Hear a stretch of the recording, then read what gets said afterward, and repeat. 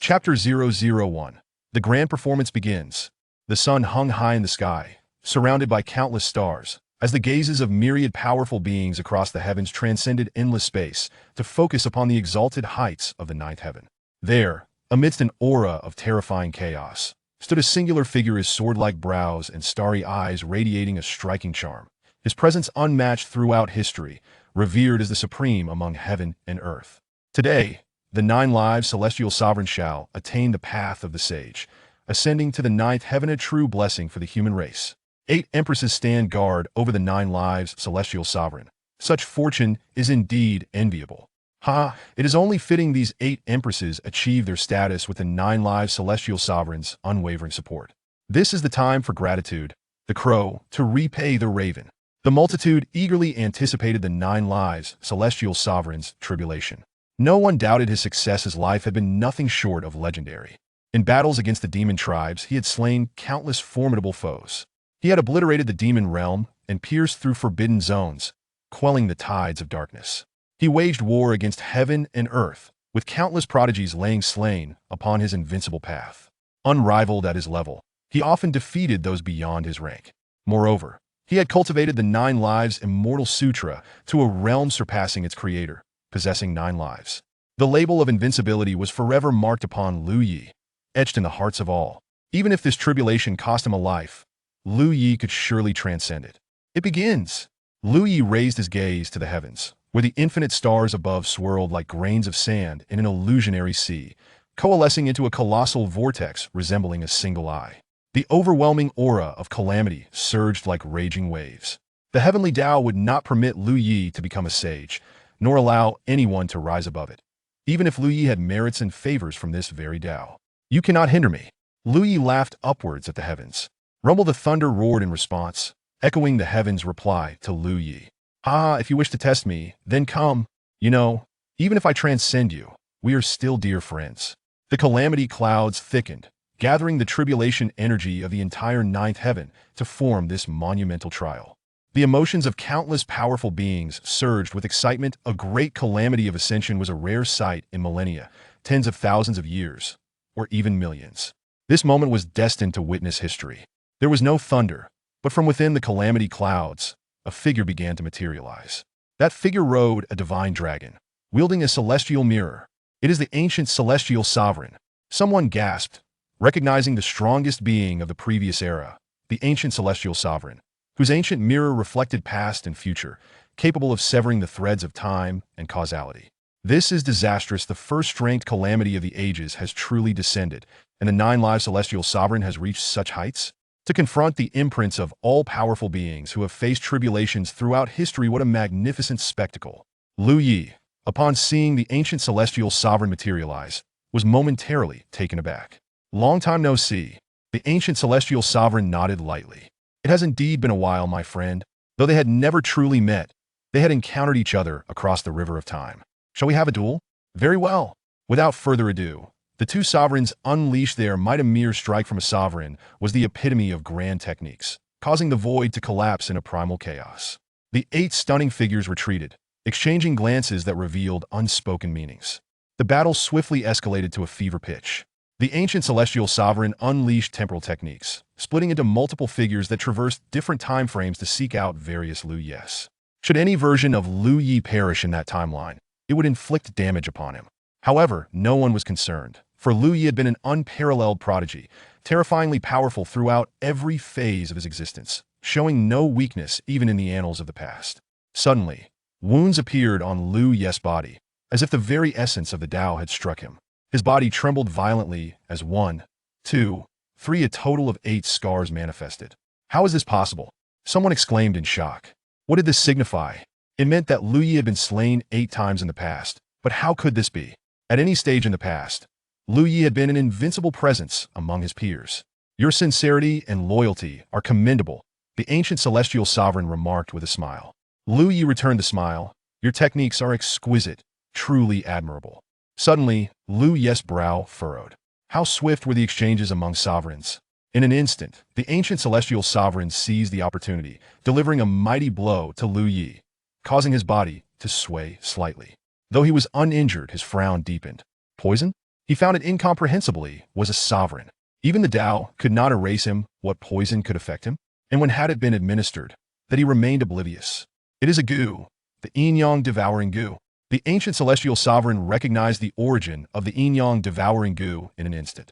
The yin-yang devouring goo Lu Ye's eyes widened in disbelief as he looked towards the 8 figures surrounding him. The yin-yang devouring goo could consume the essence of all things. This type of goo was formless and rare, only capable of being implanted during the convergence of yin and yang. The goo insect split into one yin and one yang, with the yang goo consuming the Tao to nourish the yin goo. Clearly, Lu Ye had been afflicted with the yang goo. Those who had the opportunity to use such a goo on him surely knew of his 8 beloved companions. Lu Yi was enraged. In a fit of fury, he unleashed his full, offensive power, instantly suppressing the ancient celestial sovereign.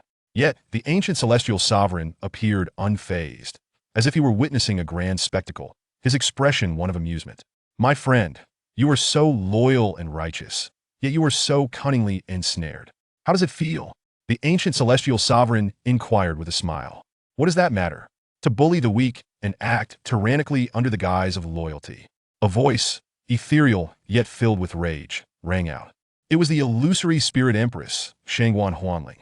Indeed, only considering one's own perspective while disregarding the thoughts of others cannot be deemed loyalty.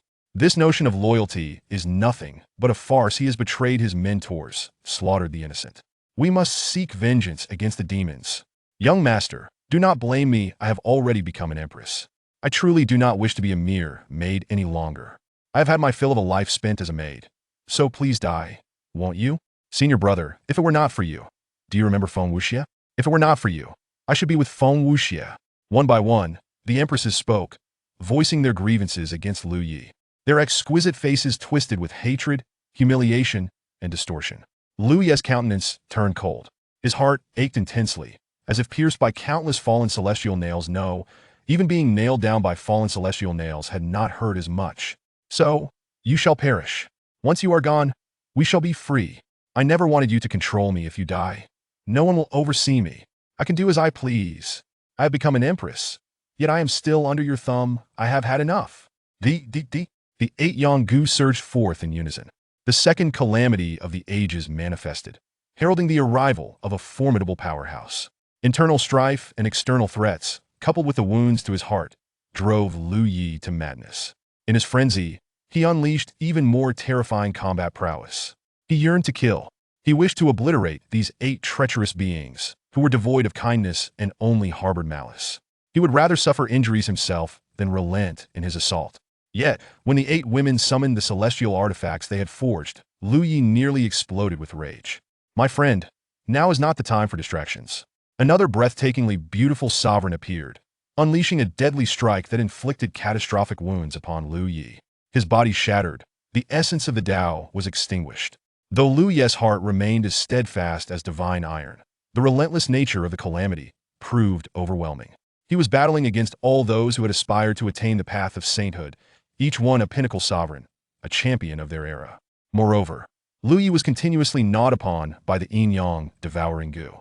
The surrounding emperors were left in disbelief.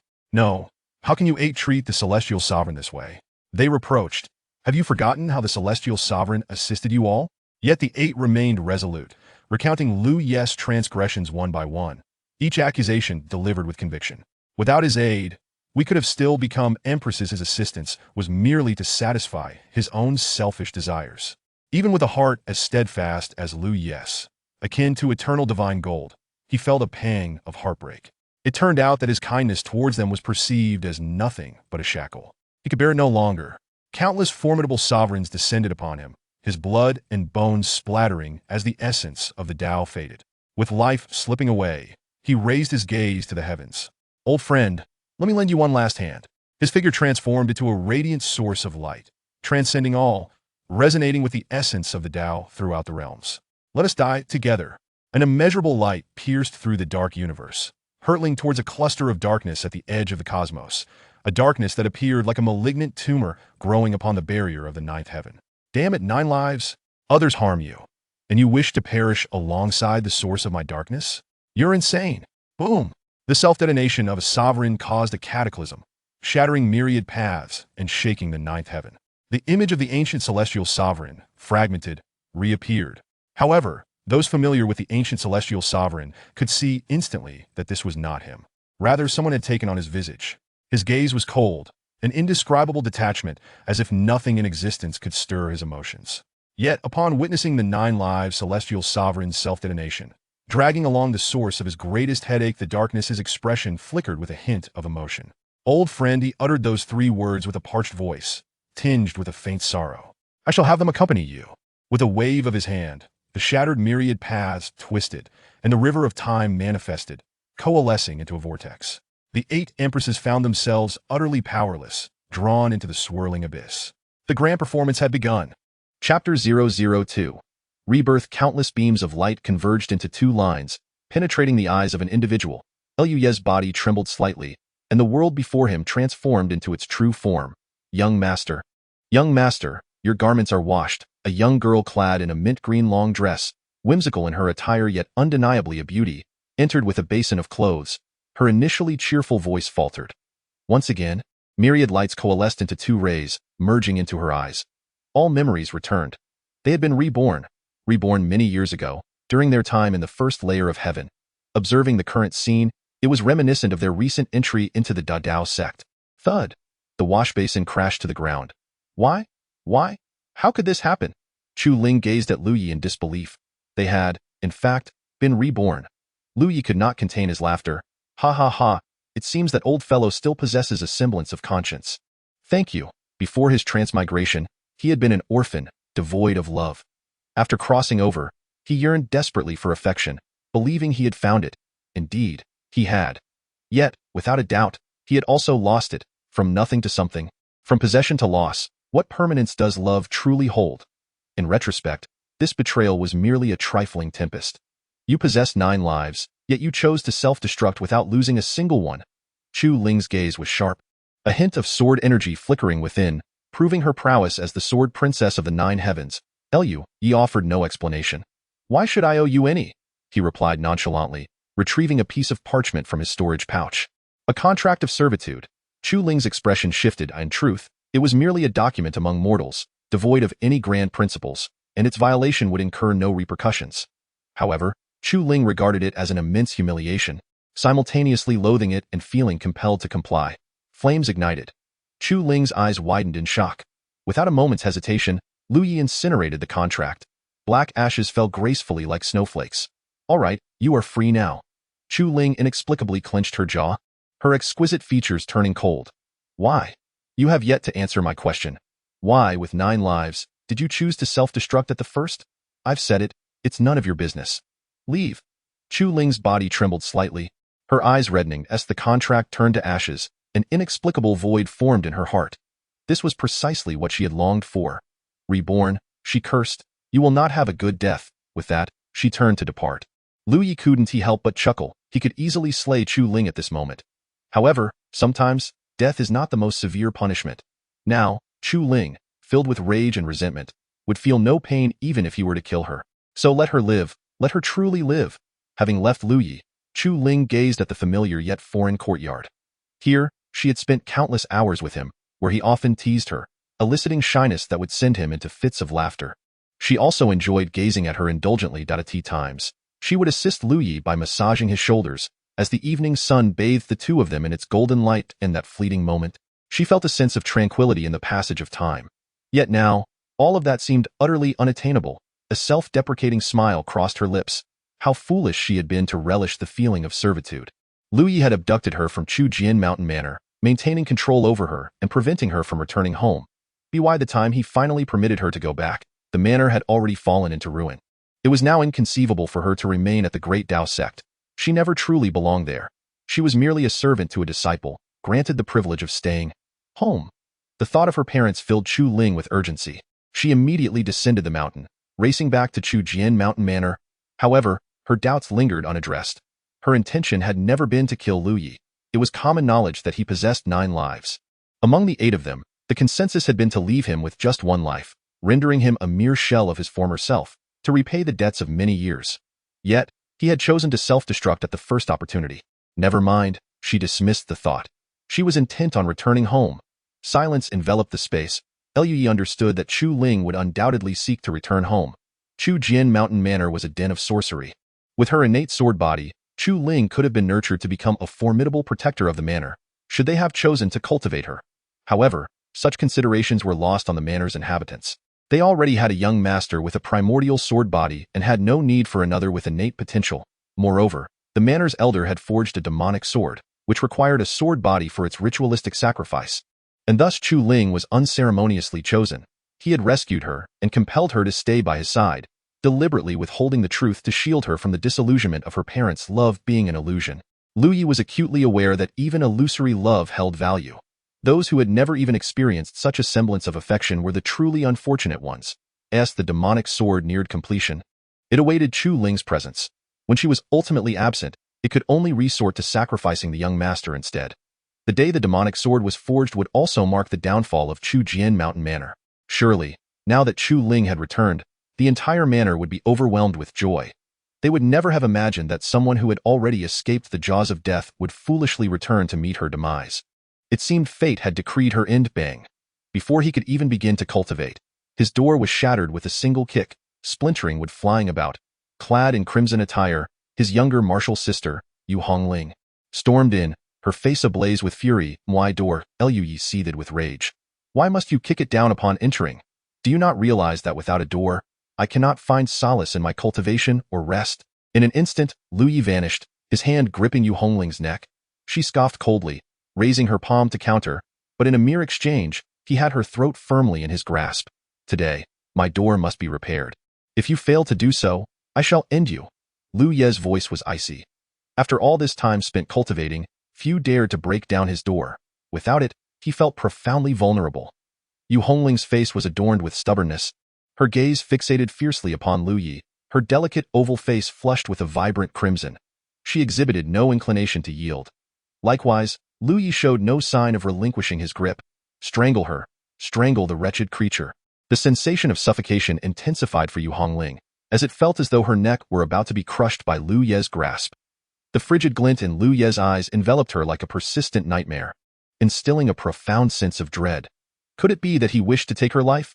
The disbelief swelled within her heart.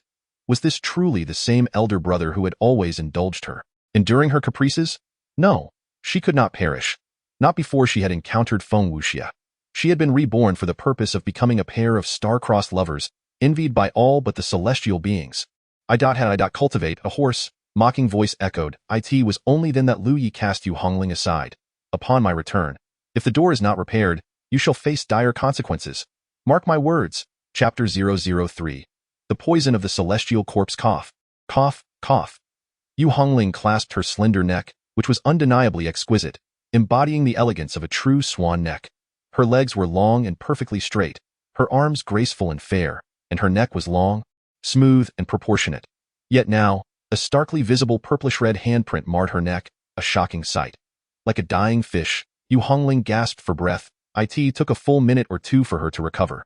Tears cascaded down her cheeks like pearls, as she had approached Liu with fervor, only to be met with such treatment. How could she possibly endure this? Had she previously shattered a door, Liu would have merely punished her by making her repair it alongside him. Rather than this current ordeal, on what grounds did he treat her so? Was it merely 2 doors? Furthermore, she was his junior sister, and in a past life, she had been his partner, his beloved. Could a single misdeed erase all affection? She would not repair that door. She refused to believe. The cold, murderous glint in Liu Ye's eyes flashed through her mind. Humph, if it's to be done, then let it be done. Fueled by anger, Yu Hongling commenced her task of repairing the door. Meanwhile, Liu retreated to a secluded spot, his favored place for cultivation. It was a hidden locale he had discovered, adorned with beautiful scenery, though the concentration of spiritual energy was average. Nonetheless, it brought him peace of mind, sufficient to expedite his training. However, a woman clad in flowing white, her hair elegantly styled, awaited him there. The wind danced around her long dress, accentuating her astonishing figure. Liu, damn it. This place was no longer suitable for him. He needed to find an opportunity to descend the mountain. Yet, since he had encountered her, having seen his master, Liu composed himself and bowed respectfully. This was his master, Bai Qilan. Well, he had indeed acted rather beastly, and this was no exception. Bai Qilan turned to Liu, inquiring, why do you possess only one life? She posed the question directly. In response, Lu Yi explained, "It is due to my insufficient skills as a disciple. In pursuit of a breakthrough during my cultivation, I merged 9 lives into one. Hence I am left with but a single life." Lu Yi spoke with a smile. In by Qilan's eyes, a flicker of understanding finally emerged. So that was the case. Everything suddenly made sense. My esteemed master has discovered a method to restrain the chaotic power of the Tayin. Let the events of the past be regarded as mere dreams, and they must never be allowed to recur. Should you harbor any ulterior motives, I shall undoubtedly expunge those unworthy from my ranks," Bai Qilan declared coldly. "The disciple shall remember this." Bai Qilan departed, exuding grace and elegance, her skin as pure as snow, with eyes that reflected the autumn waters. The frigid and chilling power of the chaotic Tayin, coupled with the resulting chaotic poison, could inflict unbearable suffering. Yet, when employed to nurture a woman, it could indeed render her extraordinarily beautiful and delicate. "However, Master, are you certain you have found a way to control the Tayin's power? Unless one employs the art of yin-yang transference to transfer the chaotic poison onto oneself, are you truly capable of enduring it? Within the sect, only these 3 women are entangled with me. I have now resolved matters with 2, and as for you Hongling, I shall leave her be. At last, I can focus on my cultivation." He took his seat in his usual spot and began to cultivate. "Old friend, are you still there?" "Ding, I am here." A panel blossomed in Lu Ye's mind, presenting him with a cultivation assistance interface, offering only 3 options. 1. Cultivate. 2. Deduce. 3. Comprehend the Tao. "What? No energy required anymore?" Lu Yi inquired curiously. "Ding, I have transcended to the Tao. What energy could I possibly need?" The system retorted. "That's a fair point, but your transcendence is indeed formidable. You directly summoned the great calamity of eternity. Is that truly necessary?" Lu Yi chuckled. "Ding, it is necessary. You are my host, and I must provide the strongest support." "I thank you, Ding. You are most welcome." Lu Yi chuckled in astonishment. It turned out that even after traversing to this realm, he still had a companion by his side. He commenced his cultivation. Ding, initiating cultivation. The cultivation method remained unchanged. Still the 9 lives immortal canon, a scripture created by the legendary 9 lives emperor, whose unparalleled talent birthed this celestial text. Yet Lu Yi was even more remarkable, extending this scripture to heights beyond its original scope, breaking through the realm of emperors and reaching the pinnacle of the great Tao. The first tier of heaven is the weakest world, with realms divided into postnatal, innate, qi gathering, yuan dan, breaking the infant, refining the void and harmonizing with the Tao. The first 2 realms are mundane, and generally, one enters a cultivation sect directly from the qi gathering stage, especially in a top-tier sect like the Great Dao sect. Within the Great Dao sect, achieving full qi gathering within 3 months is considered a prodigy. 6 months would only be deemed adequate. This is due to the extraordinarily rich spiritual energy within the Great Dao sect. Even a pig placed within could potentially evolve into a spiritual pig over time. Now, calculating the days, Lu Yi had just entered the Great Dao sect for a month, and he had reached the 5th level of qi gathering, and now, as time spun on, day turned to night. After 2 days, Lu Yi broke through to the 6th level of qi gathering. After 5 days, he reached the 7th level. After 11 days, he attained the 8th level. After 15 days, he achieved the 9th level. Moreover, his true qi was abundant and refined, with a solid foundation, even stronger than in his previous life. In his last existence, he spent 2 months and 4 days to complete the qi gathering, astonishing the Great Dao sect and marking him as a key cultivation target. They had intended to have him directly apprentice under a venerable elder, but Lu Yi declined. Soon, he achieved full qi gathering. In truth, he is capable of breaking through to the 10th, 11th, 12th layers of qi extraction. In his previous life, Lu Yi was similarly embroiled in competition, achieving a sudden breakthrough to the 18th layer of qi extraction before opting to utilize the Guiyuan Dan as an aid, ultimately culminating in the formation of a heavenly stage Yuan Dan. Yuan Dan are categorized into 1 to 9 stars, with anything above 9 stars classified as Earth stage, and beyond that, heavenly stage, and above the heavenly stage lies the saint stage. This classification arises from the relentless competition of various eras. Lu Yi could have also condensed a Saint Yuan Dan, however, at that time, he was forming a Dan alongside Yu Hongling, and there existed only one perfect Yuan Dan. Lu Yi graciously bestowed that singular gem upon Yu Hongling. Undeterred, he chose to continue his training. With his innate talent and the insights gained from his previous life, he required no medicinal assistance for Dan formation. The Yuan Dan began to take shape within his body. Suddenly, a significant portion of his true qi solidified, leaving only half of it to participate in the Dan formation. Lu Yi was momentarily taken aback. In a decisive moment, he interrupted the Dan formation. A mouthful of fresh blood was expelled, and Lu Ye's breath became feeble. What on earth? Lu Yi furrowed his brow. Ding, it is the poison of the heavenly stiffness. The system provided an answer. The poison of heavenly stiffness. Lu Ye's lips twitched slightly. Well, how intent on his demise. He could scarcely fathom the exquisite horror of having half of his power rendered immobile while battling formidable foes during the cataclysmic tribulation of eternity. It was indeed the work of that group of women. Only now did Lu Yi comprehend their curiosity about why he, despite possessing 9 lives, had only managed to live one. They were intent on ensuring his demise 9 times over. Damn it, what a profound grudge. They say a day as husband and wife brings 100 days of grace, and 100 days of marriage runs as deep as the ocean.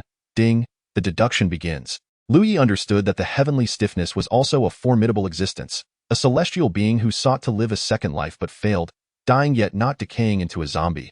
Was it a one-time occurrence? A rule-bound phenomenon? Forever immobilized, with half of his energy? There were methods to unravel it, yet not ones that the current Lu Yi could accomplish. Fortunately, he was presently at the qi extraction stage. Half of the true qi could be forsaken, but it was obstructing his meridians, causing considerable discomfort. After deducing a feasible method, Lu Yi scrutinized the approach, his brow furrowing. To break through the Yuan Dan realm, one must alter the structure of true qi, transforming true qi into true essence, thereby resolving the rule-bound zombie poison. Yet, in a state where he could only harness half of his true qi, the Yuan Dan he formed would likely barely qualify as an Earth Dan. Eureka! The perfect Guyuan Dan could be utilized. The perfect Guyuan Dan. It is exceedingly rare, indeed. Otherwise, he would not have had only one perfect Guyuan Dan originally, which he had given to Yu Hongling. As it stands, he need not offer it to her anymore. Rising to his feet, Lu Yi heard the auspicious light bloom within the great Dao sect, the tolling of the Dao bell, and the resonant cries of spiritual beasts.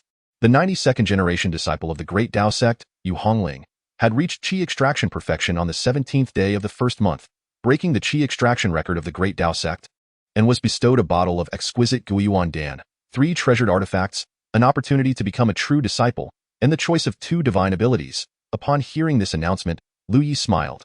Her progress was rather swift. He had spent 15 days, merely 2 days less than her. Ultimately, she is a great empress, and the cultivation of the qi-gathering realm, even with Lu Ye's system and his previous life as a celestial sovereign, requires an extensive period of time. However, the exquisite Guyuan Dan, it is likely that Yu Hongling would disdain it. She must hasten to obtain that flawless Guyuan Dan for herself. Moreover, considering the time, Chu Ling should be returning to the Chu Sword Manor soon. Lu Yi can hardly fathom the joy of those at the Chu Sword Manor upon the return of the long-lost Chu Ling outside the Chu Sword Manor. The tattered Chu Ling gazed at the familiar estate in the distance, tears streaming down her face. She was home. She had finally returned home. Countless days and nights had been spent yearning for her parents and her elder brother. They had treated her with such kindness. Ever since her innate sword body was discovered, the lord and lady of the manor had embraced her as their daughter, nurturing her with greater affection than that of a biological child, bestowing upon her all the finest treasures. Now, she was finally back. The manor remained as beautiful as it had been when she left many years ago, unlike the dilapidated state she had encountered upon her previous return. In this lifetime, she would diligently cultivate, for she possessed the ability to protect the manor and her family. With her heart brimming with excitement, Chu Ling approached the Chu Sword Manor. At this moment, the atmosphere within the manor was tense and solemn. The guards remained vigilant, their hands firmly gripping the hilts of their swords, prepared for the possibility of a colleague turning against them. The conflicts within the Chu Sword Manor intensified by the day, all stemming from the wretched maid's disappearance. Due to her absence, the ancestor had shifted his gaze toward the young master for the forging of the demon sword. The lord and lady of the manor could not permit the ancestor to forge the sword, thus sparking a fierce conflict between them. As the sword forging approached a critical juncture, the discord escalated further. Some guards were loyal to the ancestor, while others served the lord, and an impending battle loomed over them all. As the storm brewed, Chu Ling, in her tattered clothing, arrived at the manor's gate. What beggar dares to approach the Chu Sword Manor? Leave at once. A guard named Chu Si, possessing a kind heart, unwilling to involve others in the conflict, attempted to drive her away. I am not a beggar. I am the young lady. I am Chu Ling. Chu Ling exclaimed with exuberance. The 4 guards at the entrance were taken aback. You are who? I am Chu Ling. You. The guard's eyes widened in disbelief. No. You escaped from the demon lair. How can you return with such a radiant smile? Are you mad? Impudent. Where did this wild girl come from, daring to impersonate the young lady? Depart immediately, or do not blame me for my ruthless blade. Chu Si unsheathed his sword, bellowing loudly. The 3 others turned their gazes toward Chu Si, their expressions turning perilous. Chu Si, do you not remember me? I am Chu Ling. When I was young, you often carried me and treated me to delicacies. Have you forgotten? I have not been gone long. Just look at my face. Chu Ling has returned. Suddenly, a guard dashed into the Chu sword manor, summoning all his strength to shout, Chu Ling has returned. The innate sword body, Chu Ling has returned. Ancestor, ancestor, Chu Ling has returned.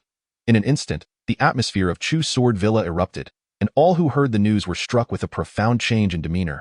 Hastily rushing over, Chu Si gazed at Chu Ling, his face alight with joy and a simple-minded expression, unable to suppress a pained closure of his eyes. This person, boom! A figure clad in a brocade robe left deep imprints upon the bluestone ground with each step, and as he reached the door, he stumbled slightly, nearly falling to the ground. Chu Ling gasped in surprise. Yet, the figure steadied himself and swiftly embraced Chu Ling. Linger, you have returned. At long last, you have returned. Your father has missed you dearly. His body trembled with joy, and his fierce eyes glistened with tears. This was Chu Xiong Tian, the master of Chu Sword Villa. Linger. Another exclamation followed, as the mistress of the villa, Zheng Shuiyue, rushed forth to join in the embrace. You wretched girl, where have you been for so long? Not a single word from you. Do you have any idea how worried we have been? I'm so sorry. I'm so sorry. I was taken hostage by the Grand Dao sect, and they forbade me from contacting you. I have now returned in secret, and I promise I will never leave you. Father and mother, again.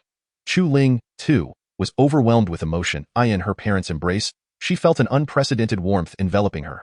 Chu Shifei, the young master of Chu Sword Villa, gazed at the returning Chu Ling, disbelief etched upon his face.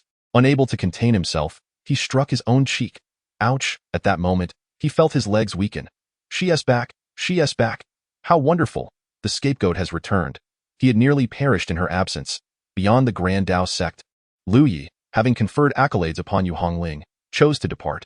His destination was an ancient tomb located over 1,000 kilometers to the west of the Grand Dao sect, which had yet to reveal itself. It was anticipated that a coincidental battle, occurring a month hence, would breach the tomb's array, allowing it to once again see the light of day. Inside lay the burial site of a void refinement powerhouse. Dating back to a distant era, the most precious artifacts within were the remnants of the 9 lives, undying heavenly scripture, and a perfect return to origin pill. The rest had succumbed to the ravages of time, reduced to mere ruins, with only these 2 treasures preserved. Without pause, Lu Yi journeyed for 2 days until he arrived. The site bore an array, albeit a fragmented one. Even if it were intact, it would pose no hindrance to Lu Yi. With deliberate strides, he stepped forth, and his figure vanished. Almost 10 minutes later, Yu Hongling's silhouette emerged, solitary and resolute. She dared not divulge the news of the perfect return to origin pill to anyone else. Such a pill, while not deemed precious by many, held immeasurable value for those with descendants in the core formation stage. She too effortlessly entered the array. Yet, as she crossed the threshold, her expression shifted. Had someone entered before her? Who could it be? She hastily advanced deeper, for one of her former emperor rank was no match for the traps set by a void refinement expert, especially with the erosion of time. Suddenly, her steps halted. Huh? She found herself ensnared. Yu Hongling struck forward with her palm, causing the void ahead to tremble slightly. This was not an array that could be laid by a void refinement cultivator. It was set by the one who had come before her. This ancient tomb has yet to grace the world. Logically, it is inconceivable that anyone would venture here. Yet now that someone has arrived, it can only imply. Senior brother, I know it is you. Show yourself. Chapter 005. What is this? Silence enveloped the AIR. N01 paid heed to Yu Hongling. 3 days later, she returned to the Grand Dao sect in a huff, making a beeline for Lu Ye's quarters. That moment, Lu Yi was preparing to condense his elixir.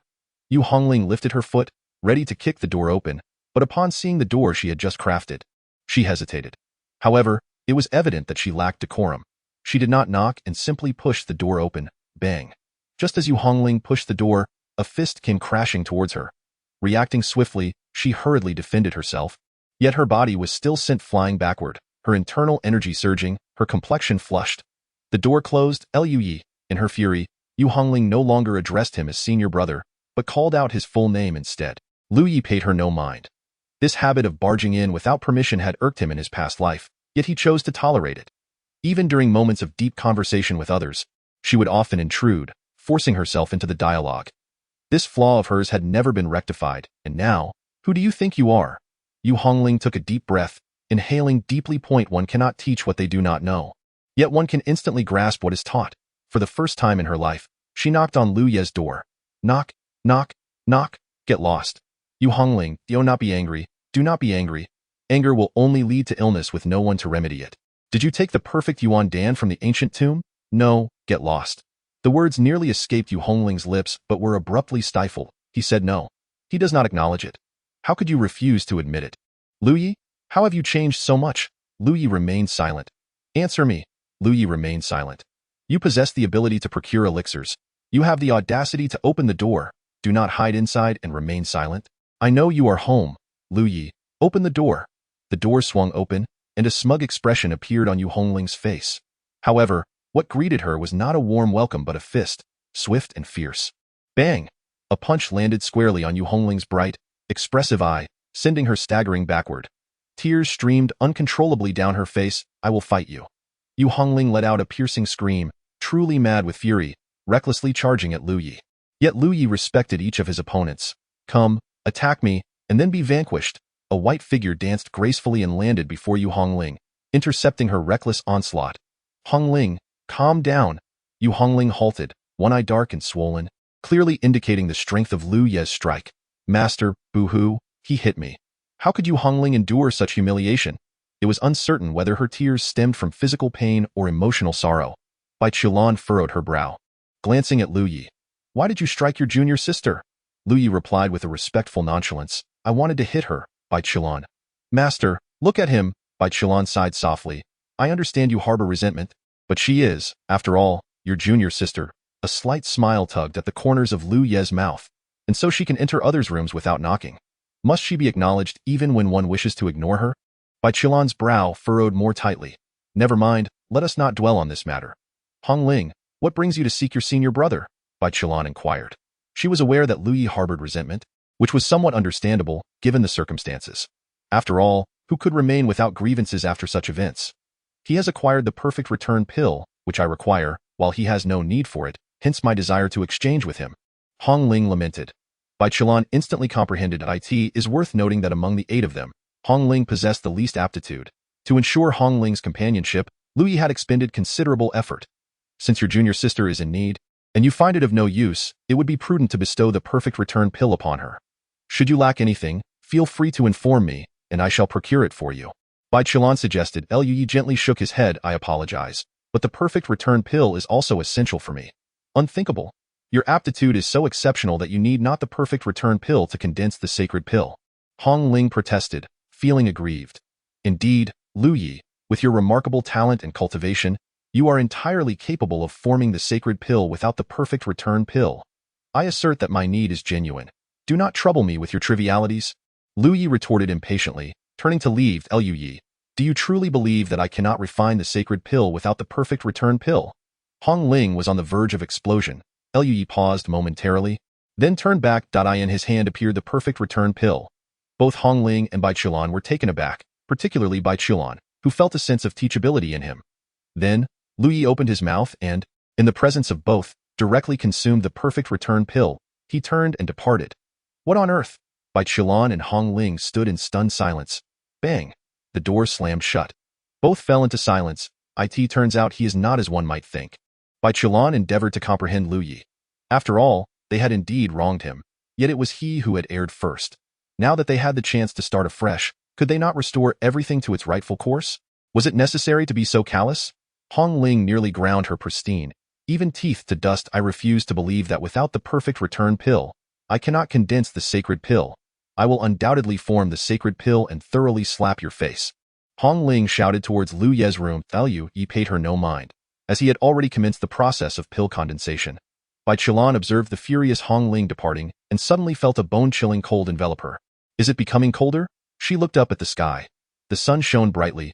Breakthrough successful. As expected, the sacred pill was formed.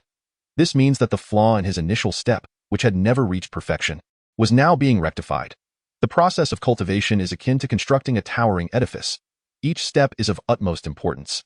Any flaw at any stage will be magnified as the structure ascends. In his earlier journey of cultivation, the imperfections of that first step had caused him untold hardships.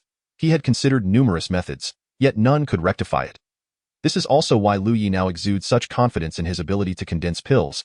for he has truly simulated the process countless times. Following the breakthrough, he continued to cultivate with fervor. His strength began to soar exponentially. In a span of 4 days, he ascended to the second tier of the Yuan Dan. After 16 days, he reached the third tier, and within 30 days, he broke through to the fourth tier of the Yuan Dan. As his formidable prowess continued to evolve, the unparalleled divine abilities that inherently belonged to him gradually began to awaken. During Lu Ye's fervent training, many intriguing events unfolded at the Chu Sword Manor. Chu Ling returned to the manor, once again basking in the adoration of countless affections as the cherished young lady. In fact, to ensure her safety, the manor assigned her an impressive entourage of 8 powerful guardians, ever vigilant in protecting her well-being. However, Chu Ling soon discovered a troubling matter. Her biological parents had vanished.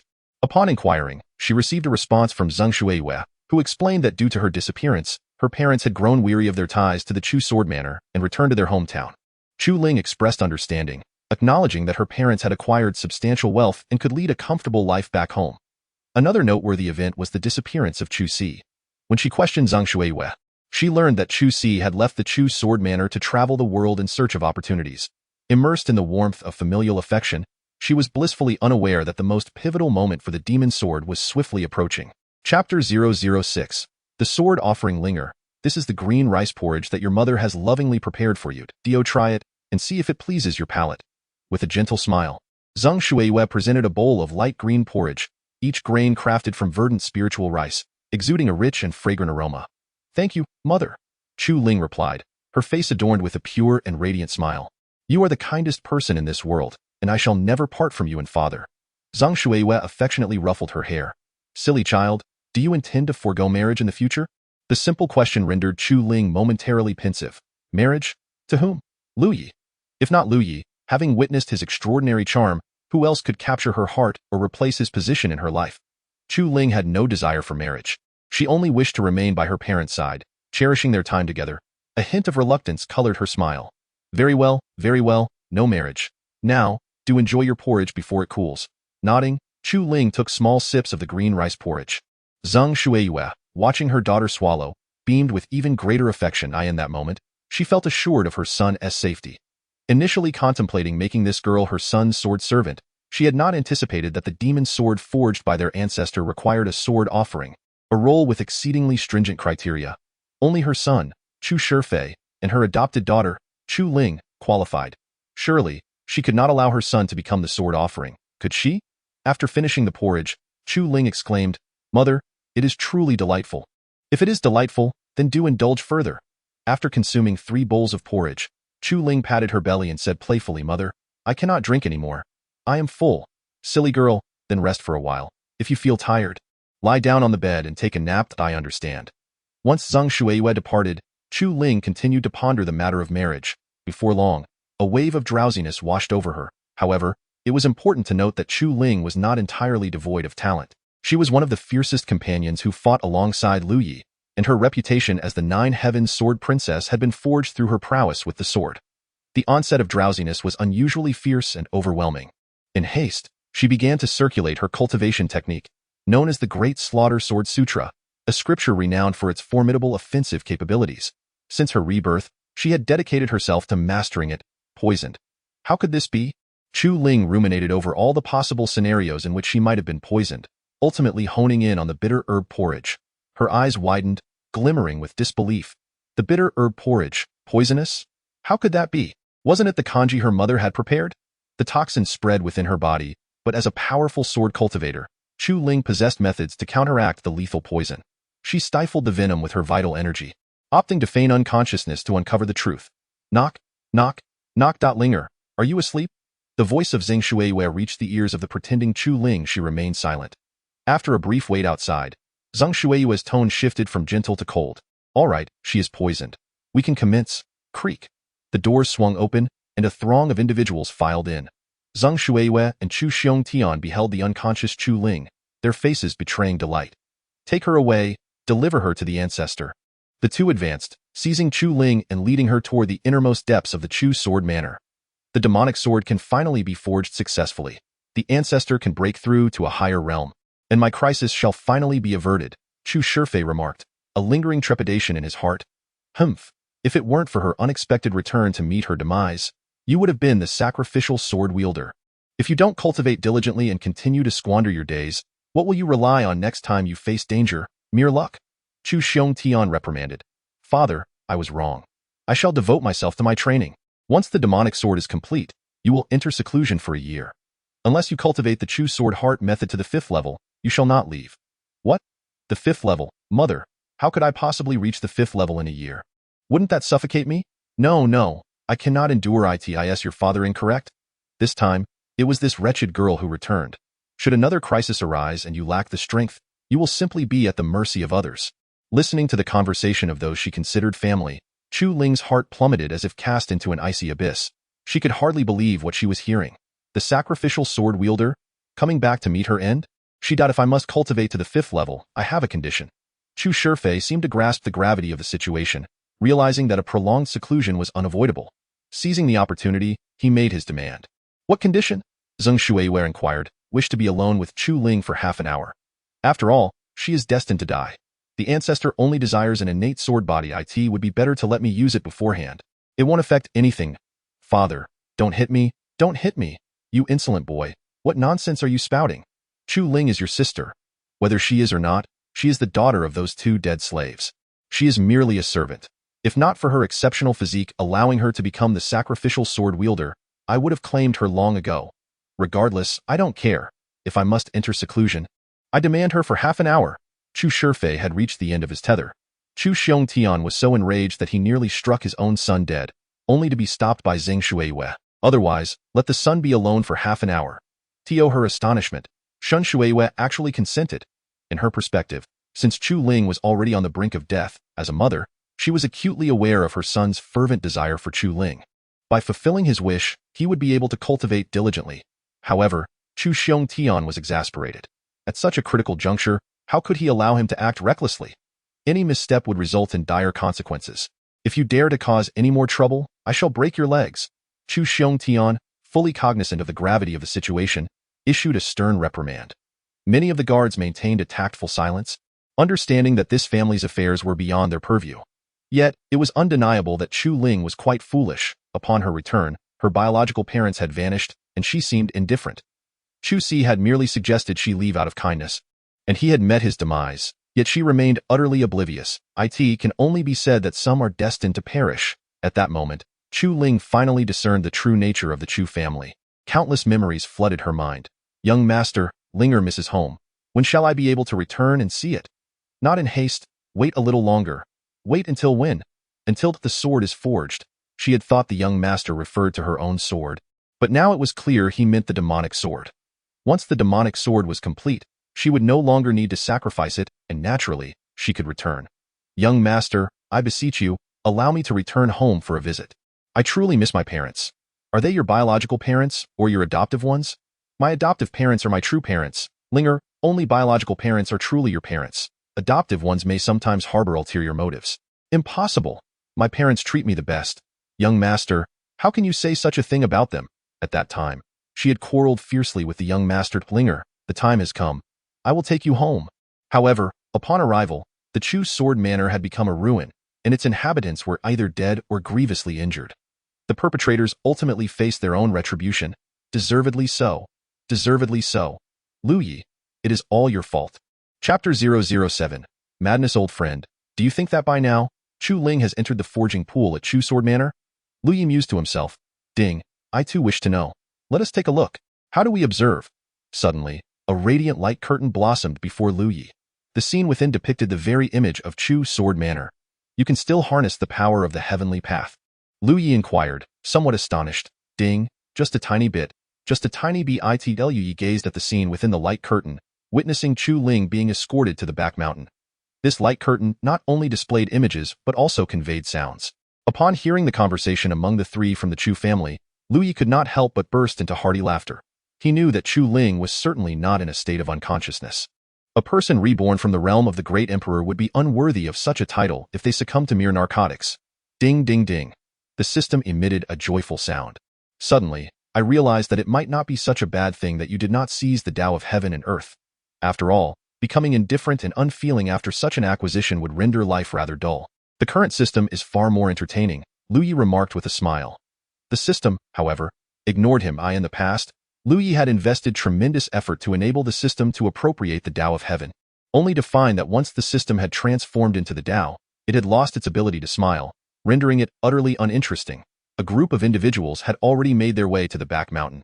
The venerable ancestor of the Chu Sword Manor, Chu Tsongxing, was clad in a resplendent red robe today, his long white hair and beard meticulously groomed. I pay my respects to the ancestor. The crowd bowed in unison.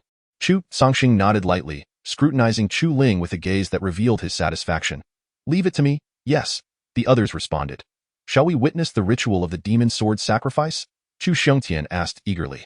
The method of forging the demon sword was the highest secret of the Chu Sword Manor. Even if he were to become the manor's master, he would not possess this knowledge. He sought to seize this opportunity to gain complete control over all of the manor's secret techniques. Chu Tsongxing pondered momentarily. If the demon sword were to be successfully forged, he would step into the broken infant realm, and possessing the demon sword would make him a formidable force even in that realm, rendering the Chu Sword Manor utterly worthless. But, Chu Xiongtian exclaimed in delight. Thank you, ancestor. Thank you, ancestor. Sifei, you should enter as well, as the future steward of the manor. You too may observe the creation of the demon sword. Thank you, ancestor. Chu Sifei replied, somewhat glum, as he genuinely wished to experience its allure. Young men often find their minds consumed with such thoughts, especially those like him who are considered prodigal sons. 3 members of the Chu family, 1 former manor master, 1 current master, and 1 future master, led Chu Ling into the sword forging grounds. In the sword forging grounds, a black long sword, shrouded in swirling black mist, emanated an aura that was both captivating and terrifying.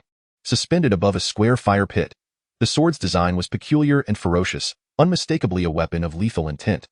This was the demon sword, painstakingly forged by the ancestor of the Chu Sword Manor over a span of 31 years. On the day of the demon sword's success, the ancestor would employ a secret technique to merge man and sword as one, forcefully stepping into the broken infant realm through the power of the demon sword. Chu Xiongtian's eyes sparkled with awe as he admired the demon sword, his admiration transforming into fervor. This sword epitomized the ultimate aspiration of sword cultivators. Of course, this was due to their insufficient cultivation level, limited vision, and constrained identities.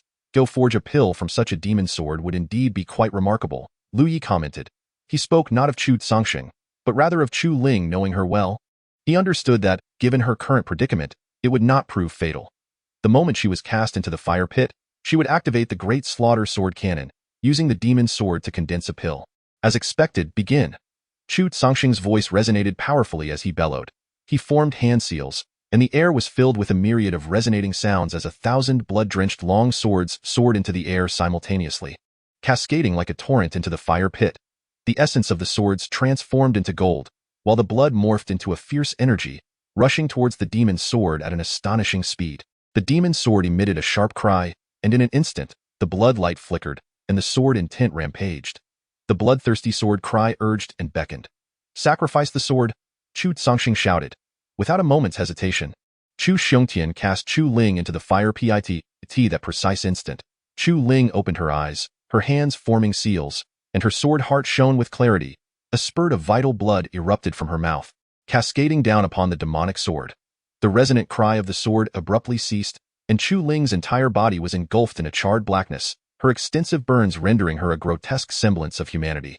Yet, amidst the cauldron of flames, she maneuvered with agility, seizing the demonic sword. Forming the golden core, murderous intent, the soaring sword essence erupted forth as Chu Ling unleashed a furious and hoarse cry. With a single stroke, she sought to claim a life.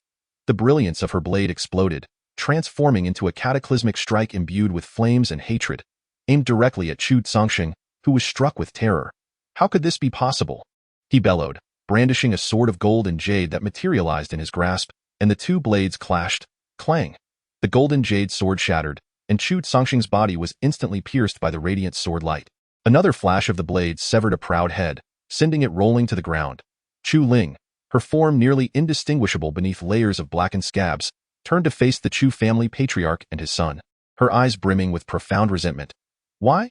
Why? I regarded you as my closest kin. One as my father, the other as my brother. Why do you treat me this way? Chu Ling's voice, sharp and piercing, demanded answers. In that moment, both men stood frozen, utterly astonished. Quick, it's too fast, they thought. as they realized that the girl they had considered a mere expendable had slain their revered ancestor, a being at the pinnacle of the Yuan Dan realm. Chu Ling, how could you possess such power? Chu Xiongtian questioned in disbelief. Chu Ling's laughter was a haunting echo of despair. How could she be so formidable? Ha ha ha, ha ha ha ha. At that moment, she oscillated between laughter and tears, teetering on the brink of madness. Her strength was the result of relentless tutelage from the very individual she deemed an enemy. What folly had she engaged in? Why had the young master not allowed her to return? It was evidently to shield her from witnessing the ugly truth of the Chu sword manner, to preserve the cherished memories within her heart, all in the name of her well-being. I will slay you all. Chu Ling screamed, lunging at Chu Xiongtian with her sword. How could he possibly contend with her? In mere moments, his right hand was severed by her blade point, one strike after another. Left hand, left leg, right leg. No. Another head tumbled to the ground. Chu Shifei, paralyzed by terror, found himself soaked in a pool of his own fear. The demon-like Chu Ling approached him, her presence suffocating. Oh, not kill me. Please, Chu Ling, I am your brother. Chu Shifei begged desperately. A wave of nausea washed over Chu Ling, an overwhelming sense of revulsion. She struck him down with her sword, eliciting a blood-curdling scream. She sought to make him suffer. Each strike left him battered and bleeding. Why do you treat me this way when I have loved you so dearly? Why? I have cherished you both. Chu Shifei, realizing his inevitable demise, descended into madness. Love us? Ha ha ha. Chu Ling, do you even believe the words you utter? You do not love your own flesh and blood, yet you claim to love your adoptive parents. You crave wealth and glory. You only desire the kindness of others. Do you know that after you fled, your biological parents were subjected to a gruesome death at our hands? Chu Ling, you are nothing but a hypocrite. You love no one, and you are unworthy of anyone's affection. I shall transform into a specter, watching you day and night, observing your foolishness as you languish in perpetual torment. Ha ha ha. Chapter 008. The final transformation into celestial elixir. Chu Shifei has perished. Even as his head rolled upon the ground, a maniacal and derisive grin lingered upon his visage. Ultimately, he unleashed a torrent of curses, voicing all the fears that had plagued him. Chu Ling wiped away the tears from the corners of her eyes and brandished her sword as she stepped outside. Outside, Zhang Shuiyue and a multitude of guards gazed in astonishment at the charred figure of Chu Ling emerging, only to be met with a swift change in their expressions. Chu Ling, how is it you who has emerged? Zhang Shuiyue's voice suddenly turned shrill. Pfft. Her mouth was pierced on the spot by the magical sword. You all know I am the one who offers sacrifices to the sword. Chu Ling's eyes, filled with murderous intent, locked onto the guards. A profound silence enveloped the group. Where is Chu Si? In that moment, Chu Ling finally comprehended why Chu Si, who had watched her grow since childhood, would immediately wish to expel her upon her return. How could he possibly fail to recognize her? He understood that the Chu sword manor was a veritable den of demons for her, and he had no desire for her return. Regret gnawed at his heart like a venomous worm. Chu Ling moved. In an instant, screams erupted. The entire Chu sword manor transformed into a realm of hell. She had received her answer. Chu Si was dead, her biological parents were dead, and all those who had befriended her were dead. Kill, kill, kill. Annihilate him utterly. Leave no trace behind. In the end, the entire Chu sword manor was devoid of life. Even the dogs and chickens had been slain. Chu Ling ascended to a rooftop, the very spot where Lu Yi had once brought her back. Standing there at that time, Lu Yi had said, "It serves you right." Chu Ling broke down in tears, sobbing uncontrollably. It serves her right. She indeed deserved it. Enough. I shall not look any longer. Lu Yi waved his hand, causing the shimmering screen to dissipate. Chu Ling had obtained everything she sought. Soon, a being from the breaking infant realm would come to kill her. In her current state, she would surely perish. Oddly, he felt a twisted sense of pleasure, which left Lu Yi silenced. Oh no. It seems I have become rather different from before. In the previous life, even when Chu Ling inflicted harm upon him, witnessing her suffer would either evoke pity or leave him indifferent. Yet now, the sensation is exhilarating. Lu Yi tapped his forehead. Exhilaration? Indeed, it is. Having died once on Earth, and 9 times in the previous life, he had accumulated 10 deaths. Transforming into a pervert after 10 deaths seems hardly significant. This, however, has granted her what she desired. What about you, Hongling? What sort of elixir has she condensed? Lu Yi felt a simple curiosity. His elixir, though referred to as a sacred elixir, ultimately bore a quality far exceeding that of a sacred elixir, as he had condensed it with half of his true energy. After the elixir was formed, the toxic power of the heavenly stagnation vanished. The other half of the true energy surged into the sacred elixir, raising its quality by half a tier. Cultivate, cultivate. What elixir Yu Hongling chooses to condense is of no concern to him. At this moment, Yu Hongling was already in seclusion. She placed great importance on this alchemical endeavor, driven by her inability to acquire the perfect Gu Yuan Dan, and thus prepared thoroughly. The success or failure of her ascension to the Saint Dan now hinged upon this singular moment. Gather, exclaimed Yu Hongling with a charming tone. Her true energy surged forth like a tidal wave, converging towards her dantian, while the various elixirs she had prepared surged in unison, accompanied by an array of treasures releasing their formidable powers. How should one express this? The methods employed for this auxiliary breakthrough were originally conceived by Lu Yi.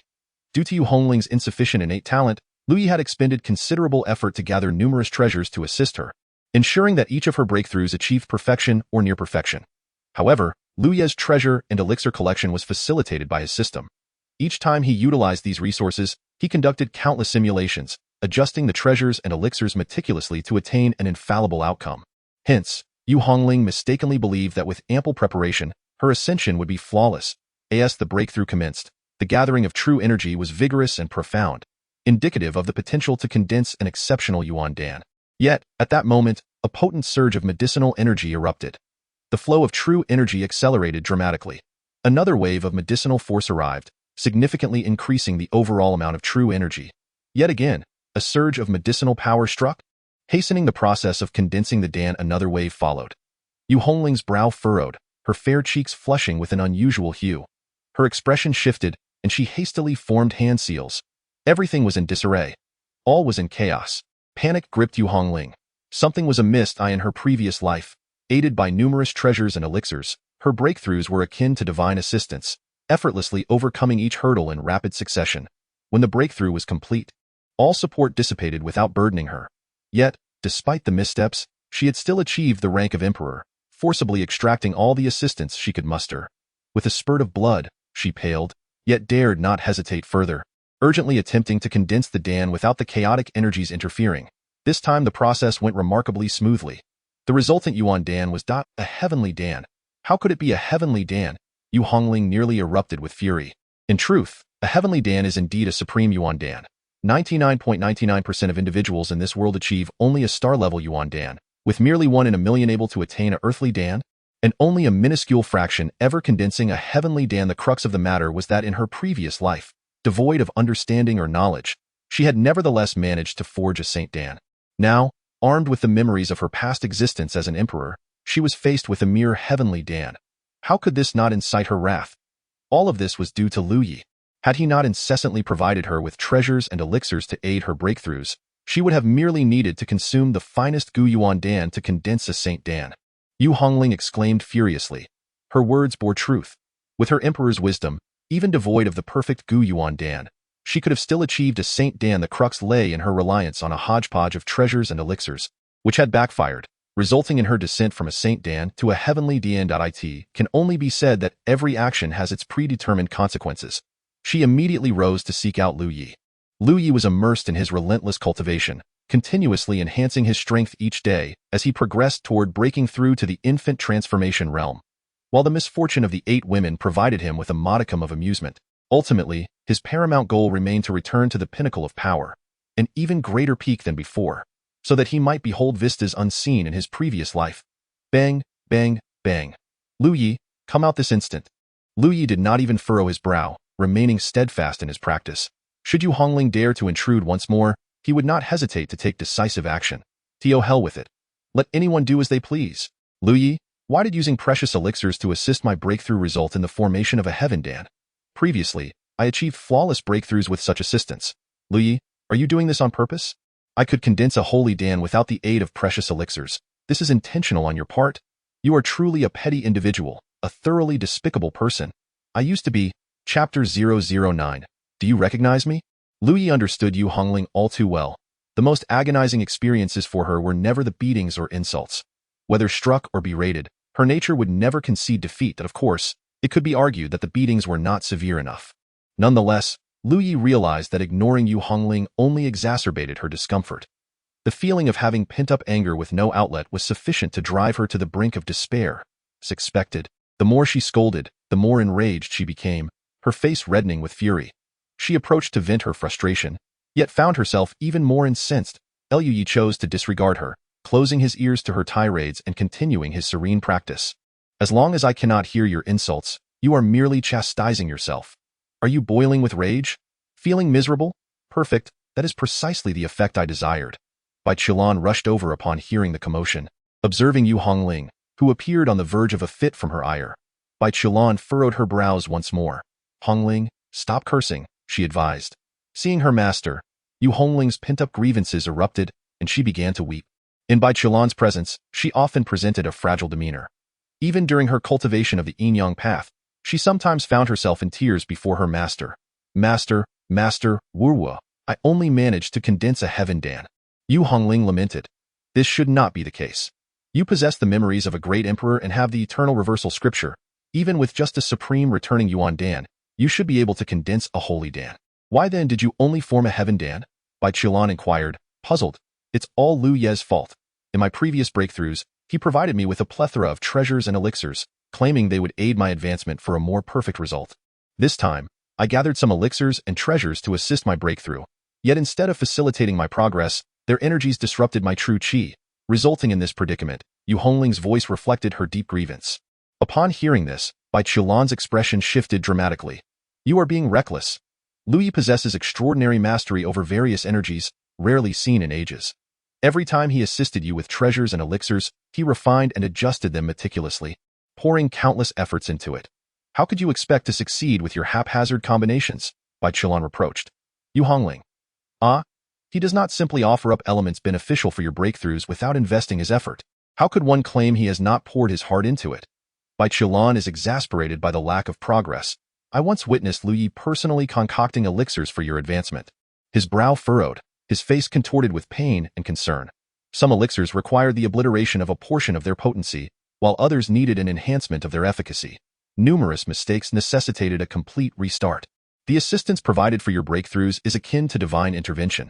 How could such a precise concoction be achieved casually? You once ascended to the rank of emperor. Do you not comprehend this? The greater one's strength, the more one realizes how astonishing it is for Lu Yi to facilitate Yu Hongling's breakthroughs. Such intricate energy configurations, where a slight excess or deficiency could spell disaster, yield extraordinary energy reactions. It is unfathomable how many private trials must have been conducted to arrive at the optimal combination. Among the 7 of them, who is unaware that Lu Yi is most concerned for this junior sister? Yet, Yu Hongling herself seems oblivious. Bai Qilan was taken aback. Did the master imply that each time I achieved a breakthrough, it was the result of my brother's countless experiments? What do you think?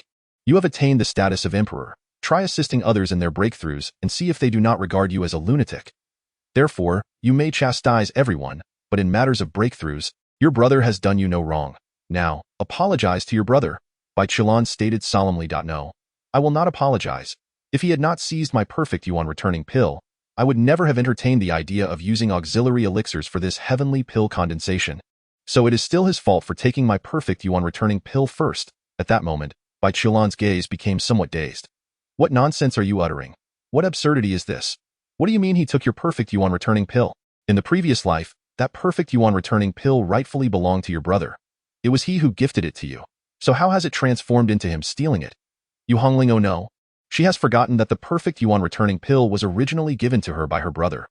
This elixir has never belonged to her. Neither in this life nor the last I realize you are facing a significant issue. Now, immediately, go to the back mountain and reflect on your misdeeds.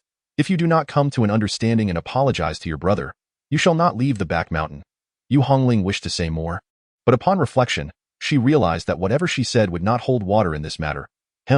He separated me from Feng Wuxia and indirectly caused Feng Wuxia's demise. This I will never forgive him for. With that, she turned and walked away. What's the big deal about going to the back mountain? Off I go. Bai Qilan looked at the firmly shut door of Lu Yi with some concern. Lu Yi, are you all right? The corners of Lu Ye's mouth curled upwards slightly. What a joke. You still have the audacity to scold Yu Hongling. I do not even acknowledge her. Do you truly believe I would pay you any mind? Receiving no response from Lu Yi, Bai Qilan felt somewhat helpless and opted to leave. Within the confines of his room, Lu Ye's aura subtly trembled, the holy level Yuan Dan radiating brilliance within his dantian. Intricate patterns spreading across the holy Dan, his aura grew even stronger. Yuan Dan, 5th layer. The speed of such cultivation is truly astonishing. Indeed, devoid of any encumbrances or burdens, his power ascends at an unfathomable pace. There are no bottlenecks, no confusions. The martial arts are formidable, and his innate talent is terrifying. Lui remains utterly oblivious to what could possibly hinder his path to enlightenment and sanctification. Thus, days slipped by. One day, a woman with an exceedingly grotesque visage, appearing as though scorched by fire, stumbled into the Dao sect. Upon arriving at the entrance of the sect, she collapsed helplessly to the ground. "Who goes there?" barked the disciple on guard. As they discerned the identity of the newcomer, they collectively gasped in shock. Not only were her burns severe, but she bore numerous sword wounds, the most grievous of which had pierced directly into her dantian, penetrating several inches deep. The two gatekeepers exchanged glances, uncertain. According to sect regulations, they were forbidden from rendering aid without knowledge of the individual's nature, especially given that the woman clutched a long sword that was evidently a demonic blade. Assistance would only be granted if one was known to the sect and recognized in return. By Lon peaked Lue, I am Chu. Ling Chu Ling strained to utter her last words before collapsing upon the steps. At that moment, a figure soared through the air, clad in flowing robes, exuding a remarkable presence. Yet, he too was stained with blood, his gaze cold and menacing. Upon sighting the entrance to the Dao sect, a flicker of apprehension crossed his eyes, though he remained largely unafraid. "Fellow cultivator, I have pursued this scoundrel here without intent to offend the majesty of the Dao sect. I demand that you allow me to take her away," the master of the fierce sword proclaimed loudly. With that, he reached out to seize Chu Ling Clang. A long sword struck the ground 3 meters before him. "Not so fast. She is named a member of our sect. Let me inquire with our people. If she is unknown to them, then you may take her," interjected a disciple of the Dao sect. Chapter 010. Unknown. The mountain winds swept away the drifting clouds. The master of the fierce sword felt a surge of impatience. He regarded the woman as if she were mad. He had been aware that the Chu sword manor was crafting demonic swords, which held immense significance for him. Yet, on the day the demonic sword was completed, he had been delayed by other matters. However, considering his prowess, he believed that a brief delay would pose no issue. To him, the denizens of Chu sword manor were akin to mere insects. To his astonishment, upon concluding his affairs and arriving at Chu sword manor, he was met with a scene of carnage. A woman stood atop the roof, wielding a demonic sword, laughing and crying in a frenzied manner, incessantly repeating, "I was wrong, that I was wrong." This was no ordinary madness. He struck her with the sword. She neither dodged nor evaded. He struck again, and she still did not flinch. It seemed this wretched creature was intent on seeking death. The master of the fierce sword found the encounter rather dull and prepared to slay her and depart with the demonic sword. The blade appeared to be in a peculiar state, both forged and yet different from the records of Chu sword manor. Nevertheless, he dismissed such thoughts. As long as it was a demonic sword, that sufficed. Little did he anticipate that the woman, who had seemingly wished for death, would suddenly ignite with fervor, unleashing an explosion of power that startled the master of the fierce sword. Such terrifying sword intent, such formidable swordsmanship. A mere fledgling who has just achieved the Golden Core stage dares to spar with him, wielding such terrifying sword intent and skill. This fills the esteemed Master Li Jian with immense joy. Wuliang Tianzuan, could it be that there is an unexpected gain this time? This woman, possessing merely the foundation of the Yuan Dan realm, surprisingly wields such swordsmanship, undoubtedly concealing a monumental secret within her. And then, as if to escape, she fled, muttering about seeking atonement. She ran with astonishing speed. As Master Li Jian pursued her, he found himself at the gates of the Dao sect. "Why, fellow Taoists, this scoundrel has ruthlessly slain every last one of the 193 souls from a mundane establishment known as the Chujian Manor, including chickens and dogs, in pursuit of forging a demonic sword. Such heinous malice.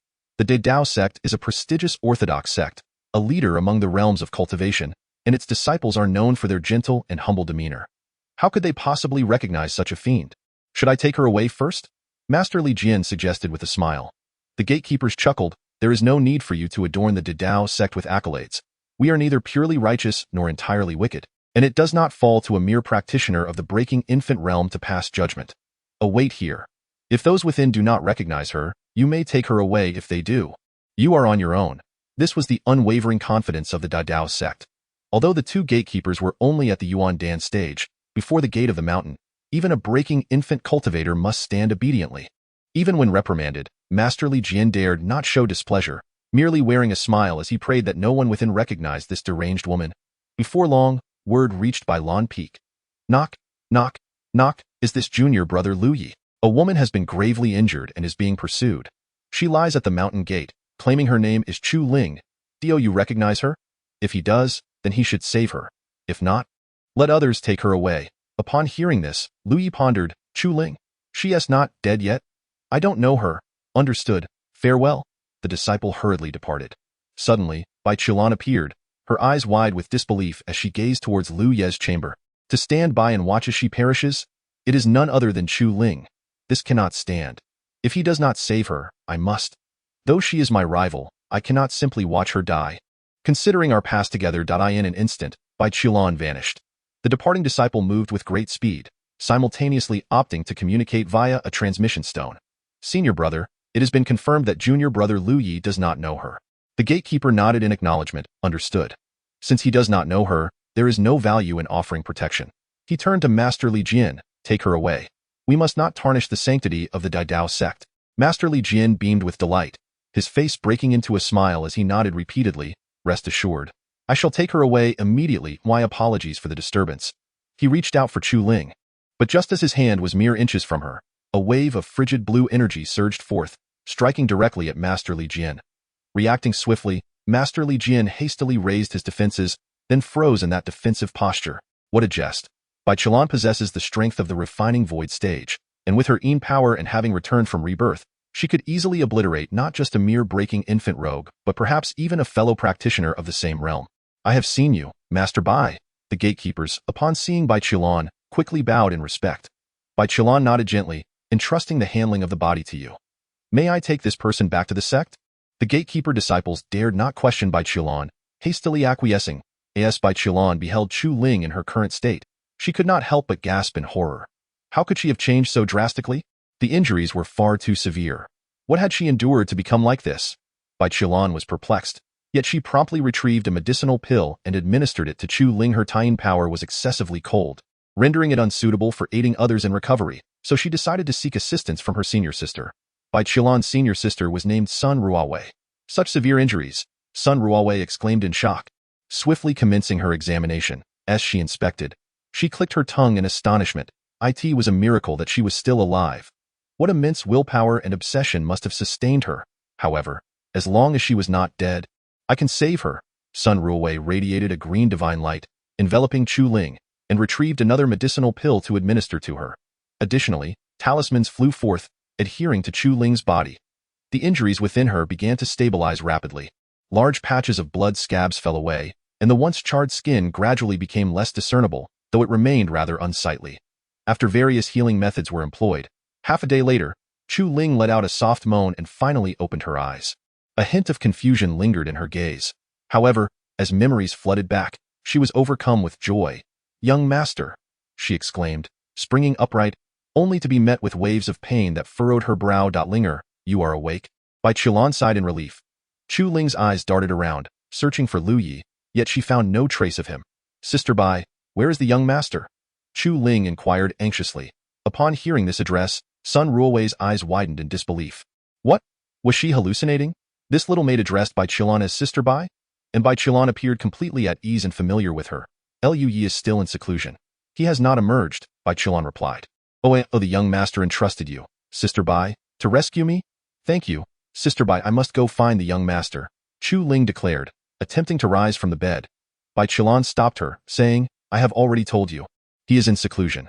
What is paramount now is for you to recuperate. Once your injuries have healed, you may seek him out. Perhaps he will have emerged by then. Chu Ling gently bit her lip. Then, could Sister Bai please apologize to the young master on my behalf? I have just realized that I have been misunderstanding him all along.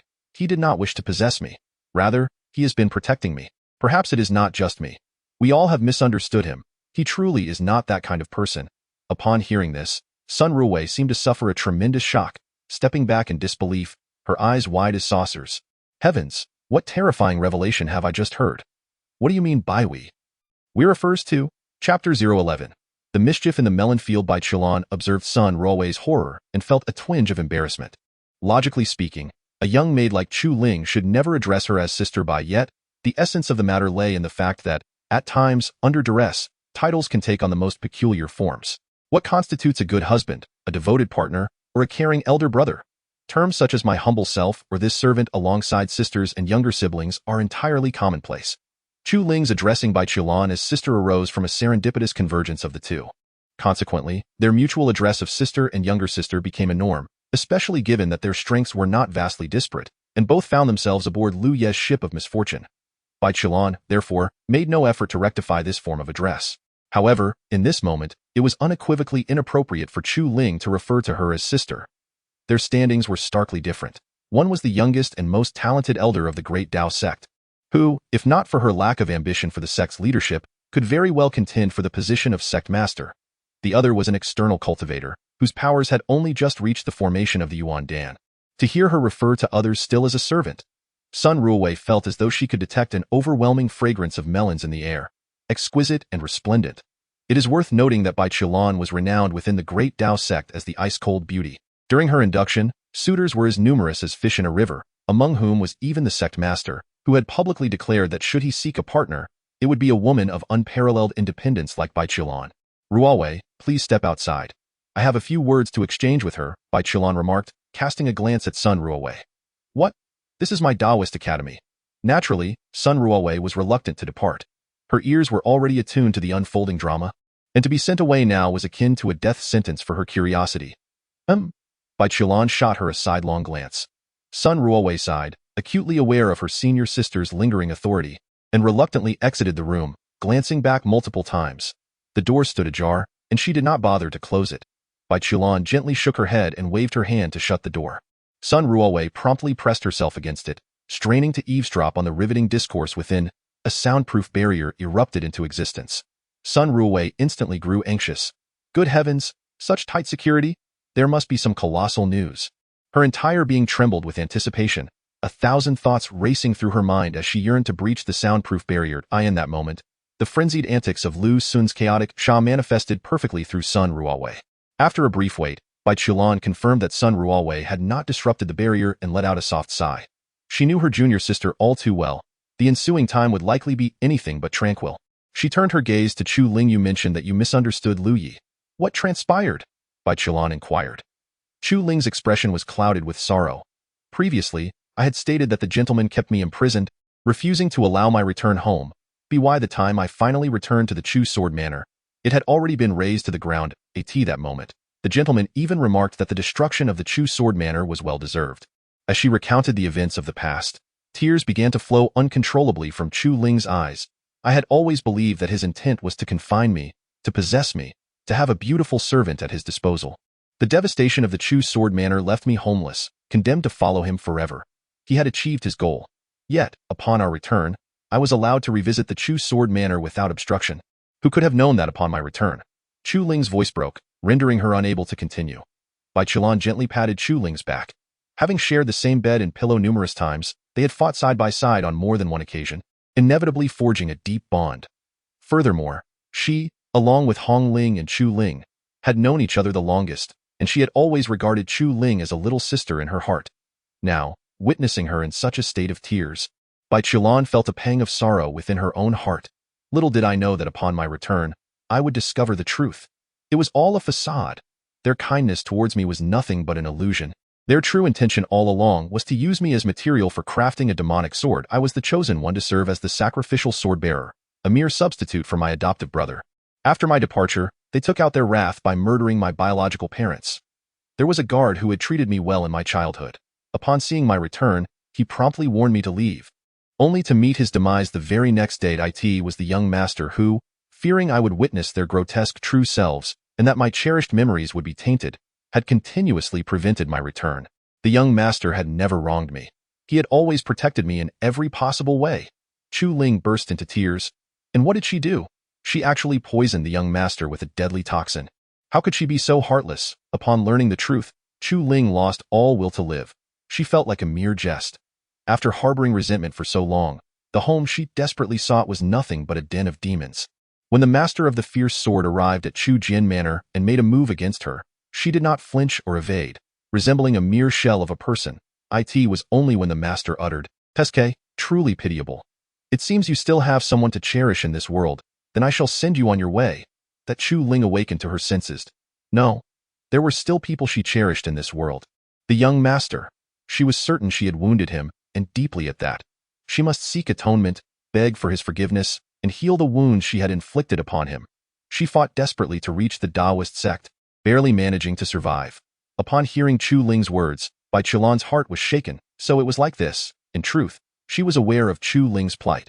She had once chastised Lu Yi over it. Lu Yi had taken her reprimand with a grin, never once rebutting in retrospect. He must have wished to keep this matter hidden from everyone, fearing it would further harm Chu Ling in his previous life. He had meticulously cared for her. Just moments ago, when he learned that Chu Ling was gravely injured outside the sect, he could have saved her with a single acknowledgement, yet he chose to deny knowing her. Bai Qilan sighed internally, her gaze toward Chu Ling now tinged with pity. It would surely be difficult for her to earn Lu Ye's forgiveness. Do not dwell on such thoughts for now. Your immediate focus must be on healing. Once your injuries have mended, devote yourself to your training and aid Lu Yi in becoming the sharpest sword in his arsenal. Those wounds can eventually be soothed by the passage of time. Lu Yi has a kind heart. If you persist, he will inevitably be moved and forgive you, Bai Qilan advised Chu Ling earnestly. Chu Ling nodded vigorously, her fists clenched tightly. In truth, she is well aware that the young master has never regarded her as the mightiest sword by his side. Rather, he cherishes her attentive care above all. She is determined to earn his understanding. Furthermore, Chu Ling turned her gaze towards Bai Qilan. From now on, do not refer to me as Bai Jia, simply call me Bai Xianbei. When I was afflicted by the chaotic dark poison, Lu Yi had no choice but to undertake that desperate act to save me. Subsequently, one error led to another, but now, as I rectify the chaos, I have gained mastery over the power of the chaotic lunar force, and such events shall never recur. Therefore, there is no longer any possibility between Lu Yi and me. Chapter 012. Wastefulness Cultivate. Cultivate. I shall devote myself to cultivation. Lu Yi is utterly indifferent to Chu Ling's fate. If she perishes, so be it. His current focus is solely on rigorous training, disregarding all else, with the ambition to surpass everyone in a single breath and reach heights unattainable by that group of women. In doing so, he shall find peace from all disturbances. Time will obliterate all ties of karma, and elevation will bury all regrets. The sacred pill is transforming into a resplendent entity, continuously expanding in brilliance. He compresses the true essence again and again. He must fortify his foundation with unwavering stability. One step weak, every step weak. One step strong, every step strong. At that moment, he sensed a figure appearing outside his door. Yet he paid it no mind, knowing without looking that it was Chu Ling. Surprisingly, she had not perished. How fortunate she is. Chu Ling had already recovered from her injuries, seated in meditation right at Lu Ye's door. Chitty Peak. Bailan Peak and Chitty Peak are among the peaks of the Great Path sect, which boasts 9 principal peaks and 72 auxiliary peaks. To occupy an auxiliary peak, one must be at least a cultivator of the void refinement stage, thus illustrating the formidable strength of the Great Path sect within the first layer of heaven. Because Chitty Peak lies behind Bailan Peak, and due to the confinement of Yu Hongling in the back mountain, some individuals on Chitty Peak could catch glimpses of her. Within, Yu Hongling was seething with pent-up frustration. She would never admit fault to that detestable senior brother. Yet, one must ponder, does that odious senior brother truly treat her so well? She is not entirely foolish. Having been reminded by her master once, she began to reflect on her own breakthrough, recalling the layers of energy that gradually aided her ascent. The more she analyzed, the more astonished she became. It is difficult, exceedingly so. For Yu Hongling is not Lu Yi. To assist him in achieving perfection in his breakthrough would require calculations of unparalleled precision, not only concerning the elixirs and treasures but also regarding her own fluctuating circumstances. What an extraordinary volume of computation that entails. She had never before realized this. Humph. Even if he treats her well, a hint of melancholy suddenly crossed Yu Hongling's face. Had Feng Wuxia not perished, perhaps she and he might have been destined for each other. Her senior brother is not without merit, albeit somewhat fickle. The crux of the matter is Feng Wuxia's demise. It was ultimately due to her senior brother's obstruction that she was unable to save him, leading to Feng Wuxia's tragic end. His death has become an eternal thorn in her heart. As time passes, this thorn burrows ever deeper, evolving into a lingering affliction. General MacArthur once remarked, "The true white moonlight is that which has perished." Similarly, in Lu Xun's rendition of Water Margin, it was stated, "What is unattainable in youth will ultimately bind one for a lifetime." Such is the situation. The more she contemplated Moon Hongling, the more distress she felt, prompting her to commence her cultivation. The technique she practiced was known as the Eternal Reversal Scripture, created by the fearless emperor.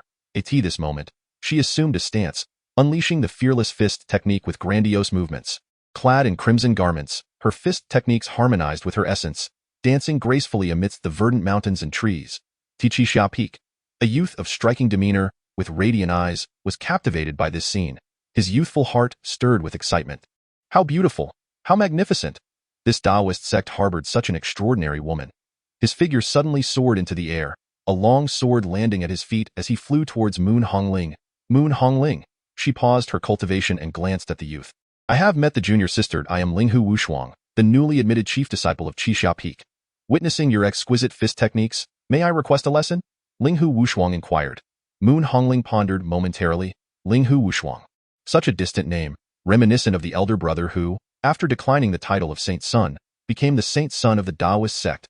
He later achieved a formidable realm but met his demise in the 8th heaven amidst the chaos of darkness. One could say he was indeed a remarkable figure. However, Moon Hongling had encountered too many prodigies. She even knew a multitude of emperors.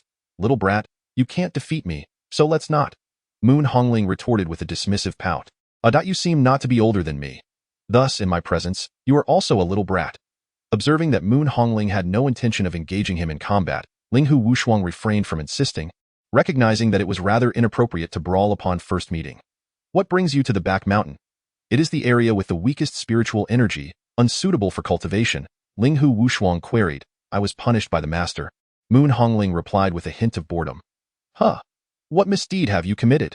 In Linghu Wushuang's eyes, being punished so soon after entering the sect was a grave matter. If the master truly bore anger towards her and refused to impart teachings, her path to cultivation would become 1,000-fold more arduous than others. Humph, I have not erred. It is the master who cannot discern right from wrong, favoring that odious elder brother of mine. Once my confinement is lifted, I shall surely tickle her until she admits her fault. Moon Hongling exclaimed, fuming. Linghu Wushuang? Wait, you are so fierce right after entering the sect? Do you really think you can tickle the master? No wonder you were punished, however. Linghu Wushuang had approached with the intent of getting to know Moon Hongling. Initially captivated by her beauty, he now discovered her not only stunning but also exceptionally lively and charming. What do you mean by favoring your elder brother? Linghu Wushuang inquired with a smile. Since it is rather dull in the back mountain, why not share your tale with me? Very well, I shall recount to you. Not long ago, I accidentally broke that insufferable elder brother's door, and he had the audacity to seize my neck, demanding I fix it. When I refused, he threatened to strangle me to death. Literally, Moon Hongling vented. Linghu Wushuang was taken aback. How could there be such a person? Resorting to violence over a mere door, and against his own junior sister at that? This is utterly outrageous. A surge of indignation ignited within him. This is the Taoist sect, not some nefarious cult. Even they prohibit such internal strife. Exactly, Moon Hongling concurred. Moreover, after we repaired him, I sought him out for a matter of importance. Upon knocking on his door, without a word, he struck me directly in the eye with a punch, instantly transforming my eye into a panda's gaze, the remnants of which still linger faintly. Linghu Wushuang hastily seized the opportunity to observe. What a beautiful pair of eyes! Within those eyes seemed to exist the vastness of the starry sky and the brilliance of the full moon. However, one eye still bore faint traces of purple bruising. Linghu Wushuang was incensed. How could someone treat such exquisite eyes with such disdain? What a waste of beauty! Such deeds are intolerable. Moreover, how outrageous to bully someone in such a manner, especially when they have only just entered the sect, and such a lovely girl has to endure such mistreatment. He claimed to give me something, which he had already bestowed, yet he took it back when I protested and sought to reason with him. He threatened to strike me. This is preposterous. It infuriates me. What is his name? Linghu Wushuang bellowed in rage. Lu Yi. What a name, Lu Yi. Junior sister, wait for me. I shall avenge you. Defeat Lu Yi and compel him to apologize. Linghu Wushuang shouted vehemently. Who would have thought that the agitated Yu Hongling, upon hearing his words, would suddenly fall silent? Junior sister, what troubles you? Yu Hongling. You intend to confront Lu Yi. Do not jest. You cannot even best me in a fight. How do you expect to contend with Lu Yi? In a previous life, some had questioned Lu Ye's character, others doubted his temperament, and even speculated whether he had been possessed. Yet one thing remained unquestioned, Lu Ye's strength. It is formidable, truly formidable. Perhaps it is best to reconsider. You would struggle against even a mere finger of his. Chapter 013. A shift in perspective. Knock, knock, knock. The sound of knocking echoed. Lu Yi opened his eyes, unable to suppress a soft exclamation. Linghu Wushuang. What brings this fellow here? According to the timeline, he and Linghu Wushuang had yet to cross paths. Their first encounter would occur during the grand competition of the sect, where he would emerge victorious as the champion. While Ling Hu Wushuang would claim the runner-up position, it has been nearly 4,000 years since he last laid eyes on him, following the dark turmoil that led to his demise. However, such is the nature of cultivation. A powerful practitioner might retreat for a mere moment, only to find that centuries have passed in his previous life. Lu Yi often mused that on Earth, individuals in their 50s or 60s become quite astute. Yet cultivators in the realm of cultivation live for hundreds, even thousands of years. What level of wisdom must they attain? In truth, it often proves to be quite the opposite. Many formidable beings possess less wisdom than ordinary individuals who navigate the trials of the mortal world. The life of a cultivator is one of relentless training, followed by journeys to desolate mountains and remote places to excavate ancient tombs, search for relics, and seek out spiritual treasures. Then, the cycle of training continues. There is little time to engage in schemes or calculations. Strength is the ultimate truth for cultivators. As he opened the door, Lu Yi beheld Ling Hu Wushuang. "Senior brother, what brings you to me?" Lu Yi inquired with a smile. "You are Lu Yi?" Ling Hu Wushuang scrutinized him, taking in his azure attire, youthful and handsome visage, brimming with vitality, and the warm smile that adorned his face. Though his gaze held a certain depth, he appeared far less intimidating than Yu Hongling had described. "Indeed, I am Lu Yi. Seems you are familiar with me?" "Naturally, I am well aware of the esteemed name of Ling Hu Shixiang. The feat of condensing the celestial elixir in merely 2 months and 12 days is truly admirable." Ling Hu Wushuang could not help but smile. After all, he is still a youth. No, to be precise, it is 2 months and 11 days. I did not practice on the first day of my initiation. That makes it even more remarkable. Wait. Ling Hu Wushuang suddenly realized, his expression turning serious. "I have come to challenge you. Spare me your playful demeanor." Lu Yi was momentarily taken aback. Challenge? What a foreign term. It has been an eternity since anyone has dared to challenge him. Very well. Lu Yi was more than willing to offer a few pointers to Ling Hu Wushuang, as he too was a valiant individual. Ling Hu Wushuang, there was something rather peculiar about him. What was amiss? Ah, yes, Lu Yi was exhibiting an overly amicable demeanor. Never mind, let us begin.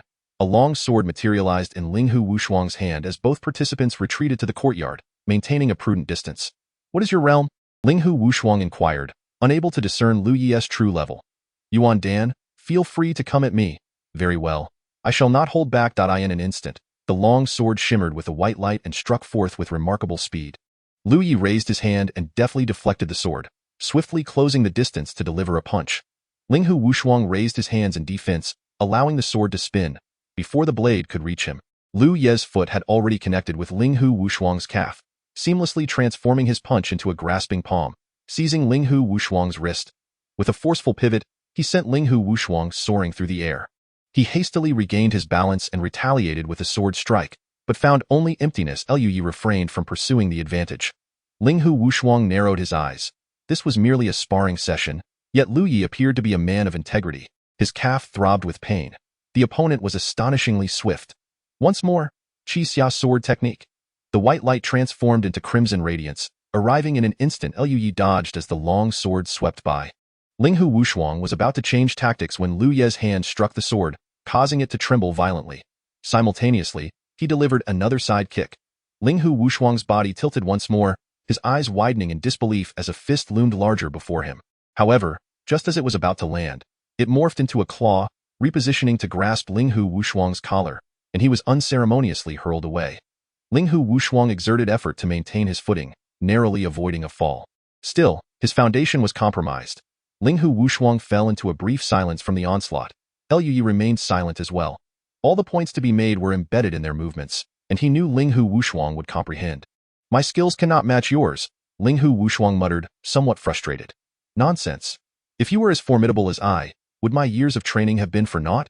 However, my comprehension is superior. This sword technique, the second form of the Qi Xia sword technique, can you withstand it?" Lu Yi nodded, signaling for him to proceed. Xiahua Gufei.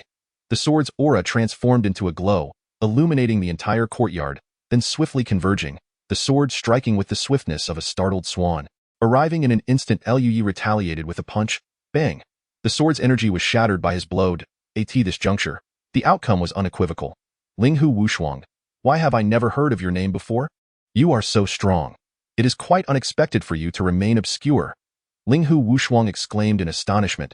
Lu Yi smiled as he spoke. To cultivate and act upon it is the essence of practice. To cultivate and remain still is equally a form of practice. There are myriad methods of cultivation and countless paths to enlightenment, all leading to the same destination, though the routes may differ. Which great sage did you hear this from?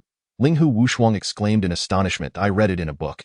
It struck me as profound, so I memorized it for future use, he replied, feeling a sense of pride. Linghu Wushuang gave a thumbs up. I shall remember it too, and find an opportunity to impress others. Liu Yi, is it? I shall not forget your name. You are truly remarkable. Well then, travel safely. Farewell. After Linghu Wushuang departed, Liu Yi returned to his cultivation, diligently striving towards the 7th level of the Yuan Dan realm. If all went as anticipated, he would likely emerge as the top cultivator of this generation in the Dao sect. However, at present, Liu Yi was indifferent to such fleeting accolades. As Linghu Wushuang walked along the path, he couldn't help but murmur to himself, Liu Yi does not seem as detestable as Hong Ling described. In fact, he appears rather charming and gentle. Could Hong Ling have been lying? That doesn't seem plausible, for she spoke with clenched teeth, betraying no signs of deceit. But then, what could be the reason? At that moment, a young woman approached, clad in a flowing emerald green gown, her beauty striking and her complexion fair. Her large, captivating eyes sparkled with allure. Though she lacked the height of Yu Hongling, her beauty was certainly on par. Were there truly so many enchanting women at Bailon Peak? Yet, this beauty, despite her exquisite appearance, exuded an air of cold indifference.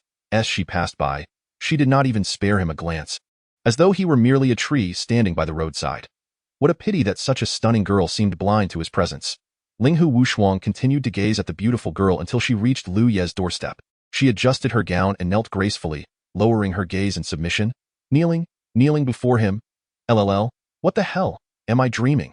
Such a beautiful girl, not merely beautiful, but possessing the strength of the Yuan Dan realm, had chosen to kneel at Liu Ye's door. It is often said that beneath a man's knee lies gold. Yet a woman's knees can turn the world upside down, and here she was, kneeling before Liu Yi. Linghu Wushuang stood there, dumbfounded, for several minutes. Just moments ago, he had held Liu Yi in high regard, and now he was witnessing this shocking scene. If only he had such a beautiful companion, he would gladly kneel before her every day. But wait! Linghu Wushuang suddenly realized something. This girl was kneeling at the door, and with Liu Ye's cultivation level, he must surely be aware of her presence. Yet, he did not open the door. He allowed this breathtaking girl to remain kneeling outside. My heavens, my Taoist ancestors! In that moment, Linghu Wushuang's worldview was entirely shattered. Women, beautiful women, were no longer unattainable in his eyes. Chapter 014. Oh no, this is also. Chu Ling knelt before Liu Ye's door, awaiting his forgiveness. She understood that her master despised being disturbed, so she refrained from interrupting him. She knew her master had a soft heart and that one day he would forgive her. All she needed to do was wait. While her master was in seclusion, she would guard the door. When he emerged, she would follow closely behind him.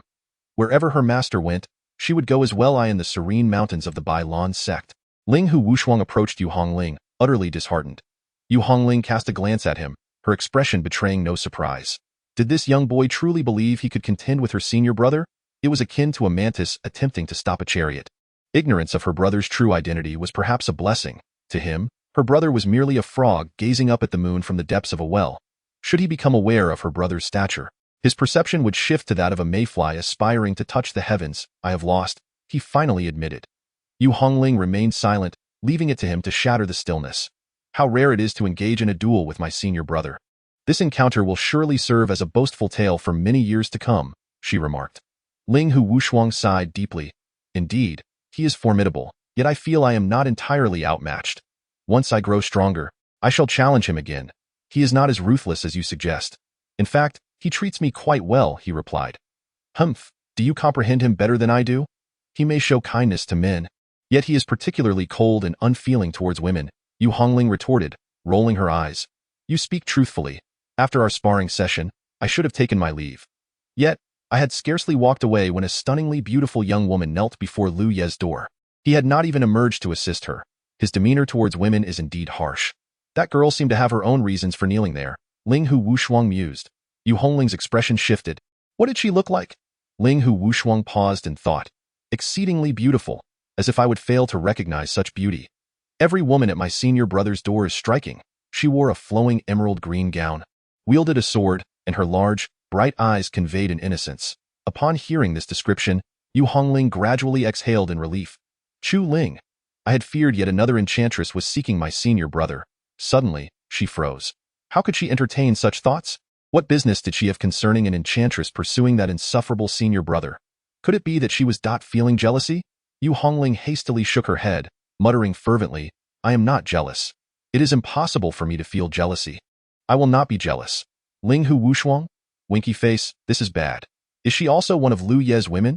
At that moment, his worldview suffered a significant upheaval, one that he found difficult to accept.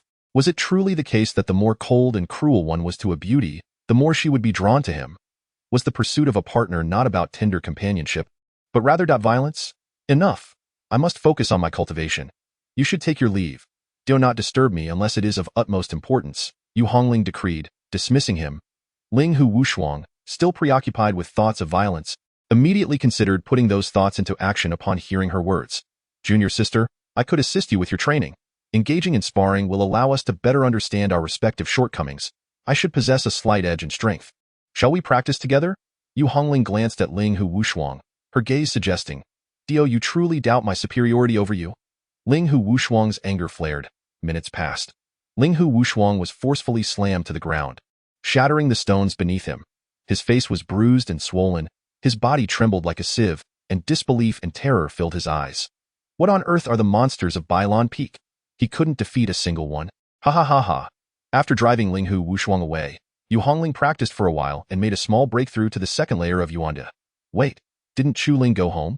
Why is she back again, kneeling at the stinky senior brother's door? Yu Hongling muttered to herself in confusion. No. I must go back and take a look. With her curious nature, Yu Hongling found it more unbearable to be perplexed than to face death itself. As for being grounded for what? She shared a sisterly bond with her master. To speak of grounding was simply too distant. Yu Hongling dashed to her senior brother's courtyard, and sure enough, she spotted Chu Ling kneeling on the bluestone ground, silently practicing her skills. Chu Ling, why have you returned? Yu Hongling inquired. Chu Ling turned to Yu Hongling and softly called out, Hongling Jia, stop kneeling, get up. We female cultivators have our dignity. Why should we kneel before him? Yu Hongling stepped forward to pull Chu Ling up, completely forgetting her own past instances of kneeling. Hongling Jia, I have done wrong. This is the punishment I deserve. Please do not concern yourself with me. Chu Ling resisted Yu Hongling's attempt to lift her. What have you done wrong? Let me tell you, that stinky Lu Yi is exceedingly petty. The perfect Gyuanden he gifted me in my last life. He is not offered in this one. Such a miserly person. Even if you kneel here until the end of time, it would be futile, Yu Hongling declared deliberately in a loud voice. Bai Qilan's figure appeared, her gaze unfriendly as she fixed it on Yu Hongling. At that moment, Chu Ling explained, I was wrong. I did not recognize the kindness the young master showed me and even resented him. I harmed him not only by placing the yin-yang devouring goo within his body, but also by administering the Tianjiang poison. My sins are grievous, and all punishments I endure now are well-deserved. Tianjiang poison. Upon hearing this name, Bai Qilan couldn't help but pause. This toxin, governed by rules, is one that can indeed affect a deity. Such poisons are exceedingly rare in the world. Moreover, the 8 of them had each sought to understand such toxins thoroughly. They were no strangers to Tianjiang poison. Oh dear, that matter has passed, and besides, the Tianjiang poison didn't take effect since he exploded, so, strictly speaking, you didn't harm him at all. Therefore, there is no need for you to feel guilty, Yu Hongling advised. However, Chu Ling shook her head in tears. No, the Tianjiang poison is a toxin beyond the rules. Even if it did not manifest at the time, it cannot be eliminated. It will permanently accompany the poisoned individual, with no remedy available. At her words, both Yu Hongling and Bai Qilan's expressions froze simultaneously. They exchanged a glance, each recognizing an inexplicable panic in the other's eyes. Time has turned back. We have all been reborn. The Tianjiang poison won't follow us. Will it? Yu Hongling murmured in a daze. If the Tianjiang poison does follow, then what I have done. Yu Hongling suddenly shivered, unwilling to contemplate it, unwilling to think. Many toxins can be endured by Lu Yi at the deity level, merely weakening his strength. However, beneath the realm of the celestial sovereign, the situation becomes rather ambiguous. At this moment, Bai Qilan softly uttered, the perfect return pill. The poison of the celestial stagnation, it seems, has returned alongside Lu Yi. Chapter 015.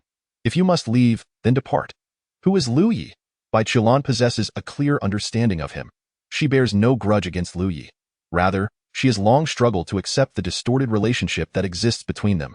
Initially, she could maintain this connection under the pretense of alleviating her chaotic poison, reluctantly enduring the humiliation it brought her. However, as her chaotic poison was eventually resolved, her tolerance for this unethical and socially unacceptable bond dwindled. particularly as her role as a master left her feeling belittled and powerless. What kind of situation is this? Coupled with the provocations of several others, Bai Qilan found herself in profound internal conflict, ultimately compelled to take action.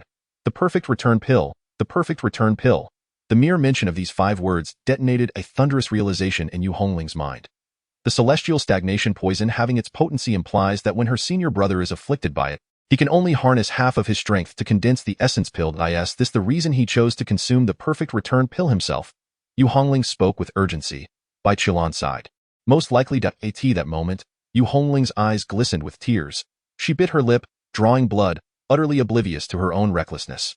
What foolishness had she committed, condensing the essence pill with only half of one's vital energy? Regardless of her senior brother's past as a celestial sovereign, it would be impossible for him to forge a quality essence pill, perhaps even falling short of a heavenly grade one.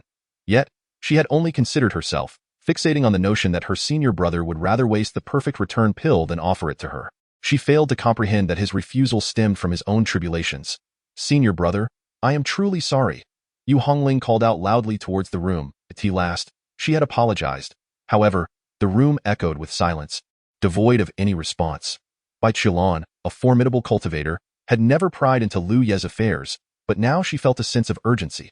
If the celestial stagnation poison had not dissipated, then the poison she had administered, could it have vanished? Lu Yi, are you still in the room? I have something of great importance to convey. No reply came. Bai Qilan gritted her teeth, ultimately resorting to probing the room with her spiritual sense. To her dismay, the room was already empty. Where is Lu Yi? He had long departed, while outside, Chu Ling knelt at the door.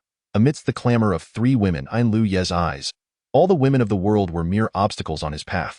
He sought a quiet place to cultivate in solitude. At present, his cultivation was surging towards the 8th layer of the essence pill, progressing at a breathtaking speed. Of course, relentless cultivation alone was insufficient. He still required essential treasures. For instance, within the Dao sect lies an ancient key, its purpose unknown to outsiders. Yet Lu Yi comprehended its significance as a vital token for unlocking the God-burying ridge, where an ancient fallen deity lay interred. The treasures of the ancient deities, despite their apparent lack of value, are overshadowed by the emergence of a divine blood flower from the corpse of the ancient god. This divine blood flower, though rare in number, is an essential artifact that embodies the essence of his first life. The divine blood flower, along with the wood spirit pearl and the profound soul fruit, constitutes a trifecta of celestial treasures, each indispensable to the other. While these 3 artifacts may not hold extraordinary worth for those at the Dao integration or void refinement stages, for one at the Yuan Dan stage, their value is immeasurable. Thus, he finds it necessary to participate in the sect's disciple competition, just as in his previous life, to secure his qualification for entry into the Grand Treasure Pavilion, of course. This time the competition is bound to be infinitely easier than before. As days pass, September arrives, bringing with it the chill of early autumn, where the mountains are ablaze with crimson maple trees. Lu Ye's cultivation has reached the 9th layer of Yuan Dan. Should he wish to break through, he could do so now, transcending from Dan to infant. However, the Yuan infant represents his first life, and he must proceed with caution. Since he is not yet ready to advance, Lu Yi contemplates rolling up a scroll to see if he can attain the 13th layer of Yuan Dan. Yet, if he does not succeed, it would not matter. Boom, boom. The resounding chimes of a grand bell echo through the air, illuminating the sky with ethereal light. An authoritative voice commands the peak masters and their 92 disciples to gather at the grand platform. In an instant, beams of sword light soar from the 72 peaks, converging majestically upon the main peak. Lu Yi seeks no one in particular.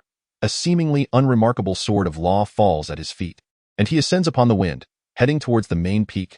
As the crowds from each peak gather, Lu Yi catches sight of Bailan Peak, but has no intention of approaching.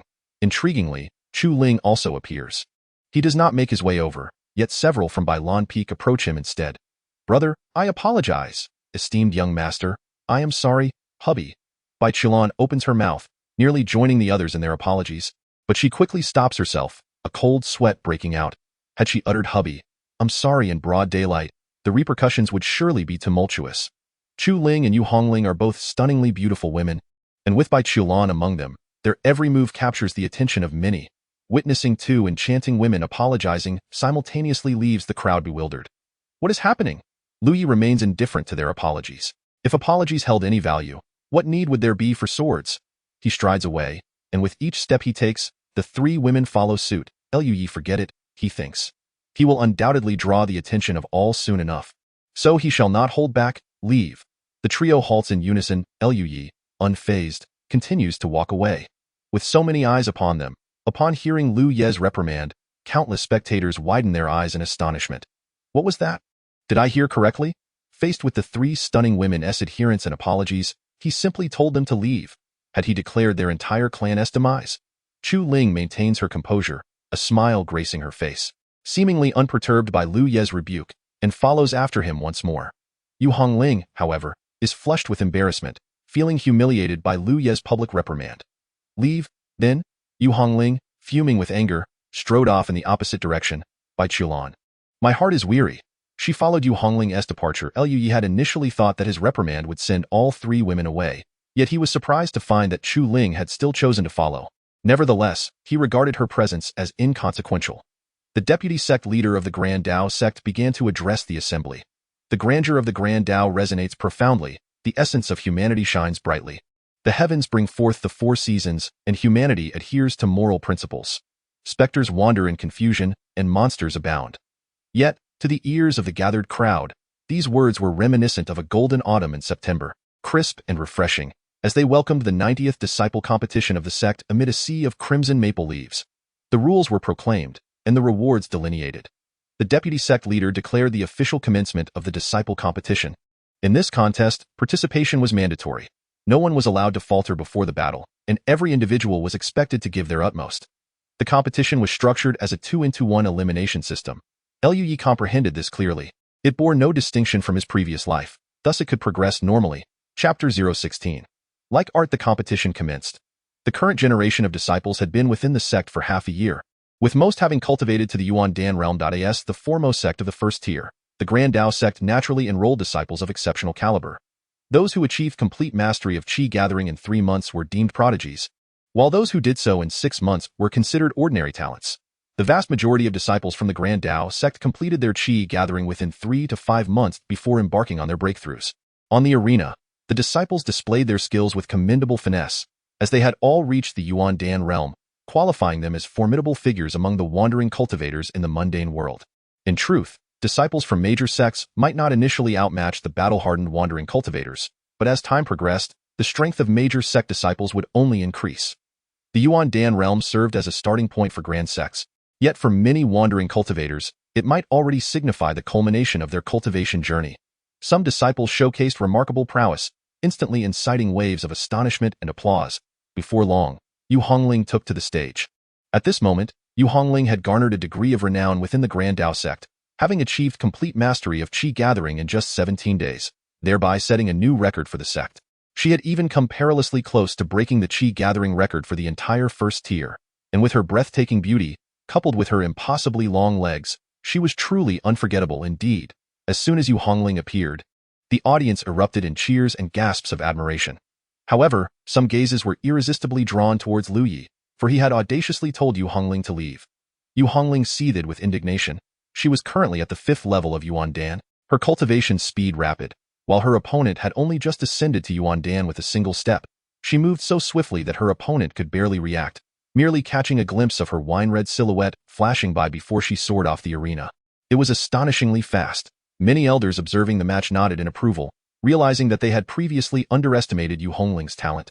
After a while, Chu Ling's name indeed appeared. She had truly joined the Grand Dao sect.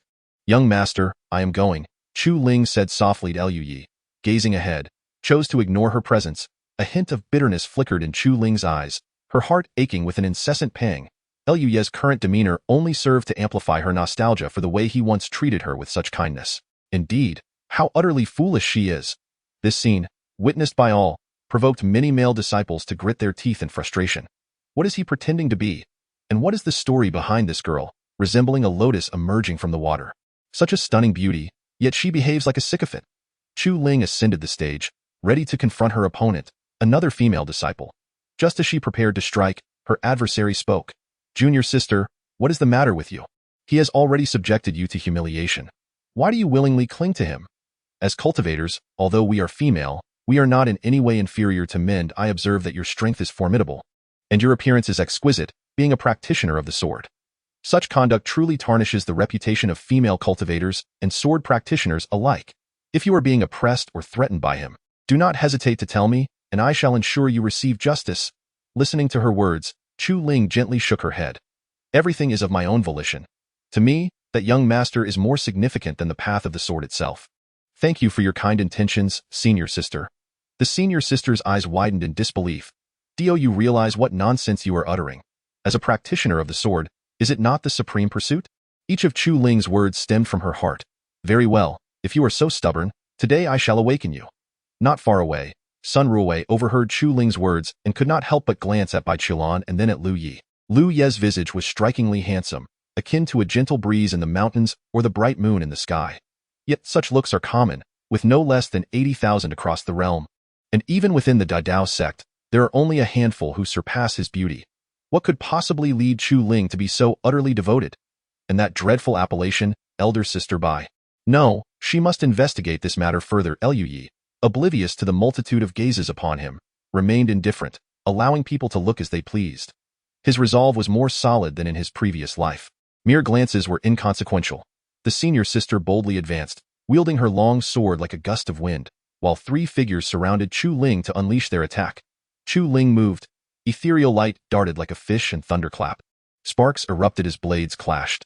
The tip of her black demonic sword halted at the throat of the female disciple, whose trembling hand could not steady the weapon, her eyes wide with terror. Not only she, but many others were equally astonished. The elder overseeing the match exhibited a terrifying gleam in his eyes. As a master of the sword, he sensed the purity and strength of Chu Ling's sword intent. If a love-struck fool could refine their sword intent to such an extent, what heights might they reach if wholly devoted to the path? Some even contemplated finding an opportunity to eliminate Lu Yi, thus extinguishing the potential of this sword immortal's infatuation. Thank you for your guidance. Chu Ling withdrew her sword and softly declared, By Lon Peak's Chu Ling, victorious. She leaped off the stage and eagerly approached Lu Yi. Young master, I have won. Chu Ling's eyes sparkled as she awaited his praise. Lu Yi closed his eyes in meditation, completely ignoring her. Chu Ling felt a twinge of disappointment. It had been ages since she had last heard a compliment from him. What was once taken for granted was now deeply missed. This scene captivated the eyes of many, igniting a tempest of indignation within their hearts, capable of resurrecting 100 vengeful sword immortals in their resentment towards Lu Yi. Among the sword cultivators, an elder harbored an even greater murderous intent towards him. After the first 4 contenders, it was Lu Ye's turn. As he stepped onto the stage, a greater number of spectators became acquainted with his name. Gu Qing, give it your all and defeat him. Let the others awaken to the reality that a man who lacks compassion and empathy holds no merit. He must be thoroughly trampled. The crowd rallied in support of the disciple named Gu Qing. Lu Yi, however, was not particularly familiar with this name, as their acquaintance was but a fleeting encounter. Conversely, he was well acquainted with the fervently passionate young man named Lu Yishui among the audience. As Gu Qing took the stage, the match commenced. Just as Gu Qing was about to speak, Lu Yi unleashed a powerful punch. A transparent fist imprint, the size of a millstone, hurtled towards Gu Qing with astonishing speed. Startled, Gu Qing let out a furious roar and swung his long blade with all his might. The clash shattered the blade's glow, sending both man and weapon flying off the stage, with a mouthful of blood erupting from him in a most gratifying manner. The surrounding clamor abruptly fell silent. Thank you for the lesson. Lu Yi descended from the stage, nonchalant and composed, exuding an aura of striking handsomeness that left the onlookers speechless. The brilliance of that punch struck at the very core of everyone present, swift, precise, and fierce, as if it were an art form. Chapter 017. No slapping faces allowed. This generation truly boasts an impressive array of talents, Vice Sect Master Ji Changming remarked with a sense of wonder. Indeed, particularly the extraordinary talents from Bai Lan Peak. 1 month, Hong Ling, 1, Chu Ling, and 1, Lu Yi. Who would have thought that Bai Shimi not only excels in cultivation herself, but is also such an exceptional mentor to her disciples? It appears that the contest for the top spot will undoubtedly be a fierce battle. Not necessarily. Oh, pray tell, why is that? While their strengths are undeniable, their emotions seem rather excessive, do they not? Take Chu Ling. For instance, her heart and eyes are entirely fixated on Lu Yi. Had he not kept her at arm's length, I wouldn't be surprised if she had already nestled herself in his embrace. Ji Changming. And then there's Hong Ling. In such a short span of time, she has secretly gazed at Lu Yi no less than 30 times. Ji Changming. And what of Bai Shimi? Although Bai Shimi has yet to direct her gaze towards Lu Yi, she seems to have an irresistible urge to turn her head in his direction. only to forcibly twist it back midway. I find that rather perplexing. Ji Changming furrowed his brow, casting a skeptical glance around. Senior brother Ji, what are you observing? Ji Changming replied with a frown. I am contemplating whether I am currently within the confines of the Dao sect or the Hehuan sect. It must be said, there is indeed something peculiar about this. Following the conclusion of one round of battles, half of the participants were eliminated. Without pause, the second round commenced. The three contenders continued to take turns, each defeating their opponents with a single strike, their strength unfathomable. The previously favored competitors for the championship faded into insignificance under the prowess of these three, internally exclaiming the names of prodigies. After all, they were reincarnated emperors, their experiences and mystical techniques intact, completely overwhelming the current generation. As the second round concluded, the third round began. The clash between geniuses grew ever more thrilling, eliciting waves of applause. When Chu Ling and Yu Hongling took the stage, the cheers reached a crescendo. However, the moment Lu Yi appeared, an uncanny silence enveloped the arena, as if preordained. Lu Yi remained unfazed. This time, his opponent was a prodigy, namely Jumin, the foremost disciple of the Windafeng this generation, a genuine contender for the championship title. I can't believe you can still throw a punch. Before he could finish his words, Lu Ye's fist imprint was already before him. Li Jumin's swiftly formed hand seals, conjuring a magnificent and intricate yellowish shield adorned with runes. This was the Turtle Spirit Shield, renowned for its formidable defense. Yet, as the fist imprint made contact with the shield, numerous fissures erupted, and with a sharp crack, the imprint shattered the Turtle Spirit Shield, sending Li Jumin crashing down from the stage. An uproar ensued. Li Jumin's strength could not be underestimated. He had reached the 4th level of the Yuan Dan realm and was a disciple meticulously nurtured by Windafeng. Yet, he was still defeated in a single punch. How could Lu Yi be so powerful? Truly monstrous. I suddenly found myself accepting Chu Ling's humble demeanor towards Lu Yi was indeed strikingly handsome. Among this generation of disciples, it seemed there was no rival to him. Elder Bai was exceedingly formidable as well. How did she train her disciples? Was it too late for me to join Elder Bai's tutelage? The crowd buzzed with conversation. It was certain that Lu Ye's name had firmly etched itself into the hearts of all disciples of this generation. Shattering the Turtle Spirit Shield with a single punch, impressive. In the 4th round, only a handful of contestants remained. The battles progressed swiftly. This time, Lu Yi was to face Yu Hongling. The eyes of the disciples sparkled with anticipation. Here it comes.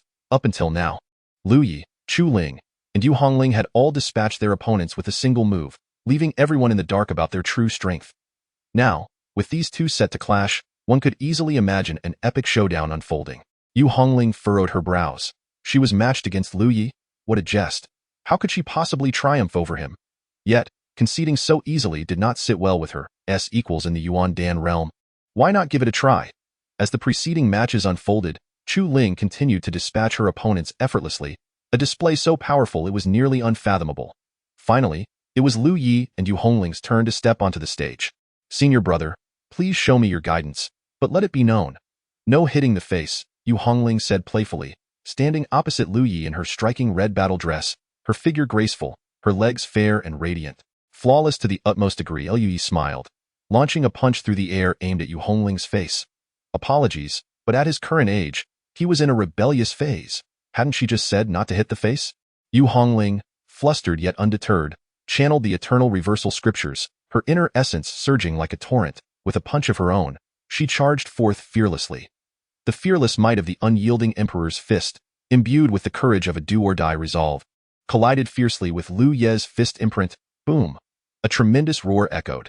Yu Hongling's fist imprint was obliterated, and the overwhelming force crashed upon her face like a raging tide. Bang! Yu Hongling was sent flying, her exquisite visage resembling a blooming peach blossom, radiant and red. The blood from her nose. Yu Hongling felt a sharp pang in her nose, tears streaming down her cheeks. Detestable senior brother, I will not let this go. Lu Yi, however, ignored her, pondering the incongruity of her words. Witnessing Yu Hongling's pitiful state, many gasped in shock. Goodness, it seemed that Lu Yi held no interest in these two women whatsoever. Had they misjudged him? One could indeed argue that if he possessed even the slightest sense of chivalry, he would not have reduced Yu Hongling to such a state. Perhaps it was precisely because of his disinterest that he had resorted to such harsh measures when faced with their incessant pursuit. If that were the case, Lu Yi was rather unfortunate himself. Just imagine, a man who cares only for the Tao, yet finds himself besieged by two women who stubbornly seek his attention, vying daily to become his partner. What would that feel like? And who are these two women, you ask? Let us say they're Yu Hongling and Chu Ling. I find it rather amusing. What do you mean by amusing? I'm referring to your singular devotion to the Tao. Devoid of any interest in women, well, I find it quite amusing too. Get lost, get lost? I assert that a young man must take care to protect himself when alone in the world. Lu Yi had not anticipated that with a single punch, he would tarnish his own reputation. Thus, the Sigma man remains an everlasting legend. Gritting her teeth, Yu Hongling returned to Bai Qiulan's side, while Sun Ruowei observed the scene, her eyes darting. Did Yu Hongling harbor feelings for Lu Yi? Oh, Bai Qiulan, what secrets does your Bai Lan Peak hold? It seems Yu Hongling is the most naive among them. Perhaps I should focus my efforts on her. I must find an opportunity to glean some insights from Yu Hongling. Chapter 018. Naturally willing, the competition continued. The Dao sect truly was formidable. A grand disciple tournament was to conclude within a single day. Such is the efficiency of a major sect. In contrast, other sects often see their tournaments stretch over 3 to 5 days, or even 10 days to half a month, a common occurrence. Perhaps this reflects the unique style of the Dao sect. Rather than spend time observing these fledgling disciples spar, one might as well dedicate that time to personal cultivation. Did one not notice that even the sect leader was absent from this gathering? Ji Chaiming suspected that the reason for appointing a vice sect leader was to prevent the sect leader from wasting time managing sect affairs. In the 5th round, Lu Yi faced Linghu Wushuang. Having been bested by Lu Yi before, Linghu Wushuang was all too aware of his prowess. I have rectified my shortcomings, yet it appears I am still no match for you, he remarked. This was Lu Ye's first utterance on the stage. To know shame and strive for improvement is the true path of cultivation. Linghu Wushuang fell silent for a moment. Thank you. You are welcome. But why do you always treat your junior sister with such harshness? Linghu Wushuang inquired, perplexed. Lu Yi chuckled softly, offering no response as he held his fingers aloft. A surge of sword intent coalesced between his fingertips, and with a single thrust, he unleashed it. Linghu Wushuang's mind was suddenly alarmed.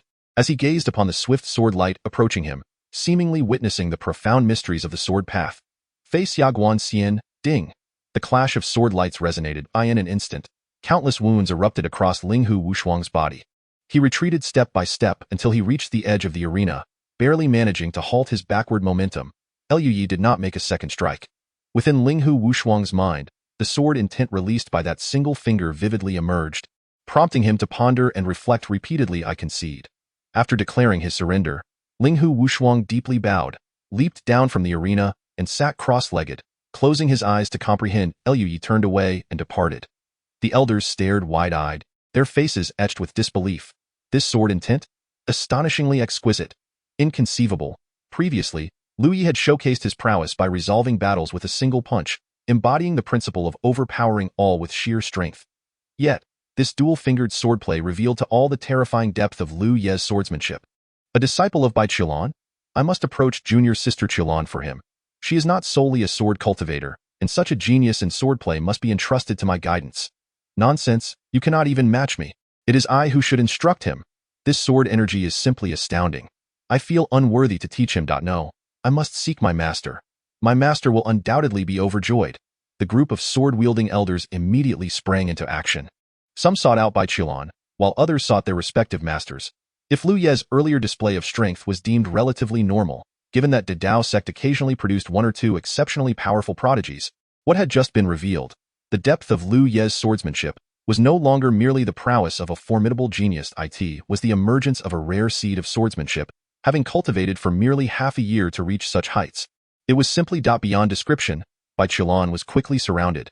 Junior sister Bai, did you see? Lu Ye's true forte lies in swordsmanship. You are not particularly versed in the sword path. Why not let him be my disciple? If possible, I, from the solitary sword peak, am willing to provide all resources for the next 3 years to Bai Lan Peak. I am willing to offer 5 years, junior sister Bai. You know my struggles in finding a successor for the Zhangjian Tianjing. Now that a promising seed has finally emerged, if I do not secure him for my solitary sword peak, our lineage will face extinction. Junior sister Bai, I am willing to offer you resources for 20 years. Bai Qiulan gazed at the various figures clamoring for Lu Yi, feeling somewhat helpless. What can you teach? Lu Ye's mastery extends far beyond mere swordsmanship. He excels in all paths of cultivation. Even if he were to be your master, or your master's master, he would be more than capable. Apologies, brothers, but Lu Yi belongs to Bai Lan Peak. I simply cannot part with him. Bai Qiulan firmly rejected. Oh dear, junior sister, Lu Yi is at Bai Lan Peak, where the focus is on cultivating techniques. What a waste of talent. Besides, you already have Chu Ling.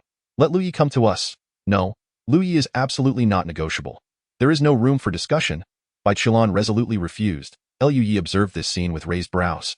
This shouldn't be. Bai Qilan still considers herself a mentor. Shouldn't she regard herself as a hot potato, swiftly passing herself off to prevent any occurrences of betraying her master or ancestors? Bai Shiji, I have decided to claim Lu Yi. Suddenly, a formidable aura descended, and with his arrival, all the swords in the vicinity began to hum, seemingly welcoming the master of the sword Dao. The elder, clad in a black robe and bearing an ancient sword, spoke with an imperious tone. Greetings, Battle Sword Master. Greetings, Battle Sword Uncle. Greetings, Grand Elder of the Battle Sword. The crowd bowed in reverence to the revered Battle Sword, a figure of the harmonious Dao. An esteemed elder of the harmonious Dao has come to see someone. The crowd was astounded, utterly unprepared for the fact that a mere disciple competition could provoke an elder of the harmonious Dao to vie for a disciple. Should Lu Yi enter the ranks of the harmonious Dao, it would undoubtedly elevate him, becoming the junior brother to the sect leader and the various peak masters. Brother Zhangjian, I must say, I believe Lu Yi is more suited to my sword Dao. A light chuckle echoed from the void. Yet another esteemed elder appeared. Brother Tao, why do I feel that Lu Yi is better suited to my sword Dao? Another esteemed elder materialized. 3 esteemed elders were collectively competing for Lu Yi. Bai Qilan's expression turned slightly grim. For reasons unknown, she felt an intense reluctance to allow Lu Yi to become a disciple of anyone else. Perhaps there was a trace of panic she was unwilling to acknowledge.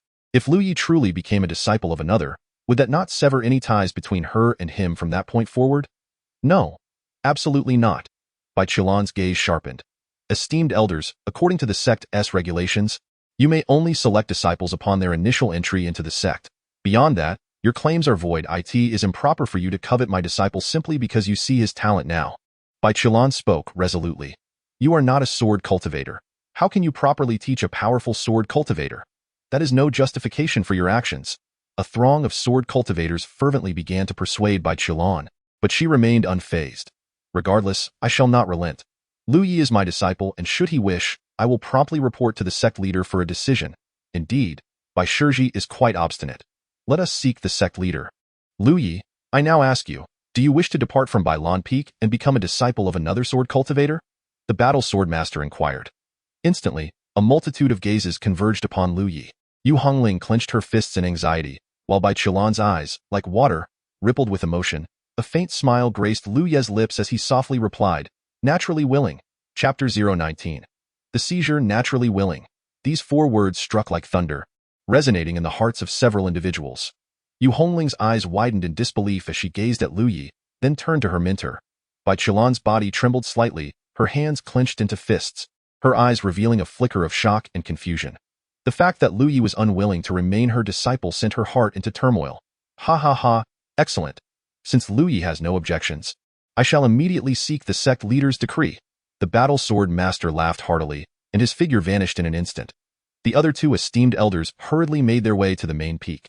Several sword-wielding peak masters clenched their teeth and similarly flew towards the main peak, uncertain whether the sect leader would permit the elders to compete for disciples, or instead direct Lu Yi to join another peak.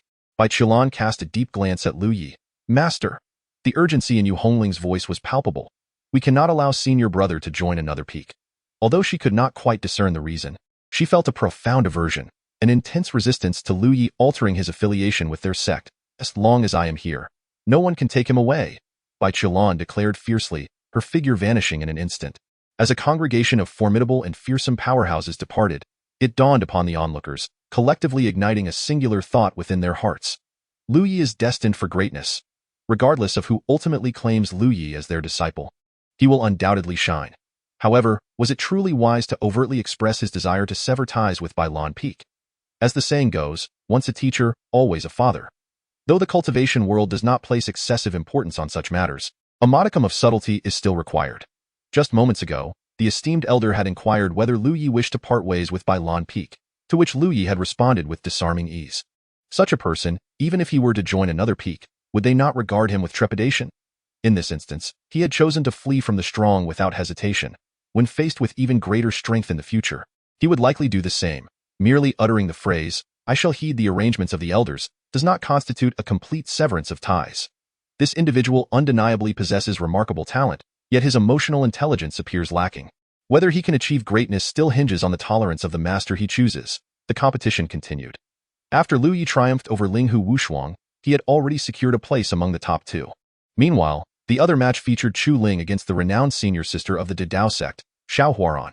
Xiao Huaran was also an exceptional prodigy of the Dao sect, known for her gentle demeanor and stunning beauty. The crowd's interest shifted. Compared to Lu Ye's affairs, they were far more eager to witness the clash between two extraordinary beauties, unable to fathom the magnificence that their duel would entail. As Chu Ling and Xiao Huaran took the stage.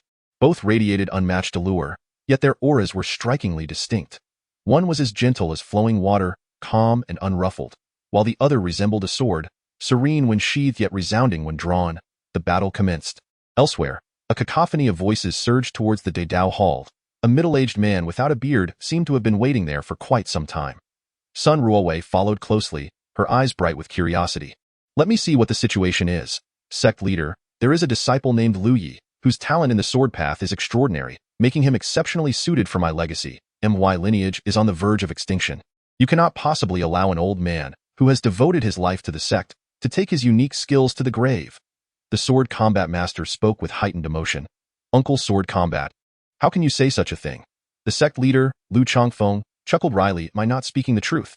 If Bai Shizi were a sword cultivator, I would not raise an issue, but he is a technique cultivator.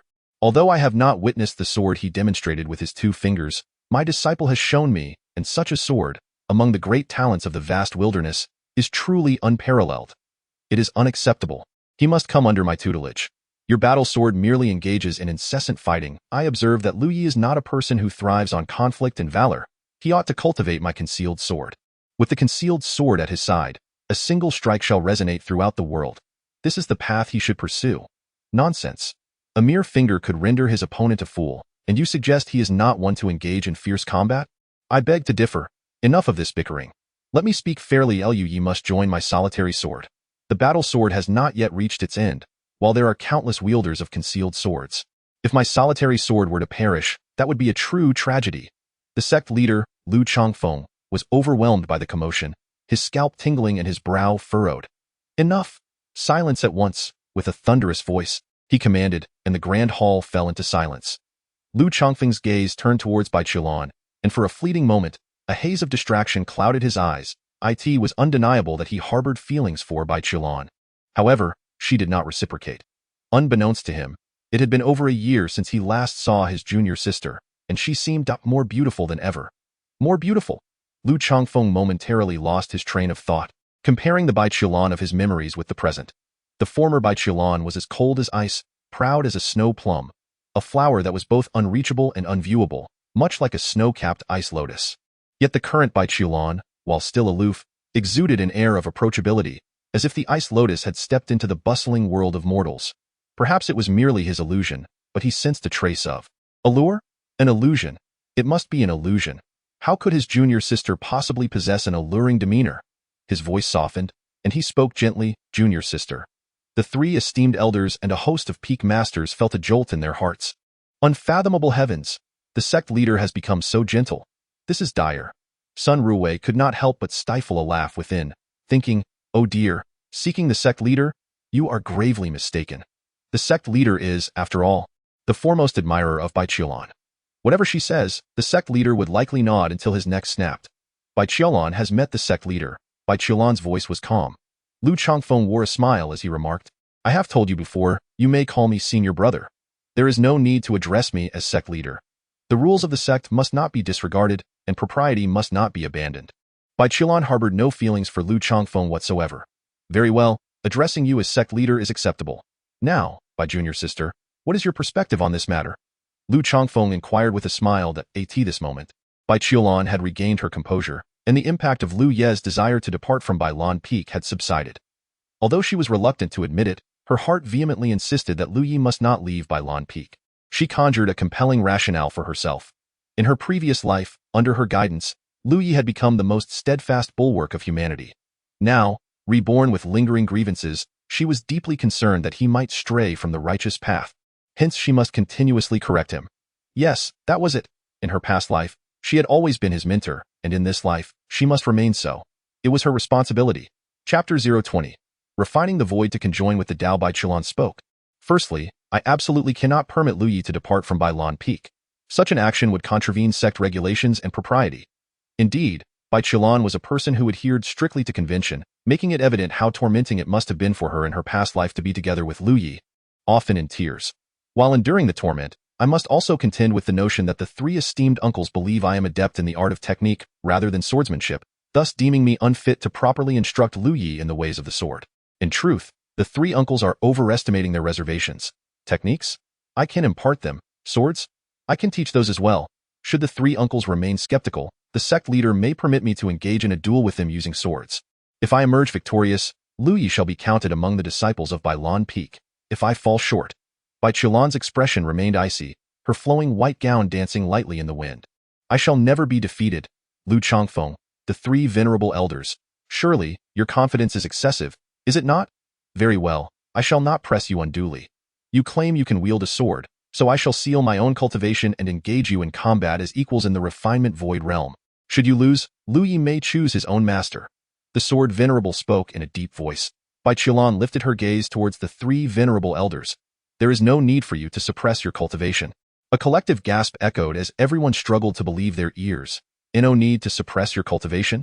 These three venerable elders are all in the harmonization realm, and you wish to duel with swords? Are you out of your mind?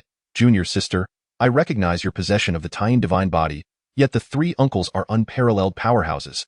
What are you attempting to achieve? Lu Changfeng hurriedly dissuaded her. The three venerable elders' faces fluctuated between shades of green and red. What did this imply? Were they being accused of bullying the weak? Brother, there is no need for further persuasion. If you desire Lu Yi, let us battle in the heavens. With that, Bai Qilan ceased her words, vanishing from sight, appearing high in the sky. Very well, to bully the weak, I shall bear this infamy for the sake of a successor. The solitary sword venerable elder prepared to discard all semblance of dignity, and his figure vanished.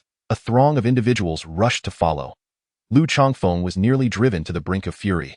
Solitary sword uncle, you must not harm junior sister Bai. None held any faith in Bai Qilan, primarily because it was impossible to do so. How could one possibly support this? One in the refinement void, the other in the harmonization realm. To top it off, one in the refinement void focuses on techniques while the other in the harmonization realm is a master of swordplay. The absurdity of a technique practitioner in the refinement void challenging a swordmaster in the harmonization realm. Preposterous, utterly ludicrous. Nephew, you need not wield a sword. As long as you injure me, I shall no longer pursue the matter of accepting a disciple.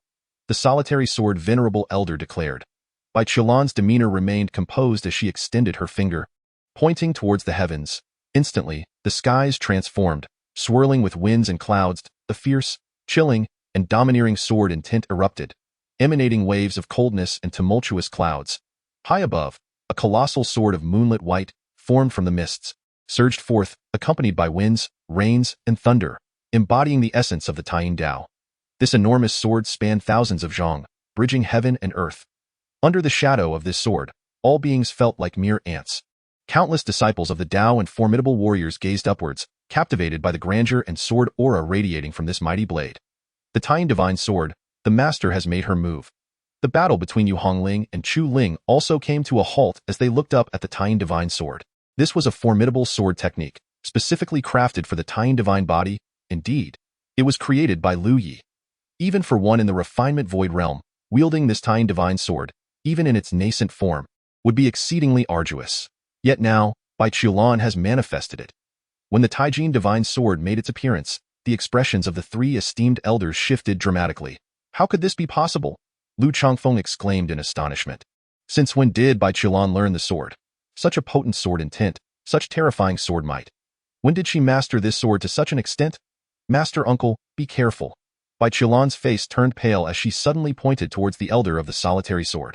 With a tremendous roar, the long sword, accompanied by a deafening sound, tore through the sea of clouds, soaring with the might of a kuanpeng, fiercely hurtling towards the elder of the solitary sword.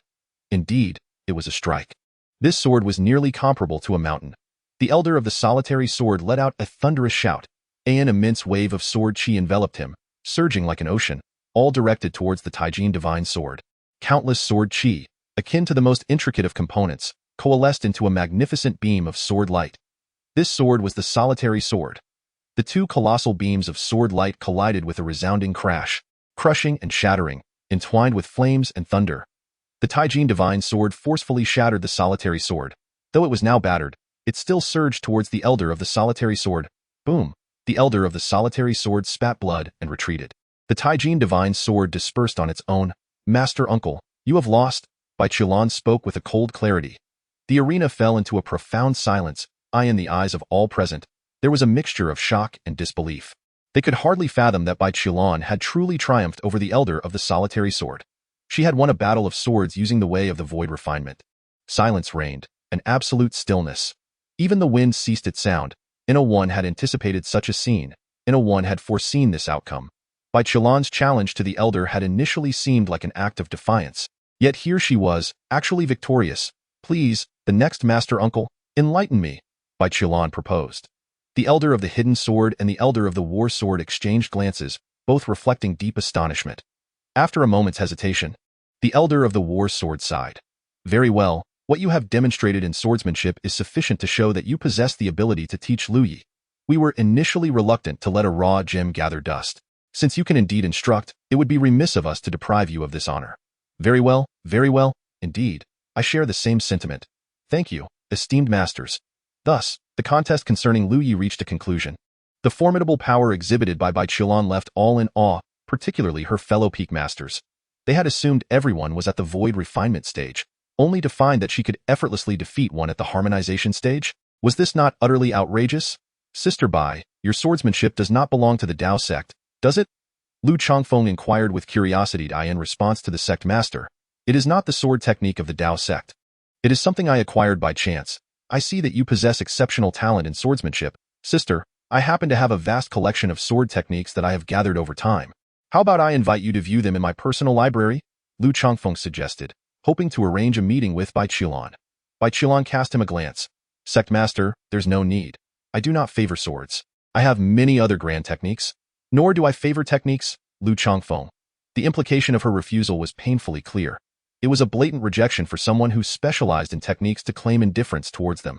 No worries, it has been quite some time since I last saw my junior sister. Today, upon our meeting, I perceive that she has become more easygoing. Surely, her skills have progressed as Bai Qilan listened to Lu Changfeng's words. She clasped her hands in salute. Since there is nothing further to discuss, Qilan takes her leave. Lu Changfeng. Chapter 021. Intent to kill. By the time Bai Qilan returned to the arena, the battle between Xiao Huayong and Chu Ling had concluded. As expected, Xiao Huayong had lost. In truth, merely being able to exchange a few blows with Chu Ling was a source of pride. Thus, Chu Ling and Lu Yi were left to vie for the top position. Chu Ling joyfully ascended the stage, awaiting Lu Ye's arrival. To be honest, were it not for Lu Ye's need of the treasures from the Great Dao's repository, he would have likely turned away by now. A murderous intent brewed within him. Lu Yi thought to himself. He stepped onto the stage, his fingers coming together once more. Killing intent? Chu Ling hesitated, her smile faltering at that moment. Young master, how could he exhibit such murderous intent towards me? Chu Ling's gaze fixed upon Lu Yi. Finally, after such a long separation, Lu Yi beheld Chu Ling for the first time. She initially intended to concede with just a glance, but upon sensing Lu Ye's murderous aura, she was engulfed by profound despair. Suddenly, she knelt upon the stage, closing her eyes. Come, take my life. I owe you a life. Today I shall return it to you. After all, her existence had grown tedious and devoid of meaning. It seemed preferable to perish, to die at Lu Ye's hands, for that would be her fate. Such a scene left all present bewildered. Why did this spectacle unfold? Just how much did Chu Ling owe Lu Yi to act in such a manner? Has this woman lost her mind? My goodness, what is the nature of their relationship? The crowd buzzed with speculation. Chu Ling's actions were utterly incomprehensible. Who would so eagerly seek death? Lu Yi furrowed his brow at the sight. He finally spoke. You and I share no affection now. I will not kill you, but will you kindly distance yourself from me? Damn it, I cannot bring myself to kill her. If Lu Yi had unleashed a lethal strike during their battle, there was a 90% chance he could have annihilated Chu Ling yet in her current state. Should he make a move, someone would undoubtedly intervene. He could not fathom it. Since they had severed ties, why could they not simply lead their own lives, free from entanglement? No, young master may kill me, but I shall never leave your side. Chu Ling declared with unwavering resolve. Damn it, she must be mad. He suddenly waved his hand, sending Chu Ling flying with a gust of energy, causing her to spout blood as she exited the stage. Victorious. Yet Lu Ye's mood was far from delightful. The victor is Lu Yi. The deputy sect master announced the outcome of the match. It was clear that Lu Yi could no longer remain in the Great Dao sect. He decided that once he acquired what he sought, He would depart to a different place for seclusion. A bunch of lunatics. Can I not evade what I cannot confront? Bai Qiulan returned. Sun Ruowei followed closely behind, chattering away. Wait, when did you become so formidable? You can even defeat someone in the harmonious Dao realm?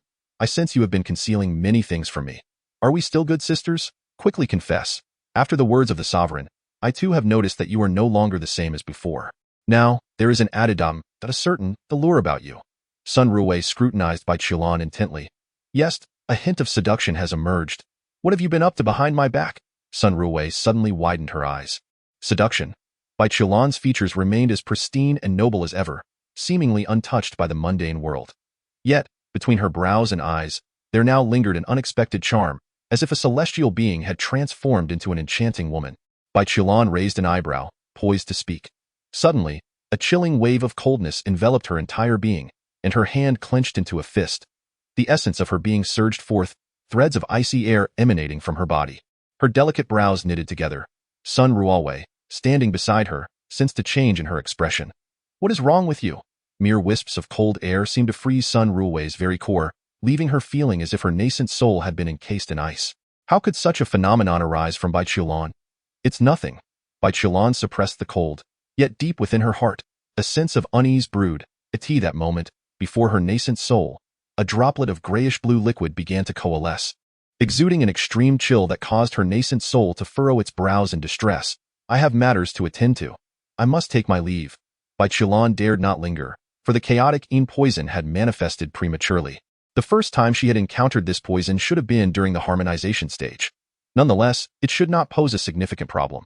She had already discovered a method to counteract the chaotic Yin poison. Upon her return, she merely needed to channel the great Yin transformation scripture to dispel it in haste. Bai Qiulan departed. Hey, wait for me. Lu Yi had received his reward, having accurately captured the chilling aura that Bai Qiulan had emitted moments ago. A smile graced his face. The emergence of the chaotic Yin poison at this juncture was rather fortuitous. With Bai Qiulan's rebirth, her cultivation had naturally soared. To triumph over the harmonization stage, while in the void refinement stage indicated she was but a step away from harmonization. Dear Master, chaotic Yin poison. I hope that in this life, you may achieve even greater breakthroughs than in your past existence, preferably by vanquishing the chaotic Yin poison through your own strength. May you secure the title of champion in the sect competition. Lu Yi was bestowed the title of a true disciple. A true disciple holds a higher status than an inner sect disciple, and as of now, he was the first to attain this honor. Even if others were to follow in his footsteps, they would still address him as senior brother. However, Lu Yi paid little mind to such titles. He promptly made his way to the Grand Dao Treasure Pavilion.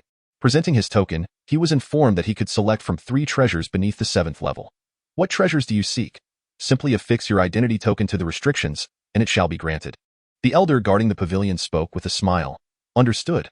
Lu Yi was quite familiar with the Grand Dao Treasure Pavilion, which housed an abundance of treasures, 9 levels in total, with increasingly precious items as one ascended. In his previous life, he had been dazzled by the plethora of options, yet now he entered with a calm demeanor, leisurely inspecting his surroundings.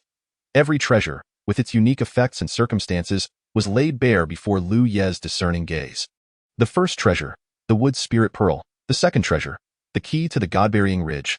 The third treasure, a treasure furnace. This furnace was intended for exchanging for the Xianin soul fruit at the Pill Peak, a type of medicinal material that the Grand Dao Treasure Pavilion did not accept. Having acquired 3 items, Lu Yi departed from the Avenue of Treasures and made his way directly to Dan Peak. As he traversed the path, he encountered the 9 Dragons treasure furnace, exchanging it for a single Xianin soul fruit. Only the Xianin soul fruit is sought. Those seniors and esteemed masters in possession of this precious fruit should not let this opportunity slip by.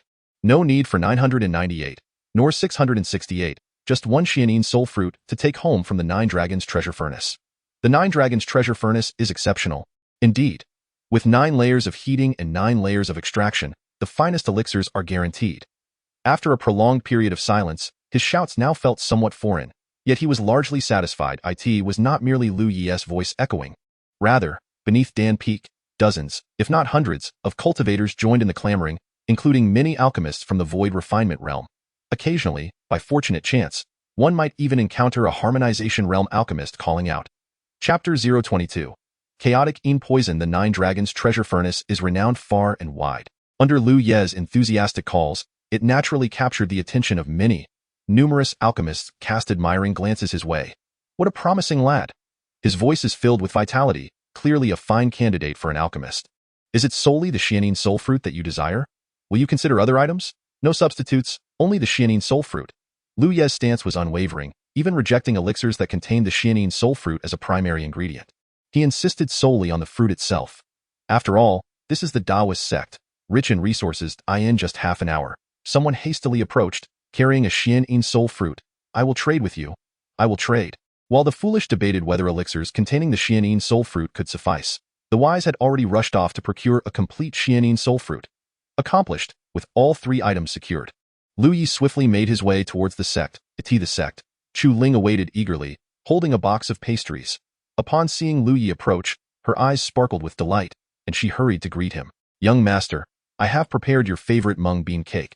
However, Lu Yi's figure brushed past her perfectly as he exited the sect. A common magic sword ascended. Lu Yi stepped upon the sword, transforming into a streak of light and disappearing at high speed. Chu Ling felt no sense of loss. In an instant, her magic sword soared forth, and she too stepped upon it, pursuing Lu Yi. At Bai Qilan Dao Academy, Sun Ruwei paced anxiously at the entrance. Why had such terrifying cold suddenly erupted uncontrollably? What had gone awry in her cultivation? It was evident that Bai Qilan's training chamber was now encased in frost, emanating an aura of dread from the power of the Taiyin. Yu Hongling hurriedly arrived. Upon witnessing the scene, she gasped in alarm, exclaiming, "Why has the Taiyin poison manifested so early? It shouldn't be this way. It typically only appears in the harmonization realm." Sun Ruowei, upon hearing this, urgently inquired, "Hongling, what exactly is Taiyin poison? Do you know?" Realizing her slip of the tongue, Yu Hongling hesitated but ultimately decided not to conceal the truth from Sun Ruowei, who was the best friend of her master. She candidly explained, due to Master S' unique constitution, the power of the Taiyin continuously accumulates. When it gathers excessively, it condenses into a liquid state. This liquid Taiyin power is extremely frigid, inducing excruciatingly cold pain, which is the essence of Taiyin poison. What should we do? Is there any remedy? Indeed, the master has discovered a solution. Though not be anxious, Uncle Master. I am merely astonished that the malevolent force of the Taiyin poison, which should only manifest at the harmonization realm, has erupted prematurely, even before the master has attained such a state. Upon hearing this, Sun Ruowei instinctively sensed something amiss. The harmonization realm. This is the pinnacle that countless cultivators ardently pursue. Even within the esteemed Dao sect, achieving this realm is no trivial matter. Yet, Yu Hongling, merely at the Yuan Dan realm, speaks of the harmonization realm with such familiarity and without a trace of reverence. Is there truly a method to resolve this? Sun Ruowei sought further confirmation. Yes. The solution was discovered by my senior brother in his previous life. The Taiyin poison plagued the master for many years, and my senior brother dedicated countless years to seeking a remedy. However, the powers of Taiyin and Yang are the 2 mightiest forces beneath the chaos of heaven and earth. To find a resolution is exceedingly challenging. Nevertheless, Yu Hongling harbored immense confidence in Lu Yi. Upon hearing that a solution existed, Sun Ruowei could not help but breathe a sigh of relief. That is good at this moment. The series of peculiarities from recent times resurfaced in her mind, igniting a burgeoning curiosity within her. Hongling, Uncle Master, what troubles you? Sun Ruowei pondered her words carefully and inquired, what is the situation with Chu Ling? What is her relationship with Lu Yi? Yu Hongling's expression momentarily stiffened. She was not naive. Why was Uncle Master asking about this? I recall that you neither know Chu Ling nor Lu Yi, correct? Who says I do not know her? Not long ago, Chu Ling was on the brink of death, and it was I who saved her. In fact, I am her benefactor. Moreover, I found her to be quite docile. I initially intended to take her as my disciple, yet she currently has no plans to apprentice. She has joined the Dao sect, and I even lent my assistance. However, such a remarkable girl now appears so subservient before Lu Yi. I find it utterly incomprehensible and it pains my heart. Yu Hongling nodded, entirely disregarding Sun Ruowei's remarks. Chu Ling has just begun her journey, and my interactions with her have been limited, thus I am unaware of their circumstances. You truly do not know? Sun Ruowei narrowed her eyes. I truly do not. The 2 locked gazes for a moment, Yu Hongling's eyes radiating sincerity and candor. Unable to uncover any inconsistencies, Sun Ruowei could only set aside her questions for the time being. At this moment, within Bai Qilan's chamber, a formidable aura erupted. Bai Qilan, already at the pinnacle of the refining void stage, commenced her breakthrough. Today, she aimed to ascend to the harmonization realm. Not a breakthrough. Sun Ruowei was both astonished and elated. Yu Hongling gazed toward the room, her expression devoid of exuberance, instead tinged with concern. The harmonization realm. This marks a watershed moment for the true eruption of the Taiyin divine body. Should Bai Qiulan succeed in her breakthrough, the terrifying might of the Taiyin divine body would finally reveal its fangs. In the past, whenever they aided the master in countering the Taiyin poison, it was always her senior brother who assisted. Now, however, they had all fallen out with him. He would no longer extend his help, and the master would certainly not permit him to do so again. So, what shall be done about the Taiyin poison? Inside the chamber, Bai Qiulan is advancing towards the realm of Dao integration. While this stage poses insurmountable challenges for other cultivators, it is not particularly difficult for her. The only element that weighs heavily on her mind is that single drop of chaotic yin poison. Why is this the case? Bai Qiulan's expression darkens. Beside her nascent soul, a drop of chaotic yin poison, under the operation of the Taoyin transformation scripture, swiftly transforms into a potent essence of yin, circulating through her limbs and meridians, with a significant portion entering her nascent soul, thereby augmenting her aura. Bai Qiulan halts her cultivation. The residual yin essence condenses once more, reconstituting into a drop of chaotic yin poison. Unyielding, Bai Qiulan attempts to circulate her technique again. The chaotic yin poison dissipates anew. Her aura swells yet again, and when she ceases her cultivation, the power of yin coalesces once more, still manifesting as a drop of chaotic yin poison. Why is this happening? Bai Qiulan opens her eyes, her gaze filled with panic and disbelief.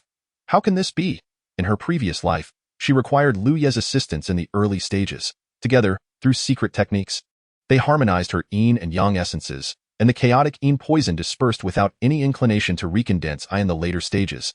After enduring countless hardships to acquire the Taoyin transformation scripture, she was finally liberated from Lu Ye's aid, able to eradicate the chaotic yin poison independently. But now, this is the Taoyin transformation scripture. Why does it not dispel the chaotic yin poison as it did before? A sense of dread creeps into her heart. After multiple attempts at circulation, she finally achieves Dao integration. During this breakthrough, that exceedingly stubborn drop of chaotic yin poison is completely consumed. Chapter 023. The primordial morning mist has vanished. Bai Qiulan finally exhales a long sigh of relief. That drop of chaotic yin poison has finally disappeared. It should have been the first drop of chaotic yin poison. Rather obstinate, or perhaps her Taoyin transformation scripture has yet to be fully mastered, which led to the inability to eliminate the chaotic yin poison. It must be so. Yet, deep within her heart, there lingers a trace of anxiety she is reluctant to acknowledge. Congratulations, junior sister, on your breakthrough to Dao integration. How are you feeling now? Sun Ruowei inquires urgently. Rest assured, I am perfectly fine, Bai Qiulan replies with a smile. However, Sun Ruowei remains unconvinced, grasping Bai Qiulan's small hand to check her pulse. Cold energy has entered your body, and your vital energy appears weak. How can you, a cultivator of Dao integration, exhibit such a pulse and claim to be fine? Sun Ruowei exclaims, her eyes wide with concern. Bai Qiulan breaks free, chuckling lightly. It's merely a trifling matter. Yu Hongling refrains from questioning, simply standing quietly to the side at that moment. It seems that Master Sun has sensed something and is intent on probing further. Yu Hongling recalls how, in her previous life, Sun Ruowei was shocked to discover that both she and her master were women of Lu Yi. Even at the end of her life, Master Sun's last words were a bewildered, "No, how can you all be so chaotic?" Given that such events will not transpire in this life, there is no need for Master Sun to investigate further. What of Lu Yi? Bai Qiulan inquires. Senior brother has been missing since he obtained first place. He must have left the sect to undergo trials in the outside world. Yu Hongling responds. God Burial Ridge, it must be, she muses. Sun Ruowei? No, how do you all know where Lu Yi has gone for his trials? And what is God Burial Ridge? The name alone exudes an air of magnificence, yet I find myself perplexed as to why I have never encountered it before. Master, shall we not take a moment to investigate? Yu Hongling inquired. There is no need to go. Yu Hongling hesitated, her words caught in her throat. Bai Qiulan, understanding her unspoken thoughts, grasped Yu Hongling's shoulder, and in an instant, their figures vanished. Sun Ruowei? She gazed at the vacant sky, watching as Bai Qiulan and her companion disappeared without a trace. The newly ignited flames of the 8 trigrams were abruptly extinguished, as if the firewood had been withdrawn. By the grass, Bai Qiulan. You scoundrel, I held you dear as a confidant, yet you treat me thus. Do you not comprehend my feelings? Your secrets have been laid bare. Reveal the truth to me. Your deceit is more tormenting than death itself. Bai Qiulan, return to me. I demand we sever. Bai Qiulan reappeared. I forgot to bring you along. Sun Ruowei found herself transported to the clouds, where Bai Qiulan and Yu Hongling maintained their composure. What exactly have you two been concealing from me? Sun Ruowei questioned anxiously. Bai Qiulan and Yu Hongling exchanged bewildered glances. We spoke of nothing, truly. Then why did you avoid me earlier? We did not. I merely forgot to take you with me. Nonsense. I am far too large a person for you to simply forget. Are you attempting to fool a fool? Ah, are you truly that large? I see you as slender and charming, a beauty that captivates, hardly an imposing figure. Would you not agree? Sun Ruowei? How infuriating. What am I to do now? Sun Ruowei inquired. Tio Zongshan Ridge. I am concerned for my incompetent disciple and wish to check on him, Bai Qilan replied. Yu Hongling appeared somewhat distracted, tormented by the poison she had administered to Lu Yi. Known as the primordial morning mist in a strict sense, it is not a poison, but rather a peculiar entity. Once unleashed, the primordial morning mist amplifies one's senses manifold. Even the slightest touch can induce excruciating pain, enough to render one unconscious for a duration of 7 days. This substance is not lethal, yet it ensnares the victim in an unending cycle of torment. A mere whisper of wind feels akin to a blade's cut, a ray of sunlight, as if engulfed in flames. Yu Hongling intended to utilize this primordial morning mist to ensure Lu Ye's failure in his tribulations. However, should it erupt now, the intensity of the pain could even obliterate Lu Ye's very soul. Yu Hongling felt a pang of regret. She should not have inflicted such a poison upon her senior brother, especially after realizing the immense effort he had invested in aiding her cultivation and breakthroughs. She could only pray that the power of time would erase the effects of the primordial morning mist. The trio arrived at Zongshan Ridge, where a figure sat cross-legged, a long sword resting upon their knees. It was Chu Ling. Greetings, Sister Yu. Greetings, Sister Bai. Master. Greetings, Uncle Sunday. Although Chu Ling swiftly altered her address, the title of Sister Bai did not escape Sun Ruowei's ears. Yet again, Sister Bai? And Sister Yu Linger, where is my senior brother? Yu Hongling asked urgently. The young master has already entered Zongshan Ridge. I remain here to protect him. Did he exhibit any unusual behavior prior to entering Zongshan Ridge? As Chu Ling reminisced about the moment when Lu Yi cast a cold glance at her before entering the God Burial Ridge, she felt a wave of relief wash over her. There seems to be nothing amiss, she thought, her heart slightly easing. I am somewhat apprehensive. Linger, we should venture into the God Burial Ridge to investigate, suggested Yu Hongling. Young Master Wan Gu Wu, she began, but was abruptly interrupted by Bai Qilan. What were you saying about Wan Gu Wu? Sun Ruowei shot a fierce glare at Bai Qilan. Muttering under her breath, you are the greatest obstacle on my path of gossip. Could it be that he is invincible? Chu Ling inquired. Linger, I have undertaken similar actions as you. It is likely that senior brother has come to the God Burial Ridge to procure the divine blood flower. He seeks to break through to the nascent soul stage. The timing of the last outbreak of the heavenly stagnation poison coincided with senior brother's attempt to condense his Dan, so I fear this attempt to break through may lead to disastrous consequences. Yu Hongling spoke urgently. Upon hearing this, Chu Ling's expression changed dramatically. What have you unleashed? She asked. Yu Hongling nodded bitterly. The primordial morning mist. Without uttering another word, Chu Ling dashed into the entrance of the God Burial Ridge, followed closely by the 4 women. Sun Ruowei caught a few more terms. Heavenly stagnation poison, primordial morning mist. What are these peculiar things? She pondered. You two just recently began your cultivation and are merely at the Dan stage. How do you know of such strange matters? The array remnants within had already been completely dismantled by Lu Yi.as. He had previously traversed this place. Even an intact formation would pose no challenge to him. They soon encountered the corpses of numerous corpse frogs, each dispatched with a single strike, many of which were at the breaking infant stage. Sun Ruowei couldn't help but feel a chill run down her spine. Did Lu Yi do all this? Is he more than just a Dan stage cultivator? Why do these 3 women appear so unfazed, showing no hint of astonishment? Do they not realize that Lu Ye's current actions far exceed the capabilities expected of a mere Dan stage cultivator? Even the breaking infant stage shouldn't possess such prowess. After traversing a multitude of corpse frog corpses, navigating through toxic mists and labyrinths, the group of 4 finally laid eyes on Lu Yi. Chapter 024. Breaking Dan to achieve infant. Lu Yi sat beside the ancient god's corpse, his expression serene as he embarked on the process of breaking through to the nascent soul stage. 3 treasures had gathered, and in that fleeting moment of transformation, Lu Yi aimed to condense his second life. The nascent soul also possesses gradations of quality, the weakest being the human infant, followed by the earth infant, heaven infant, and sacred infant. In his previous life, due to the 9 lives immortal scripture, Lu Yi had forcefully ascended from the heaven Dan to the sacred infant. Thus, this time, by employing the sacred Dan, he could naturally condense a sacred infant. Fractures began to appear upon the resplendent nascent Dan. Sensing the arrival of the others, Lu Yi exhibited no reaction. He was acutely aware that they would not strike against him. The 3 held grievances from before, which had already been expressed in their past life. To attack him now would only lead to an unending cycle of vengeance. Yet, there was a moment when Lu Yi anticipated their assault. Yu Hongling sighed in relief. Thank goodness, the primordial morning mist has not erupted. Suddenly, Lu Ye's entire body trembled. The shattering of the nascent Dan unleashed unimaginable agony, as if his body, his soul, and his very essence were fracturing at that moment. A swirling mist of white enveloped Lu Yi, tendrils of fog coiling around him as his fists clenched tightly. Agony, an unimaginable and terrifying pain. Lu Ye's mind descended into chaos, every sensation magnifying at an alarming rate. Even his breath felt as though molten lava coursed through his trachea. Yu Hongling let out a piercing scream. The primordial morning mist, the primordial morning mist, Master, the primordial morning mist has truly followed us here. What should we do? What should we do? Panic and urgency filled Yu Hongling's eyes.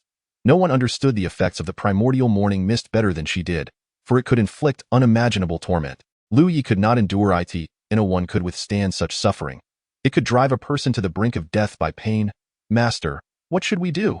Please save him. Save my senior brother quickly. Young master. Chu Ling's eyes brimmed with sorrow as she witnessed Lu Ye's veins bulging, his body trembling with every passing moment. She was acutely aware of Lu Ye's resilience to pain, though reduce him to such a state. What kind of torment must he be experiencing? Bai Qiulan felt a profound distress as well. Just as she was about to step forward, Lu Yi opened his blood-red eyes with a fierce glare. Get out! He roared in fury. Senior brother, this is the primordial morning mist. You cannot withstand it. Let Master assist you. Have her temporarily freeze you with the power of the lunar essence. Get out! The excruciating pain contorted Lu Ye's visage, rendering him akin to a malevolent specter, bellowing at the women before him. Yu Hongling attempted to speak further. Suddenly, a flash of cold light erupted. Tears welled in Chu Ling's eyes, yet her exquisitely beautiful face remained implacably cold. The young master commands us to leave, all of us. The demonic sword pointed at the three women. Chu Ling was resolutely executing Lu Ye's orders. Get out! Lu Yi roared once more. Withdraw for now. At this moment, Sun Ruowei also began to persuade them. She was unaware of the nature of the primordial morning mist, yet Lu Ye's current state resembled a beast cornered with no escape. A beam of sword light suddenly flared, and Chu Ling had boldly made her move. Sun Ruowei gasped in shock, hastily shattering the sword light. Leave, retreat.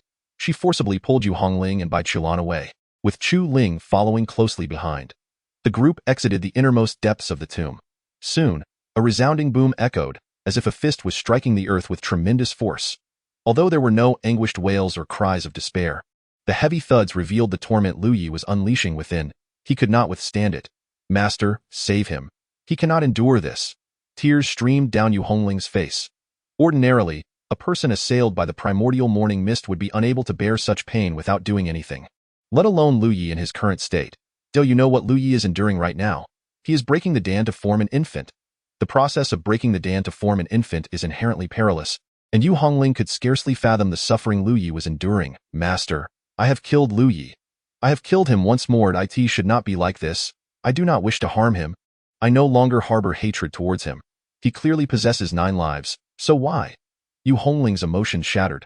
She could hardly fathom that, after all the twists and turns, Lu Yi had met his demise solely at her hands. She did not wish for Lu Yi to perish. She could not bear the thought of being without him. Bai Qiulan gently waved her hand, and Yu Hongling immediately succumbed to unconsciousness, cradled in Bai Qiulan's embrace. As she listened to the booming sounds from within, her expression grew increasingly pained. It was unimaginable what kind of torment could have led Lu Yi to such a state.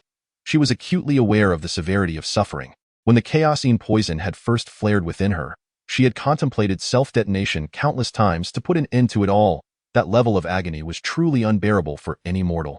It was only later, when Lu Yi had come to her aid, that things began to change. Lu Yi grew ever stronger, providing her with assistance, and as her own power increased, the chaosine poison became increasingly formidable, until she began to cultivate the Taiyin transformation scripture, which finally allowed her to suppress the pain. I hope he is unharmed. I hope he is unharmed. Time passed slowly. The cacophony within finally ceased, and Bai Qiulan's figure swiftly entered. Deep within the tomb, the devastation was beyond recognition. The body of the ancient deity lay shattered into fragments. Lu Yi regained his composure, his breath flowing like a dragon. Lu Yi, how are you? Bai Qiulan inquired anxiously. Lu Yi opened his eyes, radiating an aura of the breaking infancy realm, far denser than that of an ordinary practitioner of the same level. No harm done. Master, may I inquire what poison you administered to me? A hint of a smile graced Lu Ye's face as he earnestly asked, "Please, I beg you. Tell me, I was reborn to ascend to greater heights, not to suffer calamity." After breaking through, he had encountered a dreadful toxin. He had never heard of so many poisons capable of affecting a celestial master during his time as one. "Where on earth did you find such things? If I cannot confront them, then I shall evade them." Bai Qilan's face flushed with embarrassment. "The poison I administered is called Tying Bone Worm. It can. Lue raised his hand. "How many have you administered it to?" I'm not entirely certain." Lue. "Very well. You are so noble, so remarkable. You don't even know how many times you have poisoned someone." He had heard of the Tying Bone Worm and even encountered it, yet he never expected it to find its way into his own body. The thought of why he had encountered the Tying Bone Worm made Lue chuckle. When he ventured to the deepest depths of the Tying origin to comprehend the Tying transformation scripture, he had encountered the Tying Bone Worm there. How utterly foolish of him. So, you inflict injury upon yourself with increasing severity. Observing that Bai Qilan had achieved the harmony realm, he anticipated the chaosine poison beginning to coalesce. He was eager to witness the depths of agony Bai Qilan would soon endure. Damn it. Chapter 25. 7 Days of Torment.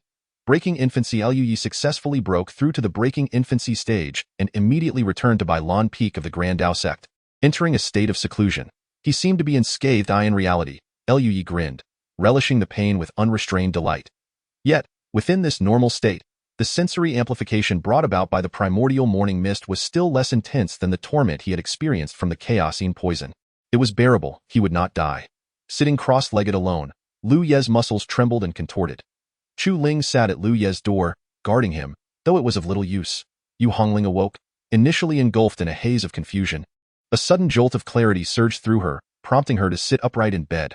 "Master, how is my senior brother?" Yu Hongling inquired anxiously. Bai Qilan, with a soothing tone, reassured her, "Hongling, do not fret excessively. He is out of danger now." "Has 7 days truly elapsed?" she questioned, her complexion paling. "It has only been a little over a day, certainly not 7. That cannot be right," Yu Hongling exclaimed. "The primordial morning mist must linger for at least 7 days before dissipating, which implies that the heightened sensory experience would endure for a full week."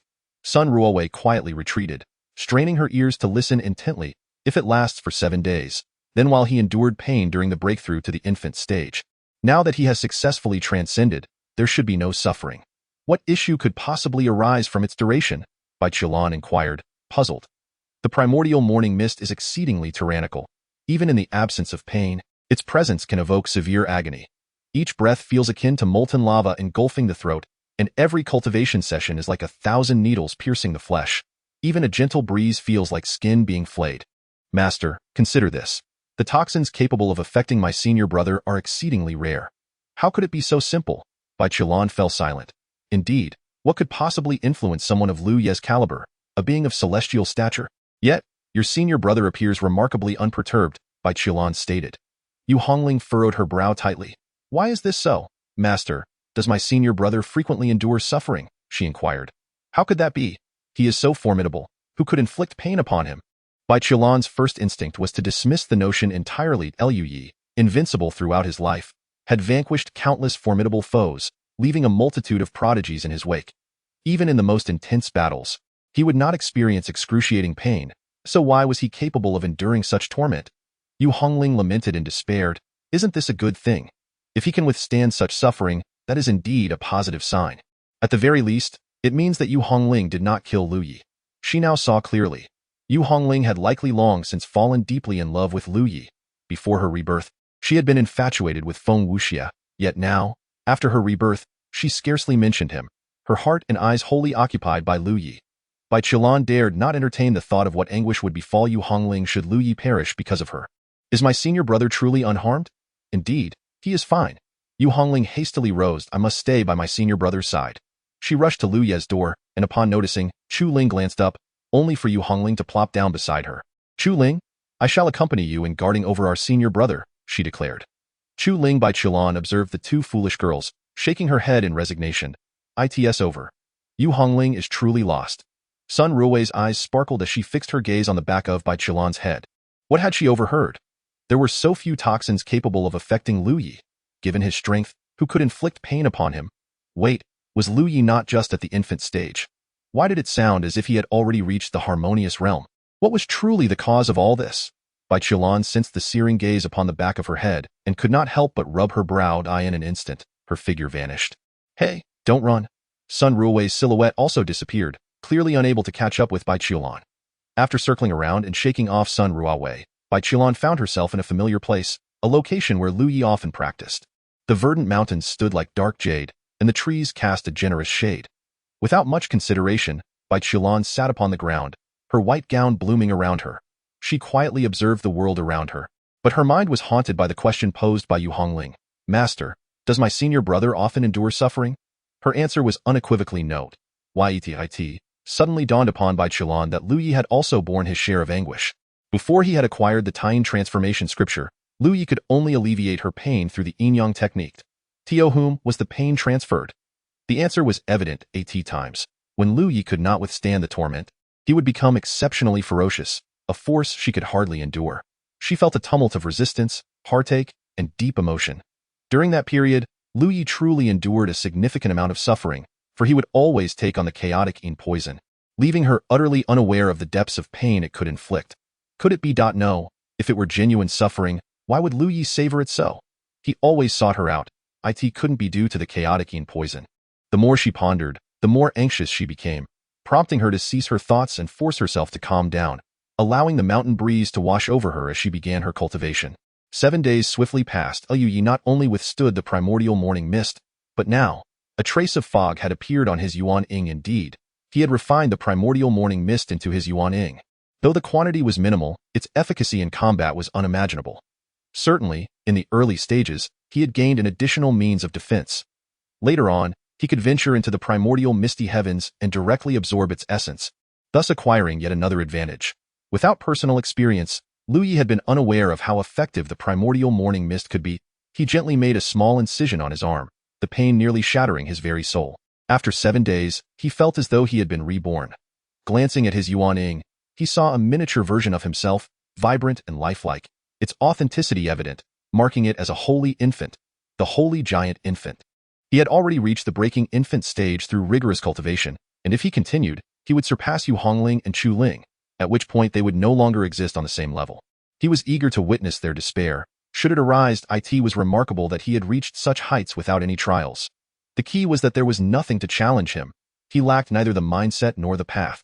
As for treasures, any unclaimed items were easily within his grasp by morning, with him returning by afternoon.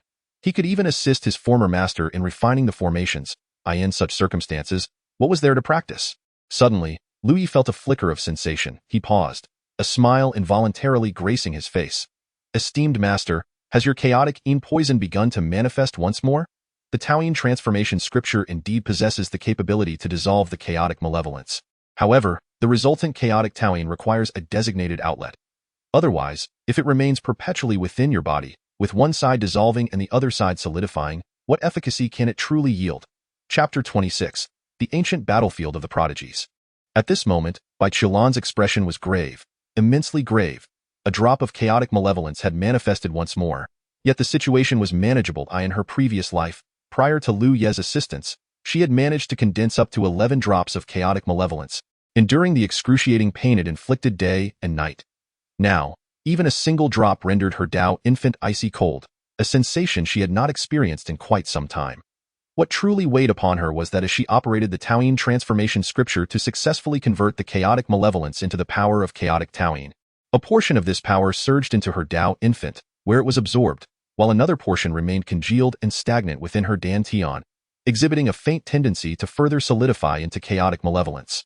How could this be?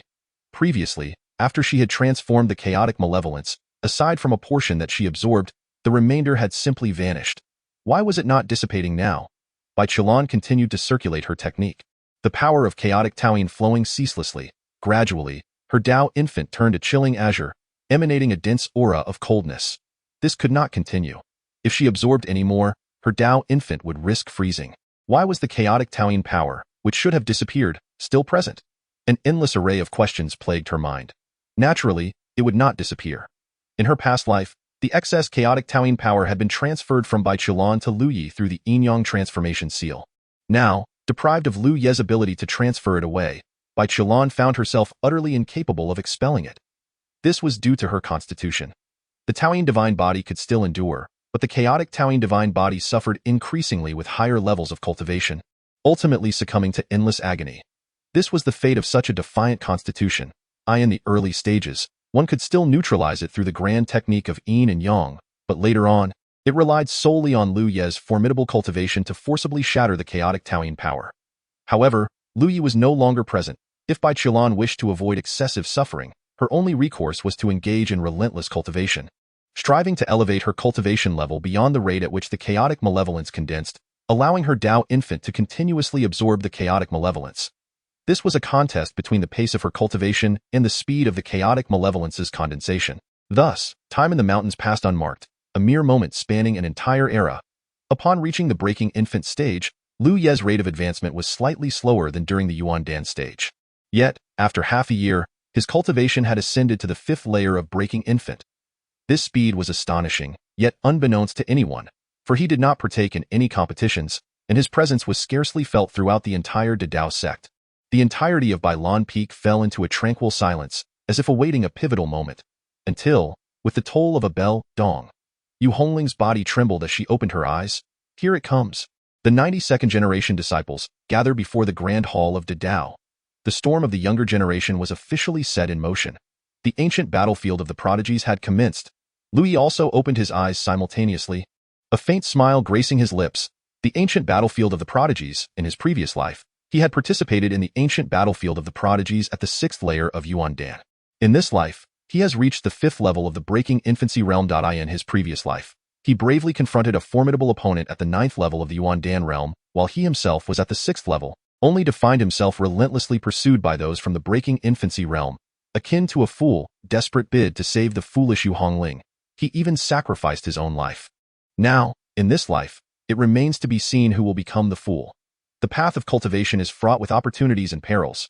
The Celestial Hero's ancient battlefield is a unique space, where countless generations of prodigies have engaged in fierce battles, concealing boundless treasures and divine artifacts within. This space connects various great worlds, demonic cultivators, beast tribes, Buddhist practitioners, Confucian scholars, ghostly cultivators, and divine clans. The lineage of emperors and the lineage of celestial sovereigns. Countless young talents flock to it. The battlefield itself is divided into 9 tiers, with the resources becoming increasingly abundant and the spiritual energy more concentrated as one ascends. The Celestial Hero's ancient battlefield opens only once every millennium. A rare event indeed. Anyone under the age of 100 may enter, and those who ascend the eternal prodigy rankings can receive immense rewards, their names forever etched in the memories of future generations of prodigies. In his past life, he too encountered the Zhuke and Shangguan Huanling here. Reflecting on the moments when he first met these two, a cold smile involuntarily crept onto Lu Ye's face. In his previous life, the young Zhuke was pursued by the prodigies of the beast tribes, and Lu Yi intervened to assist her. Shangguan Huanling was stunningly beautiful, her prowess on par with Lu Yi at the time. Yet she was pushed into a dire situation by her own brother. Lu Yi understood that upon his rebirth, the strengths of these two would undoubtedly grow, along with their awareness, but that particular predicament could not be easily reversed by mere enhancement of power. Let us wait and see. Lu Ye's figure soared toward the Hall of the Great Way, with Chu Ling hastily following behind. The Hall of the Great Way. A crowd had gathered. Ling Hu Wushuang, Xiao Huayong, and Li Jimin had already cultivated to become the new generation leaders of the Dao sect, all reaching the pinnacle of the Yuan Dan realm. Chu Ling and Yu Hongling had likewise attained the peak of the Yuan Dan realm. It was evident that their combat prowess surpassed these three by several levels. Having not seen Lu Yi for half a year, Yu Hongling gazed at him unblinkingly. Lu Yi feigned ignorance. Deep down, Yu Hongling yearned to approach Lu Yi and speak with him, yet the thought of soon meeting Feng Wuxia quelled her impulse. Feng Wuxia, the white moonlight in her heart. Recalling their time fighting side by side. Though it was only for a brief 2 days, the sweetness of those moments lingered. Was that the feeling of infatuation? Yu Hongling needed to see Feng Wuxia once more to be certain. The Celestial Hero's ancient battlefield has shown signs of activity. Soon it will open in the Julong Valley of Central State. This ancient battlefield opens once every millennium, rich in resources, and all under the age of 100 are permitted entry, making it the most suitable battleground for you all. However, it is fraught with dangers and lethal intent, with the spirits of ancient prodigies wandering within, alongside demonic, spirit, and ghostly prodigies entering as well, along with other sects engaging in theft and murder. Reflect and deliberate carefully. You shall have the time of a single incense stick to consider. Those willing to enter the Celestial Hero's ancient battlefield to seize opportunities may board the Dao ship. In such a prosperous era, there shall undoubtedly be powerful protectors from the Dao sect. For the treasures within the Celestial Hero's ancient battlefield, even many old ghosts would be envious. It would be a true pity if one were to perish on the way back to their sect after surviving the battlefield. I must reiterate that the Tianjiao ancient battlefield is exceedingly perilous. Of those who venture forth, only a mere 2 or 3 may return. Reflect carefully and understand thoroughly. Lu Yi was the first to stride towards the grand vessel, boarding with purpose and securing a vantage point that offered an exquisite view. Chu Ling hastily took her seat beside him, while Yu Hongling pouted slightly and settled in behind Lu Yi. One by one, the disciples boarded the ship, though it must be noted that some chose to remain behind. It cannot be said that these individuals lack ambition. Rather, their pursuits diverge, or perhaps they possess a profound self-awareness. After all, if they cannot excel even within the Dao sect, what hope do they have against countless forces that rival the Dao sect at the Tianjiao ancient battlefield? When the incense burns out, the 92nd generation of disciples totals 147, with only 112 embarking on the journey. In the end, how many will return? Yet, is this not the nature of cultivation? Chapter 27. The various sects cackling echoes through the air. A dense black mist engulfs the surroundings, infused with demonic energy. Eerie laughter reverberates across mountains and rivers, reducing countless piles of skulls to dust. The Tianjiao ancient battlefield has finally been unleashed. We have awaited this day for far too long. A sinister black banner flutters in the void, and innumerable grotesque souls emit silent howls, sending chills down the spine. A colossal throne of bones looms over a sea of corpses and blood. I bestow upon you a mission. Annihilate all those righteous geniuses, make them tremble beneath the might of the demonic. Yes, streams of demonic light ascend to the heavens, plunging into a vast vortex, in the demon realm. A gigantic figure shatters mountains and rivers, its immense wings obscuring the sun. This towering entity resembles both a dragon and a phoenix, adorned with 8 limbs and 4 wings, embodying a fusion of myriad spirits. Having witnessed the demon emperor, all beings bow in reverence. The Tianjiao ancient battlefield is now open, and I require the essence of the strongest talents among humanity. Those who bring it to me shall ascend to become demon kings, and I shall personally impart the supreme demonic arts, at your command. Thousands of demon clans soar into the sky. A small, unremarkable sparrow, its wings dim and lifeless, gazes upward towards the heavens. In this lifetime, I shall slay the myriad spirit demon emperor and restore peace to the demon clans. In the Buddha realm, ancient Buddhas manifest. In the ghost realm, the ghost emperor awakens. The Tianjiao ancient battlefield appears to be a mere contest among the younger generation of talents. However, it is, in truth, a clash of great powers. Those who emerge victorious shall garner the favor of the great world and achieve immortal feats. In the central state, the 9-Dragon Valley is surrounded by 9 mountains, a landscape of breathtaking grandeur, with the central valley resembling dragons competing for pearls, a marvel to behold. Here lies a sect known as the Dragon Nurturing Sect, yet it trembles in fear at the arrival of formidable beings. Many, in their lifetimes, have never encountered such a multitude of powerful entities. The first to arrive are undoubtedly the Central State Dynasty. Not only do the elites of major sects seek to conquer the Tianjiao ancient battlefield, but numerous smaller sects and even rogue cultivators join the fray. The Central State Dynasty stands as the pinnacle of power in the Great Wilderness, and the various human forces throughout the Great Wilderness can be succinctly summarized in a catchy phrase. 1 teaching, 3 dynasties, 5 sects, I alone reign supreme above the heavens and beneath the earth. The 9 major forces represent the most illustrious factions among the human race on the first level of heaven. The teaching, known as the Eternal Sect, boasts a long and storied history, existing not only at the first level of heaven, but also as a colossal presence across all 9 heavens. The 3 dynasties are called the Central State Dynasty, the Jili Heavenly Dynasty, and the Supreme Imperial Dynasty. The 5 sects are known as the Dao Sect, the Yin-Yang Law Sect, the Supreme Sword Sect, the Mountain River Pagoda Sect, and the Cataclysm Sect. In truth, the so-called 9 great powers are not an absolute classification. Many believe that the latter phrase, I alone reign supreme, above and below, is merely a complement to the preceding statement. However, this is not the case. The heaven referred to is known as the Heavenly Pavilion, while the earth is called the Nether Realm. These 2 factions have long remained aloof from the outside world, and their successors are often solitary figures, thus can be momentarily disregarded. Yet, whenever a successor from either faction emerges, they are unparalleled prodigies who exert immense pressure on their peers, formidable contenders for the title of emperor in the future. The Yin-Yang sect has arrived. A scattered practitioner exclaimed in awe. A massive black and white vessel shattered the clouds as it descended from the heavens. Any individual drawn from its ranks is a strikingly handsome man or a breathtakingly beautiful woman, clad in flowing black and white robes, exuding an ethereal presence. Nonetheless, this sect is frequently criticized. While the Yin-Yang sect itself is considered standard, it is the might of its affiliated sects that truly stands out, particularly the renowned He Huan sect. With 1,723 He Huan pavilions scattered across the vast wilderness, their establishments are perpetually bustling, thriving with business. Look at the attire of those two. Has the Yin-Yang sect swiftly confirmed their saint son and saint daughter? Among the throngs clad in black and white, there stands a man in pure white robes, strikingly handsome, his eyes shimmering like stars. This is Yang Wufang, the saint son of the Yin-Yang sect. Beside him is a woman of unparalleled beauty, her visage akin to flawless crystal, exuding an icy purity that leaves one feeling woefully inadequate upon a mere glance. She is Luo Yuan, the saint daughter of the Yin-Yang sect. Each time, the Yin-Yang sect identifies their saint son and saint daughter first, and they are invariably exceptionally strong. It is evident that the selection process of the Yin-Yang sect is indeed remarkable. Might this pair also become Dao partners?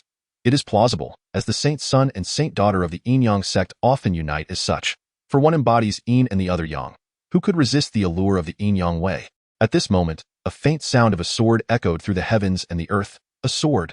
Instantly, all the swords wielded by the practitioners seemed to go mad, trembling uncontrollably.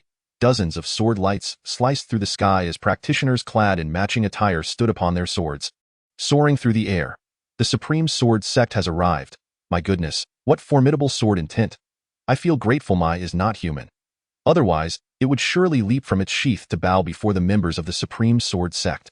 My sword is almost shattered with shame. Among all sword cultivators, none surpass the supreme sword sect. Their strength is overwhelming. By the time Lu Yi and the others arrived, the Nine Dragons Valley was already teeming with people. Almost all sects had arrived, with only the two farthest empires yet to make their entrance. The arrival of the Great Dao sect incited another wave of astonishment. Although the Great Dao sect may not appear to specialize in any particular domain, its overall strength is genuinely formidable, excelling in every aspect. Consequently, among the 5 sects, the Great Dao sect is typically ranked first. With their arrival, many powerful figures approached to exchange pleasantries, while sharp gazes scrutinized Lu Yi and his companions, their eyes gleaming with combativeness. Not only did the Great Dao sect exhibit a thirst for battle, but there was also palpable tension as they regarded one another.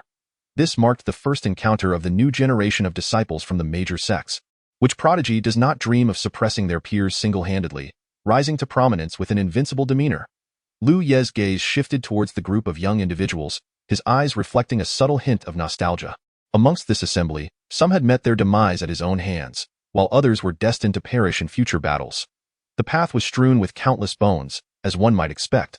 Linghu Wushuang and a few others approached, eagerly initiating a discourse regarding which individuals were particularly formidable and which posed significant threats.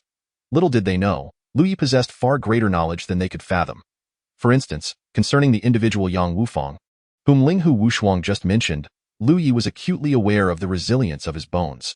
When he had shattered his skull years ago, the force of the impact had reverberated painfully through his own fist. As time progressed, Yang Wufang approached de Dao Zong with a smile upon his face, his intentions clear. He sought the 3 young women. Chu Ling, Yu Hongling, and Xiao Huayong. De Dao Zong was not the first sect he had encountered. I have met a celestial maiden. May I inquire your esteemed name? He asked. Addressing Xiao Huayong, I am Xiao Huayong, she replied, her demeanor cool yet courteous. Yang Wufang nodded with a smile, refraining from prolonged engagement, as if merely seeking a name. I have met a celestial maiden. I am. Leave, came the abrupt retort from Yu Hongling, her words striking like lightning. Yang Wufang's smile faltered. I am a disciple of Yin Yang. Did you not hear me? I said leave. Yu Hongling's eyes widened with intensity. Yang Wufang remain calm. Do not let your anger consume you, he thought, yet the smile vanished from his face. When he turned to Chu Ling, it resurfaced once more. Chu Ling offered no further pleasantries. The demon sword was already unsheathed. Come, I shall slay you, Yang Wufang. Very well, indeed. Chapter 28. The Fist of the Celestial Sovereign. The arrival of the Zhuli Celestial Dynasty had rendered the atmosphere in Zhulong Valley somewhat tense. The emergence of the Wushang Empire heightened everyone's vigilance, for the empire's recent ascendancy had led to aspirations of unifying the realm. With hundreds of thousands stationed at the borders, the air was thick with apprehension concerning this tempestuous figure. Ha ha ha, why do you all regard us with such scrutiny? Have I reached a level of handsomeness that astounds? A young man clad in a python robe, exuding an air of arrogance and confidence, strode with a commanding presence, his eyes gleaming with strength. Beside him stood a woman of elegant stature, her figure curvaceous and enchanting, adorned in a gown of colorful phoenix patterns, her beauty both ethereal and regal. Shangguan Huanling, one of the beloved figures from Lu Ye's past who had once acted against him. Her arrival did not prompt an immediate search for Lu Yi. She was a proud individual. While other women were preoccupied with romantic contemplations, her singular focus upon reincarnation was to achieve invincibility and ascend to the realm of the celestial sovereign. Rather than remain sheltered beneath someone else's protection, in this lifetime, she would resolutely sever any ties with Lu Yi. The young man in the python robe was Shangguan Wuchang, the third prince of the Wushang Empire. Lu Yi paid little heed to the banter of this group, seeking a tranquil spot to close his eyes and commence his cultivation, patiently awaiting the opening of the celestial hero's ancient battlefield. Chu Ling remained by his side, while the disciples of Dao Zong, momentarily taken aback, followed suit and began to meditate. The actions of Dao Zong elicited a wave of mocking laughter from the onlookers. As the day arrives, the ancient battleground of the celestial prodigies is on the verge of opening, yet one still indulges in cultivation? In times past, the urgency remained unrecognized, only to scramble at the last moment. Instead of spending this time in solitary training, it would be far more prudent to familiarize oneself with a few prodigies, to discern their strengths, and to seize the opportunity for acquaintance should the chance arise. Indeed, is there anyone engaging with them? Alas, none. The disciples of the Great Dao remain unperturbed. Finally, Shangguan Huanling's gaze shifted towards the position of the Great Dao, where she observed Chu Ling guarding Lu Yi with her sword. While Yu Hongling stood remarkably close to him, that a frown creased her brow. What is happening? Are we not all filled with an intense animosity towards Lu Yi? What are these two up to? What is going on? Shangguan Wuchang inquired, casting a glance at Shangguan Huanling. Do you see that individual? Shangguan Huanling pointed towards Lu Yi. Those two women are indeed quite beautiful, Shangguan Wuchang remarked in astonishment. The desire for beauty is a universal sentiment. That individual is not your match. Do not provoke him. Only then did Shangguan Wuchang's gaze settle upon Lu Yi. Unable to fathom his realm? Quite intriguing. Are you attempting to provoke me? Shangguan Wuchang suddenly declared. Without waiting for Shangguan Huanling's response, he continued, Splendid, my dear sister. You truly understand me. I am easily incited. Once we enter the ancient battleground of the celestial prodigies, I shall establish my authority by confronting him first. Then you shall meet your demise. Ha ha ha, then I shall embrace death. Shangguan Huanling nodded in satisfaction. So be it, then. She could not eliminate Shangguan Wuchang. Should she do so? The aura of the supreme divine seal would cling to her, a trace that could not be eradicated, subjecting her to relentless pursuit by the supreme divine court. Lu Yi, however, was unafraid of being hunted. It would be most fitting to eliminate Shangguan Wuchang by way of Lu Ye's hand. Yang Wufa was also observing Lu Yi, particularly noting Chu Ling beside him, clutching the demonic sword and vigilantly scanning the surroundings. A surge of agitation welled within him. Damn it, how could my woman show such deference to another man? It is evident in plain sight. How much more unbearable must it be in the shadows? Yang Wufa felt a metaphorical cap being placed upon his head. Indeed, Yang Wufa harbored peculiarities. The girls he greeted were internally deemed as his women. Other women were acceptable, maintaining their virtue. Yet, the proximity of Yu Hongling and Chu Ling to another man was intolerable. A profound sense of humiliation blossomed within him, a sensation that was simultaneously excruciating yet indescribably exhilarating. He had already marked Lu Yi for assassination, though the time was not yet ripe. A smile crept onto his face as he approached Shangguan Huanling. After a brief commotion, as the Great Dao sect took the lead, an increasing number of cultivators began to sit cross-legged and resume their training, including those who had previously mocked the Great Dao sect. Who could have foreseen that the opening of the ancient battleground of the celestial prodigies would be so delayed? 4 days have passed, and still no sign. On the 5th day, boom! A tremendous roar echoed from the heavens as vast dark clouds converged, forming a colossal vortex, resembling the eye of a storm. Through the swirling mass, a glimpse of an expansive world could be discerned, bizarre and shrouded in mystery. It has commenced. Eyes sprang open in swift unison. Without uttering a word, Lu Yi was the first to soar into the air, dashing towards the eye of the storm. The others were momentarily taken aback. What an astonishing display of decisiveness! They too sprang to their feet, charging towards the eye of the storm. Yang Wufa's speed was nothing short of terrifying, a streak of white light resembling a meteor slicing through the night sky. He was determined to outpace Lu Yi, yearning to be the first to enter the ancient battlefield of the heroes. The contest had already commenced. Lu Yi remained calm and unhurried, maintaining a steady pace, as both entered the ancient battlefield of the heroes simultaneously. The space shifted, a slight sensation of weightlessness enveloping them. They descended from the heavens, the immense gravity bearing down upon them, rendering flight exceedingly arduous. Liu Yi cast a glance at Yang Wufa, who reciprocated with a gaze of his own. However, while Liu Ye's expression was tranquil, revealing only a flicker of flame within, Yang Wufa's eyes blazed with an overwhelming fury. Has your peculiar obsession reared its head again? Liu Yi inquired. Yang Wufa was momentarily taken aback, a look of horror flashing across his face. How did he know? Liu Yi smiled reassuringly. Fear not, it shall never arise again. If I kill you, I shall naturally return to normal. He formed a seal with his hands, the essence of yin and yang manifesting, suddenly transforming into a divine sword aimed at Liu Yi. Yi clenched his fists, delivering a powerful strike. Boom! The essence of yin and yang erupted in all directions. Yang Wufa, taken aback, hastily formed seals with his hands, the diagram of yin and yang hovering before him, swelling in defiance of the storm. Divine art, the radiance of yin and yang extinguishing worlds. Liu Yi looked up at the colossal diagram of yin and yang. A terrifying light beginning to coalesce, he uttered 3 words, Heavenly Sovereign Fist. With a single punch, the radiance of yin and yang extinguishing worlds surged forth with an overwhelming, majestic aura, forming a colossal beam that charged towards Liu Yi with wild abandon. This strike, akin to a laser capable of piercing the very fabric of the universe, was unleashed. Liu Yi delivered a punch. The imprint of his fist was not particularly large, yet it bore an indescribable, profound significance. As the imprint collided with the beam, it shattered. The beam fragmented into a fine powder, while the fist imprint, embodying an indomitable spirit and conviction, obliterated everything in its path. Chapter 029. Instant kill. Just as the others arrived, they were met with a scene that filled them with dread. A seemingly insignificant fist imprint shattered the intertwining beams of black and white light, demolishing the diagram of yin and yang.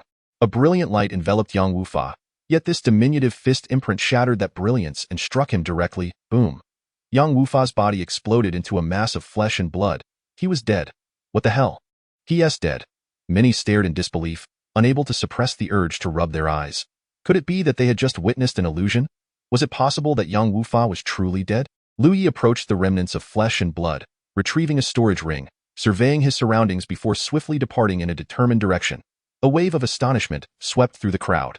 Although the ancient battlefield of the heroes had instances of random teleportation, this time, due to the influx of participants, several individuals had been transported here. They had witnessed the entire process of Liu Yi slaying Yang Wufa. As Liu Ye's figure vanished into the horizon, the onlookers were left in a state of shock. Was that really Yang Wufa? It appears so. The holy son of the yin and yang sect? Indeed, crushed by a single punch. It seems so. How could this be possible? Indeed, it appears so. Everyone was left in utter disbelief. The holy son of the yin-yang sect, a figure of renown destined to shine in the ancient battlefield of the celestial prodigies, was shattered at their first encounter. A throng gathered around, confirming through the tattered garments that this was indeed the holy son of the yin-yang sect, and a wave of intense incredulity washed over them all. The fall of such a prodigy signified one undeniable truth: the rise of another unparalleled talent. In the Nine Dragon Valley, the talented disciples had yet to fully enter, still queuing for their turn. Meanwhile, a blood-red stone from the yin-yang sect shattered unexpectedly. This was the Blood Soul Stone, employed to monitor the survival conditions of disciples within the ancient battlefield of prodigies. Who could have fallen so swiftly? The onlookers from the yin-yang sect turned their gaze. The saintess, Luo Yuan, had not yet entered, but her eyes caught sight of the scene and became frozen in shock. The one who had fallen was the Holy Son. An elder's voice trembled as he spoke, laced with disbelief. Boom! The yin-yang sect erupted in chaos. How could the Holy Son have perished? He had attained the broken infancy stage and had even coalesced into the celestial infancy, a marvel to behold. How could he have fallen? And so quickly at that? The murmurs from the yin-yang sect reached the ears of others, who were equally astonished. In a way, is this real? The holy son of your sect has died before the queue into the ancient battlefield has even finished. This current holy son seems utterly inept. Luo Yuan fell into a profound silence, contemplating deeply. After a lengthy pause, her crimson lips parted to utter 2 words. Utterly useless. Yet, even in his ineptitude, he remained the holy son of the yin-yang sect. With her garments billowing, Luo Yuan soared towards the entrance, determined to uncover who had dispatched Yang Wufa so swiftly. Meanwhile, on the side of the Supreme Divine Dynasty, Shangguan Wuchang expressed a flicker of delight. Such a formidable presence exists? It appears that things will not be dull after all. His figure shot forth as well. Shangguan Huanling smiled gently, thinking that it would be far from boring. There would be tremendous surprises in store. Having been reborn, he felt an enhanced strength within him. After eliminating Yang Wufa, Lu Ye's heart remained unperturbed, for in his previous life, he had also been the one to end Yang Wufa's existence. At that time, the two had engaged in a battle that reverberated through countless prodigies, unleashing all manner of techniques in a fierce struggle that lasted an entire day and night. Liu Yi, despite sustaining severe injuries, had forcibly claimed victory.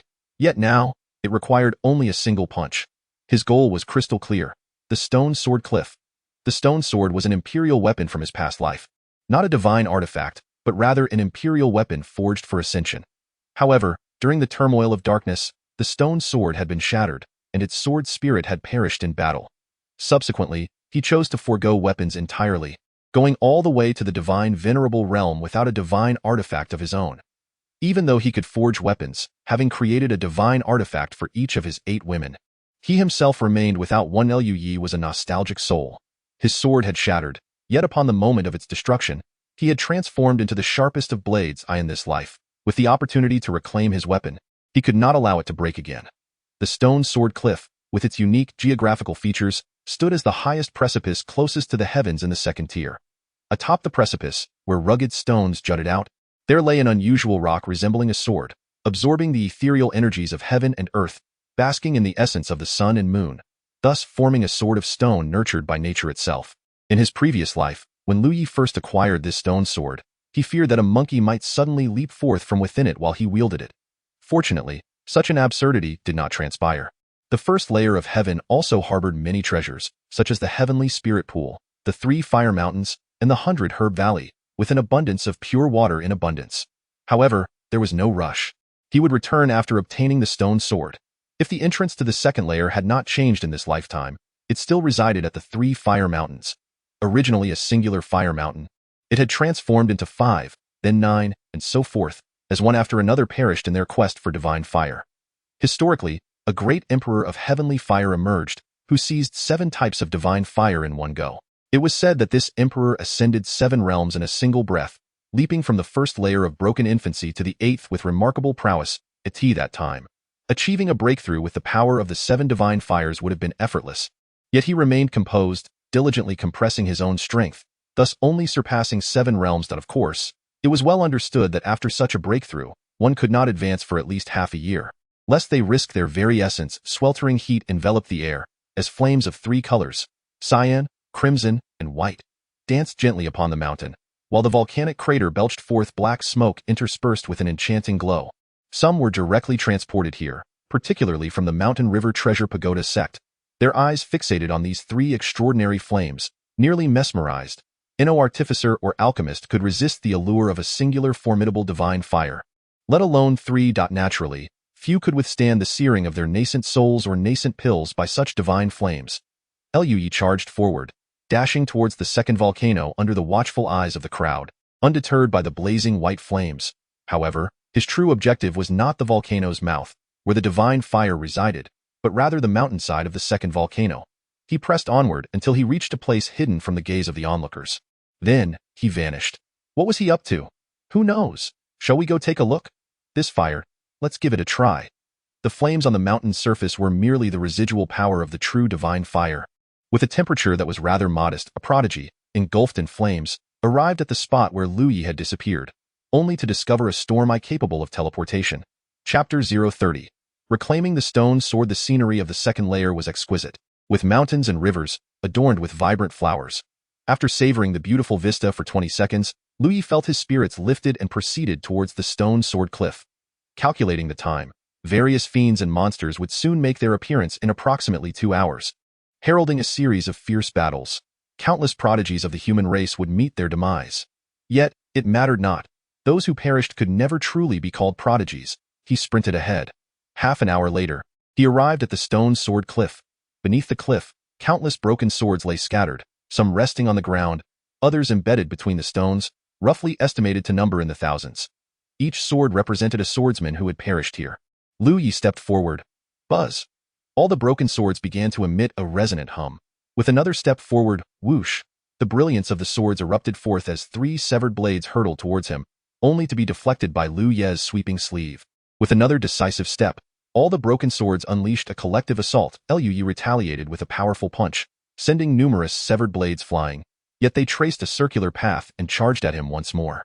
The air was filled with the howling of sword energy. Liu Yi found himself entirely encircled by the fragmented swords, his fists and palms striking out, causing the blades to scatter in all directions as he steadily advanced inward. Up to this moment, not a single sword had managed to inflict harm upon him. This, however, did not imply that the severed blades were weak. In truth, each sword here possessed the capability to unleash a single stroke of sword energy powerful enough to reach the level of breaking infancy. Their might formidable enough to annihilate even the most ordinary of void refiners. Alas, Liu Yi was exceptionally strong. 10 minutes later, he broke through the realm of severed swords. Bending his legs, he leapt with ferocity, his body ascending like a rocket, propelling him from the ground to the precipice of a cliff, where he beheld a rugged landscape. There, a sword, encrusted with brown stone debris, stood quietly, measuring 4 feet in length. It was shrouded in stone fragments, rendering its true form unseen. Liu Yi's gaze softened. It had been an eternity since he last laid eyes on a stone sword. When the stone sword was shattered, he had contemplated reforging it, yet the thought was ultimately abandoned. Though the stone sword could be reforged, the sword spirit could not return. Yet in this moment, both the stone sword and the sword spirit existed. Approaching the stone sword, his dark robe bore numerous marks, slashed by the razor-sharp blades. Strands of his hair fell, and fine wounds began to appear upon his exposed skin. He extended his hand and grasped the hilt of the stone sword. In that instant, a torrent of terrifying sword energy surged towards Liu Yi. He closed his eyes, his sword heart clear, his will unwavering. Despite being transformed into a fearsome figure drenched in blood, the hand gripping the stone sword did not tremble. His feet anchored firmly into the mountain rock. He could not afford to retreat. A single step back would sever his bond with the stone sword forever. This was merely a trial set forth by the stone sword. Whether it be sword energy or sword intent, it was all part of the stone sword selection process. In his previous life, Liu Yi had never faltered. How could he possibly do so in this life? His hand even brushed gently against the stone sword, urging it not to fear or waver. How could a sword be filled with confusion or fear? A sword cannot. Only a sword spirit can. In this moment, the sword spirit, in its bewilderment, experienced a flicker of uncertainty, vaguely contemplating a thought. What nonsense are you uttering? What are you barking about? Who on earth feels fear? Who on earth feels lost? The onslaught of sword energy intensified. A vast mist of blood dispersed behind him. Liu Yi. Hold on, he had forgotten. The current stone sword had yet to reveal its timid nature. Indeed, this sword was inherently timid. However, its timidity did not stem from fear of enemies, but rather from a fear of darkness. Though it might seem absurd for a sword to fear the dark, it truly did. The stone sword even forbade Liu Yi from crafting a sheath for it. Follow me and become the mightiest sword in the realm, Liu Yi declared. Stronger than the 3-life sword.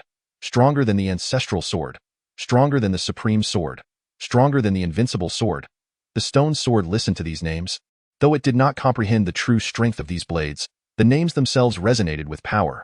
Moreover, it could not compel Liu Yi to retreat. This man, whose flesh was nearly worn away, remained steadfast.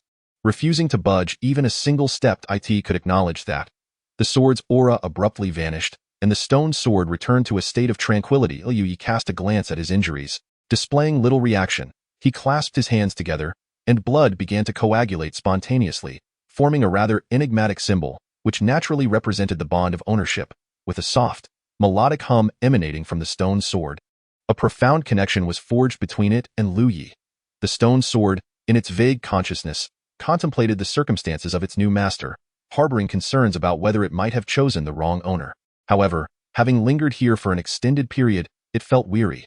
If it did not depart now, another millennium would pass before it could emerge again. A span too lengthy to bear. Yet, it mattered little. Should the sword master prove inadequate, it would inevitably find its way into the hands of another, and with its formidable power, it would surely be claimed by someone sufficiently strong in due time. The sword intent erupted from Liu Yi's palm, and shards of stone began to flake away from the blade. Beneath the remnants, the sword displayed a brownish hue, lacking any extraordinary brilliance. Rather, it appeared mottled and speckled, reminiscent of rust. Majestic primal energy and pure, untainted sword intent flowed into the stone sword. From now on, you shall be called Stone Sword, with the affectionate moniker Little Stone.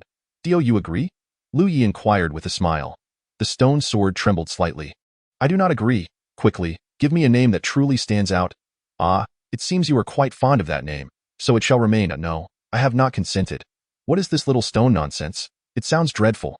I have been the stone sword for so long, and now that I am finally ready to emerge, I am still to be called stone sword? Hey, are you even listening? I refuse to be called stone sword. My lord, you are indeed here. Chu Ling's voice resonated from a distance as she swiftly approached. Congratulations, my lord, on reclaiming the stone sword. Stone sword? Huh. The sword automatically melded into Lu Ye's body, choosing to rest upon the back of his hand. For it feared the darkness, a sword imprint manifested upon his hand. With the most crucial stone sword acquired, the next task was to seek out other valuable items, in truth, for the younger generation. The most useful treasures were predominantly found in the first layer of the battlefield. For instance, the pure water could cleanse one's aptitude, enhancing it. The celestial spirit pool could accelerate cultivation, while the 100 Herbs Valley was abundant with spiritual treasures and fruits, equally effective in expediting one's training and allowing for the harvesting of resources. The first battle unfolded within the first layer of the spatial battlefield, and he soared towards it was time to acquire the divine fire. As a refiner and alchemist, possessing a quality flame was indispensable. Although the divine fire here was of average quality, it was just right for transitional use. Guided by Lu Yi, others had already ventured to the second layer of the battlefield, discovering it devoid of inhabitants and eagerly beginning their search. Upon returning to the first layer, Lu Ye's sword wounds had already healed. His figure ascended to the very center of the volcanic crater, and without hesitation, he leaped into its depths. Chapter 031. The pure water pearl. For the time being, battles had not erupted in abundance. The treasures within the celestial hero's ancient battlefield were exceedingly plentiful. Merely within the first layer of the battlefield, countless individuals could acquire ample suitable treasures without contention. Within the pure water, at least 1,000 individuals were immersed. This was a vast water pool. And Yu Hongling's primary objective was the pure water. There is no alternative. Her qualifications are the most inadequate, yet the effect of the pure water is acceptable. She cannot afford to miss any opportunity to enhance her abilities. In truth, her ultimate goal is the pure water pearl. The water here was initially nothing extraordinary, but due to the presence of the pure water pearl at the lake's bottom, the entire lake has transformed into pure water. Her figure has already submerged deep into the depths of the lake. The others are not oblivious either, as they all dive deeper. However, the pressure at the lake's bottom is immensely formidable, akin to that of the deep sea. The further one descends, the more terrifying the pressure becomes, leaving the cultivators feeling as though a colossal mountain is pressing down upon them. At a depth of 1,000 meters, only a few can continue their descent. At 1,500 meters, merely 3 individuals advance in unison. By 2,000 meters, the bodies of the 3 can no longer withstand such overwhelming pressure, causing blood to seep from their 7 orifices. Yet, Yu Hongling remains fearless and undeterred. Another person has now given up. Presently, only she and Shangguan Wuchang continue to plunge deeper. Shangguan Wuchang gazes at Yu Hongling with admiration. A woman of her caliber is indeed rare and perhaps worthy of being one of his Dao partners. The journey is long, and he is yet to know the lady's name. I am Shangguan Wuchang of the Wushang Imperial Dynasty. He conveys with a smile that I know you. Yu Hongling replies in kind. Oh? A smile tugs at the corners of Shangguan Wuchang's mouth. His reputation is indeed known to countless people. Huanling is your sister, is she not? Yu Hongling inquires why younger sister has not ventured out much. How does the lady know of her? Could it be that you hail from the Wushang Imperial Dynasty? Shangguan Wuchang responds, somewhat astonished. Not at all. How much further down can you descend? Yu Hongling asks. 1,000 meters should be manageable. Yu Hongling nods in understanding, then suddenly delivers a powerful punch. Boom! The impact sends forth countless waves, forcefully striking towards Shangguan Wuchang. His expression changes as a Fang Tian Hua Ji appears in his hand. Shattering the fist imprint, the power contained within the fist imprint astonishes him. Fearless seal. A formidable seal coalesces, imbued with even greater strength, hurtling towards Shangguan Wuchang. Boom! As he senses the terrifying force rushing towards him, his body ascends rapidly. Such audacity! Shangguan Wuchang bellows, wielding the Fang Tian Hua Ji to charge at Yu Hongling. Unarmed, Yu Hongling meets him head-on, her body adorned with glowing runic symbols. Her fists and palms collide with the Fang Tian Hua Ji, not only holding her ground but even forcing Shangguan Wuchang to retreat repeatedly. What on earth? Shangguan Wuchang feels a shiver run down his spine. He, within the Wushang Imperial Dynasty, is a top-tier genius. Although there are others more monstrous than he, they number at most 1 or 2. Tio encounters someone at random now with such strength. Begone! Yu Hongling shouts loudly. With both hands forming seals, a nearly corporeal great seal crashes down, sending Shangguan Wuchang flying. The buoyancy increases, and the distance between the two is vastly extended to this moment. Yu Hongling has no desire to engage further with Shangguan Wuchang. he is likely to be dispatched by her senior brother. Her current objective is to obtain the pure water pearl. According to her senior brother's words from her past life, the pure water pearl lies at the bottom, and the lake is 3,000 meters deep. Regardless of whether Shangguan Wuchang is boasting, if it is indeed possible to descend another 1,000 meters, Yu Hongling decides to strike him away first. She continues her descent, reaching 2,500 meters. At this moment, an overwhelming sense of suffocation had firmly enveloped Yu Hongling. This was a consequence of the immense pressure. The quality of the Jiqing water rendered the pressure far greater than that of ordinary lake water, by more than 1,000 times, an intensity that even the breakthrough infant realm could scarcely endure. Yet, Yu Hongling felt that she was still quite distant from her limits. She believed that descending to 4,000 meters would pose no significant challenge. After all, when her senior brother retrieved the Jiqing water pearl, he did not encounter insurmountable difficulties, yet his experience had been portrayed as life-threatening, leading her to care for him tirelessly, only to be taken advantage of in the end.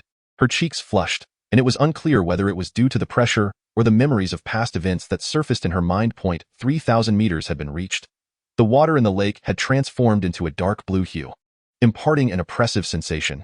Yu Hongling was momentarily stunned.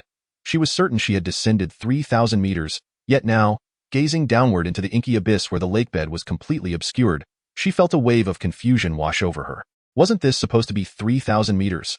Could there have been unforeseen changes?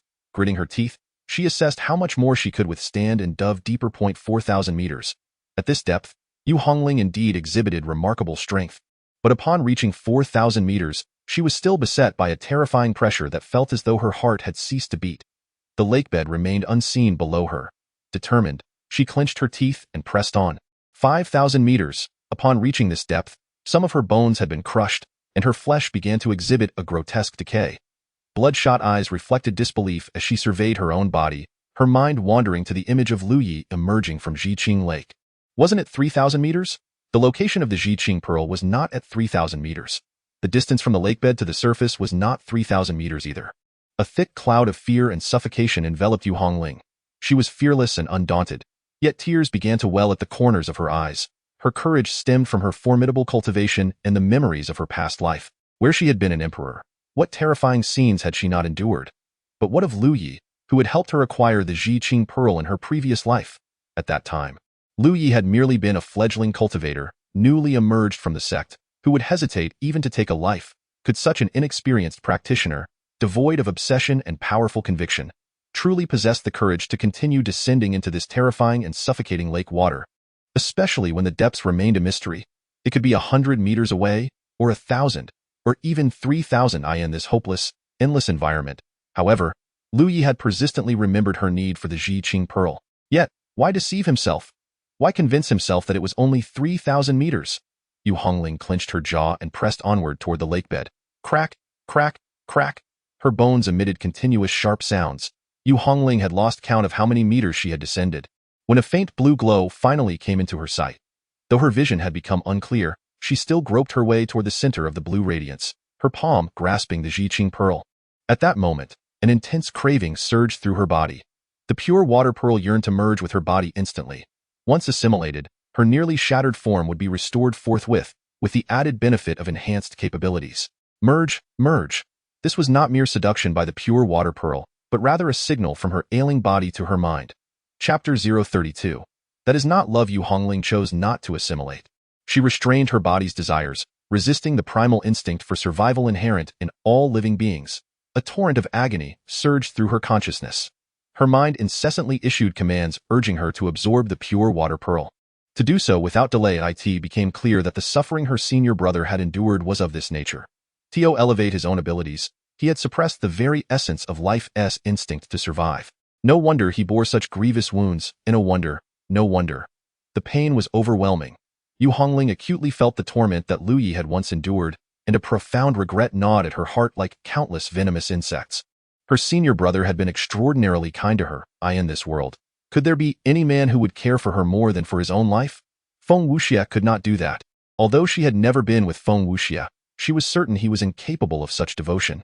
Yet, senior brother, this is not love. No matter how good you are to me, without that fleeting spark of emotion, all I can feel is gratitude. Not love. It is only when she is with Feng Wuxia that Yu Hongling experiences that exhilarating rush of a quickened heartbeat and warmth coursing through her body.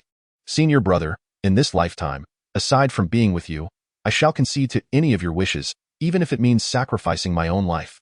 Yu Hongling silently vowed. She began to swim upwards, her strength waning. No, I truly cannot hold on any longer. After much hesitation, she resolved to refine the pure water pearl. If her senior brother had no use for it, she could selflessly offer him any treasures of value. Since the pearl was of no benefit to him, once her own physique improved, she would certainly seek a precious artifact to aid him. As she ingested the pure water pearl, Yu Hongling's injuries began to heal rapidly, and the pearl worked vigorously to transform her constitution, expelling countless impurities. Her cultivation started to break through. She aimed to shatter the Dan and become an infant. Indeed, during her confrontation with Shangguan Wuchang, she had yet to breach the infant realm, merely veiling her true power. In truth, had Yu Hongling been in the infant realm, a single strike could have left Shangguan Wuchang gravely injured. That was a rebirth of an emperor. By the time Yu Hongling's wounds healed and she successfully ascended to the surface of the lake, Shangguan Wuchang awaited her, brandishing a Fong Tian Huaji for quite some time. Having not fully engaged earlier in the water, he proposed, "Shall we have another bout?" With the heavy Fong Tian Huaji swirling above, he pointed it at Yu Hongling, who revealed a cold smile. "You could not best me in the water. Do you think you stand a chance now?" The fearless fist struck once more. A fist imprint surged forth in an instant, and Shangguan Wuchang swung the Fong Tian Huaji, ready to slice through the imprint before launching a subsequent attack. Yet, at the moment of collision, a colossal and unmatched force emanated from the fist imprint, overwhelming him. Boom! The Fong Tian Huaji was raised high. Shangguan Wuchang's complexion flushed deeply, his body unable to remain still, each step leaving a profound imprint in the ground as he retreated several paces before finally managing to halt his movement. He gazed in astonishment at Yu Hongling. How could this be possible? Yet, Yu Hongling chose to disregard him entirely. She had no intention of eliminating this individual, preferring to reserve him for Shangguan Huanling instead. Lu Yi emerged from the volcano, a ribbon-like flame entwining his primordial spirit point. One of the three flames had extinguished, signifying that a divine fire had been extracted. The divine fire, known as the sun fire of the day, possessed a temperature sufficiently intense to serve him well before ascending to the fourth tier of the heavens, and should it prove inadequate, he could always promote its rank. His next destination was Baichao Valley. To consolidate his second life, he required a golden heavenly sunflower from the core of Baichao Valley, a rare find in the outside world, which he had previously located in his past life. He departed. As did Chu Ling, she had finally come to a terrifying realization. Lu Ye's strength was escalating at an alarming rate. If her own abilities continued to advance slowly, she would soon lack the merit to accompany him. In his previous life, Lu Yi had actively included her in his endeavors. In this life, however, he would not concern himself with her fate. Time was of the essence. Other demons and various forces were also poised to arrive. Albeit delayed due to their distance from the ancient battlefield of heroes, Lu Yi lifted his gaze to the heavens, where purple and black vortices began to manifest. Multicolored whirlwinds appeared in rapid succession, almost without pause, followed by the influx of demonic, ghostly, and beastly energies. The cacophony of monstrous cries, maniacal laughter, and roars filled the AI. Lu Yi cast a fleeting glance before dismissing the commotion with a hint of disdain for the raucous crowd. He arrived at Baichao Valley, a place replete with various formations, rumored to be an ancient and powerful sect's medicinal garden. However, Lu Yi was aware that this rumor was a fabrication, for the formations had been established by a single individual, a remarkable figure who aimed to contend with the ancient heroes through his formations. Even in death, his legacy endured, celebrated throughout the ages. Of course, he had not yet perished. Within Baichao Valley, a group of individuals diligently studied the formations. To a formation master, these medicinal herbs might pale in comparison to the value of the formations themselves. The formations had been conceived when the formation master was merely 20, reflecting a mindset well suited to the younger generation of disciples. Among them, one figure continuously flickered in and out of existence, tirelessly dismantling formations only to encounter new ones. Observing the rapid pace at which he dismantled the formations, Lu Yi felt a surge of astonishment. How had he not noticed such a gifted formation master before? Under normal circumstances, one with such talent should not remain obscure, yet this individual was indeed nameless, suggesting only one possibility. He had perished midway. Lu Yi felt a pang of regret for the untimely loss of such a promising formation master before his potential could fully blossom. He resolved to extend a helping hand. Stepping into the formation, Lu Yi felt a slight ripple as his figure vanished entirely. He entered without attempting to dismantle the formation, opting instead to traverse through it soon. He found himself directly before the individual engaged in breaking the formation. The individual tasked with dismantling the formation was utterly engrossed in his task when, Quite unexpectedly, a figure emerged from within, startling him profoundly. Why, are you a human or a ghost? The youth, with rosy lips and pearly whites, inquired with a hint of trepidation. Lui, have you ever encountered a ghost? Note, not at all. Then have you ever seen a human? I have. What distinguishes me from a mere human? Finally regaining his composure, the youth felt a twinge of embarrassment. The sudden appearance of Lui had indeed taken him aback. I apologize, but you are far more handsome than anyone I've ever seen. Lui erupted into silent laughter. What a clever lad. If one were to label him as foolish, he possessed a modicum of emotional intelligence. Yet, if one were to deem him emotionally intelligent, he truly exhibited a touch of it. What is your name? I am Li Huayu. Very well. Continue to dismantle the formation with diligence and profound contemplation. With that, Lu Ye's figure vanished. Li Huayu's eyes widened, staring in disbelief at the direction Lu Yi had disappeared. Then casting a glance at the unscathed formation, how did he accomplish that? Chapter 033. Slaughter. Lu Yi pressed deeper into the matter. The previously established formation had been altered, replaced with a novel system of formations, and not merely one. Among them were two formations. One was a blinding light array, devoid of lethal force, designed solely to dazzle the eyes of others. The other was a short-distance teleportation array, capable of transporting individuals over distances ranging from 10 to 30 kilometers. Although not excessively far, it would suffice for a hasty escape. He continued to modify the formations. As he was transforming them, he found himself before the golden sunflower, retrieving a jade box to seal it away. He also collected a dozen or more precious medicinal herbs that might prove useful before departing from the 100 Herbs Valley. Meanwhile, Li Huayu remained tirelessly engaged in deciphering the formations, his eyes gleaming with the pursuit of knowledge and satisfaction. After breaching several more formations, upon arriving at a new array, his expression shifted dramatically. He had unwittingly become ensnared within the formation. Before him appeared a cadre of robust, chiseled men, each boasting 8-pack abs, beckoning him with their fingers. The formation has transformed? Not merely the formation, but the entire system of arrays had undergone a metamorphosis. What on earth is happening? He had nearly deciphered the mindset of the one who had set the array, yet now it had morphed radically. Could it be the mischief of that youth from earlier? To alter a formation without dismantling it. What a terrifying level of mastery over formations that would entail. Moreover, why had 8 muscular men manifested in this illusion? For a man such as himself, would it not be far more fitting for 8 alluring women to appear?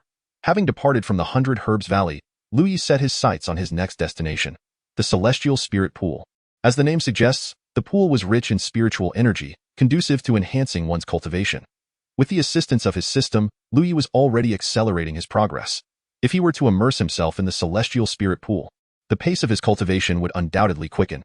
Exiting the 100 Herbs Valley, a thunderous roar echoed from afar. The battle had commenced. The human race, growing increasingly formidable, had driven the alien races out of the most spiritually enriched expanse of the Great Wastes. Given his myriad grievances with various factions, the convergence of the younger generation had resulted in utter chaos. Lui, however, paid little heed to these matters.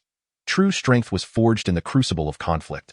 No one can evade the brutal clashes. In such a place, the ages and cultivation levels of all are relatively comparable. If a battle is to ensue, so be it. Who fears whom? It is only in the case of the tyrannical preying upon the weak, indulging in wanton slaughter, that Lui would find it intolerable and choose to intervene. Among peers, if one falls, so be it. Boom. A figure crashed heavily before Lui. Fellow cultivator, help. Save me. A disciple from a minor sect coughed up blood, his breaths growing shallow and labored. Ha ha ha, you shall die too. A black bat cackled maniacally as it charged fiercely towards Lui. Lui had initially prepared to sidestep the confrontation. However, since the black bat had taken the initiative against him, a glimmer of sword light swept through the air. The bat was cleaved in two. Lui located the opponent's storage ring and with a spark, reduced it to ashes, his sleeves swirling gracefully. Scattering the remains, bat missed. A mournful cry echoed as a dozen black bats, moving with astonishing speed, surged towards him. They glanced at their fallen comrade, but before they could utter a word, Lu Ye's sword sliced through the air once more. Swish, swish, swish. Under the sunlight, the light twisted. Streams of sword light crisscrossed, and all the bats were severed in twain, blood pooling upon the ground. The metallic scent overwhelming. Lui beckoned with a flick of his fingers, and one by one, the storage rings fell into his grasp as he took his leave. Fellow cultivator, I hope to know your name. The favor you have shown today will surely be repaid by Ji Liang of the Qinghuan sect in the future. Lu Yi did not pause in his steps, vanishing at the edge of the earth. The great battle had indeed commenced. The path was strewn with the corpses of both demons and humans. Some bodies were gnawed upon beyond recognition, while female cultivators lay exposed, their skin marred by bite marks. The harshness of the cultivation world was starkly evident at this moment. Two disheveled figures dashed towards Lu Yi. Fellow cultivator, we must flee. The demon race has seized control of the Tianling Pond, slaughtering many. Our human race has chosen to ally in this dire time to combat the demonic fiends. We can journey together to the alliance point and resist the demons. Lu Yi felt a flicker of interest. Such a situation had not arisen in his previous life. Had the human race truly formed alliances? Who initiated this alliance? He inquired. It was Yu Hongling of the Dao sect who took the lead, and many great powers responded. That place is not only safe, but offers us the chance to counterattack against the demons. We shall not be defeated one by one, fellow cultivator. We must hurry. Yu Hongling, you say? No wonder things have changed, Lu Yi mused, and no need for that. I wish to see the Tianling Pond for myself. But fellow cultivator, the Tianling Pond has already fallen into the hands of the demons. If you go now, it would be akin to walking into the jaws of death. Lu Yi remained unfazed. I shall take a look. If danger arises, I will retreat in due time. I advise against it. I am one who never gives up until reaching the Yellow River. Lu Yi had always exhibited a high tolerance for the kind-hearted, like these two, merely wishing to guide him to safety. Then may you travel safely. Take care. Their paths briefly intertwined. Lu Ye's figure drew near to the Tianling Pond. The scent of blood wafted through the air. The Tianling Pond was not particularly vast. The opening measured merely 10 zhang in diameter, presenting a deep green hue, akin to a gemstone embedded within the earth. Rich spiritual energy permeated the atmosphere, manifesting as a misty vapor, surrounding the Tianling pool. Numerous corpses lay in a gruesome state, their flesh torn asunder. Enormous demon creatures feasted upon the remains, while others reveled in their cultivation within the waters of the Tianling pool, the sound of their gnashing teeth ringing clear. Lu Ye's figure materialized not far away, eyes, glinting with malice, opened almost simultaneously, all fixated upon him. Lu Yi seemed oblivious to the hostile stares, continuing his approach towards the gathering of demons. How intriguing! A leopard demon suddenly chuckled, leaping from the Tianling pool, its moisture evaporating, and its fur radiating strands of shimmering light. Such a confident human. He must believe he can single-handedly vanquish us all, the leopard demon remarked to its kin. Yet, in truth, he shall beg for mercy. The demons erupted in derisive laughter. He will wail in despair. Ha ha ha. The scoffs morphed into boisterous guffaws. He will weep and plead for a swift end. Roars and cackles echoed around. The leopard demon, with a mocking gaze directed at Lu Yi, transformed suddenly into a streak of golden light. Wail away! With a sickening thud, the bisected corpse of the leopard demon was hurled aside, blood painting a V-shape upon the ground. Such excessive prattle. All of you deserve death. Lu Yi advanced with steady strides, his figure flickering as if frames of a film were being extracted, traversing 10 zhang in the blink of an eye, continuously flashing into the midst of the demon horde. One sweep of his sword, and the bodies of 7 or 8 demons, aligned in a straight line, erupted into a shower of gore. The slaughter commenced. Chapter 034. Seeking true love. A cry of a phoenix pierced the air. A demon ignited its bloodline, transforming into the shape of a fiery phoenix, spiraling towards Lu Yi with lethal intent. The sword light sliced through, cleaving the fire phoenix asunder, splintering trees, and the sword energy vanished into the thickets, its reach unknown. The demons occupying the Tianling pool transitioned from brutality to astonishment, then to horror, ultimately culminating in utter despair.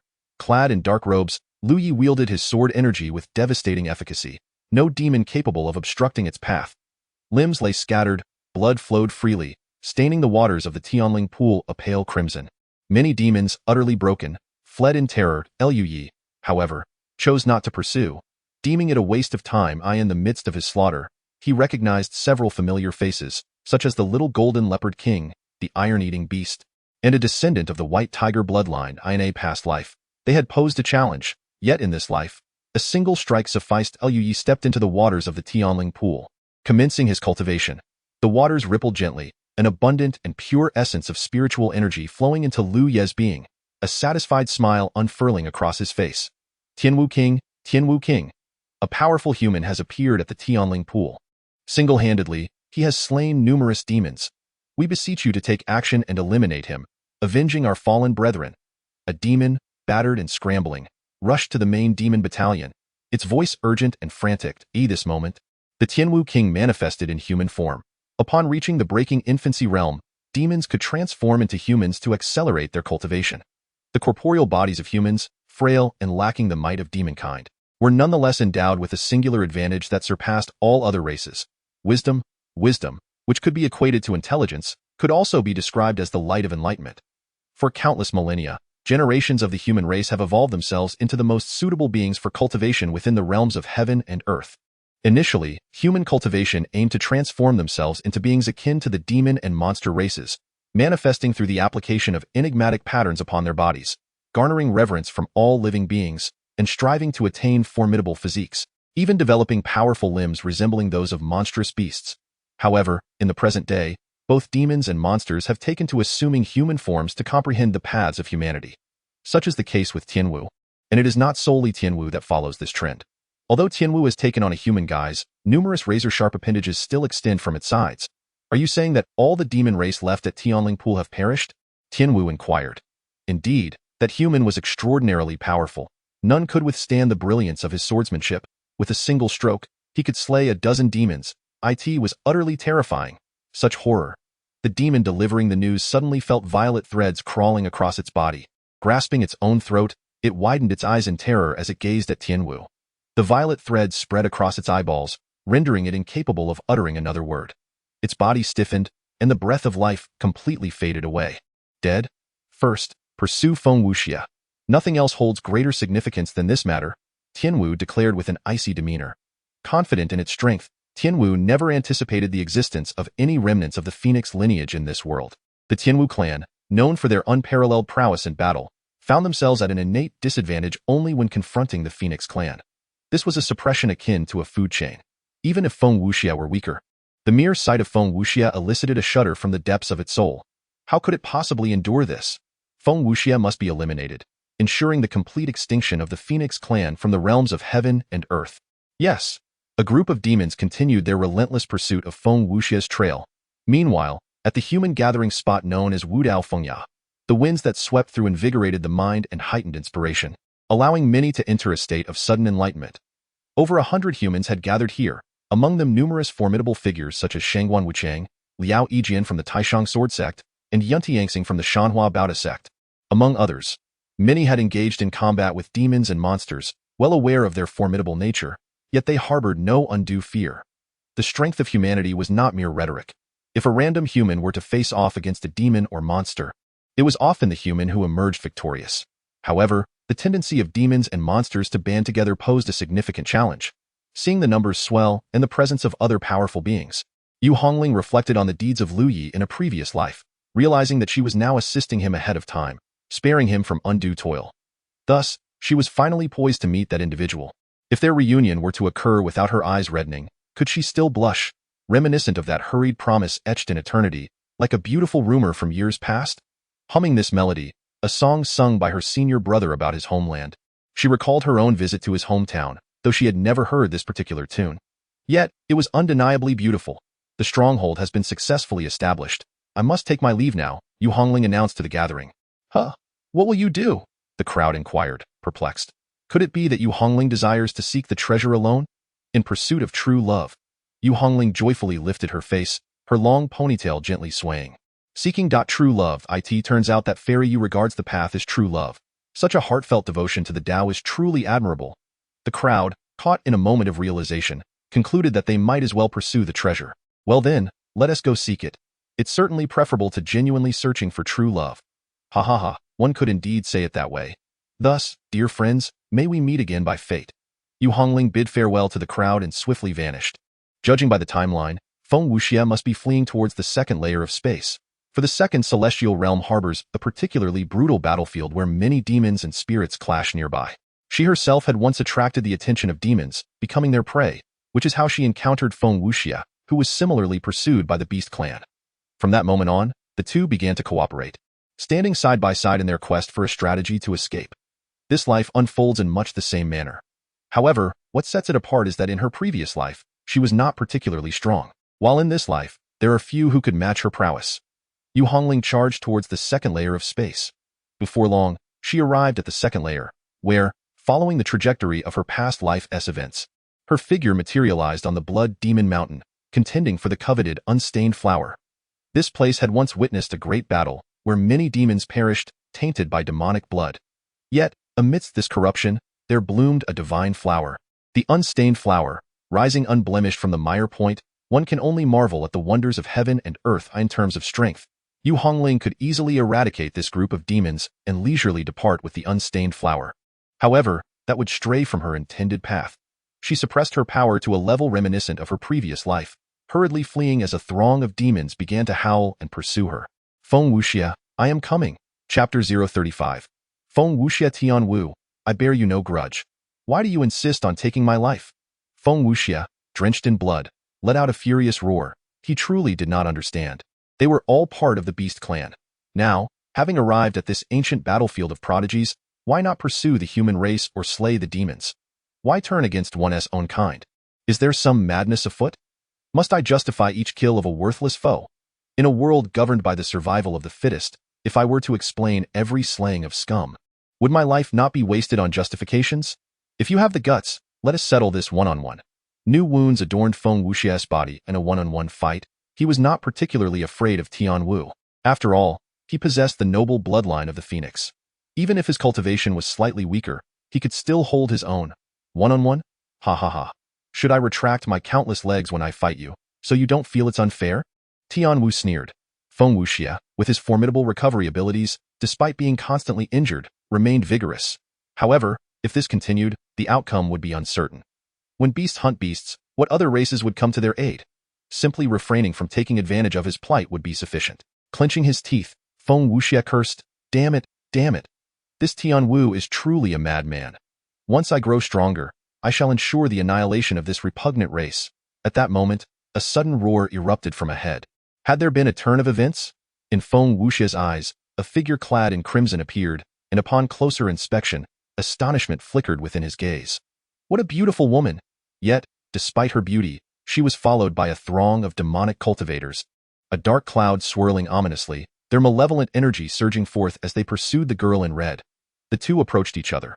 Yu Hongling gazed at the boy who had appeared countless times in her dreams. His body was stained with blood, yet his eyes shone with an extraordinary brightness. Her eyes welled up with tears. So many years had passed since Feng Wuxia's death, and he had truly occupied a place in her heart for far too long. Now, she finally beheld him as they converged. There was scarcely any exchange between them, and they simultaneously darted to the side. The demons and the monsters drew ever closer, both sides eyeing each other warily. As these two factions had never been known for their amicable relations, we of the Demon Clan have no intention of becoming enemies with the Devil Clan. Shall we join forces to eliminate the two? Spoke Tian Wu loudly. The demonic side also breathed a sigh of relief. Very well.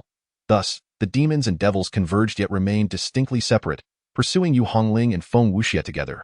What have you done to provoke such a relentless pursuit by so many demons? Feng Wuxia inquired, his gaze fixed on Yu Hongling, who was indeed a strikingly beautiful woman. And what of you, to be chased by such a multitude of demons? Yu Hongling retorted. Feng Wuxia smirked. I suspect it is the envy of these hideous demons towards my handsome visage that has incited their pursuit. Yu Hongling? It was not that Feng Wuxia's words were incorrect, but rather that upon hearing them, she instinctively thought of Lu Yi. For Lu Yi often displayed such narcissism, claiming another name for himself, Lu Yinzu, and yet another as Lu Pan'an. Yu Hongling was aware that Yinzu and Pan'an were renowned handsome figures from Lu Ye's hometown. Seeing Yu Hongling gaze at him in a daze, despite their unceasing pace, her expression unmistakably revealed her infatuation. Feng Wuxia could not help but muse, my damn charm. Such a beautiful human woman is utterly captivated by merely a glimpse of me. However, this was not the time for flirtation. Do you possess any means to evade this pursuit? Feng Wuxia asked. None. Yu Hongling snapped back to reality, feeling a pang of sorrow. How could she think of Lu Yi while with Feng Wuxia?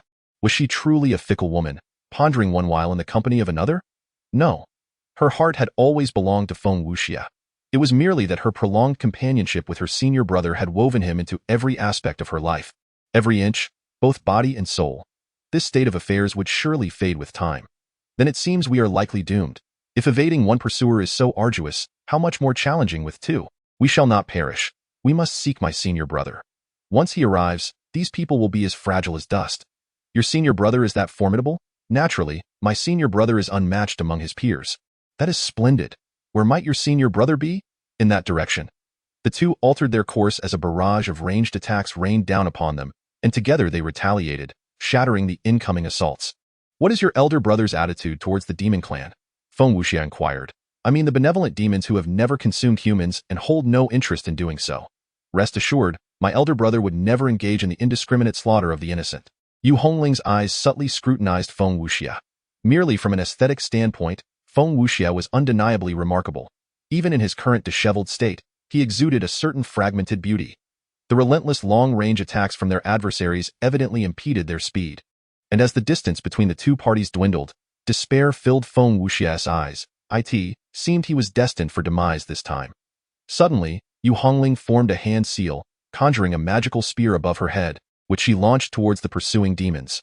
The spear had an extensive range, capable of piercing a demon who was caught off guard. Yet, the conjuration was too slow, and with so many demons, it could hardly affect their relentless pursuit. Single-target attacks are insufficient. We require an area-of-effect strike. Feng Wuxia exclaimed, I lack such an ability, he added. Gritting his teeth, he continued, I do possess one, but after unleashing it, you must flee alongside me. In truth, Feng Wuxia remained skeptical of Yu Hongling. However, the situation had escalated to a critical juncture. If he unleashed the Celestial Phoenix's inferno, he would undoubtedly exhaust his energy and lack the strength to escape. Failing to act would surely lead to his encirclement and demise. Very well, Yu Hongling replied decisively. The piercing cry of the phoenix resounded as Feng Wuxia expended all his energy, manifesting a resplendent flame phoenix above him. The release of this powerful attack left him utterly drained. Go! The magnificent fire phoenix soared forth, trailing its fiery plumage towards the demons. Yu Hongling seized Feng Wuxia's garment, initially intending to carry him, but inexplicably refrained from doing so. Boom! The fire phoenix erupted, unleashing a torrential rain of flames that obstructed a horde of demons, further widening the gap between them. A faint smile graced Yu Hongling's lips. However, as the demons broke through the fiery deluge, they continued their relentless chase. Why has your elder brother not yet appeared? Feng Wuxia weakly inquired. I apologize. It seems I have lost my way, came the response. Feng Wuxia's despair deepened. He yearned to berate Yu Hongling, yet feared she might abandon him at that moment. Never mind, it is not your fault, he resignedly assured her, beginning to regain his strength. Yu Hongling's smile became more pronounced as the demons drew closer, and suddenly, a massive chasm appeared ahead. This rift appeared as though it had been cleaved by a single stroke, with charred earth lining its edges, suggesting formidable solidity. Yu Hongling surged into the chasm. Here, one can hold the line against 1,000 foes. Quickly restore your strength. I shall fend off the demons ahead. If I falter, you must take my place. Can you withstand it? Feng Wuxia weakly queried. I can, she affirmed, tossing 3 vials of elixirs to him. Her gaze shifted forward. In my previous life, it was here as well. United in their efforts, the two valiantly repelled the relentless assaults of the demons, ultimately enduring until the arrival of Lu Yi in this lifetime. Yu Hongling possessed the capability to eliminate this horde of demons single-handedly. Yet, she yearned to experience the exhilarating moment that once stirred her heart. Kill. The chasm was narrow, its surrounding blackened soil as solid as iron, presenting an ideal battleground. 2 demons charged from above and below. With simultaneous strikes of their magical seals, they sent the demons reeling. Seeing this, Feng Wuxia hurriedly consumed a medicinal pill, striving to calm his tumultuous emotions and restore his internal demonic energy. Yu Hongling fought with unhurried grace, standing as an unyielding barrier against all the demons. Tian Wu surged forward, only to be effortlessly repelled by a casual punch from Yu Hongling. Tian Wu exclaimed in disbelief, Is it possible? This human woman is so formidable? If you are indeed that powerful, why not simply vanquish the entire demon horde instead of enduring this prolonged escape? It is utterly incomprehensible. This is preposterous. With a furious roar, Tian Wu charged again. One demon after another advanced, and while Yu Hongling possessed the strength to obliterate them with a single blow, she refrained from doing so. Time trickled by, as the demons were repeatedly driven back, only to return once more.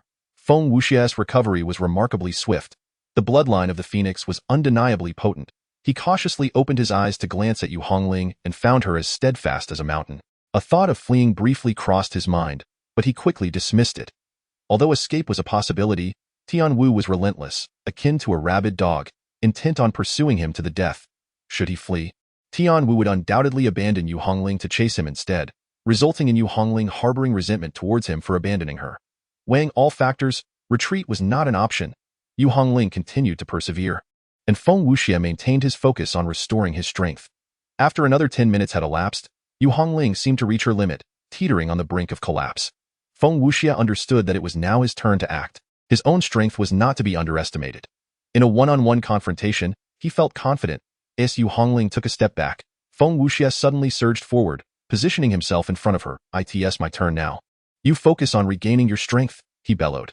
Yu Hongling paused momentarily, and in a place where Feng Wuxia could not see, a faint smile graced her lips. This sensation suddenly, Yu Hongling furrowed her brow. Feeling something amiss. Why did it not evoke the same heart-thumping excitement as before? What was wrong? She was puzzled. Could it be that her own strength dampened her sense of urgency? She had indeed been in this very spot, truly pushing herself to the brink, and when Feng Wuxia appeared before her, her heart had raced with an unprecedented thrill.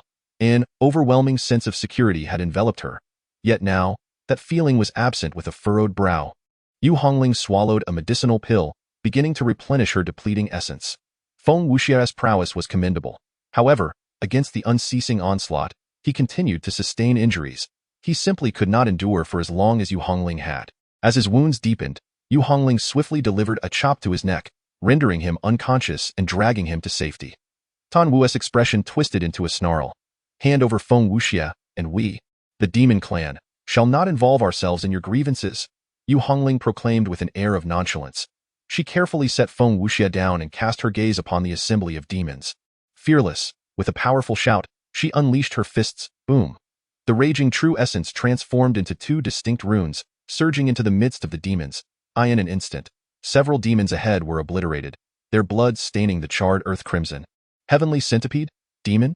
Without uttering a single word, Yu Hongling left clear imprints of her footsteps upon the ground, as shimmering secret symbols flickered, exuding a presence capable of annihilating all. The demons before her crumbled one after another. The Heavenly Centipede roared in fury, as all its centipede legs erupted in brilliance, converging into a radiant beam hurtling towards her. Yet, Yu Hongling effortlessly shattered it with a single punch. Heavenly Centipede? What the hell? Are you truly this strong? If you are so formidable, why did you engage in battle with us for so long?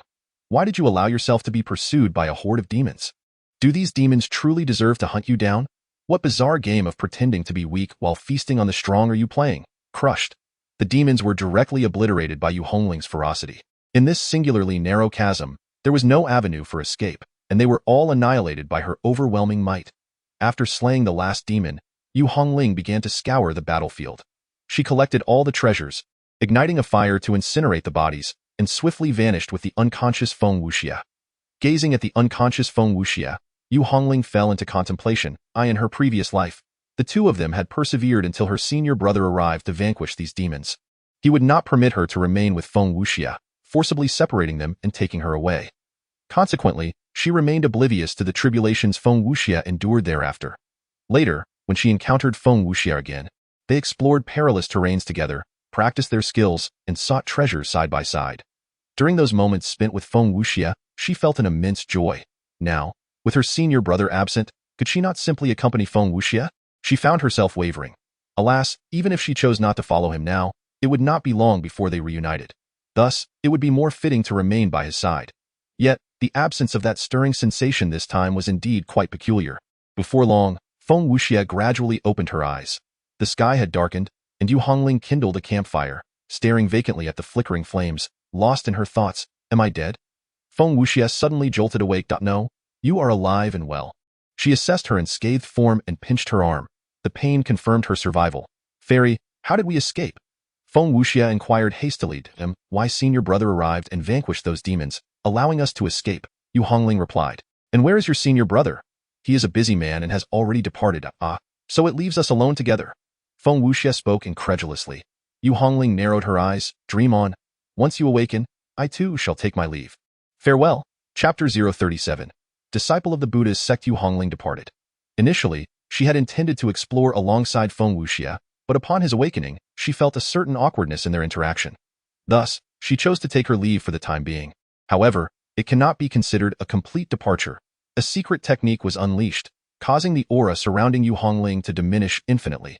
Unless one were to see her with their own eyes, no one within the entire Tianjiao ancient battlefield, apart from her senior brother, would be able to sense her presence. She was watching Feng Wuxia from a short distance, but it is fortunate that I have left. Feng Wuxia gazed at the dark night sky, no longer able to detect any trace of Yu Hongling, and couldn't help but exhale softly. That was terrifying. The title of senior brother clearly denotes a male, and for such a beautiful girl to be allowed to accompany me so freely, if anything were to happen, her senior brother would undoubtedly seek my life. Yu Hongling couldn't help but chuckle softly. It seems that Feng Wuxia's mind is quite sharp. Yet, he is not entirely mistaken. In her previous life, her senior brother had indeed reacted with great fury upon discovering her affection for Feng Wuxia. This led to a situation where, when Feng Wuxia found himself in peril, her senior brother adamantly forbade her from rescuing him, even going so far as to bind her. This ultimately resulted in Feng Wuxia's demise. At that time, he had claimed it was a trap, specifically designed to ensnare him. How could that be? Feng Wuxia and her senior brother had never interacted. It was merely a manifestation of her senior brother's jealousy. It was because of this incident that she harbored a deep resentment towards her senior brother for a long time, a sentiment that gradually faded with the passage of time. In this life, her senior brother should no longer disrupt her. She could finally pursue her true love. As for Yu Hongling's trivial matters, Lu Yi certainly had no desire to involve himself. Unless unforeseen circumstances arose, Yu Hongling was destined to perish in the Tianjiao ancient battlefield. She would undoubtedly meet her end. Why was he so certain? Because Lu Yi had already perished once. That was the first of Lu Ye's lives, squandered on Yu Hongling. It would not happen in this life. Lu Yi was diligently cultivating in the Tianling pool. Although the Tianjiao ancient battlefield was replete with numerous postnatal cultivation sanctuaries and treasured resources, Lu Yi lacked for nothing. All he required was to cultivate.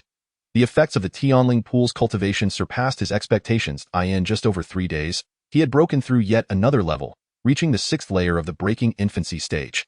It would not be an exaggeration to declare him the highest realm within the Tianjiao ancient battlefield. As for combat prowess, that was even more remarkable.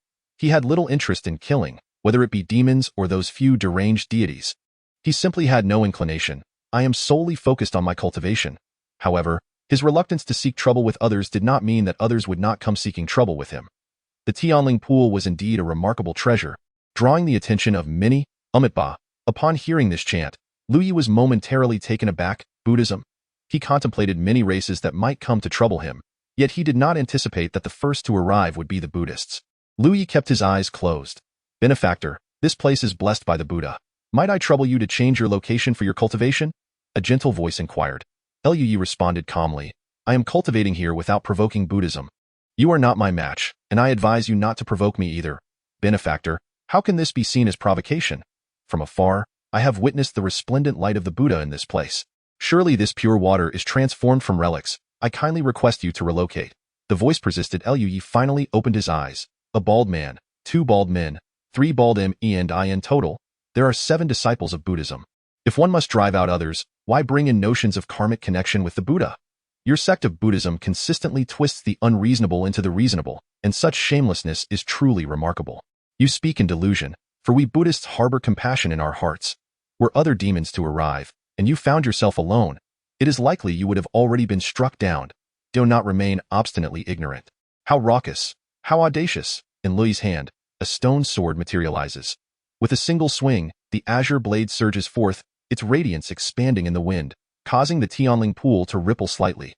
The 7 disciples of Buddhism simultaneously emit golden light, only to witness that the azure sword light pierces through the golden aura, akin to a sharp blade slicing through tofu. Blood stains the Tianling pool crimson. The severed bodies fall into the water, each bisected. Lu Yi closes his eyes once more.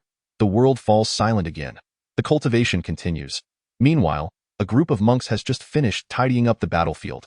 For those who have renounced worldly life, compassion resides in their hearts. When demons wreak havoc upon the world, we shall transcend them, in accordance with the way. Indeed, indeed. Has Brother Duwu ventured to Tianling pool? The leading monk, with rosy lips and white teeth, a glimmer of golden light at his brow, appears pure and gentle. Were it not for the blood dripping from his Zen staff, one might easily mistake him for a benevolent monk. In the Buddhist realm, not everyone has the right to wield a Zen staff. Ordinary monks carry staves, while senior monks wield pestles. Those who can bear the alms bowl at such a young age are likely of the Buddha's lineage. Monks also carry bells, cymbals, and plates, with a variety of implements. In response to Brother Dushing's words, Brother Duwu has indeed gone to Tianling pool. The Tianling pool is well suited for the cultivation of Buddhist scriptures, making it an excellent destination, accessible to ordinary disciples. Duni, you shall lead the disciples below the 9th level of Yuandan there. This bell is known as the causal bell. Should any unforeseen circumstances arise, you may shatter this bell, and I shall come at once. Understood. The rest shall accompany me to other locations in search of Buddhist relics. Understood. Duni watches as a dozen monks depart, turning his gaze toward Tianling Pool. Fellow disciples, follow me. A considerable number of monks hasten toward the Tianling Pool. Lui remains engrossed in his cultivation. Soon, Duni leads the group of monks to arrive, and they immediately behold Lui suspended above the Tianling Pool, wisps of mist continually flowing into his 5 hearts. The severed bodies of the 7 Buddhist disciples hover above the pool, alongside numerous corpses of demons and humans alike. Once a sight of breathtaking beauty, the Tianling Pool now resembles a den of demons. Brother Duwu, Duni cries out in despair, his eyes wide with fury, as if he were a demon-slaying Vajra. Were you the one who killed Brother Duwu and the others? Duni rebukes loudly. Once more disturbed, Lui does not open his eyes but senses dozens of Buddhist auras approaching. Diske, it seems the disciples of Buddhism are destined to perish by my hand today. After one group, another arrives, each stronger than the last, yet they cannot escape their fate of death. Disturbing my tranquil cultivation, they are not worth sparing. Lui utters 8 words. Duni's eyes turn crimson. Very well, merely disturbing your cultivation, and you strike out against others. What is the difference from demons? Today, I shall vanquish the demons. Disciples, heed my command. Yes. 18 Arhats demon-slaying formation. Yes. 18 monks simultaneously leaped onto the surface of the Tianling Pool, their breaths harmonizing as one. Striking one was akin to striking all 18, an incomprehensible formation within Buddhism. Lui opened his eyes. Why seek death so relentlessly? The 18 Arhats glared fiercely, their bodies shimmering with a golden radiance, as if coated in gilded paint. Fallen. Chapter 038. Does she like me? The devil. He is a devil. A being that even the Buddha cannot subdue or redeem. Du Nung, drenched in blood, found his once pristine monk's robe sullied in that moment, stumbling and collapsing to the ground in his frantic flight. A mere infant realm monk, reduced to such a state of panic that he fell. This was truly unfathomable. Du Nung fled, desperate and frantic, oblivious to the causality bell bestowed upon him by the Buddha. For in his subconscious, even the Buddha would meet a fate of demise before such a devil. Lui dispatched the last opponent, gazing at the fleeing Du Nung, momentarily speechless. Still at the infant realm, his composure was shockingly poor. Perhaps it was the excessive slaying this time that had propelled him into a reminiscent state of his past life, a life where Lui lost count of the formidable beings he had vanquished. Their eyes met, and it was as if Du Nung had locked gazes with the Lui of his previous life, leading to his utter collapse. He did not pursue. He was disinclined to chase after him. If Du Nung were to survive this world, he would likely emerge as a mad monk. The scent of blood lingered, slightly pungent, dampening the mood. Lui contemplated for a moment, extending his palm as the bodies flew towards him, including those of the previously deceased, accumulating into a pile. With a single flame, he reduced them to ashes, ensuring not a bone fragment remained. He gently waved his sleeve, a breeze sweeping through, refreshing the atmosphere. In high spirits, Lui returned to the surface of the Tianling Pool to resume his cultivation. Below the Tianling Pool, no treasures awaited, unlike the pure water. The formation of the Tianling Pool was tied to the terrain. Had this area been solid ground, it would likely have developed into a spirit stone mine over time, one of considerable scale. Time passed slowly. 5 days later, Lu Ye's cultivation reached the 7th level of the infant realm. His progress remarkably swift, not only rapid but also remarkably stable. His essence was so abundant that it far surpassed that of the 9th level of the infant realm. Meanwhile, as the 3rd level of the ancient battlefield for the talented had yet to open, the relics and treasures of the lower 3 levels had been thoroughly ransacked. Consequently, battles became increasingly frequent. With no treasures left, idleness was unwelcome. Combat became the preferred activity, a means to achieve self-realization against the world's prodigies. However, the human race was overwhelmingly strong. Li Wubai of the Taishang sword sect single-handedly slaughtered 90 demons, retreating unscathed. Feng Longxiang of the Jie sect crushed a 3rd-ranking ghost with a single punch. The Saintess Luoyuan of the Yinyang Law sect fought the Dragon King of the demon tribe without yielding an inch, each one more formidable than the last. When Lu Yi first traversed into this world, he found himself rather unaccustomed. Having read novels where the human race was weak and oppressed by myriad tribes, he was astonished to find that in this realm, humanity was frighteningly powerful, with each faction suffering grievously at their hands. In the wake of such devastation, they formed alliances. Even alliances have become second nature. The term monsters and demons exists precisely because these beings delight in banding together to confront humanity. Once they unite, Chaos ensues, and the pressure on humans intensifies. In a previous life, Lu Yi was the leader of humanity, constantly battling these monsters and demons, vanquishing numerous prodigies. In this life, however, Lu Yi is singularly focused on his cultivation, having transcended the stage of self-improvement through combat. With Lu Yi absent, Yu Hongling has shouldered the responsibilities he once bore, leading the charge against the demons. Her combat prowess is formidable, captivating countless onlookers. As the clashes persist, Yu Hongling's reputation grows ever more prominent, becoming known far and wide. The war rages fiercely, with casualties mounting daily. In addition to Yu Hongling's rising fame, another solitary swordsman has emerged into prominence, Chu Ling. Armed with only a sword, he too is unstoppable in his endeavors. Meanwhile, Shangguan Huanling is gathering strength, remaining in the shadows for now, quietly amassing her power. Lu Yi is wholly devoted to his training. Having once cast a distant glance at the unfolding events, she is now even more convinced of the wisdom in her low-profile approach. And no matter how intense the current battles may be, nothing compares to etching one's name on the ancient prodigy list, a truly world-shattering act. While Yu Hongling is preoccupied with battling demons, she also keeps a watchful eye on Feng Wuxia. His progress is evident. Previously, Feng Wuxia was merely at the Yuan Dan stage, relying on his phoenix bloodline to contend with those at the breaking infancy stage. Now, he has officially broken through the breaking infancy barrier. Yet, aware of Yu Hongling's formidable strength, he refrains from joining the demon ranks, opting instead to remain hidden. Moreover, he is no fool. He notices Yu Hongling's keen interest in him, particularly after a chance encounter when he discovered her observing him from a distance. At that moment, Feng Wuxia was utterly perplexed. What could this mean? Despite not having allied with the demons in battle against humanity, he had heard her illustrious name on multiple occasions. Now, to find her watching him from afar was bewildering.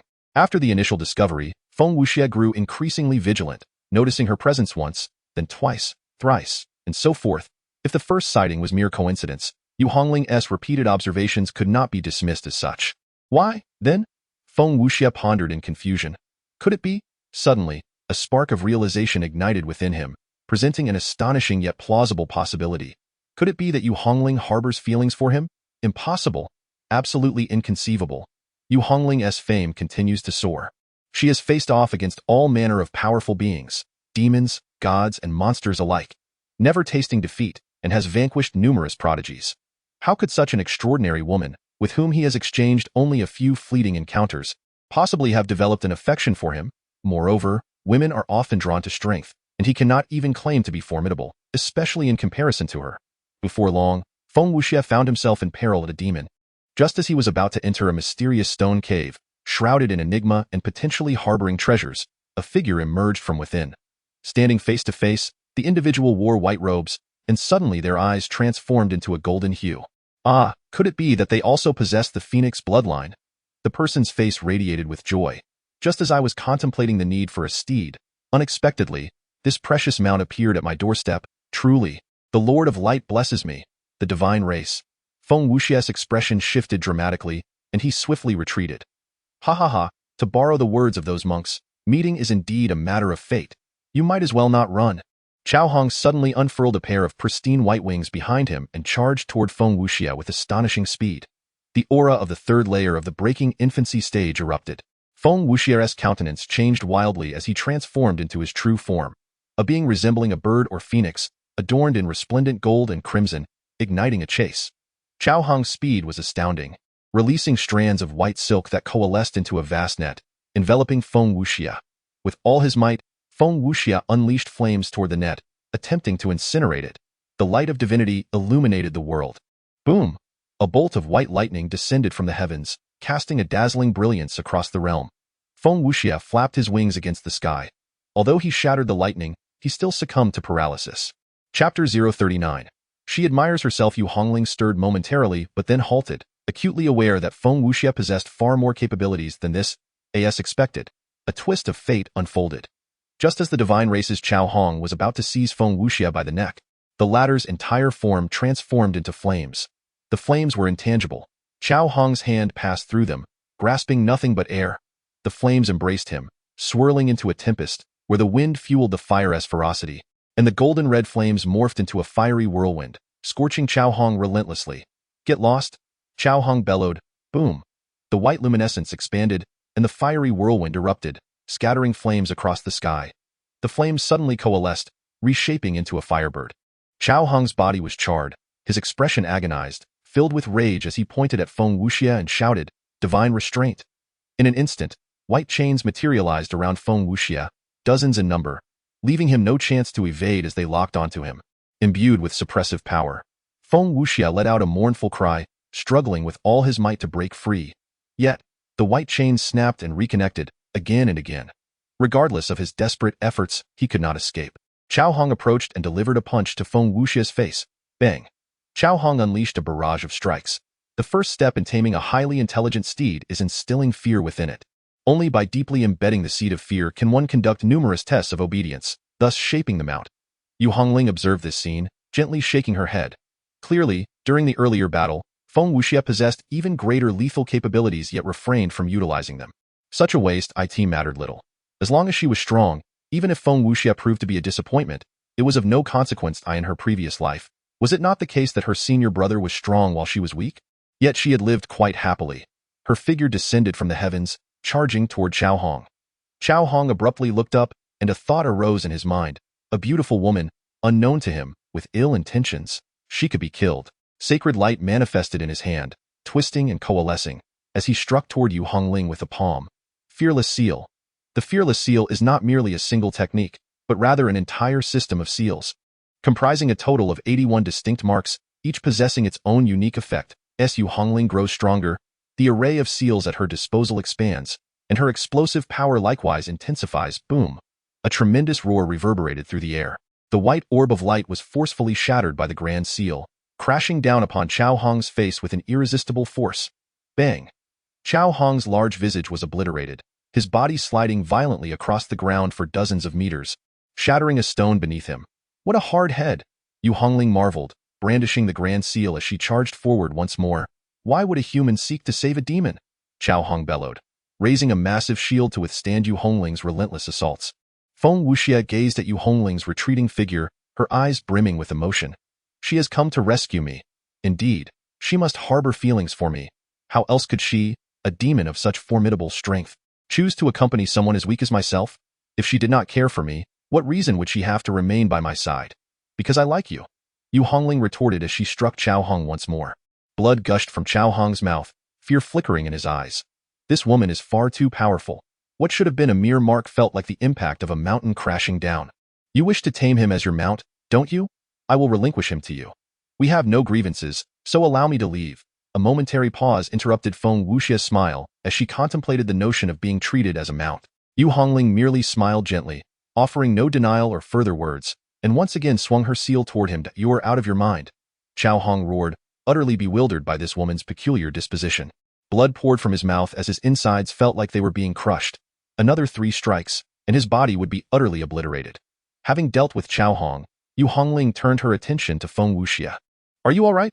Feng Wuxia's mind swirled with the implications of being seen as a mount. She too was contemplating the idea of being tamed.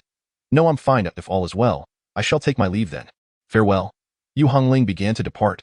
Wait, Feng Wuxia called out, halting her. Taking a deep breath, Feng Wuxia sensed something amiss. The power Yu Hongling had unleashed now was incongruous with the reputation she had established and the strength she had displayed during their shared tribulations. This implied that her prior pursuit had been a deliberate act to encounter him. Why did you save me? What is your true intention? Feng Wuxia inquired loudly. Undeniably, she found herself developing feelings for Yu Hongling. It was only in the throes of affection that she would continuously believe Yu Hongling reciprocated her feelings. Yu Hongling paused at this question, her gaze piercing into Feng Wuxia's eyes. At that moment, she discerned the expectation reflected within them. He yearned for her to confess her feelings. Yu Hongling's brow furrowed slightly. She indeed harbored strong feelings for Feng Wuxia, yet sensed that this was not the right moment to solidify their relationship. The familiar heart-fluttering sensation did not manifest. Were it to return, she would be willing to disregard everything to accompany Feng Wuxia through mountains and seas. However, at this moment, because I find you quite amusing. With these words, Yu Hongling cast aside her statement and soared into the air. You find me amusing? Feng Wuxia was taken aback, pondering what sort of response that was. Yet, this amusement, as Feng Wuxia slowly began to savor the meaning. His eyes widened gradually. Amusement was merely a precursor to affection, was it not? How could such an extraordinary woman truly have feelings for him? His heart began to race, and his handsome face flushed with warmth. He pressed his hand against his chest, feeling a surge of emotion brewing within him. By the way, here is a small token for you. Contact me if you need anything. Yu Hongling returned briefly, tossing Feng Wuxia a conch-like treasure. Speak into the conch, and I shall hear you from another. After throwing him this item, she prepared to leave once more. Wait. Feng Wuxia called out to her again. Yu Hongling? May I accompany you? Feng Wuxia inquired. The celestial battlefield is fraught with peril. Since Yu Hongling is so formidable, would it not be advantageous for him to follow her? Even if he were to utilize some of the treasures she did not, it would suffice for his cultivation. Yu Hongling frowned. No. The celestial battlefield is a place for honing one's skills, not for you to reap the rewards without effort. Farewell. With that, she decisively departed. Feng Wuxia. Reaping rewards without effort, what an apt description. He clenched his teeth, determined to cultivate diligently, so that when Yu Hongling next beheld him, she would gaze at him with wide eyes. Chapter 040. Do I deserve this? Hongling, may I address you thus? Yu Hongling offered no reply at this moment. I am in the second-tier space of the demon swamp, seeking a suitable place for cultivation, dedicating myself to my practice. Fear not. I shall not fall behind you by much. Darn it, the demon swamp has been seized by the Blue Crocodile clan. While they permit other great clans' demons to cultivate, they refuse me entry. No matter, I shall go to the Clear Valley for enlightenment. Yet, the Clear Valley too has been occupied by a group of monks. Such a sacred place for cultivation should rightfully be accessible to all beings. Hongling, are you listening? Today, I engaged in a battle with the demon clan over a demon flame fruit. I emerged victorious, yet the fruit was ruined in the process. Why has the Phoenix clan vanished from this world? Had they existed, I would not be so utterly alone. Hongling, may I seek refuge with you? Numerous factions monopolize the resource-rich locations. As a solitary individual, I am utterly powerless against such great forces. Yu Hongling responded. No, since you lack a faction, you should diligently observe how the loose cultivators practice so you can indeed hear me. I thought this treasure was faulty. Hongling, can we converse? Yu Hongling was quite busy. In truth, in her previous life, Yu Hongling was already aware that Feng Wuxia had a tendency to cling to others and was quite loquacious. She actually found this trait rather endearing, as her own nature was assertive. And Feng Wuxia's soft and gentle disposition complemented her perfectly. As for her senior brother, he was tolerant and optimistic. Feng Wuxia gave Yu Hongling a refreshing sense of novelty. However, it may be attributed to the fact that my previous incarnation was not as formidable as I am in this life. In the last existence, Feng Wuxia's softness and clinginess were not as pronounced. As for this life, it is quite challenging to assess. Yu Hongling is indeed exceedingly busy. She is steadily establishing herself as the foremost figure among the human race. Engaged daily in battles for territory, she contends with demons, monsters, Buddhas, ghosts, and gods, fighting relentlessly. Only after becoming the leader of the human race did Yu Hongling truly comprehend the extent of her responsibilities. Each day is filled with numerous tasks awaiting her attention. And what of Lu Yi from the previous life? His former self was certainly not as powerful as he is now. The battles were even more brutal back then. He vanquished countless formidable foes while sustaining injuries himself. Yet, I would still pester him to accompany me on my training excursions, to rescue me, and to assist me in locating the treasures I sought. In response to these demands, Lu Yi would always wear a tender smile. Acquiescing to my request, he would then engage in fierce combat, risking severe injury to instill fear in his adversaries, before carving out time to be with me. It dawned on me how exhausting it must have been for him. A pang of sympathy stirred within Yu Hongling. She had discerned from the incident involving the pure water pearl that the burdens he bore were far more complex than she had initially perceived. With a soft sigh, she found solace in the fact that her brother was now at ease. Lu Yi truly finds himself in a state of tranquility, having claimed the Tianling Pond as his own, and his cultivation speed escalates rapidly as all the spiritual energy converges towards him. At present, the Tianling Pond has evolved into a forbidden zone. Numerous beings have dared to intrude.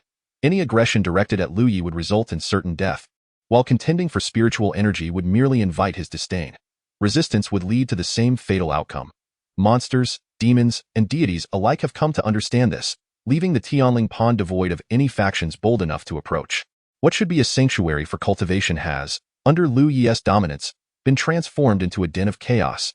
With a resounding roar emanating from within Lu Yi, he ascends to the 8th layer of breaking infancy. It is truly terrifying. His cultivation progresses like a rocket, soaring skyward. Nevertheless, Lu Yi feels no trepidation. He is acutely aware of his own circumstances. He treads each step with assurance, leaving deep impressions in his wake. Years hence, should he glance back from the pinnacle of his achievements, he will clearly discern each footprint he has made along the journey. Unfazed, he continues to cultivate. While time flows serenely here, a tempest of slaughter rages elsewhere. Yu Hongling's own prowess surges forth with valor as she endeavors to rectify her past shortcomings. The eternal reversal scripture is inherently a path of unparalleled combat, demanding relentless struggle. The more one endures, the stronger one becomes. Only through courage can one grasp its true essence. In her previous life, Yu Hongling was sheltered by Lu Yi to such an extent that she found it challenging to break through in later stages. It was only when Lu Yi resolutely cast her into perilous realms for training that she began to mend those deficiencies. The human race is fierce, and Yu Hongling has firmly seated herself upon the throne of the foremost figure among them, her reputation resonating through the ears of demons and deities alike. However, as the human race grows increasingly formidable, the living conditions for other races, such as the demons and monsters, become increasingly dire, making it all the more arduous for a solitary entity like Feng Wuxia. Who possesses no faction, he strives diligently to master his emotions and tone, yet a hint of pleading inevitably seeps into his voice. Hongling, I have sustained grave injuries today, but do not fret. Endowed with the Phoenix bloodline, my recovery abilities are quite robust. Yu Hongling listened intently, a trace of anxiety flickering in her heart, though not as intense as she had anticipated. It is quite commonplace for practitioners to sustain injuries. Hongling, the situation within the demon clan is becoming increasingly bizarre. Each demon appears to be teetering on the brink of madness. I sense that my circumstances have grown perilously precarious. Hongling, may I seek refuge with you? I truly wish to be by your side. I would comply with whatever you ask of me. Apologies, I have allowed my restlessness and solitude to overwhelm me. I have heard your name more than once, and you are undeniably formidable. Once again, I find myself grievously wounded, and the demon clan has engaged in minor conflicts with both the Buddhist and divine factions. The territories held by the demons are beginning to shrink further.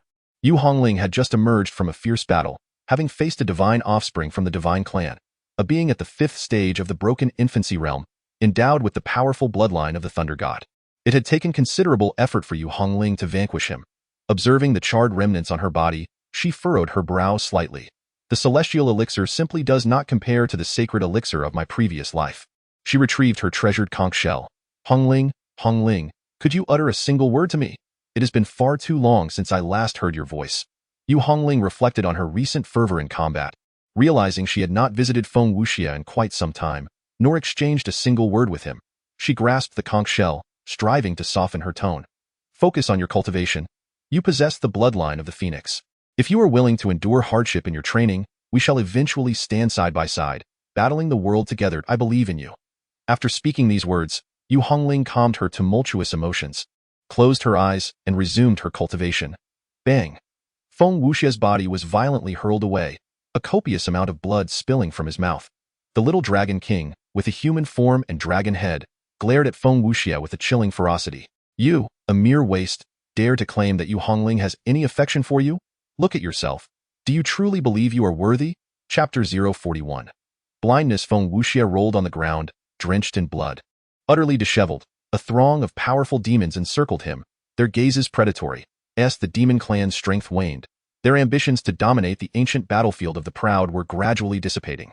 Thus, the mandate of the 10,000 spirits demon emperor resurfaced in the minds of the demons, to collect the blood of the myriad spirits and present it to the demon emperor for the chance to obtain unparalleled secret techniques. Consequently, Feng Wuxia, possessing a fragment of the Phoenix bloodline, naturally caught the attention of the little dragon king. Capturing Feng Wuxia was a task of utmost simplicity. A mere lowly demon king or a pureblood demon could easily bring him in. Just as they prepared to strike a decisive blow, the already terrified Feng Wuxia suddenly shouted that he was acquainted with Yu Hongling, and not only that, but they shared a profound bond. This revelation left the demons momentarily stunned. The name Yu Hongling had become almost a refrain in their ears, a human woman so powerful that she instilled fear in the demons. Yet this creature, whose only merit seemed to be the blood coursing through her veins, dared to claim familiarity with Yu Hongling. Does Tian Wu know? When Tian Wu hunted me down, seeking my demise, it was Yu Hongling who saved me.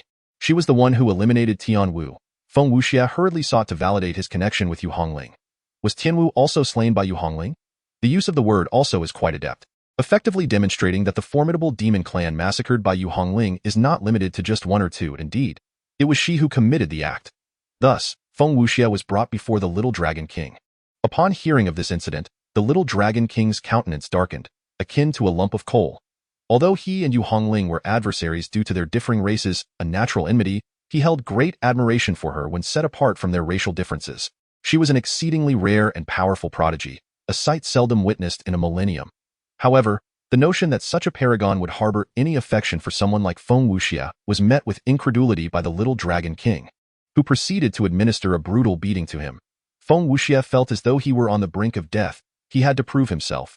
He had to vindicate his worth. Thus, he produced the treasured seashell. The demon clan awaited as Feng Wuxia endeavored to contact Yu Hongling. Should she fail to respond within 5 minutes, he would face a grievous punishment.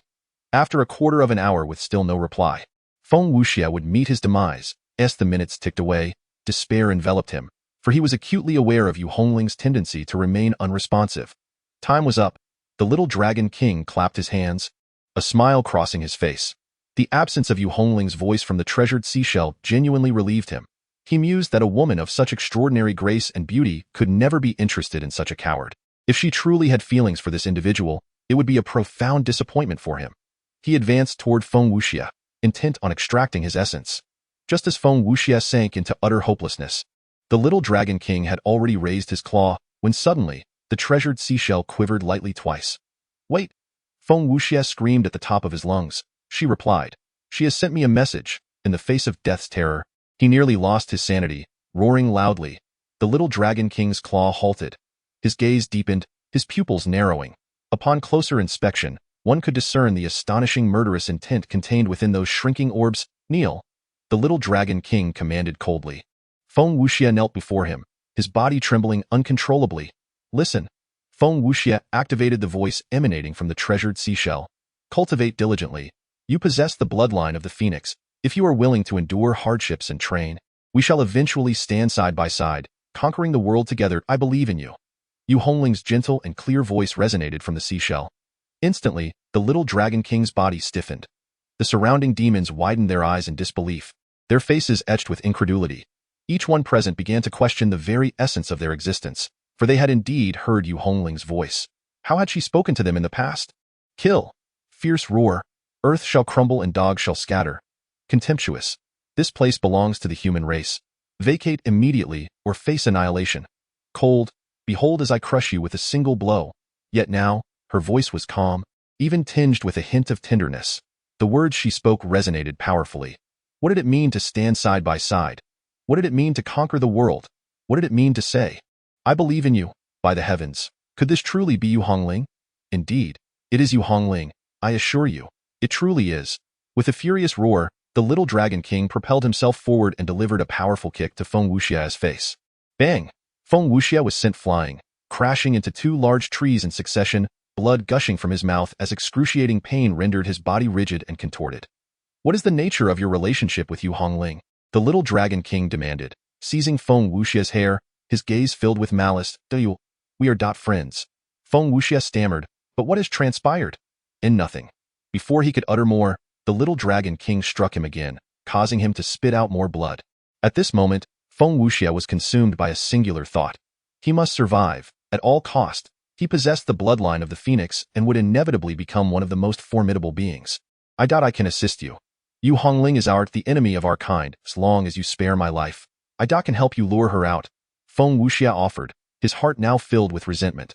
Had it not been for his repeated pleas to accompany Yu Hongling, she would have never agreed. How had he fallen to such a fate? It was all Yu Hongling's fault. All her fault. The little Dragon King paused, lifting his gaze to the powerful beings around him. All members of the demon clan were momentarily stunned. Then, a wicked grin spread across their faces. What a splendid idea! Truly a stroke of genius. The little Dragon King could not help but laugh. "Yu Hongling, is this the sort of wretch you have chosen? Ha ha ha! That a woman so blind as to fall for such a character." His laughter was exaggerated, his entire being shaking with mirth, tears streaming from his eyes. Yet in the next moment, his expression turned icy.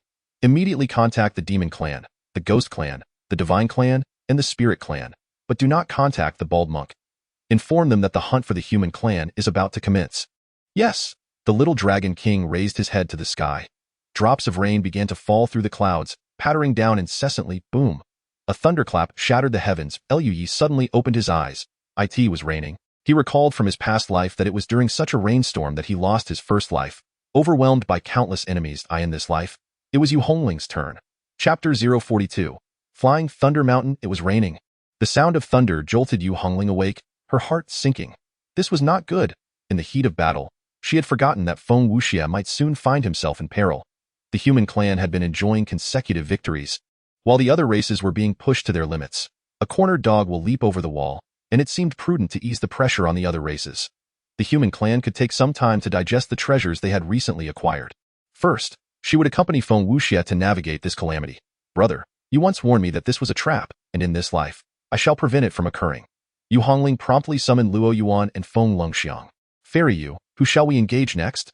Feng Longxiang inquired, standing a towering 8 feet tall, his physique robust, resembling a small giant.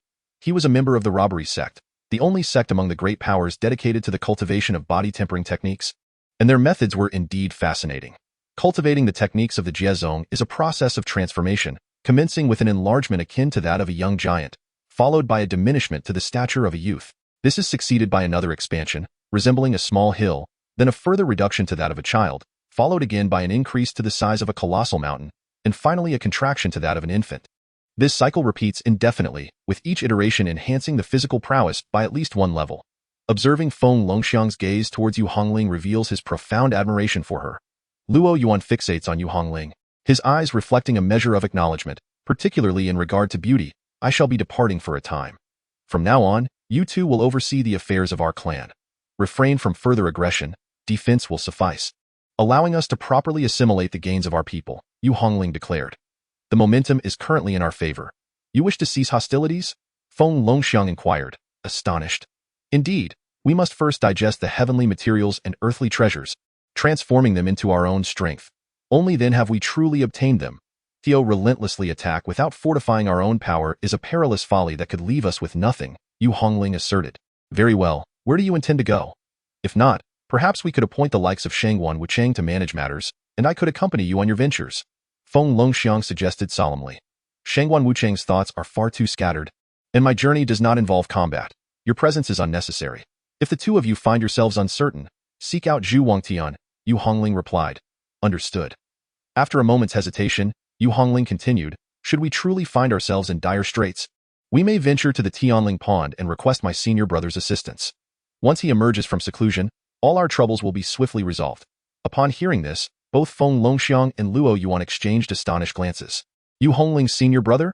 If she, already so formidable, speaks of resorting to him in a crisis, then he must be extraordinarily powerful. A surge of battle spirit ignited within Feng Longxiang. Yu Hongling could not help but smile. A smile imbued with layers of complexity. Regardless, you both need only know that in times of despair, proceed to the Tianling Pond, and do not mention that it was my suggestion. Indeed, Yu Hongling possesses a commendable self-awareness. They mused.it is entirely possible that Lu Yi originally intended to extend a helping hand, but upon learning that it was Yu Hongling who sent you, he might think otherwise. That would be disastrous. Having settled the matters at hand, Yu Hongling took her leave, producing the magical conch. Where are you at present? On the other side, amidst the gathering of demons, spirits, and various otherworldly beings, Feng Wuxia sat cross-legged, silently mending his wounds, under the vigilant watch of 2 powerful demon creatures. A low hum resonated as the magical conch before Feng Wuxia trembled slightly. The 2 demon sentinels immediately heightened their alertness. A large blade poised at Feng Wuxia's throat. You will not divulge what should not be spoken, correct? Understood. His eyes gleamed with mockery and malice. I have fallen to such depths, and yet you seek me out now? What were you doing before? I have implored you numerous times to ally with me, my condition weak and my requests bordering on desperation, and what was the outcome? There is no turning back. Everything is irretrievable. Where are you now? Yu Hongling's clear voice emanated from the magical conch. Feng Wuxia lifted his gaze to the 2 demon creatures. How should I respond? The 2 demon clans exchanged glances, having only just established contact with the formidable beings of various factions. Despite this communication, they were ill-prepared. Let us inquire with the little dragon king, one suggested. There is no time. If I remain unresponsive for too long, Yu Hongling will undoubtedly grow suspicious, Feng Wuxia retorted decisively. Yet we must consult the little dragon king. I said there is no time. Feng Wuxia shot back with defiance, even as the blade pressed against his throat elicited a furious roar. The 2 demon clans. Feng Wuxia raised the treasure conch to his lips, assuring them, rest assured, since I have already devised a scheme to eliminate her, I will not allow the slightest glimmer of hope for her survival. Otherwise, I would be the one to perish. You must trust me now, for you have no choice but to trust me. One demon clan departed, while the other ceased to refuse Feng Wuxia and Yu Hongling's communication. Clearing his throat, Feng Wuxia spoke, Hongling, you have taken the initiative to seek me out. His voice was imbued with palpable delight. The demon clan member who held the blade to Feng Wuxia's throat could not suppress a trace of disdain in his eyes. What manner of creature was this? Buzz, Buzz, Buzz, where are you now? I will come to find you, Yu Hongling inquired. You wish to find me? Splendid. Let me ascertain my location and I shall inform you shortly. There are no notable landmarks nearby. Very well. Feng Wuxia gazed upward at the wolf demon. Inform the little dragon king to hurry. Yu Hongling stood atop a small hill, gazing at the distant waterfall, patiently awaiting. She was lost in thought. Rebirth. Indeed, she had been reborn. Yet after this resurrection, she found herself devoid of the once stirring emotions she had harbored for Feng Wuxia in her previous life. Without that spark, could it still be considered love? How should she interact with Feng Wuxia upon their next encounter? Was it fair to blame her senior brother for this predicament? A hint of confusion flickered in her eyes. As the memories of past infatuations lingered vividly, however, after all she had endured, she was no longer the innocent girl she once was. She had acquired the wisdom akin to that of a great emperor. In comparison to the profound truths of existence, matters of love seemed trivial. If only her senior brother had not intervened in her previous life, how splendid that would have been. Yu Hongling became agitated. She grasped the treasure conch once more, pondering, where could it be? Had she found any recognizable landmarks? Hongling, do not fret. I am more anxious than you, T-Last. I shall see you again. I am currently searching and will find you soon. Feng Wuxia reassured her. Taking a deep breath, Yu Hongling suppressed her impatience. Waiting was indeed a necessity. A moment of cultivation would not be amiss. Time passed, second by second. Buzz, buzz, buzz, the treasure conch began to vibrate. Hongling, I have found it. It is Fei Lei Mountain. You must come to Fei Lei Mountain to find me. Yu Hongling rose, her figure vanishing. Fei Lei Mountain, a realm of demonic activity. How could Feng Wuxia have ventured there? Regardless, it mattered not. In the ancient battlefield of prodigies, there was nowhere she could not go. Chapter 043. The excitement approaches Fei Lei Mountain is situated on the third level of the ancient battlefield of prodigies. This place is fraught with perilous cliffs, often besieged by thunderbolts that strike its summit, forming a chasm at the mountain's heart. The mountain is rich in precious metals and stones, with lightning cascading down, enveloping the entire peak in a dazzling display of lightning and gold, earning it the esteemed title of the Golden Thunder Mountain. Yu Hongling made her way to Fei Lei Mountain. Memories of her previous life surfaced in her mind. In a previous life, Feng Wuxia was relentlessly pursued by they, who sought to extract the blood of the phoenix to forge a potent elixir for the. In her desperation, Feng Wuxia called out for assistance, directing her plea to the tranquil depths of the silent forest. Without hesitation, she intended to rush forth, yet her senior brother forbade her, asserting that it was a trap. A sinister scheme aimed at capturing Yu Hongling and subsequently luring Lu Yi to his demise. Undeterred, she was resolute in her decision, dismissing Lu Ye's warnings entirely, disregarding all consequences. In a moment of reckless determination, she resorted to self-harm to compel her brother to relent, yet his heart remained unyielding as iron. Yu Hongling pondered repeatedly, convinced that her brother's actions stemmed from jealousy, or perhaps he simply wished for Feng Wuxia's demise. Unable to bear the thought of his junior sister harboring affections for another man, to her dismay, her self-inflicted pain failed to sway Lu Ye's heart. Instead, her brother rendered her unconscious and imprisoned her. The subsequent events became a blur, lost to her awareness. When she eventually regained consciousness, she found herself frail and poisoned by her brother, unable to move, with no one to attend to her. In that moment, Yu Hongling was tormented to the utmost degree. She felt an overwhelming hatred.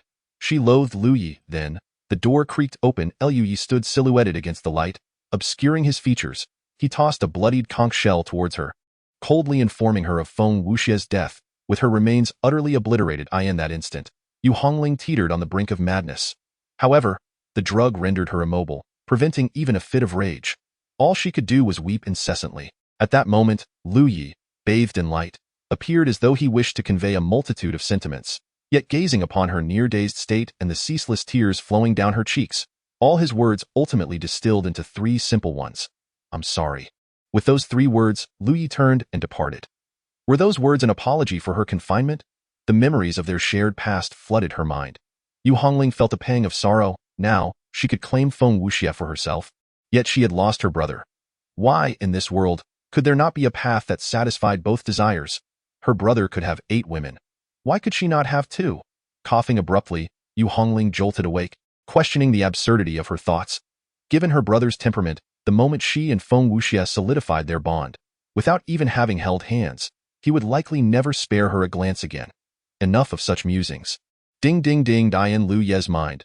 The system's cacophony echoed like a raucous celebration. With a sigh of resignation, Lu Yi opened his eyes. What now? Ding. Come and witness the spectacle.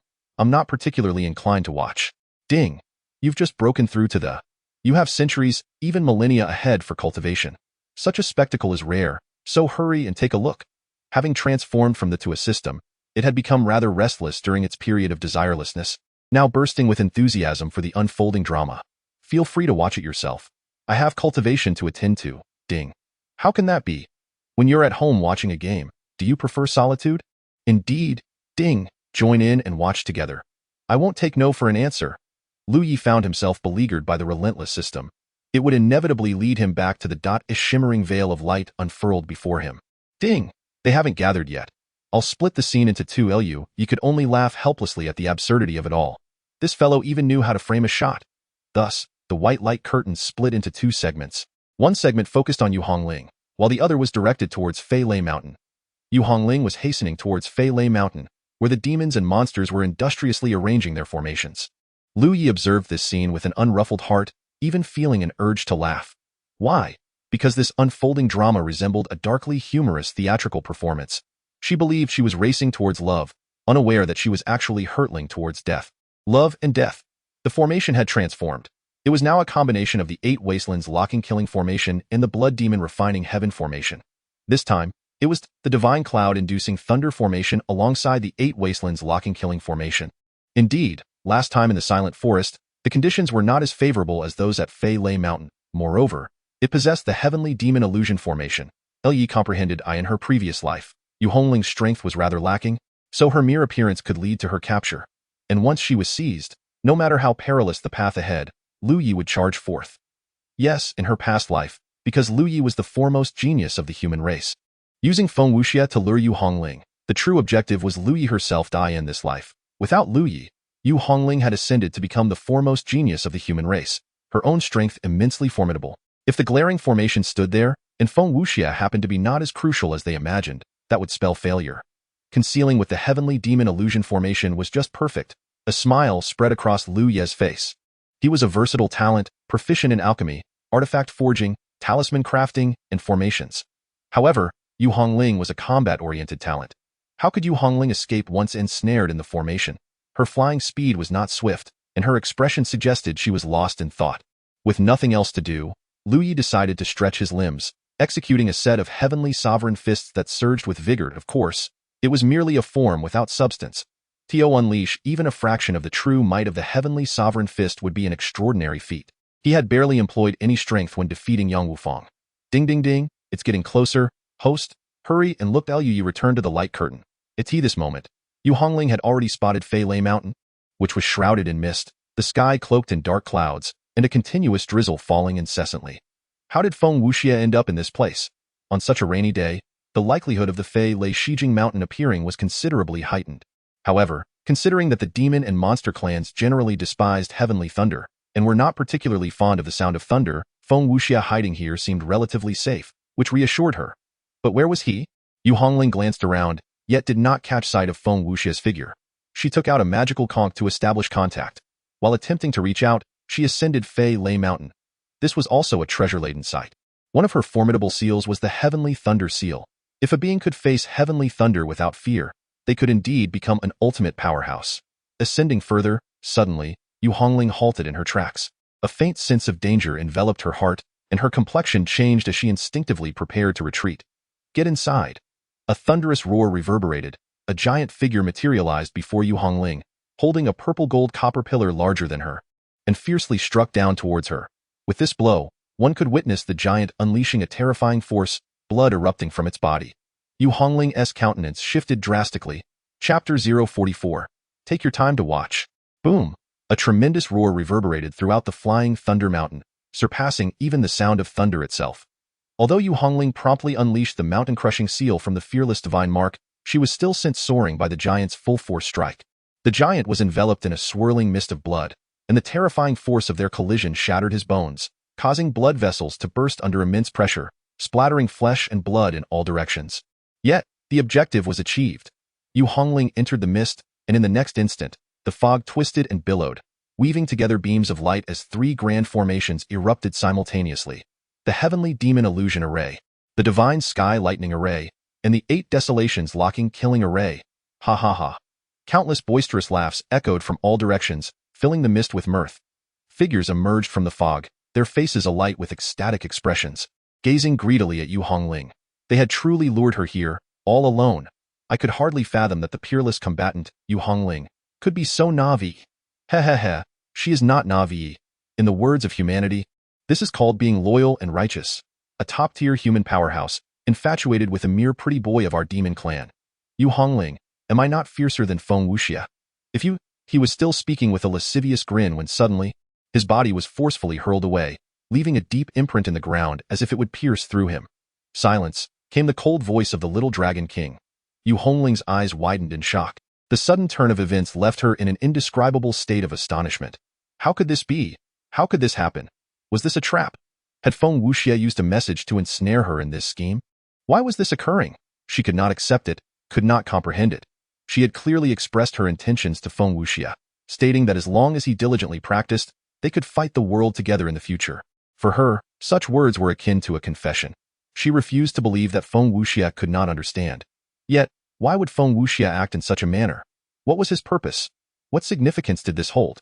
In that moment, a vivid memory resurfaced in Yu Hongling's mind. In the memory, she was embroiled in a heated argument with Lu Yi Jr.'s sister. You cannot go. Feng Wuxia's invitation is undoubtedly a trap. If you proceed, you will surely fall into the clutches of the demon clan. How could it possibly be a trap? The demon clan is unaware of my feelings for Feng Wuxia. How can you be so certain they are oblivious?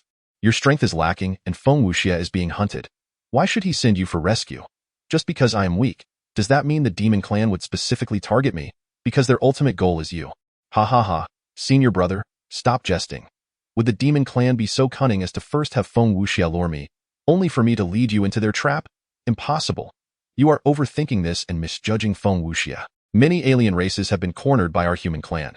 They are in no position to confront us head-on and can only resort to desperate measures. Moreover, I have learned that the demon clan is closely allied with the ghost, demon, and divine races, undoubtedly harboring overwhelming malice. Yet that overwhelming malice would not be directed at someone as unremarkable as I, you. You are nothing short of a blockhead.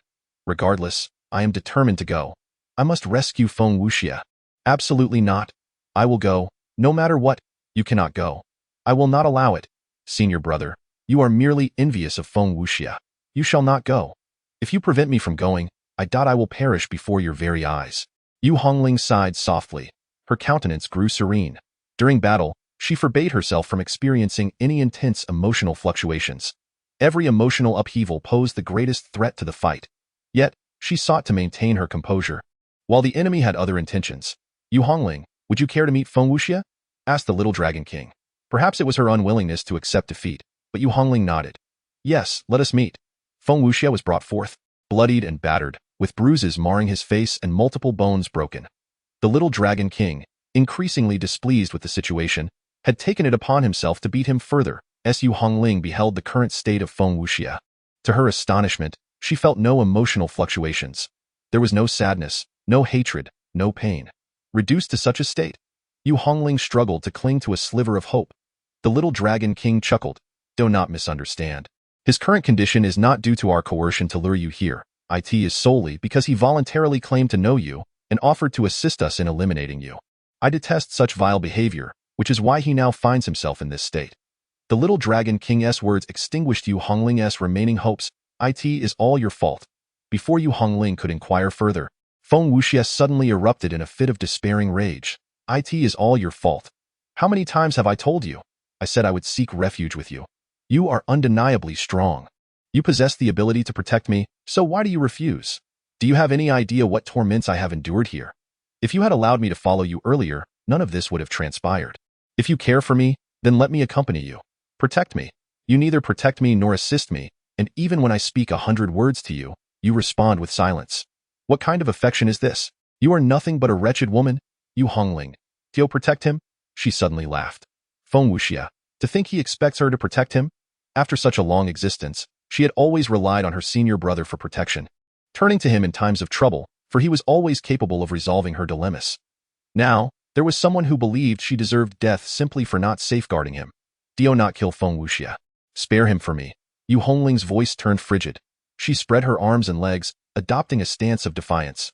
"Let us engage together." Boom. A bolt of celestial lightning descended with ferocity, the thunder-summoning array erupting to showcase its divine might. The blinding white lightning, imbued with overwhelming heavenly power, hurtled directly towards Yu Hongling, wind-inducing seal. A strike of thunder fell, revealing figures emanating an immense aura, converging from 8 directions, their energies intertwined, rushing towards Yu Hongling. Thus commenced a grand battle. Ding ding ding. Host, why did Yu Hongling discover the truth without breaking down in tears like Chu Ling? In a fit of hysteria? The system, filled with confusion, resonated chaotically within Lu Ye's mind.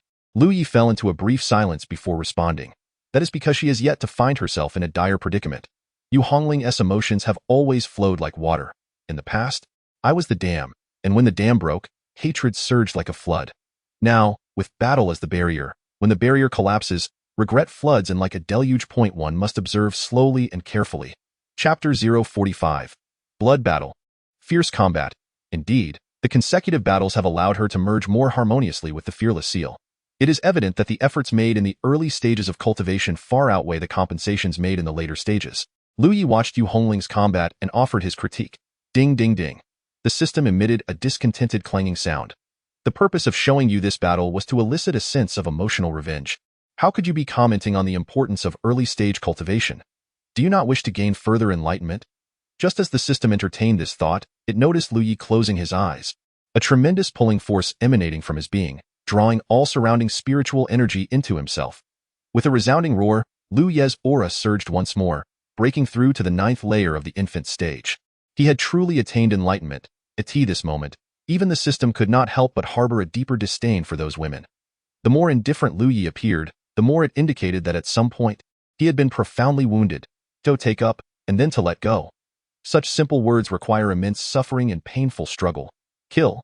Yu Hongling grew more valiant with each battle, her body charred, her garments stained with blood, her eyes radiating fierce intent to kill and a warrior's spirit. Various seals flowed effortlessly from her hands.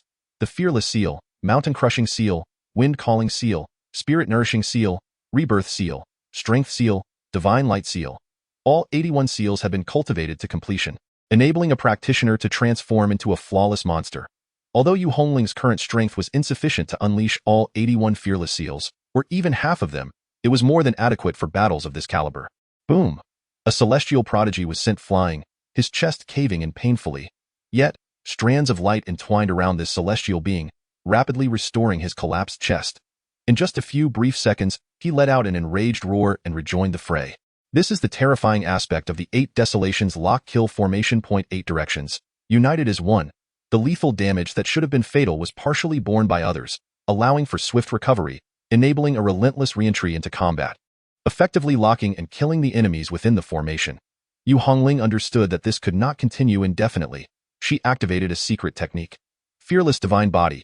At this moment, her aura surged, countless golden rays shimmering around her, her long hair transforming into a faint golden hue. Destruction Seal. Boom! A demon clan prodigy was obliterated by this strike, reduced to mere fragments, unable to recover. The other 7 were similarly wounded. The combat prowess displayed by Yu Hongling at this moment was astonishingly terrifying. To be able to execute such a strong attack within the 8 Desolations lock-kill formation? Boom! Another bolt of heavenly thunder descended, striking directly at Yu Hongling. The thunderous lightning is indeed the most formidable of assaults. Yu Hongling's body was hurled into the abyss, a chasm forged by eons of relentless thunderbolts. She coughed up a mouthful of crimson blood. The 8 Desolations locking kill formation was replaced by another 8, charging towards Yu Hongling. Surrounding her were countless figures, at least 100, all awaiting their turn to engage, while the elite of the Demon Clan, the Dragon King, the demonic Swordmaster from the Magic Clan, the Divine Offspring from the Divine Clan, and the Malevolent Spectre from the Ghost Clan had yet to make their move. The sheer strength of their lineup and the multitude of foes were utterly despairing. Yet, Yu Hongling did not succumb to despair. Instead, she unleashed her fury, her true essence erupting within her. Simultaneously, she employed the spirit-seizing seal to forcibly siphon the true essence from her adversaries to replenish her own. while the rebirth seal absorbed the life force of her enemies to mend her injuries. The battle raged fiercely. Bolts of lightning descended relentlessly, witnessing Yu Hongling's capacity to repeatedly slay foes despite her dire predicament. The various alien races were left in a state of shock. Her power was astonishing. Her combat prowess was terrifying. A woman, not to undermine women, but it is rare for any to elevate their fighting capability to such heights. Such a fearsome killing force is seldom matched even by men. Should this individual remain unchecked and allowed to grow, our clan shall face grave calamity. The malevolent specter spoke with certainty. The human race flourishes, inevitably giving rise to one or two extraordinary figures. The tide seems to favor them, yet it is a helpless situation. The Dragon King fixated on Yu Hongling's silhouette, his expression somewhat dazed. He felt a deep discomfort, not even knowing the source of his unease, only that it was profound. There was jealousy, anger, and sorrow. Intensify the assault. Do not allow her a moment to recover, the Dragon King roared. The 8 attacking powerhouses simultaneously jolted, unleashing their most devastating techniques. Yu Hongling was struck by 4 assaults, spitting blood. Once more, the thunder rained down. 7 figures retreated, while one was seized by Yu Hongling, thrusting it towards the descending lightning. Boom! The thunder obliterated the body of that demonic prodigy, annihilating both body and soul. Yet another 8 surged forth simultaneously. Their onslaught was like an unrelenting tide, ceaseless and endless. Yu Hongling's eyes glinted with murderous intent, icy and unyielding. She resembled a relentless killing machine, slaughtering endlessly. Even if she could only eliminate one adversary at a time, she would do so 10-fold, 100-fold, until none remained. However, it was an arduous task. Enemies. All she could see were enemies. Various attacks continuously battered her, and the thunder roared down without respite. Indeed, she could recover, but the replenished true essence paled in comparison to what she lost. Each strike was executed with all her might. The immense consumption of true essence was unimaginable. Yu Hongling had lost track of time in her killing spree. Weariness began to envelop her, her body growing heavy, the circulation of true essence sluggish. Beneath her lay a sea of shattered corpses, a pool of blood accumulating around her. Unbeknownst to her, half of the allied forces from the alien races had already perished. Each celestial prodigy wore a grave expression, their smiles extinguished, fixated on Yu Hongling with trepidation. She continued to slay, observing as Yu Hongling seized a prodigy from the ghost clan, transforming him into a wisp of black mist with a single rune strike. All present felt their brows twitch violently. Could she truly not tire? A talented member of the demon clan muttered in a daze, "Everyone gets tired. She cannot go on any longer." The voice of the broken sword demon no longer bore the usual coldness, but instead carried a hint of something different. Yu Hongling is indeed a practitioner worthy of admiration, even if she is an adversary. Yet, at this moment of slaughter, one could easily fathom the depths of despair that Yu Hongling endured within the formation. The other talented beings of different races had even begun to experience feelings of trepidation. So close, so very close. Yu Hongling, battered and on the brink of collapse, felt her breath weakening to an almost imperceptible whisper. But what of it? She could still fight, still slay. Thunder rumbled ominously as it descended once more. The little Dragon King closed his eyes, and when he opened them again, his gaze had turned utterly frigid. Ladies and gentlemen, it is our turn. Chapter 046. Heart-wrenching senior brother. How did you manage to break free back then? This thought flickered through Yu Hongling's mind. A scene from her previous life emerged. Lu Yi opened the door to a confined room. Standing against the light at that moment, the indistinct figure of her senior brother seemed to come into focus in her mind. His body was marred with scars, every inch of him a testament to suffering. The excruciating pain incessantly gnawed at his senses, not merely physical agony but an emotional torment as well. Her senior brother, wise and perceptive, instantly recognized the trap laid specifically for him. Yet, he still ventured forth, resolute and unwavering at that time. His strength was far inferior to her current prowess. Even she, with her formidable abilities now, experienced the suffocating despair within such a trap. Senior brother, how did you endure? A single tear, mingled with blood, slipped from Yu Hongling's eye. Kill!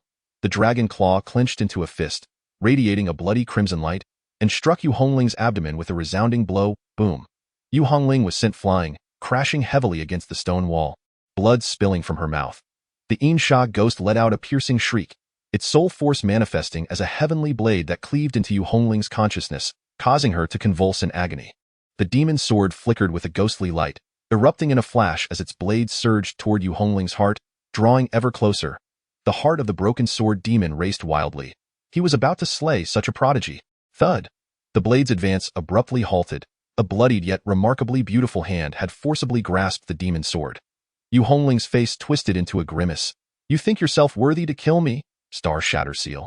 The broken sword demon's expression changed dramatically as he attempted to twist the demon sword, aiming to sever Yu Hongling's hand and dissipate her offensive momentum. Thud! A hand fell away. The broken sword demon. Boom! The broken sword demon was obliterated into fragments. Die! Roared the little dragon king, delivering a punch imbued with even greater force to Yu Hongling's temple. She was sent hurtling through the air, her body showered in a liquid that could not be discerned as blood or sweat. Witnessing the broken sword demon's tragic fate, the Yin Sha ghost refrained from approaching, frantically unleashing soul attacks from a distance. The weight of the little dragon king's strike was immense. It was evident that the light had faded from Yu Hongling's eyes, leaving them eerily vacant. She lay upon the stone wall, gently swaying her head. The little dragon king emitted a long, resonant dragon's roar, and from his mouth coiled forth a golden divine dragon, seemingly intent on personally slaying Yu Hongling, unleashing an array of overwhelmingly lethal techniques. The others, at this moment, refrained from intervening. If the little dragon king sought to kill, so be it. After all, as long as Yu Hongling perished, it mattered not who delivered the fatal blow. The golden divine dragon swelled in the wind, spiraling through the void, and suddenly accelerated, crashing heavily into Yu Hongling, producing a tremendous roar.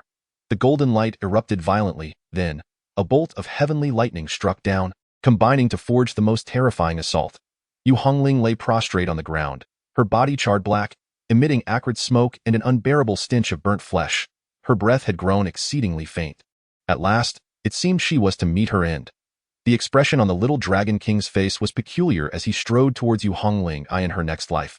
May she never again believe in love. The little dragon king raised his hand, his dragon claw viciously grasping at the back of her heart. Charred and battered, Yu Hongling suddenly turned, the claw piercing through her abdomen, her body straining as the claw fully penetrated her. Drawing their forms closer together, death, with her final strength, her last act of vengeance. The little dragon king gazed at the rune that flew towards his head. It's possible, boom. The little dragon king's head burst apart like a watermelon. He was dead. Yu Hongling, with her last ounce of strength, had slain the little dragon king, the mightiest of the demon clan thus far. A chill coursed through the hearts of the powerful from various races. She, injured as she was, still had the strength to counterkill the little dragon king. In an instant, the seven surrounding Yu Hongling dared not approach any further. Brother, brother. The sound of weeping emerged from Yu Hongling's throat. She was in pain. She was in agony, the pain coursing through her entire being, at this moment, stripped of the veil of battle, pierced deep into her soul. Yet, the pain of her wounds was not the most excruciating. The most agonizing was the torment of her heart, a heart-wrenching, soul-rending ache. How had her brother managed to escape initially? After her brother had fled amidst overwhelming despair, he must have had countless words he wished to share with her, wanting to recount the dangers he had faced, reveal the true nature of Feng Wuxia, affirm that her suspicions were correct. He wanted. But what of her? In her madness, she had forced every word he wished to say back down his throat, leaving him with only 3 words to utter in the end. I'm sorry. The pain. It was unbearable. Yu Hongling wept sorrowfully, her entire being trembling. Were she stronger, she would have surely cried out in anguish. Yet now she lacked even the strength to sob. Observing Yu Hongling's current state, the myriad of otherworldly beings fell silent. What was she crying for? Was it because of Feng Wuxia? No, it should not be solely for Feng Wuxia. For throughout it all, Yu Hongling had not cast a single glance at him, so who was she weeping for? Meanwhile, within the light screen, the scene of Yu Hongling was displayed. Liu Yi, witnessing this moment, finally allowed a smile to grace his face. He felt himself becoming increasingly twisted in this moment. Yu Hongling wept pitifully, yet Liu Yi felt an exhilarating sense of delight.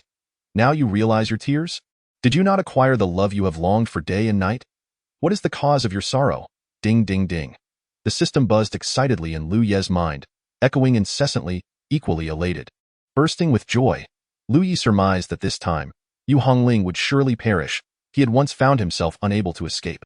However, at that instant, a fiery bird caught Liu Ye's eye, and his expression darkened. Who was this firebird? Though disguised, Liu Yi recognized it. This was Zhu Ke. This was bad. Zhu Ke was unexpectedly present in his previous life. Zhu Ke had not been here.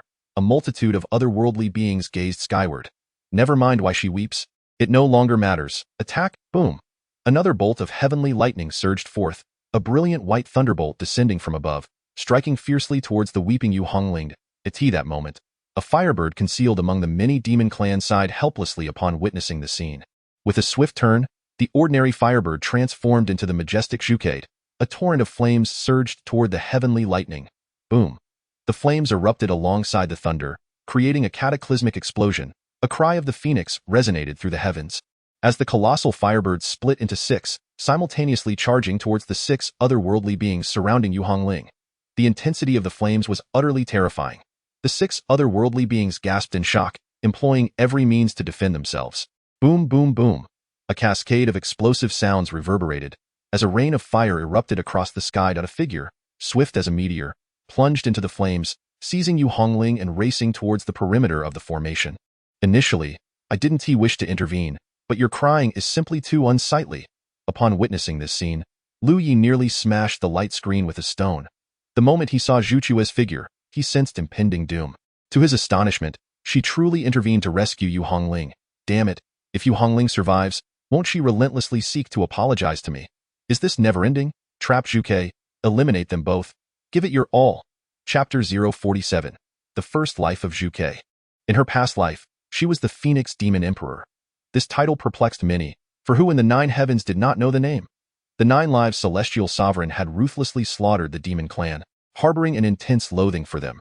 Yet, Zhuke, a divine beast, chose to identify herself as a demon emperor. It was only when Lu Yi faced tribulation that everyone suddenly understood. The reason Zhuke, the Phoenix Demon Emperor, adopted this title was to provoke the 9 lives Celestial Sovereign. You despise demons, do you not? Then I shall embrace the title of Demon Emperor. Zhuke made her move, intending to lead Yu Hongling out of the encirclement. However, the 8 Desolation locking kill formation was no trifling matter. The 8 prodigies swiftly formed a barrier, sealing off Zhu Chue's escape route. How audacious! You dare betray the demon clan? A demon, resembling a standing pangolin clad in armor, roared in fury. Merely a servant of all spirits, and you dare call yourself a demon clan? Shatter them! A torrent of Zhu Chue's true flames surged forth, engulfing the path ahead. Grasping Yu Hongling, Zhu Chue's wings sliced through the air like celestial blades, cleaving towards a prodigy of the demon race. The intersecting wings struck with lethal precision, instantly severing the demon prodigy into 4 pieces. Divine Punishment's light. A powerful beam of divine light descended from the heavens, striking fiercely towards Zhuke. The ancient deity's scion let out a deep growl as radiant lights interwove ahead, coalescing into an intricate and resplendent divine art. With a single punch, he struck forth, his fist piercing through the divine manifestation, and suddenly, an incomprehensibly massive fist appeared in the heavens. Beneath that colossal hand, all living beings seemed no more than mere ants. The fist tore through the dark clouds, surrounded by flickering white lightning, exuding an aura of sheer terror. Even from a considerable distance, one could behold this enormous fist descending from the sky, as if a divine entity were truly delivering a cataclysmic blow from the sea of clouds. The myriad of alien races hastily retreated. The vermilion bird lifted her gaze to behold the formidable fist, and a drop of her essence separated from her being, merging into the mouth of Yu Hongling. Subsequently, her wings enveloped Yu Hongling, and in a sudden whirl, she transformed into a most magnificent whirlwind of flames, charging towards the gigantic fist in the sky. With a piercing cry, the vermilion bird's call resonated throughout the world. The collision of the 2 assaults echoed like a cataclysm, akin to a comet crashing into Earth. Indeed, the vermilion bird had made her move, but soon found herself besieged. The 8 Desolations locking kill formation was activated, and at that moment, all the powerful beings from the alien races surged forth, the formation manifesting in 5 layers, with 40 alien prodigies launching their attacks in unison. They struck in an orderly fashion, creating a devastating onslaught. The vermilion bird's strength was formidable, rivaling that of Yu Hongling. After all, they were both reincarnated emperors, possessing the most exceptional techniques and divine powers.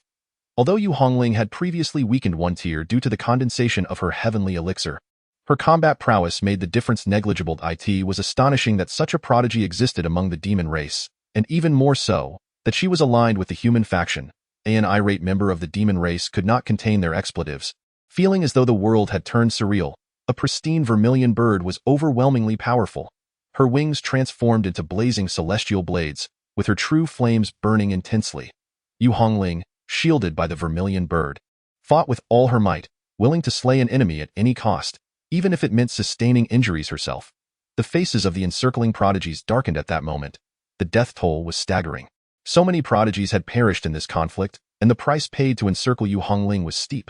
Now, they sought to subdue another demon akin in strength to her. Indeed, a demon. Why pursue such a creature? As long as it was not a human, the emergence of a prodigious talent from the demon race was something other alien factions could accept, for the greatest adversary was still the human race. Faced with the vermilion bird, the other demon prodigies were hesitant to engage. This was one of their own. If the vermilion bird were to be brought to the brink of death, would they not be compelled to intervene? What meaning would such a battle hold? Even with the demon race beginning to hesitate, the vermilion bird felt an immense pressure. All the alien races shared a singular thought. The vermilion bird could survive. But Yu Hongling must die. Yu Hongling had consumed a drop of the vermilion bird's essence, the vast life force halting the deterioration of her wounds, allowing her a moment of respite. Witnessing the vermilion bird struggle to break free, tears streamed down Yu Hongling's face. She realized the truth. She understood how her senior brother had managed to escape from peril. For her senior brother had sacrificed his very life. In such dire straits, with her senior brother's strength, there was absolutely no way to escape. He must have exhausted himself and perished once, only to be reborn through a second chance at life, which enabled him to vanquish all his enemies. The 9 lives celestial sovereign, indeed, the first life condensed by his senior brother in the nascent soul realm was granted to this most unworthy little junior sister of his. Why did he remain silent? Why did he not confide in her? As Yu Hongling recalled her own hysterical reaction upon hearing of Feng Wuxia's demise, despair washed over her heart once more. How could he articulate such a truth? Faced with her own state at that moment, even if he revealed that he had died once, what hurtful words might she have uttered? Feng Wuxia spoke truly. She was nothing more than a wretched woman, a heartless and selfish wretch. The battle raged on, yet its intensity began to wane, as many of the demon clan's prodigies urged Zhuge to reconsider. You cradle a member of the human race, the most formidable prodigy among them, an archenemy of our demon clan. Why must you save her, being one of our kind? Release Yu Hongling. Let us treat this matter as if it never occurred. If you persist in your obstinate folly, and if the demon emperor learns of this, he will surely unleash his wrath. You are not acquainted with her. Why save her? Zhuge remained silent but suddenly seized an opportunity, retracting her wings and transforming into a blazing inferno, hurtling toward her demon brethren. The demon prodigies felt their scalps prickle in response. Ultimately, they could not withstand it and chose to evade. Stop her. Other alien beings shouted in haste. But it was too late.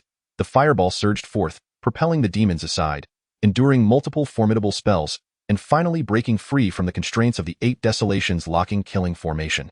With majestic, fiery wings unfurled, leaving behind spots of Zhuchua's blood, she soared into the heavens, piercing through the stormy clouds toward the horizon. Cursed, pursue her. They were so close to eliminating Yu Hongling. Demons, you must provide us with an explanation. So many strong warriors have perished, yet Yu Hongling has escaped. Damn demons. Are you colluding with the human race? The remaining prodigies of other races glared fiercely at the demon clan in that moment. They even questioned whether this was a trap set by the demon and human races together, aimed at eradicating the prodigies of other clans. The demons felt their nerves fray and hastily attempted to clarify. We had no inkling it would unfold this way. Our little dragon king has perished. How could we possibly conspire with the humans? We shall report this matter to the demon emperor and ensure that fiery bird pays the price. Zhuge soared into the skies with Yu Hongling, regaining her freedom. Zhuge glanced down and heard Yu Hongling's faint murmurs, "Heaven, Tianling Pool, Tianling Pool." Zhuge directed her gaze toward the location of the Tianling Pool and took flight.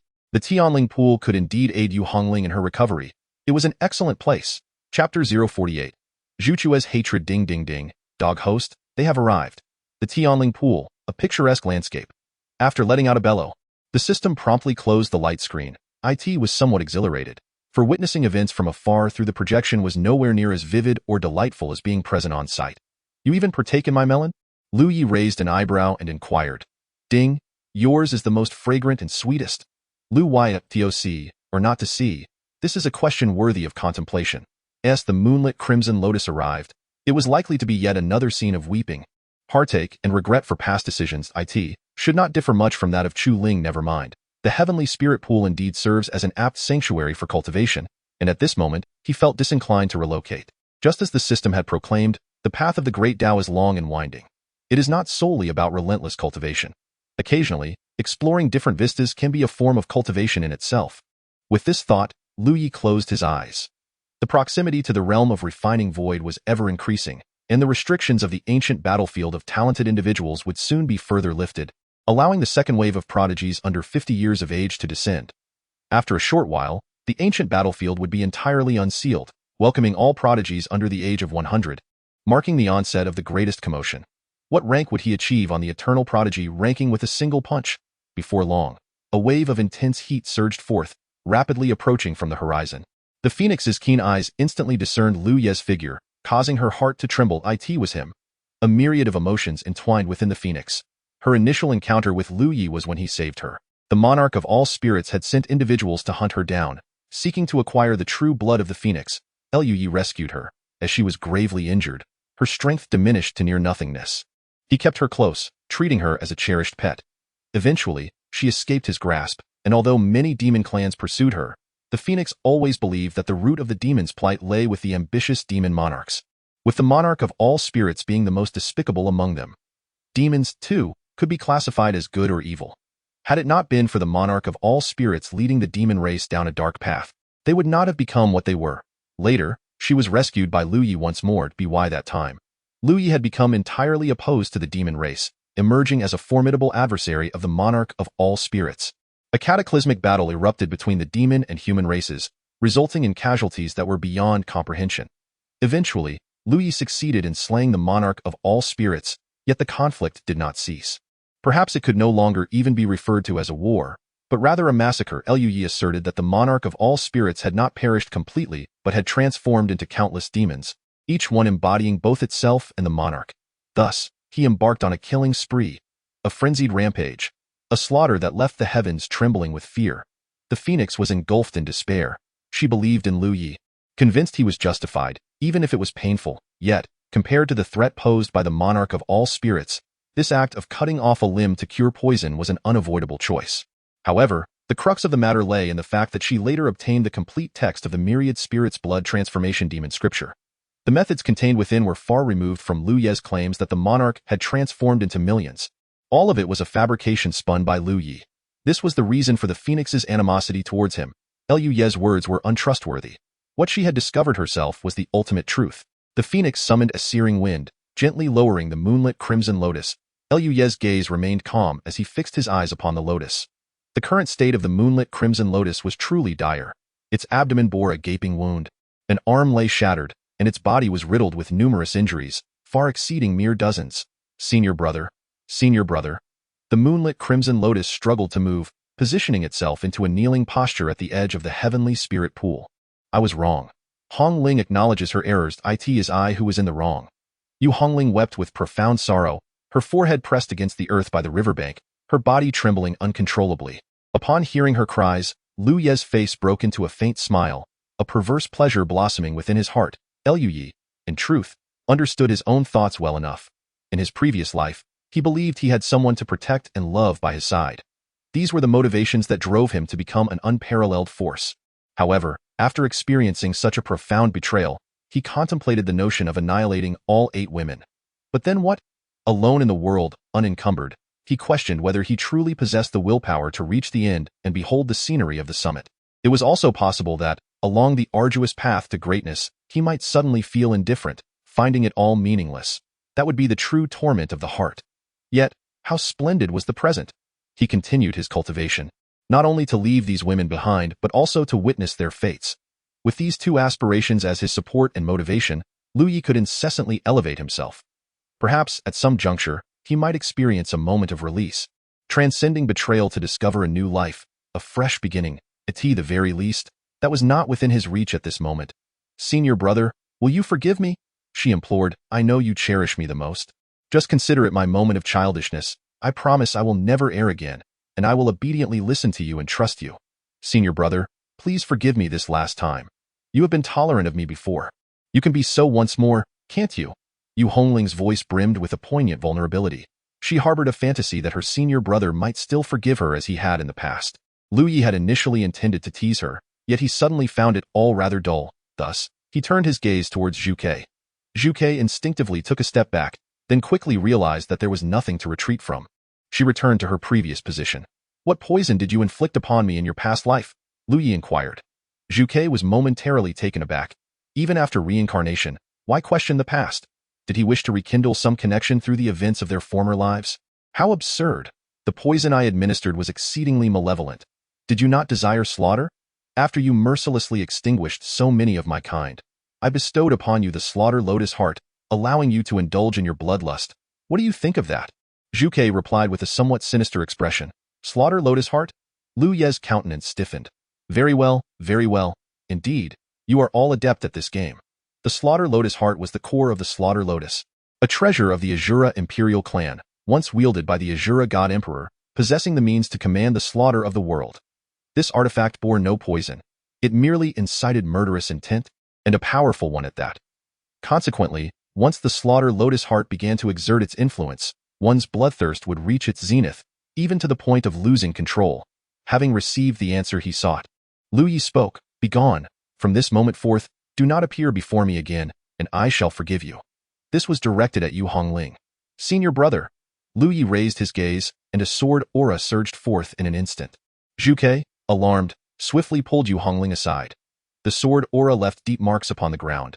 Had Zhu Ke not intervened, that strike would have been enough to annihilate Yu Hongling. Have you lost your mind? Zhu Ke gazed at Lu Yi in disbelief. Yu Hongling was his most cherished junior sister. How could he truly resort to such ruthless measures? Chapter 049. Absolutely impossible. Get lost? Zhu Ke observed the dozens of sword energies intertwining towards her. She intervened. But in an instant, the sword energy obliterated Zhuchua's true flame. Zhu Ke retreated hastily, yet was nearly struck by a sword energy that almost severed her wings. Liu Ye's heart, now as hard as iron, left Zhu Ke utterly incredulous. How had Lu Yi transformed into this? In his previous life, Lu Yi was nothing short of radiant and cheerful, imbued with a touch of humor. Anyone who encountered him would undoubtedly feel his charm. Except for his mercilessness towards the demon and alien races, he was undeniably kind to humanity and particularly benevolent towards the weak, treating them with equality. Now, he was intent on killing Yu Hongling, and even herself. As Lu Yi prepared to rise, Zhu Ke dared not linger any longer. The murderous intent emanating from him was palpable.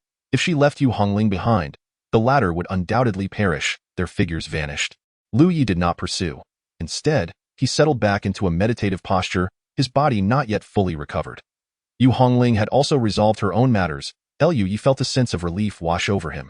The love he had long envisioned had culminated in such a tragic fate, with his closest senior brother in disbelief, while he chose to believe in a demon he had known for only a brief time. To protect someone who wished him dead, he would harm his own brother. At this moment, Yu Hongling should have comprehended everything. Only through understanding could one truly grasp where they went awry, thereby deepening their anguish. Lu Yi had expelled a wave of pent-up frustration. Moving forward, if Yu Hongling were to live, she would be condemned to a life of suffering. Death would be death. With a clear mind, Lu Yi re-entered a state of cultivation, and this time, his progress accelerated even further. His cultivation had already reached the 9th level of the breaking infancy stage, advancing towards the great perfection cage, and breaking through the ethereal realm would not pose a significant challenge for him. Nonetheless, he remained cautious. It was best to accumulate strength first. Zhu Ke had taken Yu Hongling away, continuing to murmur her profound discontent regarding Lu Yi's lethal actions towards Yu Hongling. Her dissatisfaction perhaps stemmed from her own fears of meeting a similar fate. How could he be so heartless, so utterly unlike the Lu Yi she once knew? How could he strike with deadly intent? Did he not care for their bond at all, in their previous life? Even if they were not lovers in this one, she was still his junior sister. Yu Hongling's eyes were hollow. When I took action against him in my past life, did I ever consider that he was my lover? My senior brother? Yu Hongling muttered to herself. Her words left Zhu Ke momentarily speechless. Why had I never comprehended this matter in my past life? Explain it to me properly. Was Feng Wuxia truly the one you cherished? How could you fall for such a cowardly demon? Though I have not interacted with that fellow, was he not notorious for his numerous consorts due to a trace of phoenix blood? Many demons coveted that single drop of phoenix blood, seeking to unite with him in hopes of Dam. Seeing Yu Hongling gaze at her with an ethereal look, Zhu Ke hastily fell silent. Why didn't you tell me this in your past life? The specter of the past is oblivious to which Feng Wuxia you refer, and in my former life, I was not embroiled in such a conflict. Had I been, I would have perished then and there. Though Lu Yi is indeed a harbinger of death, he is undeniably formidable. At that time, the demon race, the devil clan, the Buddhist sect, the ghost tribe, the divine lineage, and the spirit clan all besieged Lu Yi, only to be repelled in disarray. The land was strewn with casualties. Yu Hongling's heart ached further, for she had learned of Feng Wuxia's demise, consumed by resentment and sorrow, isolating herself for an extended period, entirely unaware of the specifics. Had she grasped even a fragment of the truth? How might I act for my senior brother to forgive me? Yu Hongling posed this question to Zhu Ke, as well as to herself. Zhu Ke fell into a contemplative silence. The previous clash between Lu Yi and the ancient heavenly sovereign illustrated his considerable potential to achieve sanctification. Yet, their actions had thwarted him. To ruin one's path to enlightenment is an offense that cannot be overlooked. Moreover, the gravity of such an act, obstructing another's ascension to sainthood, is unfathomable. A saint. Such beings are rare, emerging once in 100,000 years, and yet, betrayal. Zhu Ke could not help but shake her head.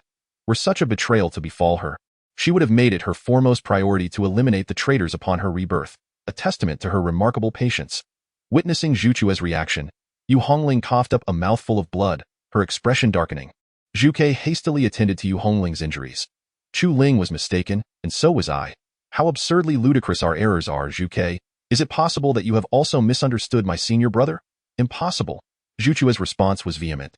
I have already located the original text of the 10,000 Spirits Blood Demon Sutra, and it bears no semblance to the techniques he purportedly espouses. He is merely a butcher, indiscriminately slaughtering the demon race. There is no way I could be mistaken about him.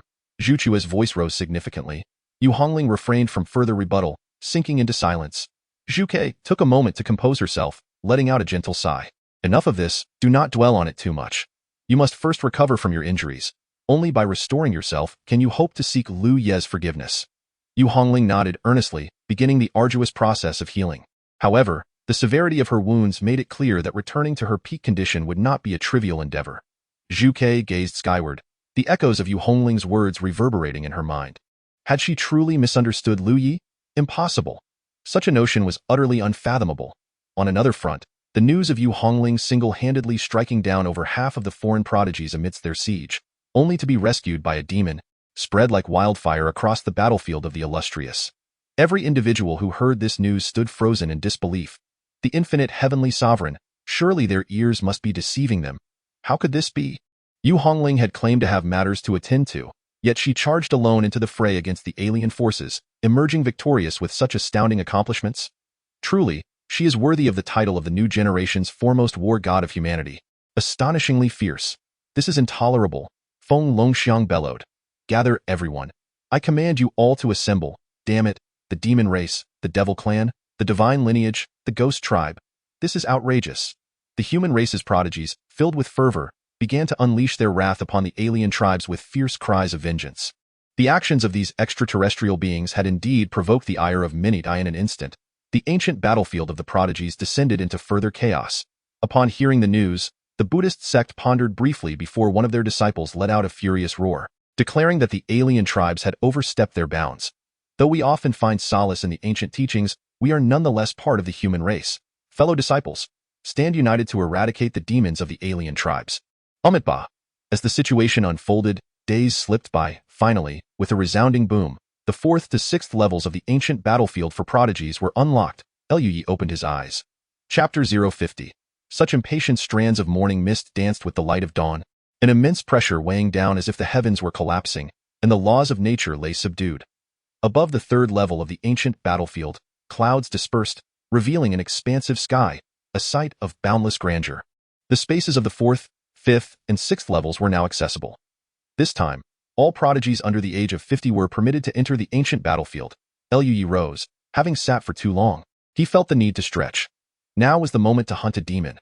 The name of this demon was Tu Wuying, whose cultivation path was rather peculiar, specializing in stealth and assassination in his previous life. No less than 100 prodigies of the human race fell to Tu Wuying's hand, with the most devastating losses suffered by the Dao sect. Why, you may ask? Because Lui had slain Tu Wuying's brother, and thus, vengeance was a natural pursuit. Although in this life Lui had not taken Tu Wuying's brother's life, it mattered little to him. Lui simply sought to eliminate Tu Wuying. In his eyes, this was entirely justified. With the opening of the 6th level of the ancient battlefield, the advantages of the Tianling pool were no longer apparent. Tio slay a foe, and then retreat to the 6th level beneath the Enlightenment Tree for cultivation was the most prudent choice. The Enlightenment Tree stood as one of the most precious treasures of the entire ancient battlefield for prodigies. It had sprouted from a seed left behind by a prodigy who perished here many years ago. Many had coveted the Enlightenment Tree, for if it were to be brought back to a sect, it would surely incite unparalleled joy. A single enlightenment tree could elevate a sect to astonishing heights.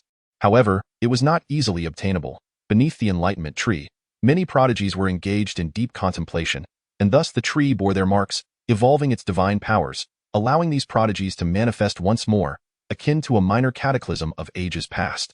Indeed, it was exceedingly difficult to carry it away. The further one ventured, the more challenging it became to extract it. Luye's figure vanished in the fourth level of the ancient battlefield. Silhouettes emerged, exuding formidable auras, their garments billowing, their eyes shimmering with concealed brilliance. The strong from other races also arrived without delay. This time, the prodigies of the ancient battlefield remained unusually quiet. They had been present for 7 days, yet scarcely a few had met their demise. Could it be that they were coexisting with the alien tribes? One inquired. Coexisting with the alien tribes? The extraterrestrials have always been insatiable. There is no rationale for coexistence. I fear this time the situation for the human race is less than ideal. Let us not be disappointed. Such conversations arose because outside the ancient battlefield, the soul stones of the human prodigies had shattered far too infrequently, unlike before, when a mere tenth of those who entered the ancient battlefield survived. This situation is indeed disconcerting. It suggests that either a prodigious talent from the human race has emerged, surpassing all other exceptional beings of foreign origin, or that the humans are retreating, hesitant to engage in battle. Upon further analysis, it seems plausible that individuals capable of overshadowing their foreign counterparts might exist, such as Li Wubai or Feng Longxiang, yet it seems improbable that they would exert such overwhelming dominance. Just as the crowd was lost in speculation, a figure gracefully ascended from the third tier of space, traversing the teleportation passage and materializing in the fourth tier. Luye's appearance was undeniably striking. However, the onlookers were left in confusion, unable to recall his name. It was only when a senior disciple from the Dao sect remembered. Luye, is that you? Upon hearing his name, Luye glanced towards the nearby crowd, still preoccupied with his urgent desire to confront Tu Wuying. Nevertheless, he decided to extend some courtesy to his sect. I have met Senior Sister Ding, he acknowledged. Ding Qing, a member of the first cohort of the 92nd generation disciples, was approximately 30 years his senior, yet still under 50. The disciples of the Dao sect were divided into 3 batches, with a rough gap of 30 years between each, a span sufficient for a new generation to emerge. Luye belonged to the second batch of the 92nd generation. Had he arrived any later, Bai Qialan could have been his senior sister. Senior Sister Ding, Luye greeted respectfully. You remember me? Ding Yuqing responded, somewhat astonished. Senior Sister Ding was exceptionally beautiful. There's something you wish to discuss. Almost instinctively, he refrained from indulging in flattery, knowing that he could not afford to shower compliments upon every woman he encountered in this life.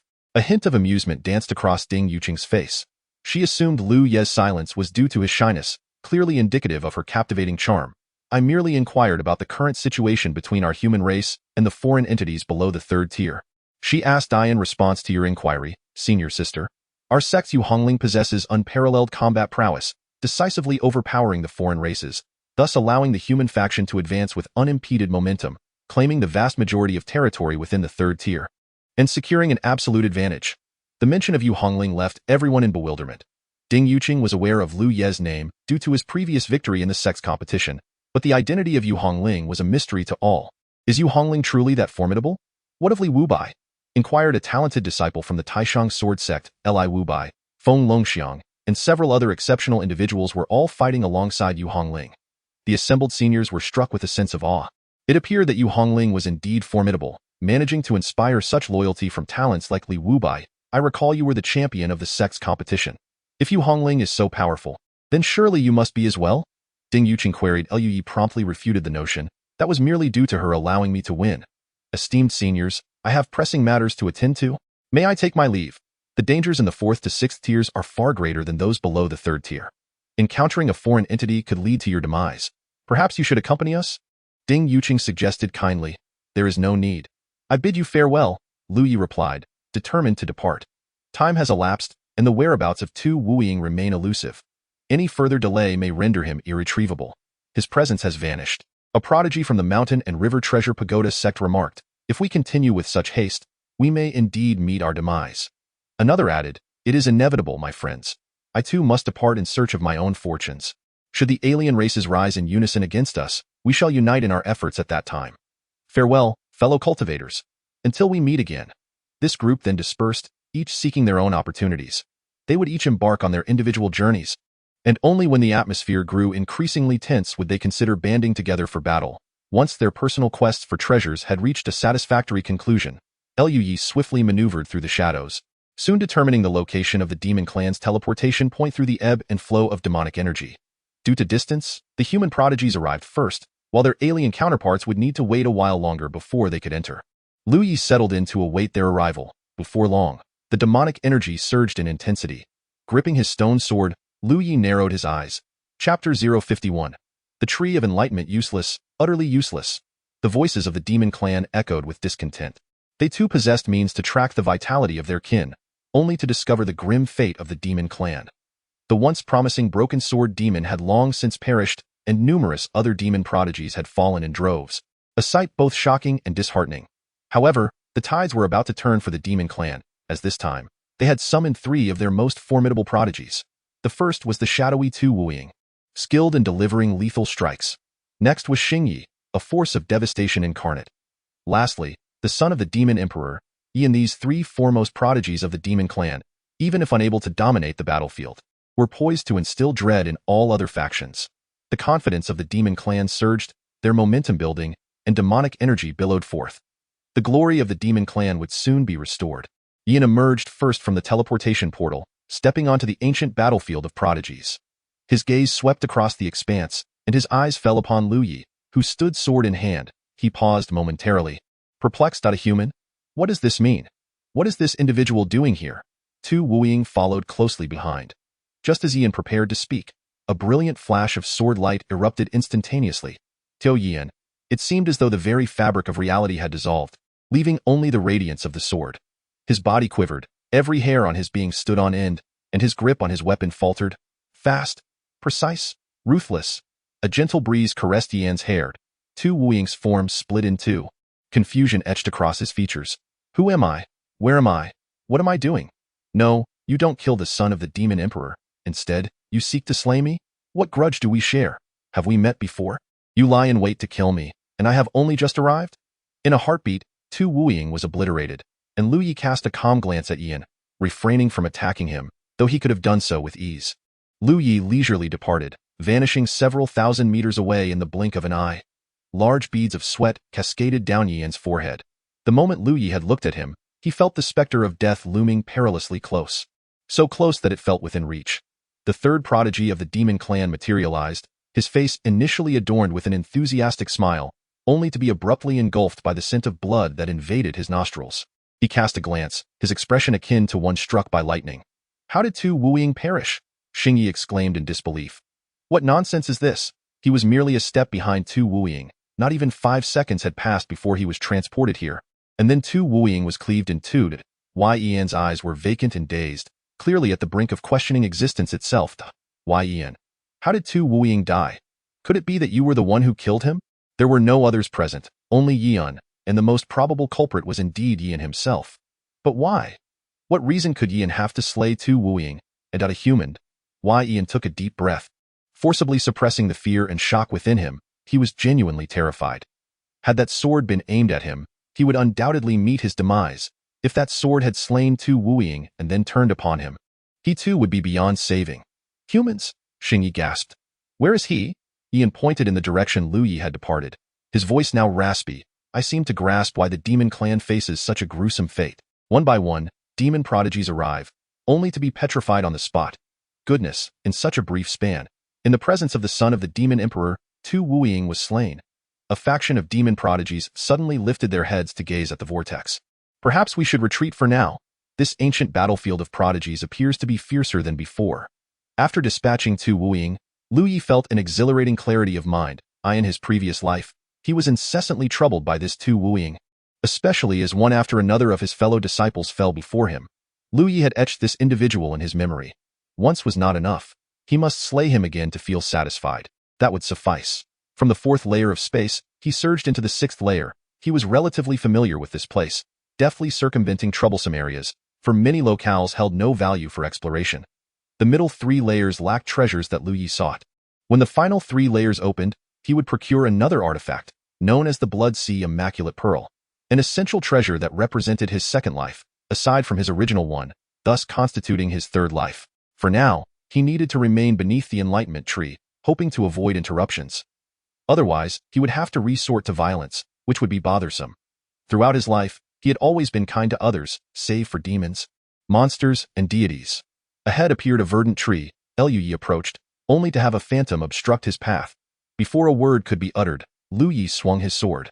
The phantom was instantly vanquished. The enlightenment tree swayed gently, its emerald leaves radiating glimmers of light, as numerous phantoms began to materialize. 3,000 swords. As one sword was drawn, 3,000 swords sang in unison. Dozens of figures shattered into fragments. Liu Yi reached the base of the enlightenment tree and glanced upwards. The enlightenment tree. Rays of light cascaded downwards toward Liu Yi, and in that moment, his mind attained an unprecedented tranquility. It was as though a still lake, undisturbed by the winds, remained unruffled amidst the embrace of heaven and earth. Enlightenment activated. Ding. Enlightenment initiated. Under the enlightenment tree, engaging in dual enlightenment, Liu Yi began to doubt whether he was still human. The doubts that had just arisen were swiftly dispelled, vanishing without a trace. The way. Only the way. Various clans surged into the ancient battlefield of the prodigies.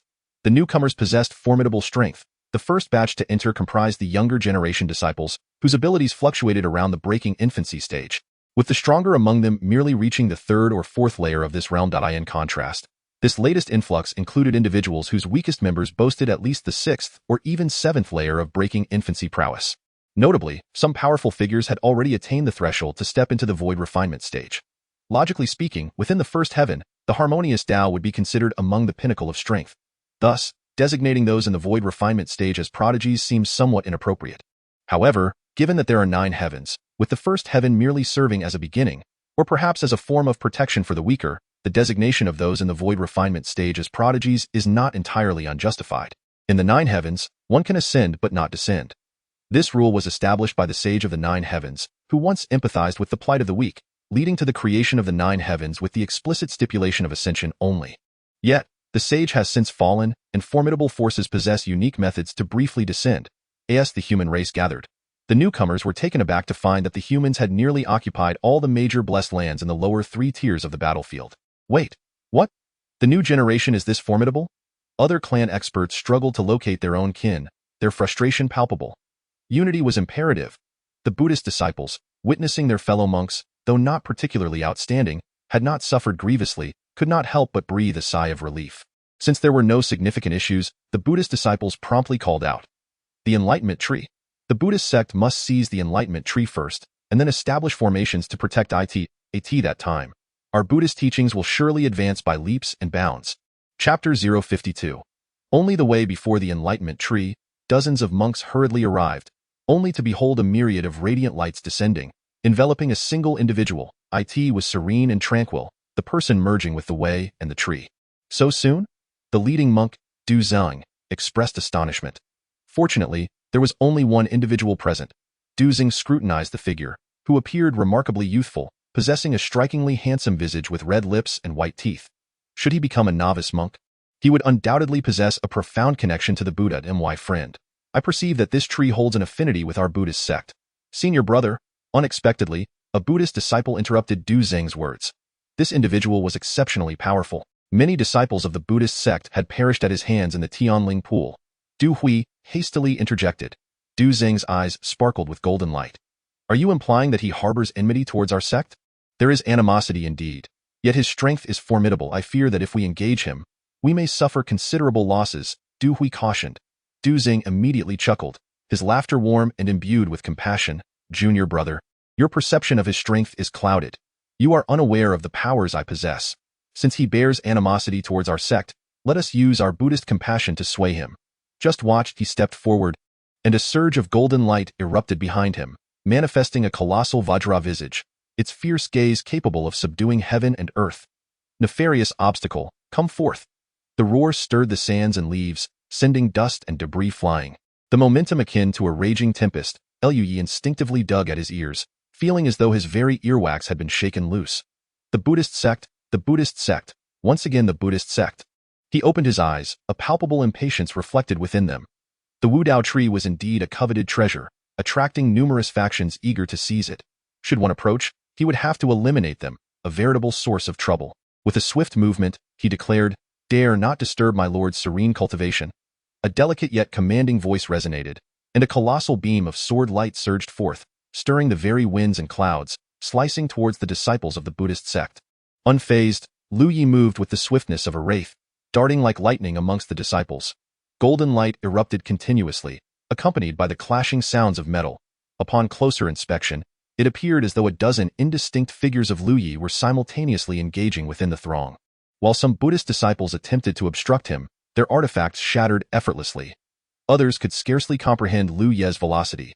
By the time they registered his presence, a vivid crimson had already blossomed upon their necks. In the blink of an eye, numerous figures moved in unison. In a mere moment, they coalesced into one. Lu Yi returned to his original position of contemplation and resumed his meditative posture. The clash between the demonic sword and the Dharma manifested in a multitude of fractures upon the latter. Yet, the master of the Dharma opened his eyes wide in horror and disbelief, a flicker of regret barely discernible in his gaze. Blood gushed forth in a torrent. Those once lively disciples of the Buddhist sect now mirrored one another's posture, clutching their necks and collapsing to the ground, their expressions shifting from confusion to agony. Some attempted to staunch their wounds, but a formidable sword aura lingered, offering no respite for recovery. Amitabha Du Zeng uttered a final chant before his body crumbled. Chu Ling, sword in hand, stood rooted to the spot, witnessing this scene unfold. Overwhelmed, her expression morphed in rapid succession. She turned, her gaze laden with complexity, towards Lu Yi, as her anticipations crystallized into stark reality. My lord. He was neither arguing with them nor mocking them. It was as though they held no significance in his eyes. It was too swift. Lu Ye's pace of cultivation had far surpassed her expectations, reaching an extraordinary level. He had no inclination to entangle himself any further with them, for in a fleeting moment, he could leave them far behind, achieving a realm they could scarcely fathom. He harbored no intention of lingering in their midst. In such a brief span of time, having returned from rebirth, he had attained this astonishing level of power in merely over half a year. Given another 2 or 3 years, he might ascend to the second celestial realm. They would lose any chance of encountering him again. A profound anguish enveloped Chu Ling's heart. Was this truly the decision of her lord?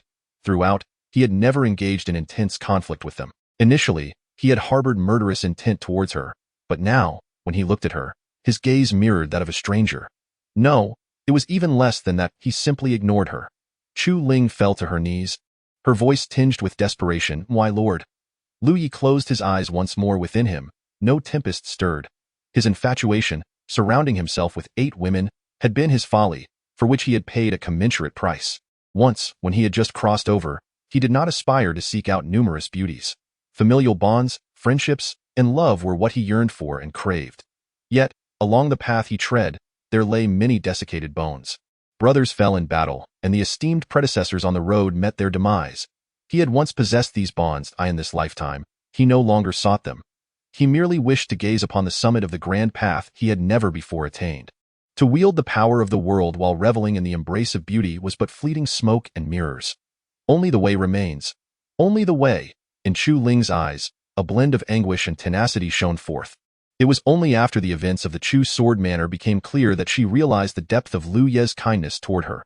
He had affectionately referred to himself as her little maid, yet the tenderness in his voice was unmistakable.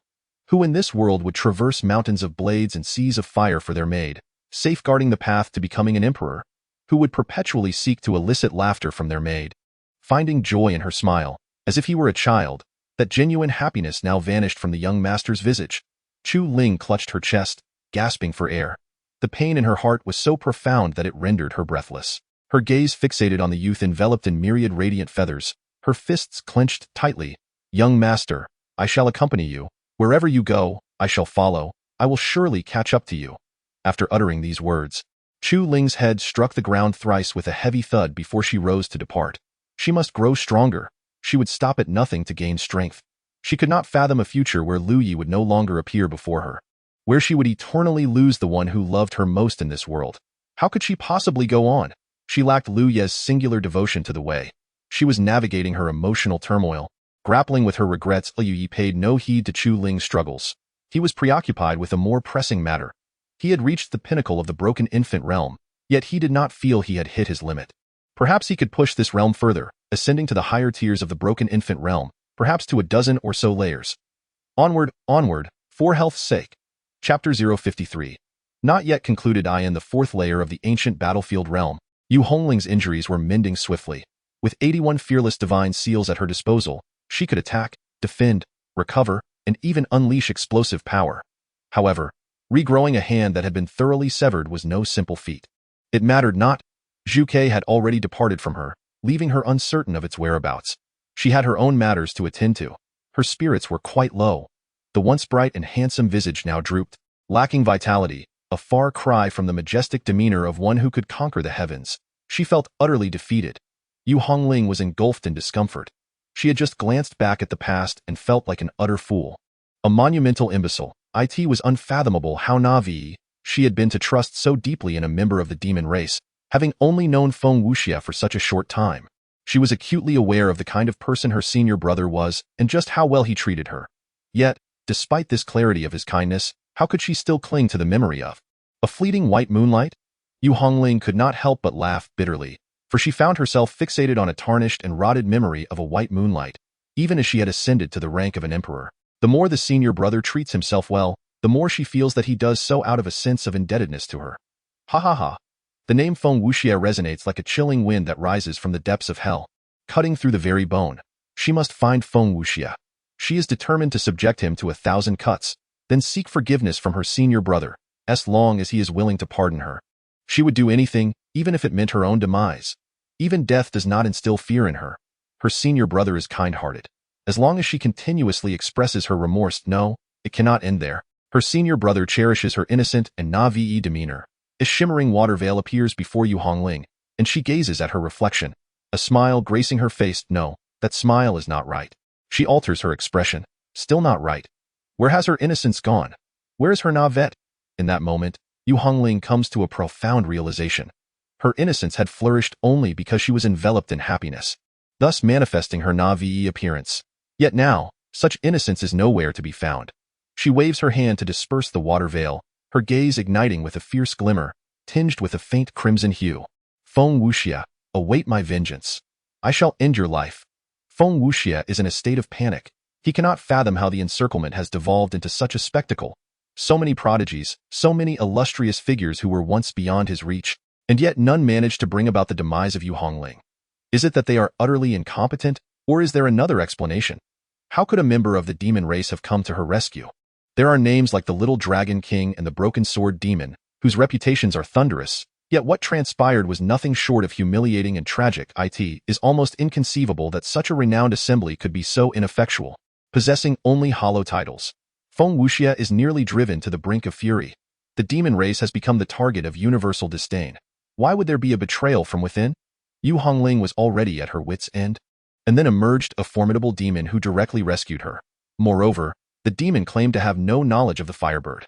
The Firebird's power surpasses that of the Little Dragon King, yet the demon race asserts ignorance of its existence. Are they attempting to deceive fools? Were it not for this joint assault, the demon race would have undeniably suffered the greatest losses, exerting the most effort, leading other factions to suspect whether this was a deliberate trap set by the demon race. Could it be that the demon race and the human race colluded? With no means to vent their frustrations on the demon race, they could only unleash their wrath upon Feng Wuxia. The demon faction was ready to obliterate him, while the ghostly race prepared to extract his very soul, but the divine race intervened. Let us remain calm. Feng Wuxia still holds some value, spoke a member of the divine race named Shuei. What use is he? Yu Hongling has already seen through his situation. Can he possibly win her forgiveness? A furious voice from the demon race retorted. He may never attain Yu Hongling's forgiveness, yet he has now become the object of her deepest hatred. From my observations, it appears that Yu Hongling has missed something of great significance because of him, only to discover the truth of his circumstances later. It is evident that she is tormented by the unknown of what she has lost. Thus, it can be said that Yu Hongling harbors an intense and profound hatred for Feng Wuxia, one that penetrates to the very core of her being. Undoubtedly, her animosity surpasses ours, to the extent that she would relish the thought of devouring his flesh and wearing his skin. Hence, we might exploit this aspect to our advantage. A glimmer of wisdom sparkled in Shuei's eyes. Are you suggesting that, indeed, love can serve as a trap? Consequently, hatred may also function as one. Feng Wuxia's heart swelled with elation. Does this mean that he could continue to survive? Unexpectedly, Shuei cast a fleeting glance in his direction, her disdain evident. Such a wretch, I hold in utmost contempt. Allowing him to live is sufficient. As for your rage, unleash it upon him without reservation. The smile that had just graced Feng Wuxia's face abruptly froze. No, no. You cannot do this, a towering demon approached, swiftly tearing away a substantial portion of Feng Wuxia's flesh to consume it. Blood gushed forth, and anguished cries pierced the air. The surviving monsters directed their pent-up fury entirely upon Feng Wuxi, them. His screams resonated like the most exquisite of melodies. A flicker of compassion crossed Shui Ye's countenance as she released strands of blue light, initiating the healing of Feng Wuxia's wounds. Be gentle, be gentle. Do not kill him, though not tear off his arm. It is difficult to reattach, and do not step on his groin. You might cause him unbearable pain. After an arduous hour of torment, Feng Wuxia found himself devoid of the strength to scream. He oscillated between consciousness and unconsciousness, each wave of agony pulling him deeper into darkness. His body was drenched in blood. Devoid of unscathed skin or intact flesh, Shui tirelessly endeavored to mend his injuries, barely managing to pull him back from the brink of death. Your anger has surely subsided somewhat. Thus, I shall take this person with me. If the opportunity arises, I shall reconnect with you all and hunt you Hongling once more. Next time, she shall not escape. As time passed, Feng Wuxia's body became swollen, his skin taut and distended, filled with a milky fluid. It was as if he were a fragile object, easily shattered at a touch. A moment of carelessness led to a slight rupture in his skin, unleashing a wave of excruciating pain that twisted his expression. Yet, he dared not move. Any sudden motion would exacerbate his injuries, plunging him into further agony. After their torment, the group's anger had diminished considerably, but Shui Ye's wrath had not abated. Now, Feng Wuxia was once again brought before the newly arrived divine beings by Shui Yi. A new hunt was on the verge of commencing. Chapter 054. The bone-chilling cold beyond the ancient battlefield, by Qiulan and Sun Ruowei, among others, had arrived. Their ages were all under a century, still eligible to enter the Celestial Talent's ancient battlefield, albeit at the very cusp of the 100-year limit. For instance, the sect master of the Dao sect had surpassed a century and could no longer gain entry. It could only be said that it was a matter of fate. You, a mere harmonization realm cultivator, entering the Celestial Talent's ancient battlefield. Is that not a bit excessive? Sun Ruowei remarked, somewhat speechless. Bai Qiulan remained clad in white garments, a gentle breeze accentuating her striking figure, compelling many to glance at her repeatedly. I am well aware that the path to harmony is not solely determined by strength, innate talent, combat prowess, or age. A myriad of factors contribute to one's standing. Perhaps my rank pales in comparison to yours on the eternal heroes list, Bai Qiulan remarked with a faint smile.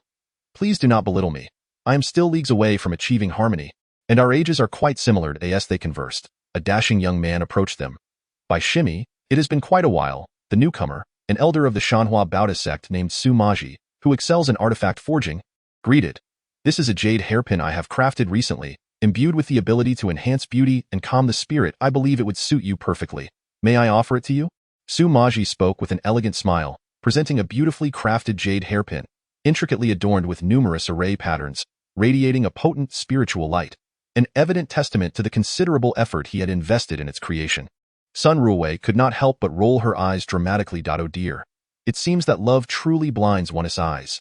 Here I am, a living person standing right beside you, yet you don't spare me even a glance, let alone a word, she remarked sarcastically. Su Maji felt somewhat embarrassed, his excitement overwhelming him. It had been nearly a decade and a half since he had last seen Bai Qiulan, and he was astonished that she had not faded with the passage of time, but rather shone even more brilliantly than before. Apologies, this Shimi of mine.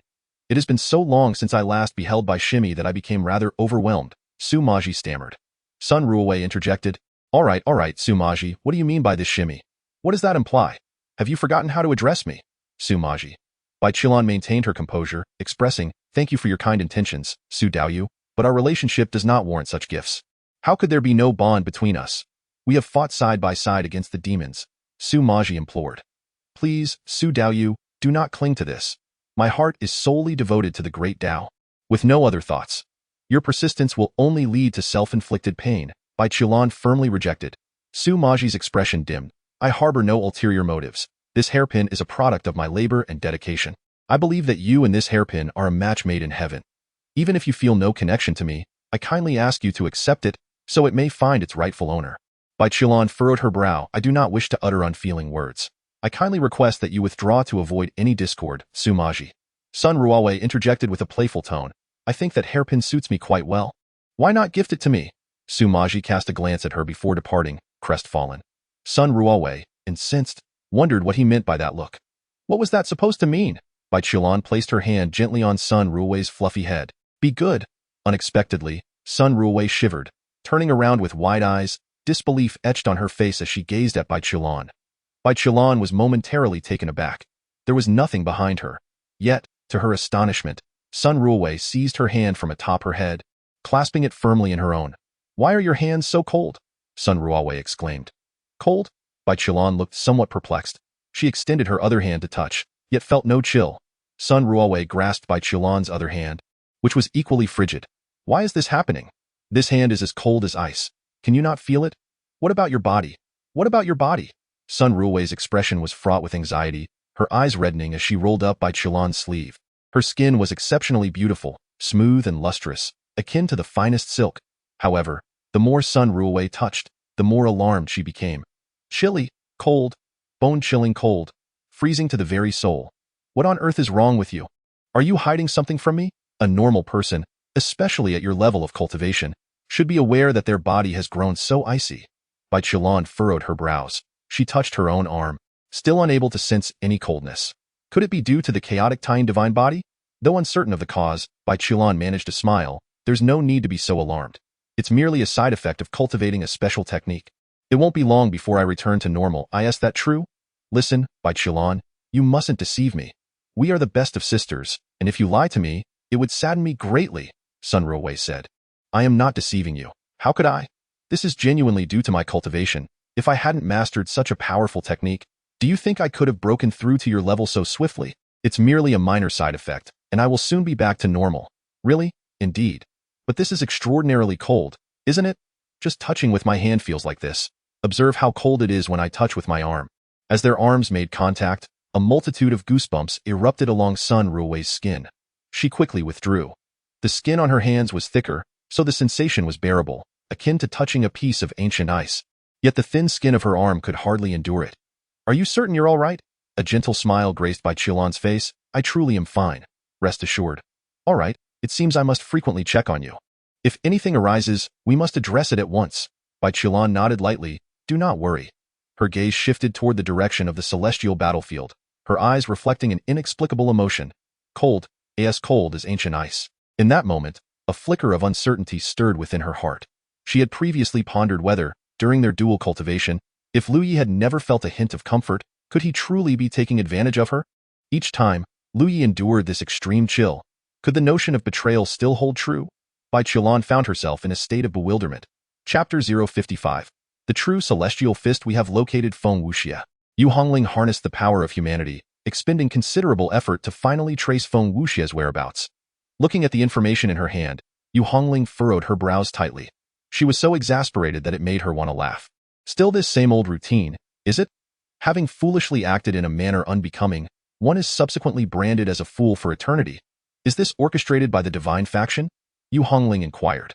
According to the intelligence, it appears to be led by the divine clan, Luo Yuan replied. Yu Hongling fell into contemplation. Regardless, the divine clan, utilizing Feng Wuxia to entice me back into the fray, knows that as long as I delay my involvement, they shall inevitably torment Feng Wuxia. A glimmer of wisdom illuminated Yu Hongling's countenance. Before Luo Yuan could utter another word, Feng Longxiang had already expressed his astonishment. Truly, Miss Yu possesses an extraordinary strategic mind. Luo Yuan, Yu Hongling Dato, Lao Feng. If you cannot commend someone properly, let us refrain from such flattery in the future. A hint of confusion danced in Feng Longxiang's large eyes. What? Was my praise misplaced? Whenever I extolled my master in such a manner, he was always elated. Yu Hongling made a resolute decision. For the time being, she would spare Feng Wuxia and devote herself entirely to her cultivation. Time passed, second by second, on the divine clan side. Upon realizing that Yu Hongling showed no signs of being deceived, their tempers began to flare.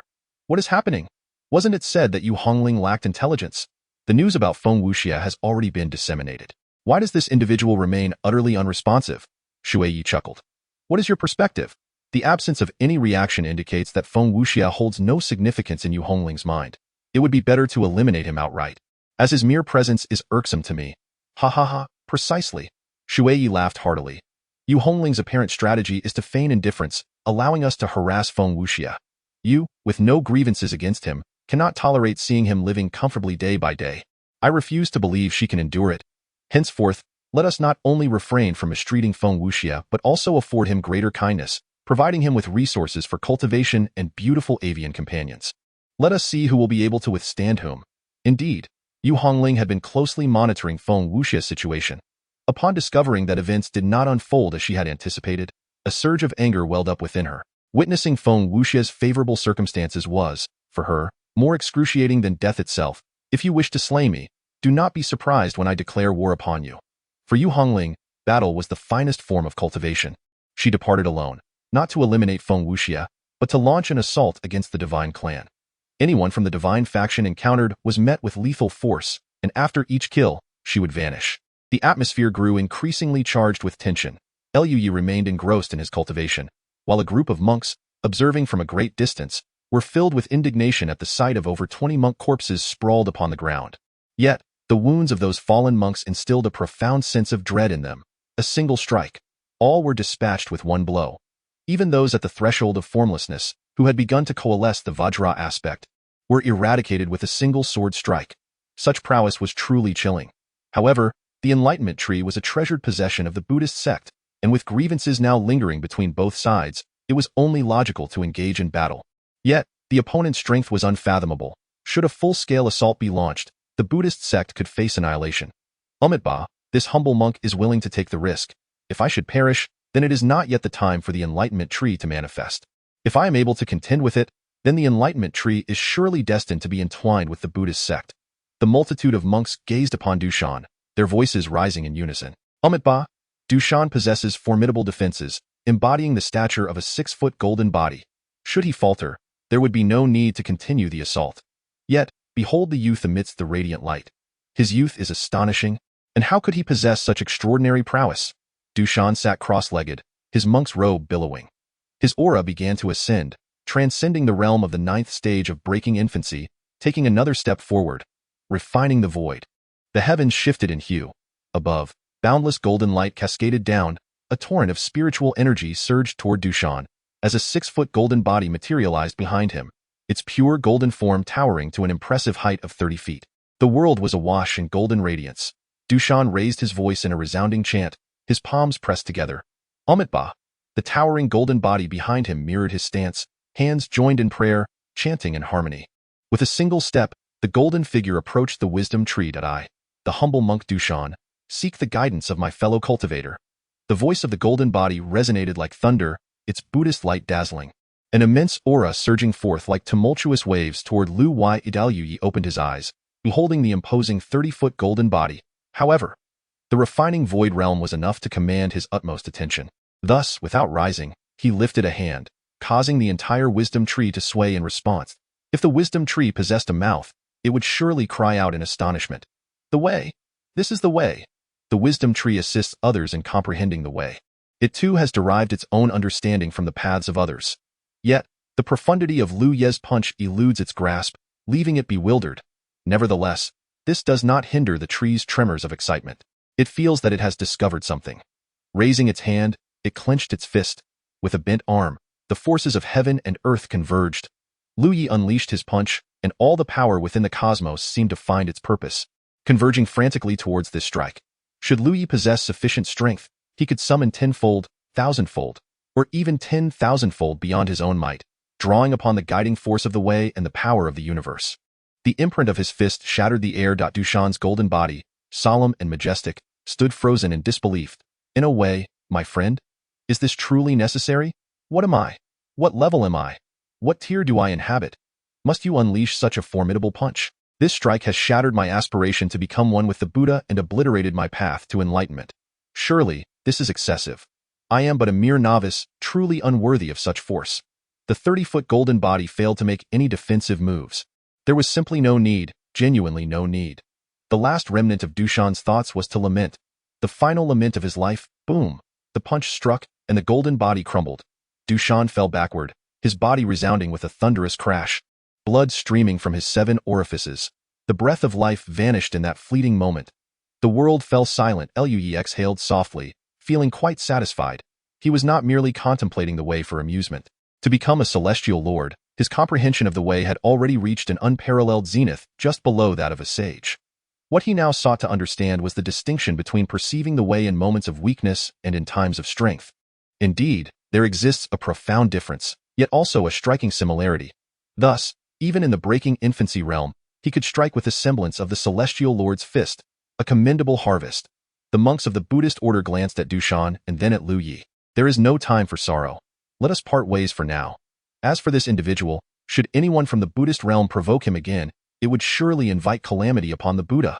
Chapter 056. What wrong have I done?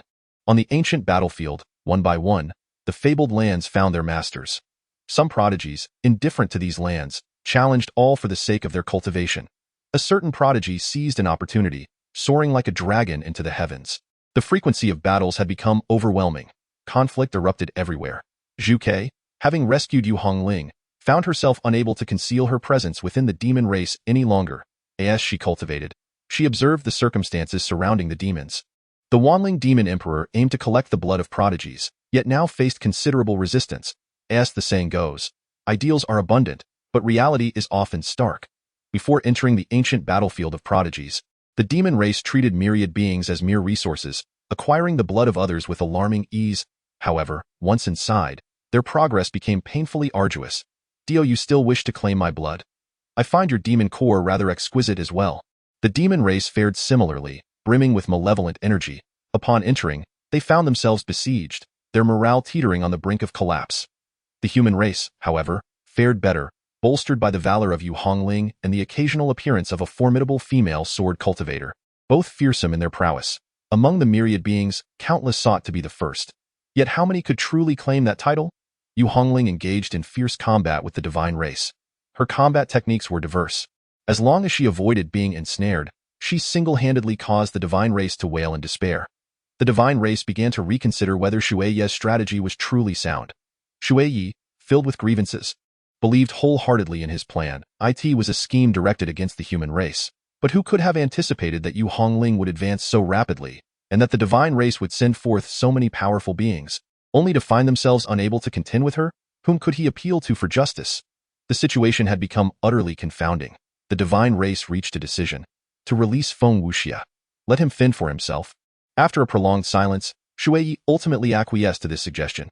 Unable to capture Yu Hongling, all schemes would be futile. Her presence now severely restricted the divine race's development, and this could not continue. No, I will not leave. When Feng Wuxia was informed he could depart, his expression shifted dramatically. You don't wish to leave? Then let me break your legs and cast you out. No, I can serve as bait. I can serve as bait. Yu Hongling is the pinnacle of human prodigies. If you do not eliminate her now, she will grow into a calamity for all races. You must snuff her out in her cradle, and I can assist you. She harbors a deep hatred for me. As long as I thrive, she will undoubtedly devise a way to come after me. I am the bait. Feng Wuxia's legs were shattered. Shuei, expressionless, lifted Feng Wuxia and departed. They found a desolate mountain, where Feng Wuxia was unceremoniously cast down. There were indeed no traps here. This matter ends here. The divine race had no need to serve as the vanguard against the human race any longer. Do not leave, do not go. I do not wish to remain here. You can hand me over to the demon race, the devil race, or anyone else. Regardless of his lamentations, Shuei did not look back. Feng Wuxia was already rendered useless.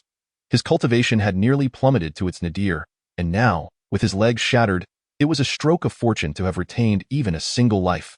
Feng Wuxia, in vain of any plea for help, could not restrain himself from erupting in a torrent of curses. He found himself utterly perplexed, questioning what transgression he had committed to deserve such calamity. He had ventured to the Tianjiao ancient battlefield solely to augment his strength. He had not provoked anyone. It was the demon clan that had relentlessly pursued him, particularly that loathsome Tianwu. Had he truly erred in any way? In utter despair, Feng Wuxia broke down into inconsolable weeping. A shadow enveloped his form, and a pair of crimson cloud boots entered his line of sight. She had arrived. She had come. A wave of unbounded terror washed over Feng Wuxia. Yet he still clung to the desire to survive. Even the most insignificant of creatures harbor a will to live. He simply wished to endure, devoid of any shame. It is all my fault. They seek to slay me. I only wish to live. What have I done wrong? I was merely frightened, terribly frightened, by the madness of the demon race. Unable to best the human clan, they sought to fulfill the task assigned by the 10,000 spirits demon emperor, gathering the blood essence of myriad beings. They even wish to take this single drop of phoenix blood from me. I do not wish to perish. I only wish to exist. You must guide me on what I should do. What I can do. If you were in my position, could you do better than I? Initially, Feng Wuxia's pleas were but whispers, yet as he spoke, fervor overtook him. This predicament was not his fault. He was merely swept along by fate, a mere weakling, devoid of any autonomy in this affair. The wind gently caressed the strands of Yu Hongling's hair. She did not gaze upon Feng Wuxia, her once clear eyes now clouded with desolation. Feng Wuxia had committed no sin and Liu Yi had erred not either. The entirety of the fault lay with her. In truth, it was not that, over the long span of their previous life, Liu Yi had not attempted to discuss Feng Wuxia's matters with her. However, each time Liu Yi broached the subject, she would descend into a frenzy of despair, only to later adopt an air of indifference. Liu Yi believed she had come to terms with it, while in reality, she had buried her hatred deep within her heart. When she harbored distrust towards Liu Yi, any mention of Feng Wuxia fell upon deaf ears. Yu Hongling turned to depart. The act of killing had lost all significance to her. In her heart, Feng Wuxia was already dead. Feng Wuxia raised his eyes to watch her silhouette retreat into the distance, momentarily stunned. What did this signify? Hey! Summoning an inexplicable courage, Feng Wuxia called out to Yu Hongling. She did not halt her steps. She had already contemplated everything thoroughly. Feng Wuxia was no longer her concern. Within her heart, she grasped Liu Ye's current state of mind. Was there hatred? Yes, but it was a powerlessness laden with resentment. To harbor hatred for others, or even oneself, was simply futile, an exercise in futility. Feng Wuxia yearned to inquire what merit he possessed to earn Yu Hongling's affection, yet her figure quickly vanished, rendering the question seemingly unnecessary. At last, he had survived. Feng Wuxia collapsed to the ground, exhaling a profound sigh of relief. In that moment, he felt an overwhelming sense that all he had endured was a treasure on the path of his future growth. As long as he remained alive, he could, A pair of azure-embroidered shoes suddenly caught his eye. Azure-embroidered shoes. Could it be that Yu Hongling has returned once more? However, he did not recognize the woman adorned in those azure shoes. Feng Wuxia stiffly raised his head and gazed ahead. A stunningly beautiful woman, clad in a flowing azure gown, stood gracefully, wielding a sword of black and crimson in her hand, her gaze fixed upon him. That look filled him with a sense of foreboding. The young lady, PFF, with a single stroke, there was nothing left but bones. Chu Ling sheathed her sword. The young master did not mention sparing you. Chapter 057. Incitement from the shadows. Before them lay a map depicting the distribution of the fabled lands currently occupied by various clans within the ancient battlefield of the prodigies. The human race remained the strongest. Although the alliance of various clans was evident, the multitude of powerful beings among the humans rendered them unafraid, for the hearts of the alien races were not as united. According to the map, the human race occupied 45% of the fabled lands, the Buddhist sect held 15%, the divine race claimed 10%, the demon race accounted for 10%, the devil race also had 10%, while the ghost race, with its peculiar territory, was only effectively occupied by both the ghost and spirit races, who together held 10%. Inside the grand tent, Shangguan Wuchang wore a faint smile as he recounted the current state of affairs among the various forces to the many powerful figures present. Since her entrance, Shangguan Huanling had distanced herself from the throng of human clans, rarely showing her face. Shangguan Wuchang had not given much thought to his sister. Initially, he had intended to seize this opportunity to eliminate her. Yet for reasons unknown, over the past 6 months, Shangguan Huanling appeared to have transformed into a different person, showing him unexpected reverence and affection. Thus, Shangguan Wuchang momentarily abandoned his plan. The numerous powerful figures surveyed the distribution map, nodding in agreement. The human race's occupation of 45% of the fabled lands was indeed an extraordinary feat. However, it was precisely because of their extensive control over these lands that the strength of the human race had surged dramatically, earning them the title of prodigies. What is this place, and why is it blank? Inquired a powerful figure from the Jia sect, pointing at the map. Shangguan Wuchang had anticipated someone would raise this question. This area is enveloped by the forces of the Buddhist sect, and while it can be considered within our human territory, there exists an exceptionally powerful individual here.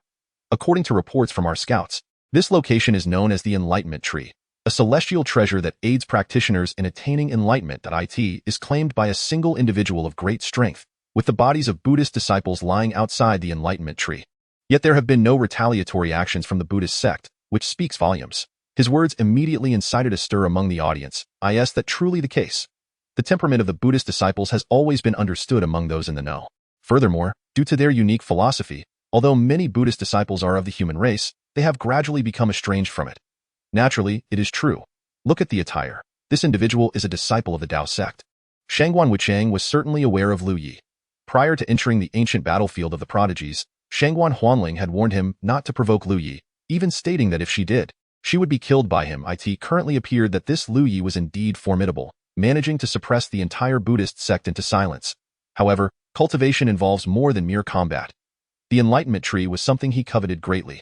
Such a treasure should not be monopolized by a single individual. Our sects? Ding Yuqing of the Dao sect momentarily froze. His name is Lu Yi, the name in question. Not only Ding Yuqing is aware of it, but a portion of others also know, for they encountered him upon their recent arrival.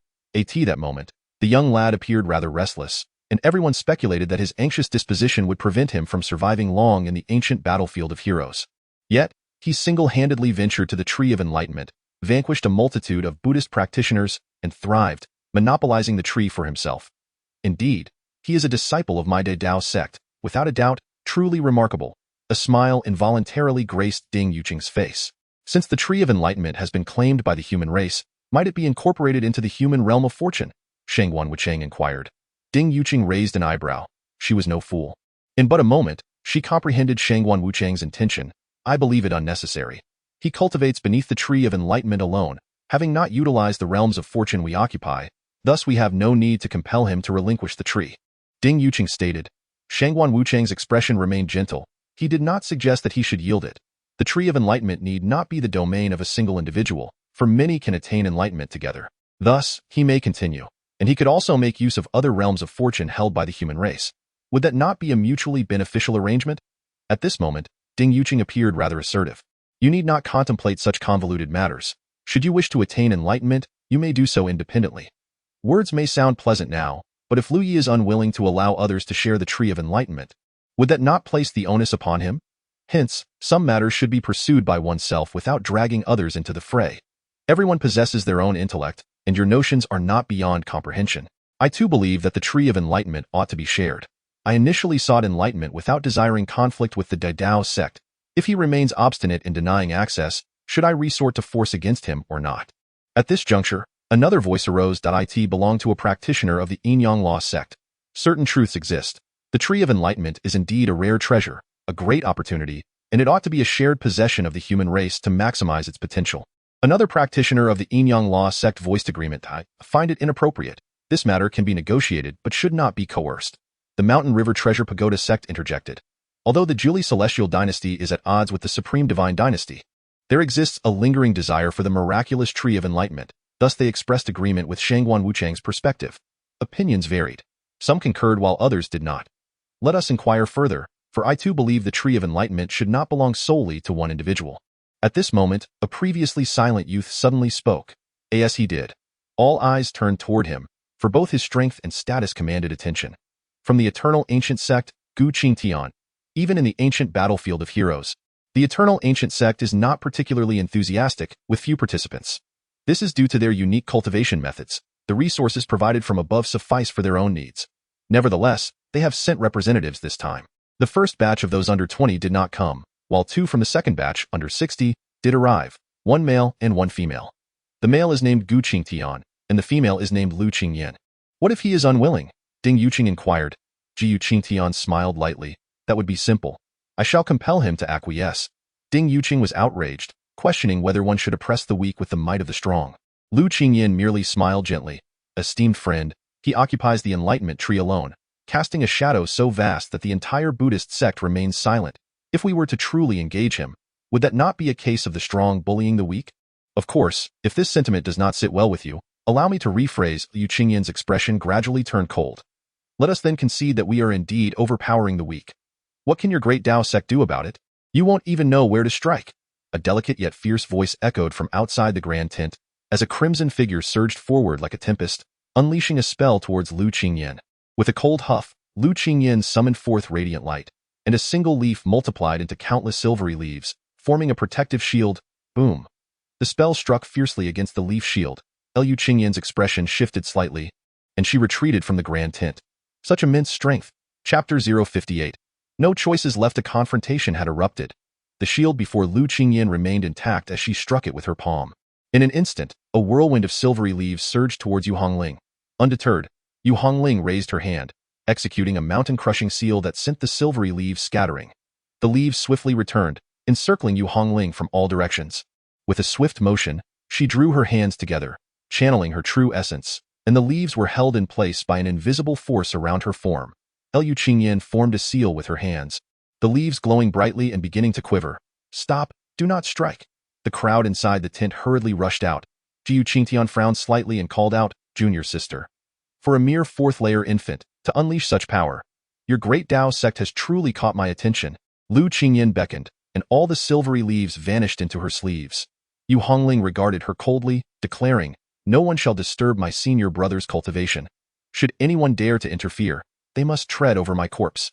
Initially, I was ambivalent about attending, but now that you've said this, I must certainly go and see. The two women stood at odds, with Yu Hongling's temper flaring, "No one should stop us. Come, let us settle this one-on-one it is." Redling, Ding Yuqing hastily intervened, aware that the attitude of the Wangu sect was indeed infuriating.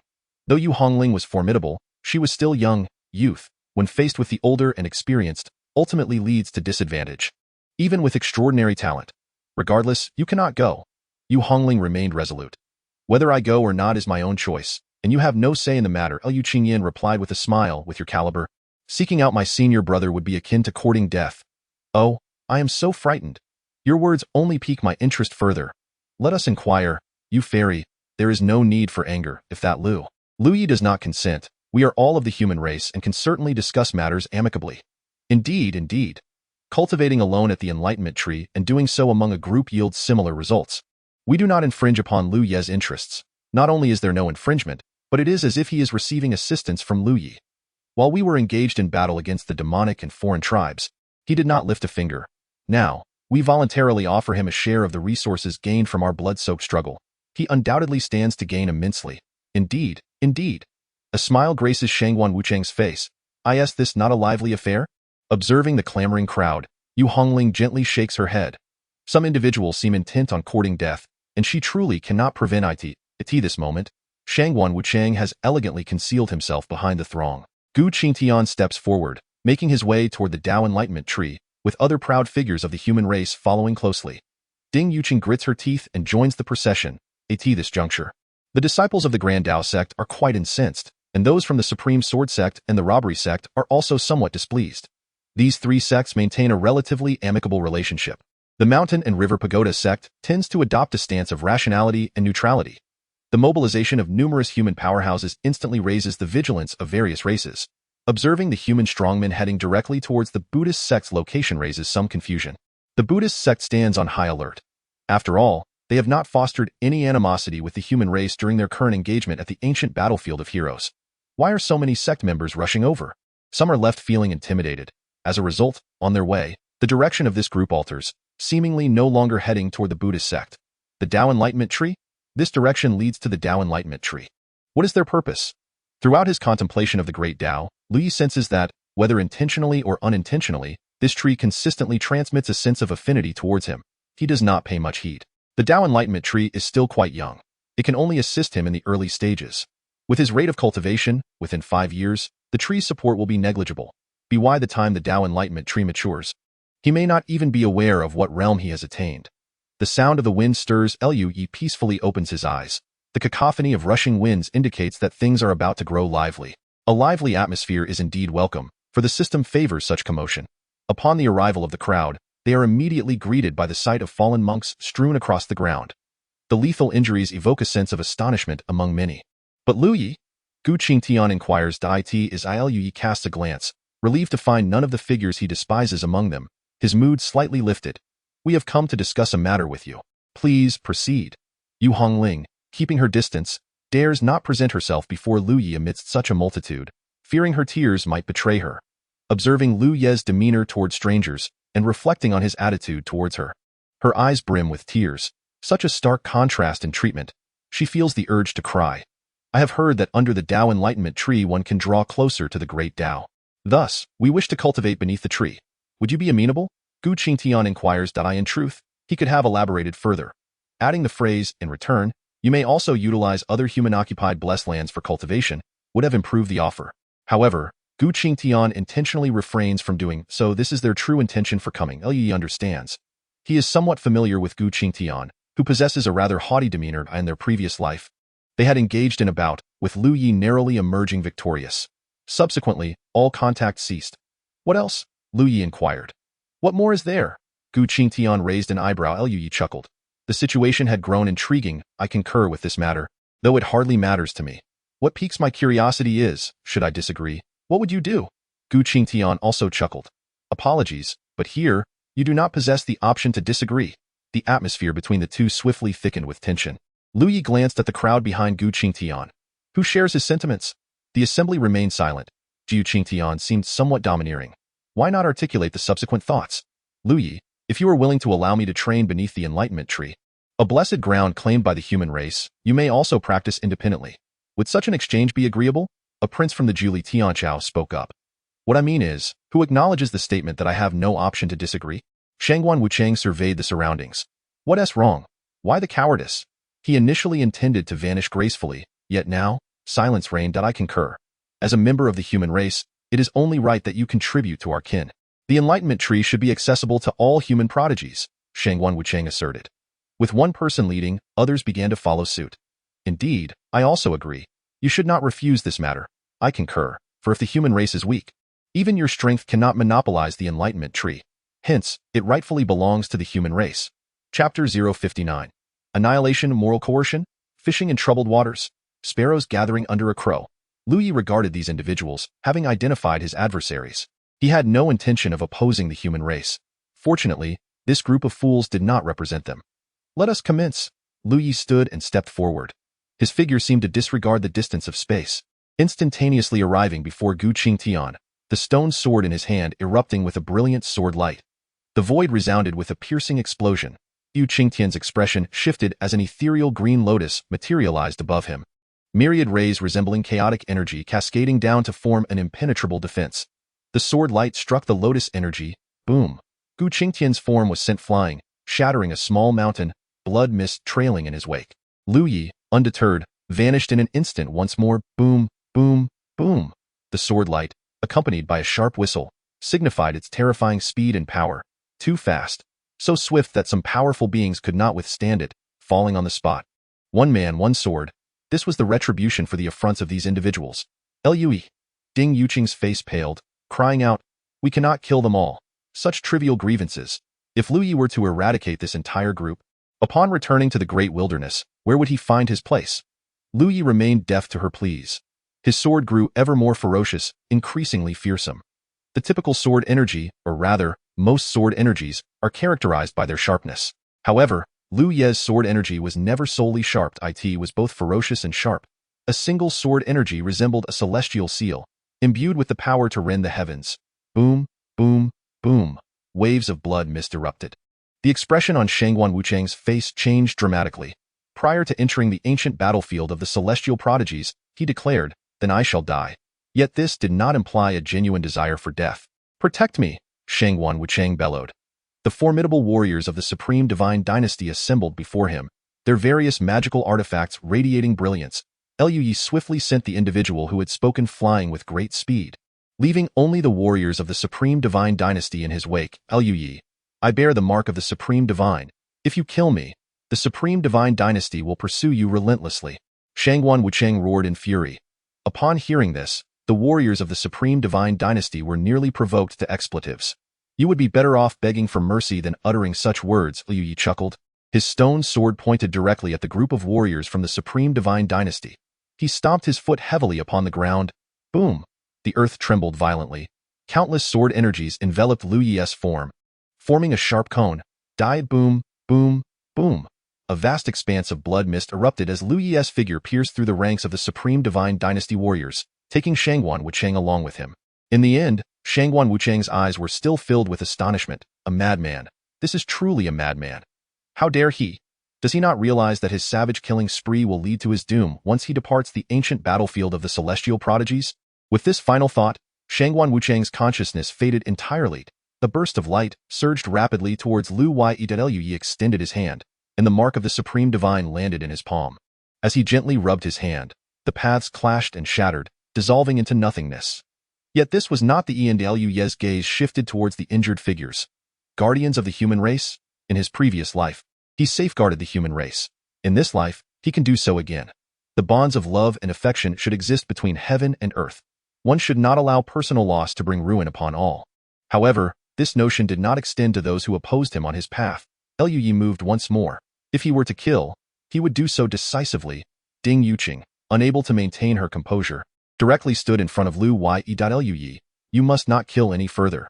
You still need to escape. They have already learned their lesson. If you continue down this path, the Taoist sect will be unable to protect you. Ding Yuqing said anxiously. This conflict was initiated by these individuals, and although Liu Ye's retaliation was severe, there was room for justification. However, now that they were gravely injured, should he continue to kill, the Taoist sect would find it difficult to defend him. Junior brother Liu, you cannot kill any further. Ling Hu Wushuang rushed over to assist in persuading him. Indeed, junior brother Liu, remain calm, Xiao Huayong urged in tandem Liu Yi. Initially intent on annihilating them all, Liu Yi chuckled softly upon witnessing the concern in the eyes of the Taoist sect members. Did someone truly care for him? A last point, one more kill, the very last one. Ding Yuqing clenched her fist. Liu Ye's might instilling a sense of dread within her. This battle could only be described in 4 words. Devastatingly overwhelming. She understood that if Liu Yi wished to act, she would be utterly incapable of stopping him. Liu Ye's decision to cease his assault was entirely for her sake. One more kill. Surely you do not intend to kill. Liu Yi nodded, offering her a gentle smile as he sidestepped her obstruction. His target was Gu Qingtian. Gu Qingtian emerged from the pile of stones, his expression a tumult of shock and fury.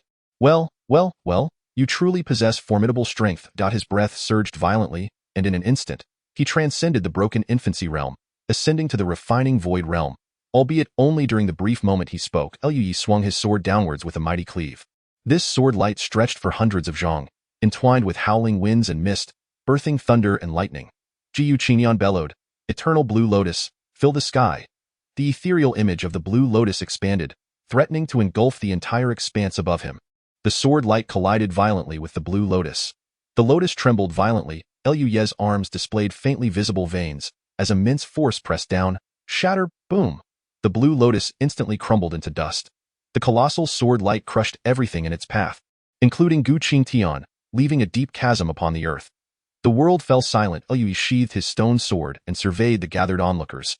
This deed was solely mine. Liu Yi, if anyone harbors thoughts of vengeance, come forth. I shall be waiting at any time. He paused. Forget it. Just leave. Liu Ye's figure vanished, returning beneath the enlightenment tree, closing his eyes. His countenance remained tranquil as water. The battle that had just transpired felt like a fierce invasion, akin to a fleeting illusion. The multitude of powerful figures stood as if paralyzed, unable to utter a word for a long while. Ding Yuqing felt a chill race down her spine. She addressed the crowd. Let us depart. It is impolite to disturb someone's meditation. If there are matters to discuss, we shall find another place. Engaging in quarrels or disputes cannot occur here. Should Liu Yi be provoked again, she feared she might not even find someone to bicker with. Li Wubai's eyes sparkled with excitement, his body trembling, so powerful. That sword intent was overwhelmingly strong. His heart swelled with fear, yet the more he feared, the more exhilarated he became. A group of individuals, bearing the bodies or severely injured, hastily departed. Liu Qingyan wished to carry away Gu Qingtian's corpse, but he had been reduced to mere remnants. She silently thanked her stars for refraining from speaking earlier. Chapter 060. Not that I am weak. What transpired? Outside the ancient battlefield of the prodigies, particularly among the formidable figures of the Supreme Divine Dynasty, fury erupted. In that fleeting moment, a significant number of their elite perished, including the prince, Shangguan Wuchang. Who has slain our people from the Supreme Divine Dynasty? His eyes were bloodshot, brimming with rage, a murderous intent surging forth. Have disciples of the Yin-Yang Law sect also perished? How infuriating. Could it be that another war has ignited? No, this is not a war. How could so many fall so swiftly? This is a massacre. Who could it be? Regardless of who it was, the Supreme Divine Dynasty would never let them escape unscathed. Many listening to the Supreme Divine Dynasty's outcry couldn't help but furrow their brows. It was too swift. What had truly transpired within the ancient battlefield of the prodigies? Such a rapid succession of fallen elites was utterly shocking. Bai Chulan's expression flickered with suspicion. Wait a moment. The Taishang Sword Sect, the Robbery Sect, and the Great Dao Sect have not lost a single soul. These 3 sects have always maintained a harmonious relationship.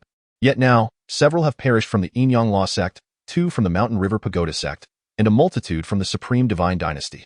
She felt as though Lu Yi had made his move. In the ancient battlefield of Tianjiao, it seemed that only Lu Yi possessed the capacity to unleash such terrifying might. One could only hope it was not Lu Yi. If he were to clash with these powers, it was highly likely that they would face utter annihilation. Within the confines of the ancient battlefield, a throng of individuals surged forward with fervor, only to depart moments later, dejected and disheartened. The strength Lu Yi had just displayed dealt a grievous blow to their confidence. They were all prodigies. On the path of cultivation, some were ahead while others lagged behind. This was to be expected. Yet, the current predicament was that they had all begun from the same starting line, and before they had even traversed half the distance, Lu Yi had already claimed the trophy. His existence loomed like a towering mountain before them. They could continue their journey, but if they aspired to truly become the strongest, Lu Yi would remain an insurmountable obstacle. Ding Yuqing was also contemplating her words. My senior brother killed your senior brother. The figure of Yu Hongling reappeared, fixating her gaze on Lu Qingyan. Lu Qingyan. Then it is my turn to vanquish you. Yu Hongling was eager to engage. There was no doubt that Lu Qingyan was a formidable opponent, perfectly suited to be her rival. Lu Ye's rapid ascension and strength instilled a profound sense of urgency within her. Hongling. Ding Yuqing's voice had grown somewhat feeble.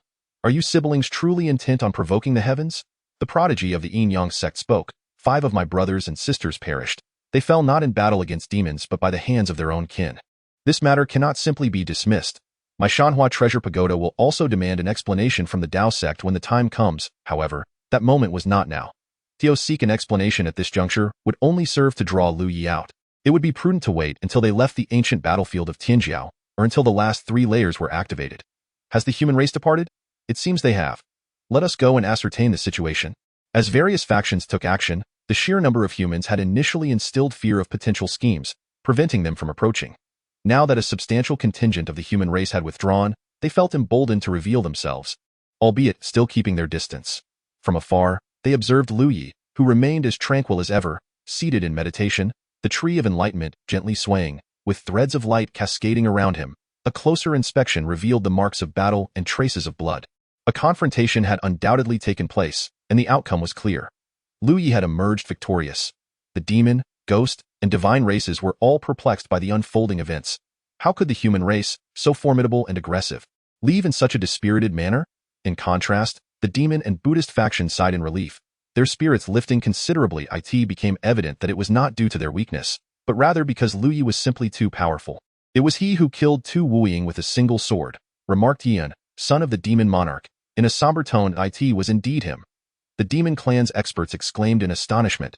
In a wonder the tree of enlightenment was situated here. Faced with such a precious treasure, Yan had repeatedly cautioned his kin to refrain from taking action against the humans beneath its boughs.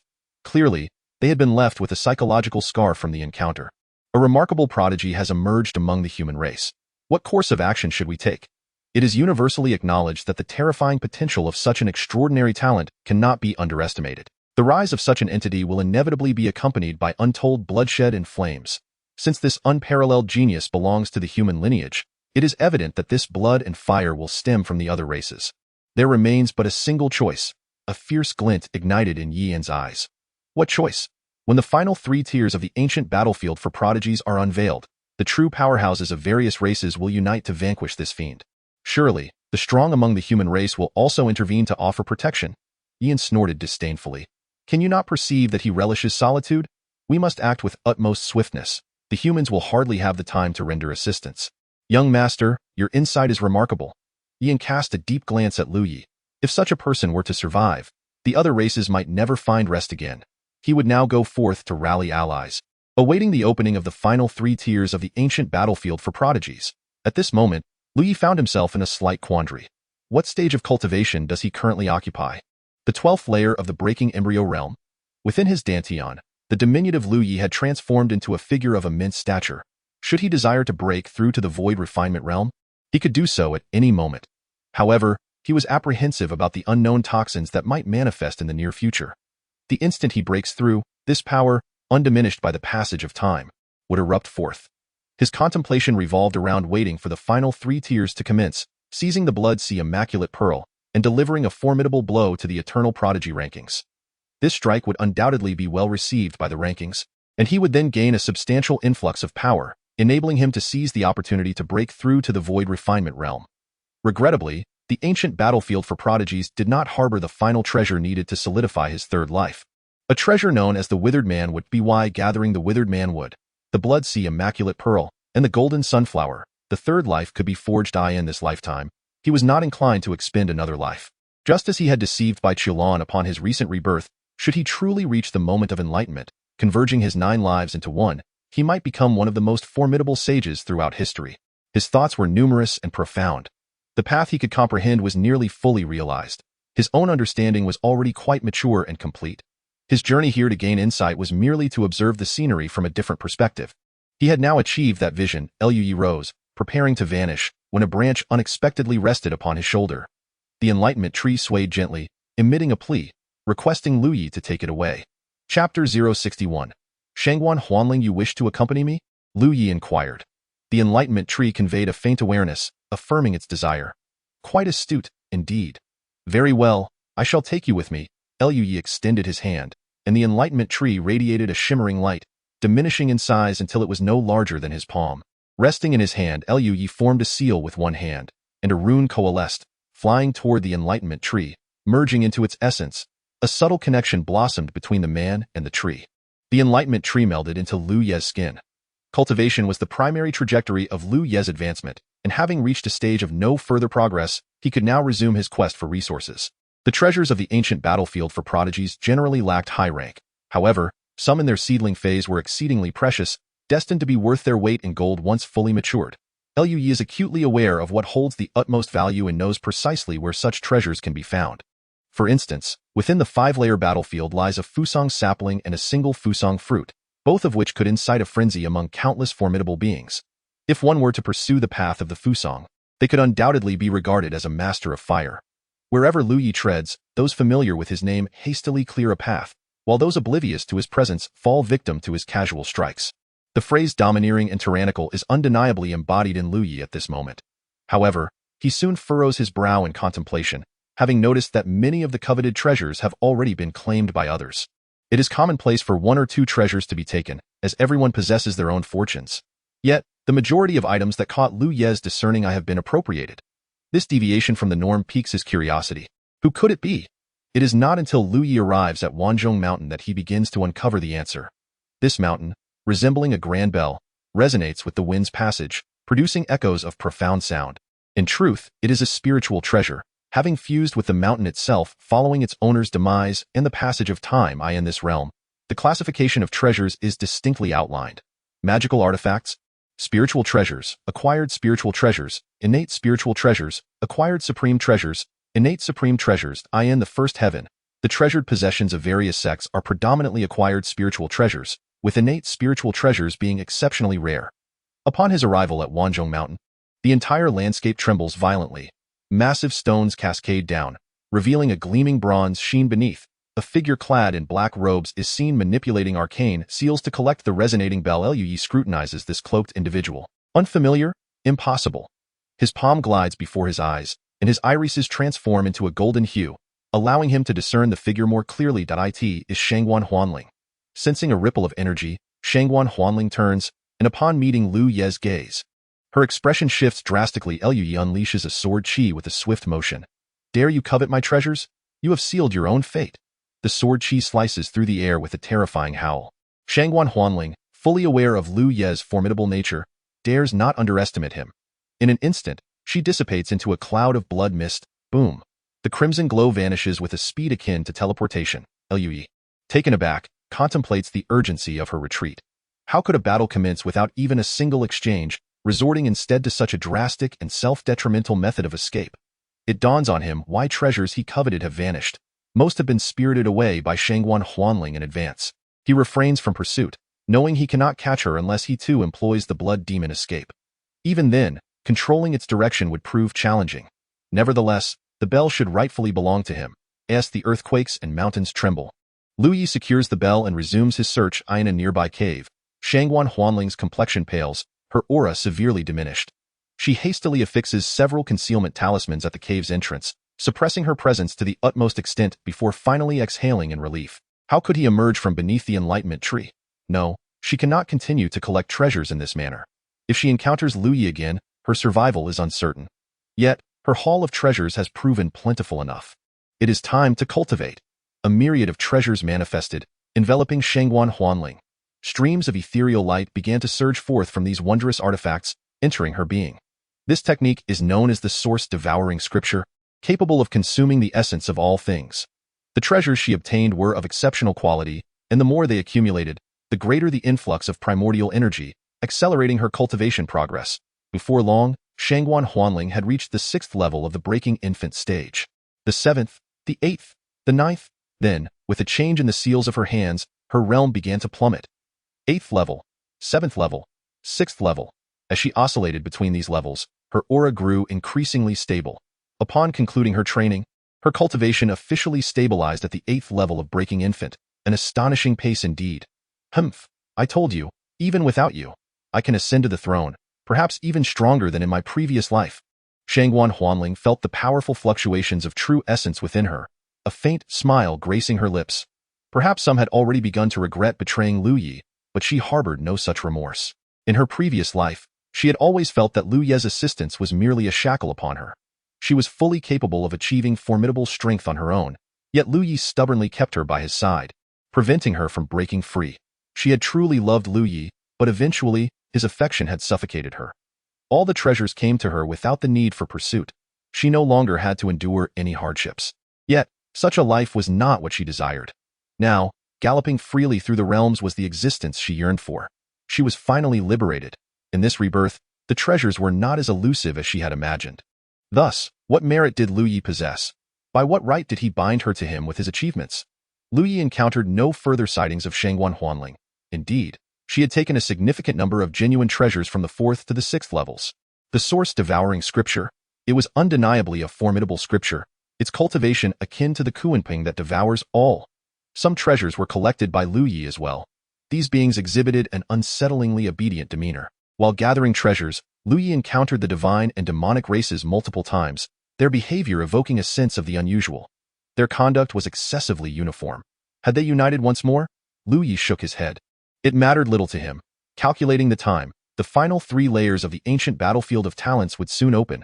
Within a day or two. In his previous life, he had achieved 33rd place on the Eternal Talents ranking. It was not due to his weakness, but rather the names on that list were absurdly formidable, the top 10 names obscured in a haze, rendering them indistinct. The 11th was Yiwudi. Few were aware of this name, yet he bore another moniker, the Invincible Sword Sovereign. The master of the Invincible Sword, a monster at the level of a celestial sovereign, stood at the 11th position. Chapter 62. All 9 layers unveiled this time. There are no traitors, right? During a high-level meeting, the leader of the divine race, named Guang Wuyu, began with a cryptic remark. It was evident whom the statement was directed at. The demon races who Shang glared with wide eyes. What do you mean by that? Guang Wuyu chuckled lightly. What could I possibly mean? I am apprehensive that everything is meticulously planned, yet at the crucial moment, an unexpected betrayal could occur, resulting in a humiliating rescue. Upon hearing these words, Hu Shang shattered the stone before him with a swipe of his paw. Who the hell are you talking about? He growled. The stone strikes the barking dog. The one who yelps the loudest is the one struck. A monk clad in a cassock wasted no time in rising to depart. Yuan, where are you going? He was hastily intercepted. Dui, what is your intention? Dui's expression remained serene. With the clans divided in their loyalties, this endeavor is doomed to failure. What purpose does my presence here serve? It would be more prudent to return now and recite scriptures a few more times. Dewey spoke candidly. How can there be division? That is unfounded. We are all gathered here to eliminate Lu Yi before the human race even realizes what is transpiring. Guang Wuyo, Hu Shang, could you both behave normally? Do you truly believe that Lu Yi will not come into conflict with you now, and that such conflicts will not arise in the future? As Lu Yi grows stronger, when you eventually encounter him, you will come to understand the meaning of regret, whether to unite or not. Speak your minds. If we are to unite, let there be no more idle chatter. If not, let us disperse at once, Yuan said with a grave expression. The atmosphere within the cave was stifling, the flickering flames casting eerie shadows. Guang Wuyo and Hu Shang remained silent. Let us unite. Guang Wuyo finally spoke. Humph, Hu Shang scoffed. What are you snorting about? Yuan shouted in anger. Will we unite or not? Hu Shang's expression darkened, his claws tightening and then releasing. Ultimately, he nodded. Very well, we shall unite. Excellent. Now, listen closely to what I have to say. When the last 3 layers of the ancient battlefield open, all our clan's powerhouses must refrain from any actions. The first order of business is to contact the strong from each clan and surround and eliminate Lu Yi. This task is of utmost importance. Nothing else holds greater significance. Remember, we must exert our full strength to encircle him, treating it as our final stand before the annihilation of our clans. You must all muster every ounce of your ability to persuade your strongest warriors. Do not falter. As time passed, Lu Yi suddenly lifted his head. Boom! A tremendous roar echoed through the sky. The clouds swirled and the winds unfurled, the heavens becoming increasingly boundless. Light and shadow danced, the world fracturing into layer upon layer. The final 3 layers of the ancient battlefield officially opened, and the faint shackles that had bound everyone began to dissipate. One massive vortex after another appeared in the sky, particularly immense this time. Lu Ye's eyes shone bright as he vanished from sight, racing toward the Blood Sea cliff. Almost all the prodigies, whether human or otherworldly, surged toward the 7th layer of space. The incoming powerhouses were extraordinarily formidable. Even the otherworldly beings were sufficiently distant from the ancient battlefield of the prodigies. After the emergence of the human powerhouses, the strong from various clans began to appear one after another, their potent auras permeating the air. Lien Su realm, Lien Su realm. The powerhouses entering this time. Regardless of their clans, each one was of the Lien Su realm caliber. Within a century, should one fail to attain the realm of virtual refinement, they shall not be deemed a paragon of excellence. Night Un promptly approached. Upon seeing Night Un, the members of the demon clan slightly bowed in respect, for he is the son of the demon emperor. Though still young, he is a remarkable prodigy of the demon race. Deserving of reverence for both his lineage and his potential, I have heard of the Prince of Night. The foremost figure among the demons, clad in pitch-black armor, with a pair of horns exuding an overwhelming aura of menace, possessed a physique that towered like an insurmountable mountain. Shimia, I have urgent matters to discuss with you. Shimia nodded. Please, Prince of Night, proceed. A prodigious talent has emerged among the human race, one bearing the demeanor of an emperor. If he is not eliminated today, he may become a significant threat in the future. I have already reached out to the demon, ghost, divine, Buddhist, and spirit factions. We await your arrival to join forces in slaying this individual. Are you willing to heed my counsel? Night Un inquired. Upon hearing this, Shimia's eyes brimmed with malevolence. Is he truly that formidable? What is his current realm? It should be virtual refinement. Very well, please lead the way. Prince of Night. I shall vanquish him, not just you. All the formidable members of the demon clan must engage in this battle. We must leave him no chance of survival. Shimia affirmed. Understood. The demon faction was thus unified. Similarly, the other races took action. Husheng sought out the strongest among the demon race, known as Hua Qianshi. The Buddhist sect found one of a higher generation, Huijing. The ghost clan sought Inxiai. The spirit race located Huanwang. The divine clan found Shanjiang. Bai Qilan entered the ancient battleground of prodigies. Master. Yu Hongling rushed forward. Upon seeing Yu Hongling unharmed, Bai Qilan could not help but breathe a sigh of relief. Where is your senior brother? Bai Qilan inquired. Yu Hongling's eyes were already brimming with tears. Master, I have misunderstood my senior brother. Her voice was thick with sorrow. Bai Qilan's heart skipped a beat. What could have transpired? Yu Hongling plunged into Bai Qilan's embrace, only to shiver from the cold. Master, why are you so cold? What has happened to you? It's nothing. My lunar divine power has yet to stabilize after the breakthrough. I shall be fine after a while, Bai Qilan reassured her. And you? Why do you appear so distressed? Yu Hongling could no longer hold back. Tears cascaded down like precious pearls. Master, I misjudged my senior brother. I misjudged him. Bai Qilan Feng Wuxia was merely a trap. My senior brother resolutely stepped into that snare for my sake, and he lost his life for it. I have wronged him, Master. I am deeply sorry, and I can never atone for my mistake. I deserve to die, Master Wu Wu. Yu Hongling wept heart-wrenchingly. Bai Qilan could not help but shut her eyes. Another misunderstanding, yet again. Why must it be this way? Everything they had done had turned to such dire error in such a brief span of time. Sun Ruowei's ears perked up like antennas. She feigned indifference, yet she absorbed every word of Yu Hongling's lamentation, pondering each carefully. Every word she recognized, yet when strung together, the meaning eluded her. Senior brother referred to Lu Yi. Who is Feng Wuxia? Lu Yi lost his life. Is it not true that every individual possesses but a single life? Could it be that Lu Yi has perished? Good heavens, is that truly the case? No. If Lu Yi were dead, how could there still be mention of Yu Hongling seeking forgiveness? What then is this? What? Ah. How peculiar that the various clans are all gravitating towards a singular location at this moment. Mused a young elder of the Dao sect, holding a ceremonial compass. Chapter 063. The gathering storm. The members of the Dao sect turned their gazes toward him. In Feng Tianqi's hands, the compass revealed wisps of ethereal light weaving across its surface, displaying hues of black, green, white, gray, and more. This compass was designed for tracking and searching for energy. The lights represented various strange and extraordinary energies such as demonic, monstrous, and ghostly auras. They are hastening towards the 8th layer of space, declared by Chulan. They intend to forsake the treasures and blessed lands of the 7th layer? Feng Tianqi inquired, intrigued. Bai Qilan pondered this for a moment. The movement of a single alien race is inconsequential, yet when so many races mobilize simultaneously, the situation becomes rather unusual. I shall investigate. Bai Qilan declared resolutely, I shall accompany you. Sun Ruowei chimed in. And I as well? Yu Hongling added. Feng Shidi, you should contact the other sects and inform them of this matter, maintaining constant communication. Should any developments arise, I will notify you at once, and you must respond swiftly. Feng Tianqi hesitated slightly. Sister Bai, should we not all proceed together as the Dao sect? There is no need. I have reached the harmonization realm. Even if I cannot withstand the combined might of these alien races, they shall find it no easy task to detain me. Furthermore, all my fellow brothers and sisters have come to the ancient battlefield of the prodigies in search of opportunities, and we cannot yet ascertain the true nature of the situation. You should first pursue your own fortunes. Very well, but sister, you must exercise caution. Sun Ruowei's expression remained impassive.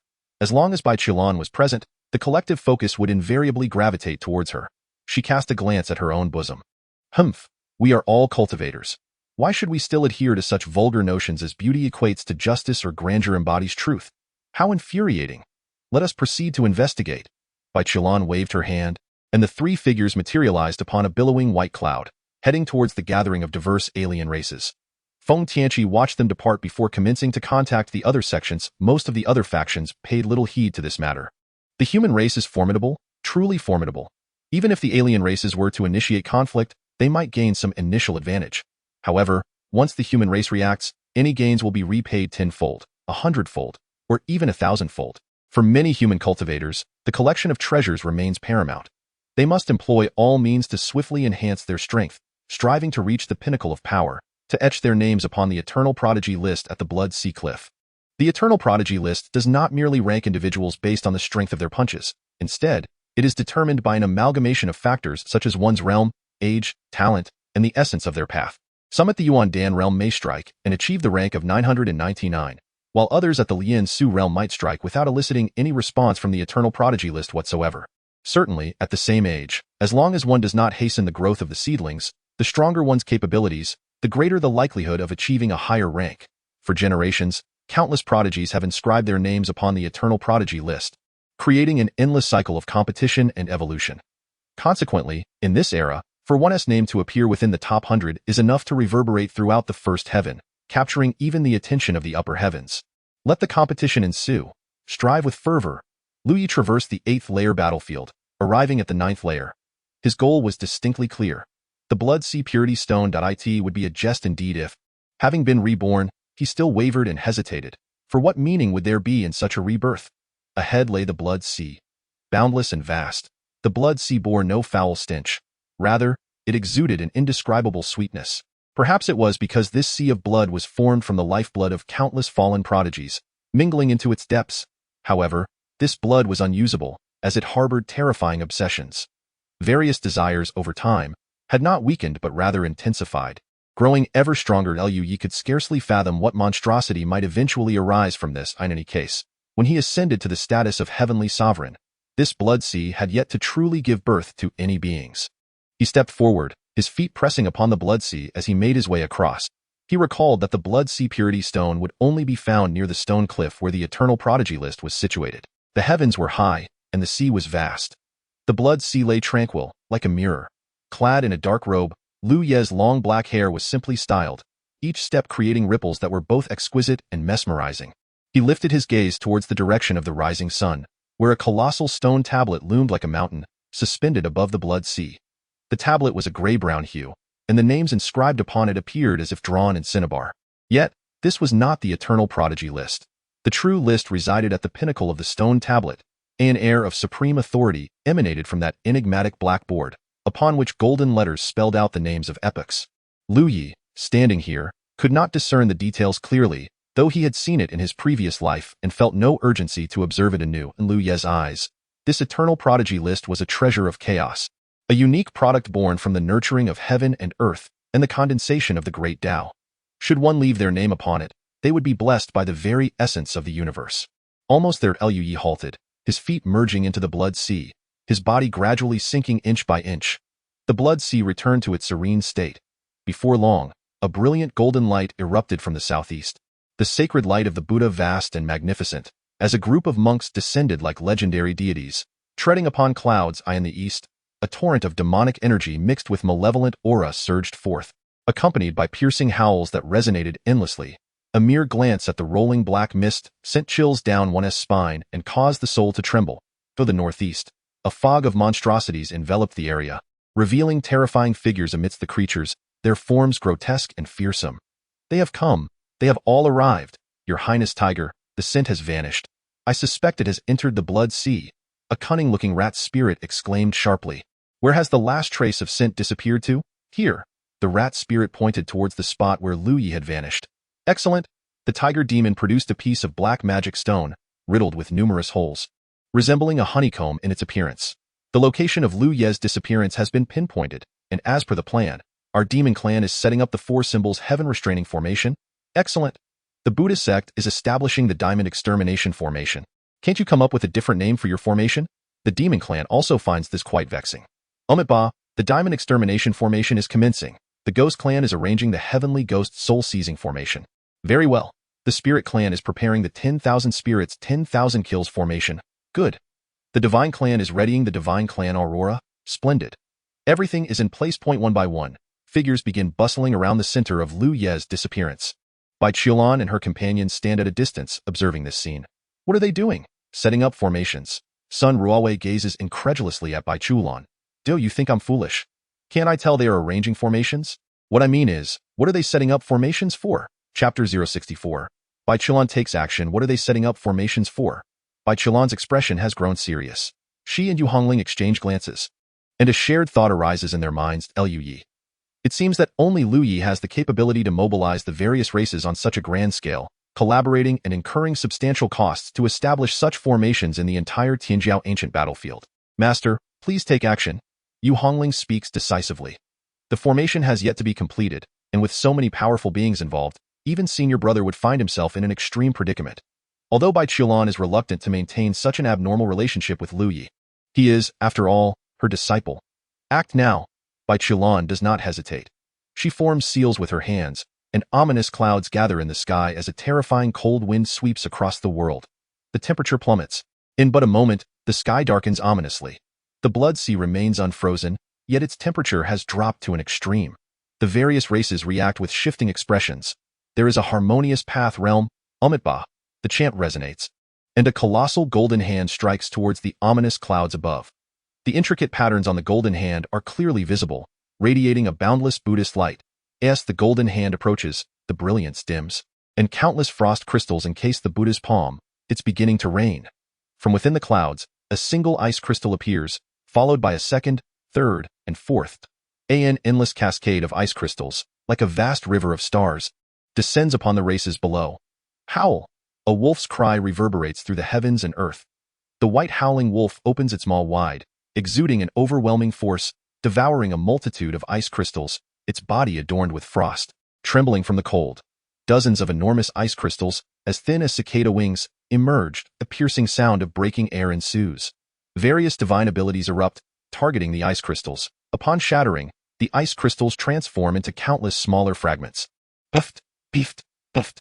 These minute ice crystals unleash indiscriminate attacks, inflicting significant damage upon the alien races. Bai Qiulan swiftly forms seals with her hands. 5 harmonious path beings charge towards Bai Qiulan. The speed of her sealing increases. Roll! A dark blade of light cleaves through the air. Yu Hongling is about to rush forward. Hongling! Bai Qiulan called out, and only then did Yu Hongling realize that she had just broken through into the infant realm. Despite having once been an emperor in her previous life, there was no way she could contend against someone in the harmonization realm at this nascent stage. Sun Ruowei acted swiftly, summoning an ancient guqin between her hands, the melodious strains resonating as various luminous energies surged forth to confront the ominous blade of darkness. Crash, crash, crash. The dark blade shattered all obstacles in its path. Go. Bai Chulan completed her final seal. In an instant, a vast expanse of white mist surged forth, enveloping the alien beings. The dark blade was momentarily frozen, and the attacks from the other harmonization realm entities were also halted, as the white mist continued to roil. How could it be so powerful?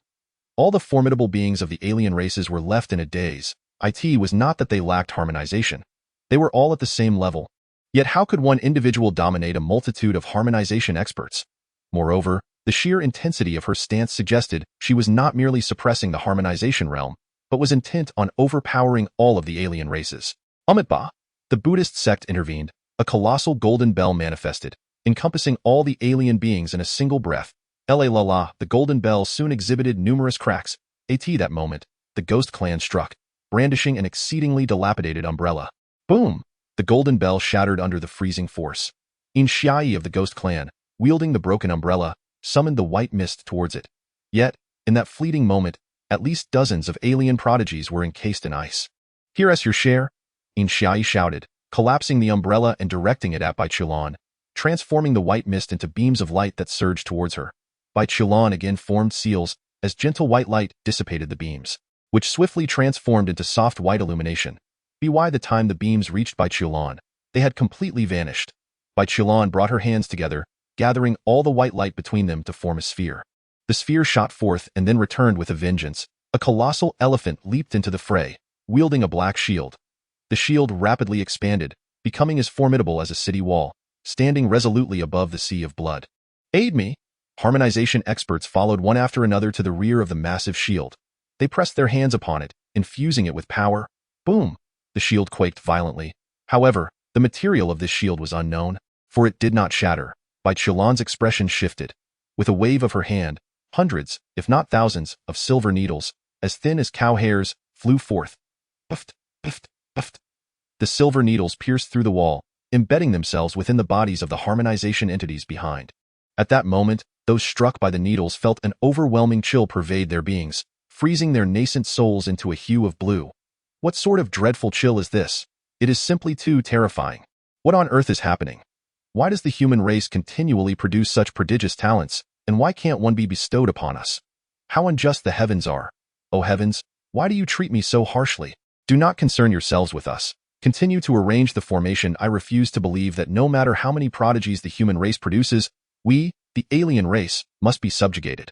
I do not accept this. For every prodigy the human race sends forth, we shall eliminate one. As long as our lineage endures, the wheel of fate shall surely turn in our favor. Continue arranging the formation. The colossal elephant roared, straining its arms with all its might. The colossal fortress wall surged forward with an earth-shattering might, colliding with the position occupied by Bai Chulan. A frown creased her brow. She waved her hand, delivering massive strikes of the tiny divine palm against the immense shield. The shield began to crumble, yet it pressed on relentlessly.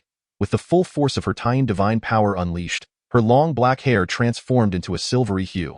Though this battle seemed devoid of significance, it held immense importance for Bai Chulan. Tiny chaos light. A chilling aura spread wildly in all directions. Sun Ruowei felt her eyelids twitch uncontrollably, sensing her very soul freezing in that moment, urgently pulling Yu Hongling away. The tiny power transformed into the most resplendent radiance, grand and awe-inspiring, charging toward the massive shield. This time, the shield shattered. Behind it, for figures of the harmonious path were enveloped in a brilliant light, their bodies rapidly becoming ice sculptures, their eyes reflecting sheer terror. Suddenly, a beam of light manifested before Bai Chulan. A dark dagger shot forth like lightning. There were no grand displays, only this raw and unadorned thrust. Bai Chulan's expression shifted. The tiny aura coalesced into a protective barrier. However, the black dagger remained unaffected, and as Bai Chulan reached out to block it, her palm was pierced through. The shadow's body stiffened momentarily, the dagger severing Bai Chulan's arm, followed by a horizontal slash. The tiny power surrounding Bai Chulan erupted violently. The shadow was propelled away, yet Bai Chulan's neck was slashed a quarter deep. At that very moment, Lu Yi discovered the Blood Sea Purity Stone. Chapter 065. Transforming void into reality, Lu Yi could sense a faint trace of the fierce battle above. However, as the Blood Sea turned frigid, he understood that Bai Chulan had likely unleashed her might. The Blood Sea was rather peculiar, perhaps due to its thick viscosity or the chaotic energy within the blood. Lu Yi found it difficult to discern the situation above. Nonetheless, it mattered little. as there was no pressing need for clarity. Securing the blood sea purity stone, Lu Yi ascended toward the surface, eager to ascertain whom Bai Qilan was contending with and whether he could exploit an opportunity. His body rose swiftly. The higher he ascended, the colder it became. Bai Qilan was indeed employing a ruthless hand. Such potent power hinted at the imminent emergence of even greater chaotic venom. Excellent. He hoped Bai Qilan would continue to engage in combat. Fighting was healthier. Death meant no one to assist. How poetic. His figure finally broke the water's surface, and in that instant, the blood sea abruptly hardened like divine iron. Splendid rays of light erupted rapidly, intertwining in a tapestry of colors, as powerful beings of various races claimed their positions. 1 layer, 2 layers, 3 layers. For layers, Lu Yi gazed at the successive layers forming an intricate array. His expression revealing a moment of bewilderment. He was genuinely engulfed in confusion. It was not Dai in his previous life. He had been the temporary leader of the human alliance, leading humanity against the alien races. Incurring their enmity, this was quite normal. However, what was the situation in this life? What had he done? Cultivating in the Tianling pool. Yes, he had slain a few monks, but that was due to their instigation. Indeed, he had also dispatched a few monks beneath the enlightenment tree, who had similarly sought trouble. Indeed, there is also the matter of eliminating that ruthless butcher, Tuing. Aside from these foreign tribes, the rest are merely insignificant cannon fodder, lacking any noteworthy prowess, having not slain any extraordinary talents. And then there are the likes of the demon race, the divine race, and the spirit race. The system can attest that I have hardly even encountered them. Lu Yi found it utterly incomprehensible how this group managed to ensconce themselves within the sea of blood, erecting layers upon layers of formations with the intent to extinguish his life. After a moment of silence, Lu Yi arrived at a singular conclusion. The audacity is overwhelming. Boom. Not even a word of idle chatter was exchanged by these foreign beings, as a beam of divine light from the divine race extracted the immense power from at least 20 of their kin, transforming into a most fearsome radiance that surged violently toward Lu Yi. The void itself wavered under the impact of the beam, becoming slightly nebulous. In an instant, Lu Yi drew his sword. The stone blade cleaved upward, his feet sinking deeply into the iron-hard blood sea. The beam split in two, detonating on either side of his body, the terrifying energy of destruction causing his vital essence to tremble. With a piercing howl, echoing with sorrow, Lu Ye's body quivered slightly, and he struck a fearsome blow toward the monstrous celestial ghost. The ghost's shriek escalated to a terrifying pitch. Boom. A collision ensued between a tiger's claw and his fist. The claw shattering while the imprint of his strike dimmed considerably yet still managed to disorient the celestial ghost. The four symbols emerged: the azure dragon, the white tiger, the vermilion bird, and the black tortoise. Towering figures encircled Lu Yi, and the celestial ghost reappeared, its form considerably dimmed. I had proclaimed that he must be slain. Ian emitted a furious roar. What a dreadful entity this is! What realm does he occupy? A single punch shatters a tiger's claw and nearly annihilates the celestial ghost. The ghost's sole attack merely caused his body to stiffen momentarily. Should such a human not be eradicated, the foreign tribes will surely meet their end in the future. Roar! The four symbols charged toward Lu Yi simultaneously. The Vajra pestle radiated a blinding Buddhist light, poised to strike. Lu Yi unleashed a sword stroke, cleaving the azure dragon in two. Yet the dragon remained unfazed, as it was formed of energy and could easily regenerate. His figure darted about, sword lights flying forth, the four symbols continually fracturing yet reassembling, launching relentless assaults that caused Lu Yi considerable distress. Each attack from these four symbols possessed the might of the harmonization realm, and even Lu Yi had to dissipate the force to withstand them. To endure them head-on would surely result in injury. His offensive power was exceedingly formidable, the sword light invincible, and the divine fist even more terrifying. The demon-subduing pestle seized an opportunity, flashing toward Lu Yi. Without turning, Lu Yi struck with an elbow. Bang! A thunderous roar erupted. Lu Yi staggered slightly. A piercing scream resounded once more. Lu Yi felt as though his head might burst. His tolerance for pain was formidable, and he remained conscious, yet he inevitably stiffened for a moment. The divine light of the divine race erupted once again. Boom! A beam of light, reaching from heaven to earth, struck Lu Yi with unyielding force. His fists were clenched, yet he was a heartbeat away from unleashing them. Husband, senior brother, Bai Qilan and Yu Hongling exclaimed in unison. Son Ruawei? Her mouth was agape, yet no sound escaped her lips. She even found herself questioning her own hearing, or perhaps the ferocity of the battle had muddled her mind. What had Bai Qilan cried out? Husband! In that moment, Bai Qilan paid no heed to whether she had misnamed him. She unleashed a formidable surge of power, and one after another, those in the harmonization realm let forth woeful roars. The divine light from the god clan struck Lu Yi with tremendous force. Instantly, Lu Ye's body suffered immense damage. Transcending the infant stage to the harmonization level proved to be an arduous endeavor. With that realization, amidst the colossal beam of light, Lu Ye's expression twisted into a grimace. Then let it come. The little giant-like primordial infant suddenly opened its eyes wide-eyed in that moment. It transitioned from illusion to reality. With a single step, it transformed the ethereal into the tangible, allowing the primordial infant to exist within the world. As the primordial infant underwent this transformation, Lu Ye's meticulously refined true essence began to undergo a qualitative leap. The streams of true essence, once akin to a long river, abruptly morphed into a soaring dragon. It was in that fleeting instant that a glistening blood-red lotus seed materialized from the void, only to shatter in the next moment. Malevolent energy surged forth, akin to the torrents of a celestial river. The tide of murderous intent erupted as if stars themselves were fracturing. How many beings had Lu Yi slain in his past life? Countless, beyond reckoning. The war of demon extermination, the war of annihilation, the war of the Great Thousand, the ancient war, the war of the river of time, the war of the 9 nether realms, to eradicate the ancient, to shatter the false heavens, to slay gods and demons, to quell the chaos. Hundreds of thousands, millions of battles had forged Lu Ye's heart of ultimate slaughter and soul of malevolence. The 9 Lives Celestial Venerable was a title revered among humanity. The World Annihilator was a name feared by alien races. Blood-red eyes opened amidst the divine light of the god clan. In that moment, there was no trace of humanity left within those eyes. His soul was entirely consumed by the fervor of slaughter. Could the massacre experienced by a celestial venerable be contained by mere illusionary refinement?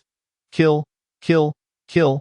Lu Yi lifted his head amidst the divine light of the god clan, the blood-red malevolence coalescing into a fiery stream.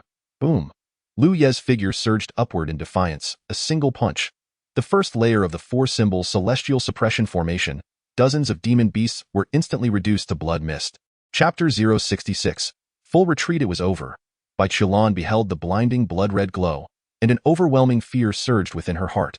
The lotus seeds of the slaughter lotus had erupted at this very moment. Retreat, retreat. They must flee the ancient battlefield of the prodigies. There was no room for hesitation. Anyone who remained would meet their doom. There would be no exceptions. The Lu Yi of now had transformed entirely into a monster driven solely by the urge to kill. He would employ every means of slaughter available to him. Retreat. Bai Qilan formed a seal, enveloping Yu Hongling and Sun Ruowei in the power of the lunar deity, fleeing without a backward glance. Simultaneously, she produced a communication stone. Wind Shidi. It is imperative that you inform all disciples of the Great Dao sect to evacuate the ancient battlefield of the prodigies with utmost haste. Notify all of humanity, any sect or force, to inform them to leave the ancient battlefield of the prodigies at once, abandoning everything. Feng Tianqi, upon receiving Bai Qilan's transmission, was taken aback. Shiji, what on earth has transpired? A most fearsome demon has emerged, and all beings remaining in the celestial hero's ancient battlefield are destined to perish. I assure you. I am not engaging in hyperbole. The situation is exceedingly grave, and you must act immediately as I instruct. Remaining here guarantees death, without exception. There exists no possibility of survival. Evacuate at once, without delay. Bai Qilan's voice resonated with seriousness and urgency, tinged with an undercurrent of fear. Sun Ruowei was rendered speechless. Her expression had transformed from a foolish infatuation upon hearing the term husband to sheer bewilderment. Her face seemingly frozen in place. Is it truly so alarming? Is it truly warranted? No. Is it merely that Lu Yi has turned red, prompting such terror and anxiety in Bai Qilan? Regardless of Lu Ye's prowess, how long has he been in this realm? They have but one opportunity to enter the celestial hero's ancient battlefield. They have yet to leave their mark on the eternal hero's ranking. To insist on their departure now, who would willingly leave? Qilan, this seems excessive. Lu Yi, is he not merely your disciple? Though formidable, he cannot possibly compel an entire retreat. Even if he were to rampage, are there not enough foes for him to vanquish? You do not understand. Allow me to explain once we are outside. Feng Shidi, did you hear that? Yes, I heard. I shall contact the various sects at once. Given the gravity and urgency in Bai Qilan's tone, Feng Tianqi surmised that the severity of the situation likely exceeded his expectations. He hurriedly reached out to the other sections. What? We are to retreat now. The reactions from the major sects were nearly uniform. Their initial thought was that retreat was utterly inconceivable. They had yet to attempt to etch their names on the eternal hero's ranking. Should they succeed, their legacy would endure through the ages, alongside substantial rewards, particularly for the formidable beings of the void refinement and harmonization realms. who had barely spent a day in the Celestial Heroes' ancient battlefield without even beginning their explorations. How could they possibly be willing to retreat? Bai Qilan rushed to Feng Tianqi's side with remarkable speed. Upon seeing Bai Qilan's silver hair, Feng Tianqi was taken aback. Bai Qilan swiftly seized the communication stone from him. I am Bai Qilan. Now, I swear by my own path, my words are unequivocally true. I implore all celestial talents of the sex, regardless of your confidence, to vacate the Celestial Heroes' ancient battlefield within a quarter of an hour. Otherwise, certain death awaits. I harbor no intention of jest, nor do I deceive. Trust in me. Remaining here guarantees demise. Bai Shimi, what on earth has transpired? Please clarify, why will we die if we do not leave? Even if a demon has arisen, how powerful could a demon within the Celestial Heroes' ancient battlefield truly be? Surely we are not without the means to contend. Indeed, even if one of us may not stand a chance alone, if we unite, we ought to be formidable enough. No? Even united, regardless of numbers, we cannot escape the grim fate of death. Bai Qilan's voice was laced with fervor. My friends, trust me. Immediately depart the Celestial Heroes' ancient battlefield. At once, within the transmitting stone, no further sounds emerged. Silence enveloped the gathering. Some began to doubt whether Bai Qilan had lost her sanity. Yet she was a harmonization realm cultivator. The presence capable of causing such a collapse in a harmonization realm expert must be of unspeakable terror. All disciples of the Supreme Sword Sect, retreat. One of the sect members declared. Yes, Master Brother, Jess Sect, all disciples. Retreat. Brother, I wish to remain here. I wish to test my mettle against the celestial prodigy rankings. Oh, take care. All cultivators of the Central State Dynasty. Retreat. Understood. Sister Bai, may I inquire, is it him? The voice of Shangguan Huanling resonated. Indeed, very well, I comprehend. All cultivators of the Supreme Divine Dynasty. Retreat. What authority do you possess to command the cultivators of the Supreme Divine Dynasty? A disdainful male voice interjected. The Supreme Divine Dynasty need not withdraw. I am curious to see what kind of fiend could instill such fear in this band of timid cultivators. The Julie Celestial Dynasty shall retreat. Those who wish to stay may do so. The Yinyang Law Sect, those wishing to withdraw may do so as well. However, I do not believe the adversary can breach our Yinyang Universe array. I shall not depart. The Mountain River Pagoda Sect, very well, the Mountain River Pagoda Sect will retreat. The majority of the human forces place their trust in Bai Qilan's judgment as a harmonization realm cultivator. The panic of a harmonization realm expert was sufficient to foreshadow the impending dread. Furthermore, make every effort to inform the scattered cultivators of the human race to withdraw. Bai Qilan's figure vanished. Her colossal voice resonated through the heavens and earth. A peerless fiend has emerged, slaughtering all. Those who remain are doomed to perish. I am Bai Qilan of the Taoist sect. Anyone who hears this, depart the celestial prodigy ancient battlefield with utmost haste. Such proclamations echoed throughout the various layers of the celestial prodigy ancient battlefield. Bai Qilan could only act thus. Saving even one soul was worth the effort, allowing Lu Yi to accumulate some karmic retribution, however little it may be. Above the sea of blood, a thunderous explosion resounded. The four symbols suppressing heaven great formation was utterly shattered, and the array's core demon transformed into a mist of blood. In the next moment, the blood mist was drawn towards Lu Yi, who swallowed it whole. His body involuntarily trembled with excitement. The celestial demon let out a shriek as Lu Yi cleaved through myriad radiances. Seizing the demon's head, boom! The demon's cranium was crushed, and Lu Yi opened his mouth wide, forcefully stuffing the entirety of the celestial demon into his mouth. Waves of sword light continuously emerged, 1, 10, 100, 1,000, 10,000. Each beam of sword light was stained a deep crimson. A single word squeezed through his clenched teeth. Die. Chapter 067. Slaughter the array's core. The sword energy transformed into a blood-colored tempest, emitting sharp explosive sounds, all directed toward the most vulnerable point of the formation. What of the diamond demon suppression array? What of the myriad spirits myriad slaughters array? Each name more formidable than the last. Yet in Lu Ye's eyes, they were riddled with flaws and utterly fragile. Boom, boom, boom. At the core of the array, clusters of blood mist erupted. The diamond pestle descended with fury. Thousands of threads intertwined and converged. Lu Yi unleashed a powerful punch, colliding with the Vajra pestle. They remained locked in a brief stalemate. Lu Yi stood resolute, while the Vajra pestle was gradually reduced to powder, inch by inch. A collective shiver ran through the onlookers from the Tao Alliance at this sight. Umitba. Especially the disciples of the Buddhist sect, who understood better than anyone the true hardness of the Vajra pestle, which had shattered the skulls of countless formidable opponents. Yet now, it was pulverized by a mere punch.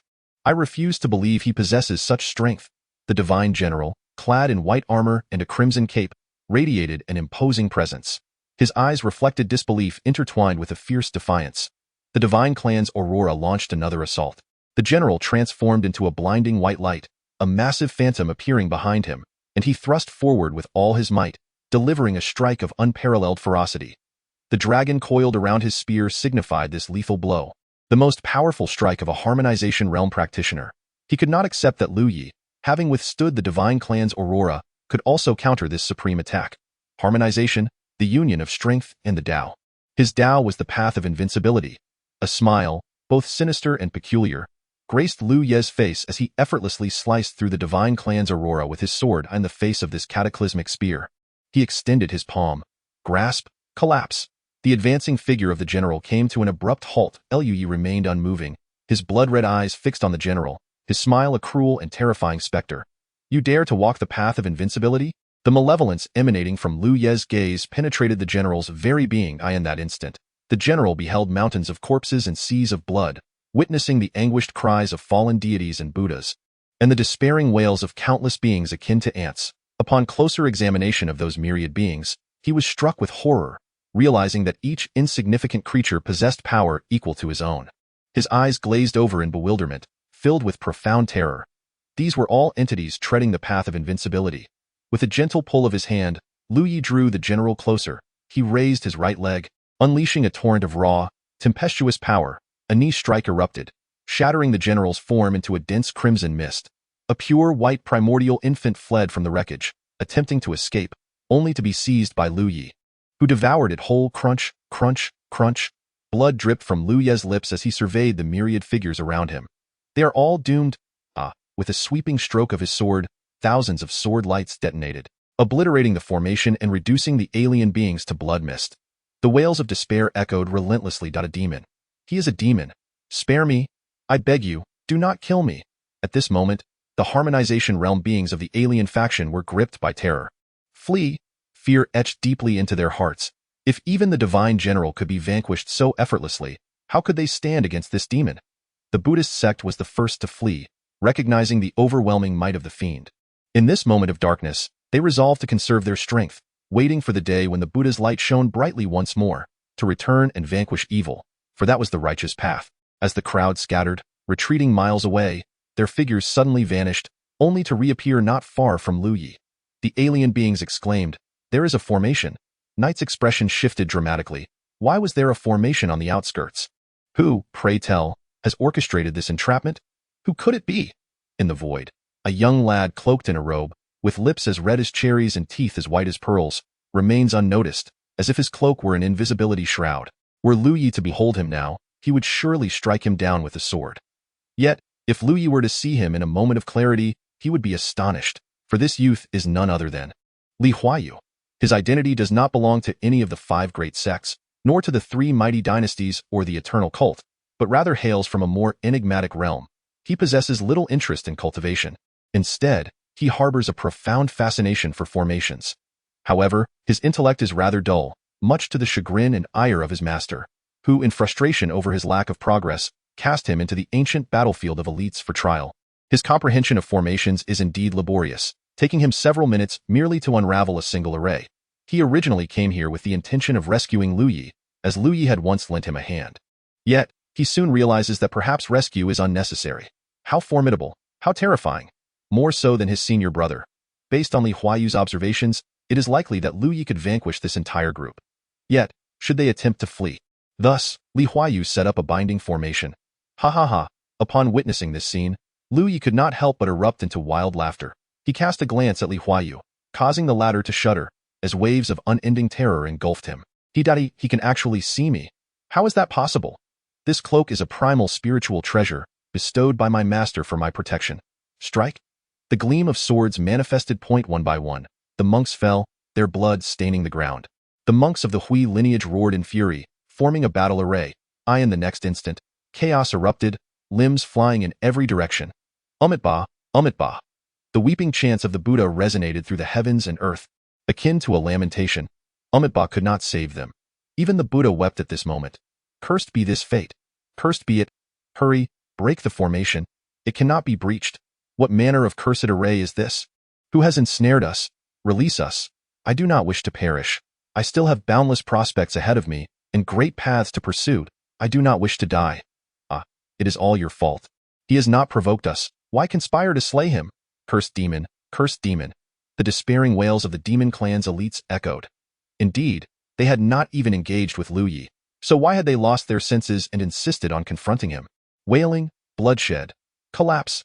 Li Huayu witnessed the cruelest scene in this world. A slaughter devoid of suspense, a struggle fraught with agony. Panic seized him. Liu Ye's blood-red gaze merely glanced at him, leaving an indelible mark upon his very soul, rendering him weak and trembling. No, I must flee. Once Lu Yi eliminates those within, he shall come for me as well. Li Huayu vanished in haste. Upon returning to the sect, he must warn his senior brother. When encountering this Lu Yi, one must never provoke him. Hu Shang observed this massacre, and his eyes began to change. Within his pupils, layers upon layers of depth seemed to emerge. The first layer of heaven, and yet, such a being has appeared? Lu Ye's figure materialized before Hu Shang's blood-red eyes met with myriad layers of pupils. Come forth. Lu Yi spoke hoarsely, and a peculiar smile appeared at the corner of Hu Shang's mouth. Excellent. His skull was shattered by a single punch. Chapter 068. Wise words are hard to heed. Corpses, blood, severed limbs and arms melded into a sea of crimson. Liu Ye's true consciousness resembled that of a spectator, observing his own body unleash its lethal prowess. That gaze just now, wandering demon emperor. Lu Yi recognized it, one of his most troublesome adversaries from the past. That look was all too familiar. Liu Ye's own awareness began to thrill with excitement amid this slaughter. Since his rebirth, he had been so engrossed in cultivation that he nearly forgot the tumultuous days of his previous life. So, come and vie for the path with me. Let us slay the last of the alien beings. The world fell into a hushed stillness. Yet, his bloodlust surged ever higher, the slaughter lotus causing Lu Ye's murderous intent to erupt exponentially. Merely killing was evidently insufficient. Far from it, his figure vanished, a fist shattering the outer array. The array of the Celestial Pavilion? To his surprise, the Celestial Pavilion had sent its people as well. The blood-red malevolence surged, akin to flickering flames, as Lu Ye's speed in the air produced explosive sounds. His consciousness spread in all directions. Hurry! Bring me a living being to slay, quickly! In the demon realm, upon the bone altar, several soul stones had already shattered significantly as Tu Wuying entered. His soul stone broke, startling the powerful entities of the demon realm. He shattered far too swiftly as Tu Wuying stepped through the teleportation vortex. It was as if his garments still lingered in the demon realm. Yet he had already perished. However, no further deaths among the demon clan followed, which allowed the demon emperor to breathe a sigh of relief. The demise of Tu Wuying seemed to be mere coincidence, an unfortunate stroke of fate. Indeed, the concept of fortune held substantial significance for cultivators. Tu Wuying possessed terrifying aptitude. Had he survived, he could have potentially become a figure that would instill dread in the hearts of the powerful across the heavens. Alas, he perished. Crack! 7 soul stones shattered simultaneously. The demon warriors immediately turned their gaze, their expressions slightly grave. Fortunately, they were merely ordinary demons. Crack, crack, crack. In the next moment, other soul stones began to shatter, the pace of destruction becoming alarmingly swift. What is happening? A demon warrior exclaimed in astonishment. Until even the soul stones of the harmonious realm demon shattered, the entire demon realm fell into a deathly silence. The demon prodigies had been utterly wiped out. Roar! The demon emperor let out a thunderous roar. What did the annihilation of so many demon prodigies signify? It meant that in decades, or even a century, other races could give rise to a formidable new generation, becoming the backbone of the first heaven after the older generation ascended to the second heaven. Yet, the demon realm would lack this cohort of strong beings, creating a gap in its future power. What exactly transpired? Who was responsible for the extermination of the demon prodigies? Immediately, contact the other races. No, contact the wandering demon emperor. He must know what has occurred. It was not only the demon realm that experienced such turmoil. The spirit realm, divine realm, Buddhist realm, and ghost realm, these independent worlds expelled from the great wilderness, were all witnessing similar predicaments. Only the sovereign of all spirits possesses knowledge of what has transpired. He has left traces within the bodies of numerous demons. While they may appear as independent entities, they can be effortlessly replaced by the sovereign at any moment. In the ancient battlefield of the prodigies, on the 8th tier, a quarter of an hour prior, Shangguan Huanling received a transmission from Bai Qiulan and hastily inquired about Lu Yi. Though she referred to him merely as he, she and Bai Qiulan were acutely aware that this pronoun denoted Lu Yi. Consequently, she immediately consented to allow everyone from the Supreme Divine Dynasty to depart.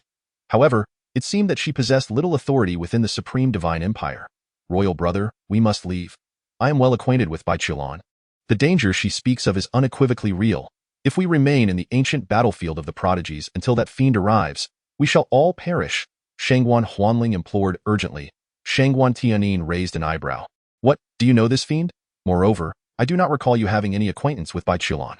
She is, after all, significantly older than you, and the Supreme Divine Dynasty has minimal interactions with the Great Dao sect. How did you come to know her? Now is not the time for explanations, royal brother. The situation is truly dire. We must ensure the immediate evacuation of all from the Supreme Divine Empire, or we shall meet our demise, Shangguan Huanling insisted.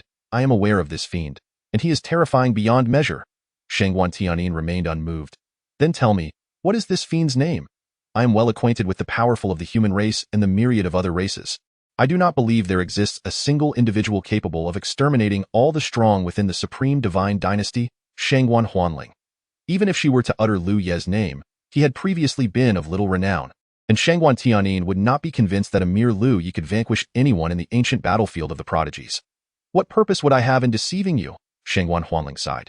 Shangguan Tianin chuckled softly. Sister, the path of cultivation is fraught with peril. If one retreats at the sight of danger, how can one ever achieve greatness? If you fail to comprehend this principle, your path of cultivation will come to an abrupt end. Shangguan Huanling seethed with indignation.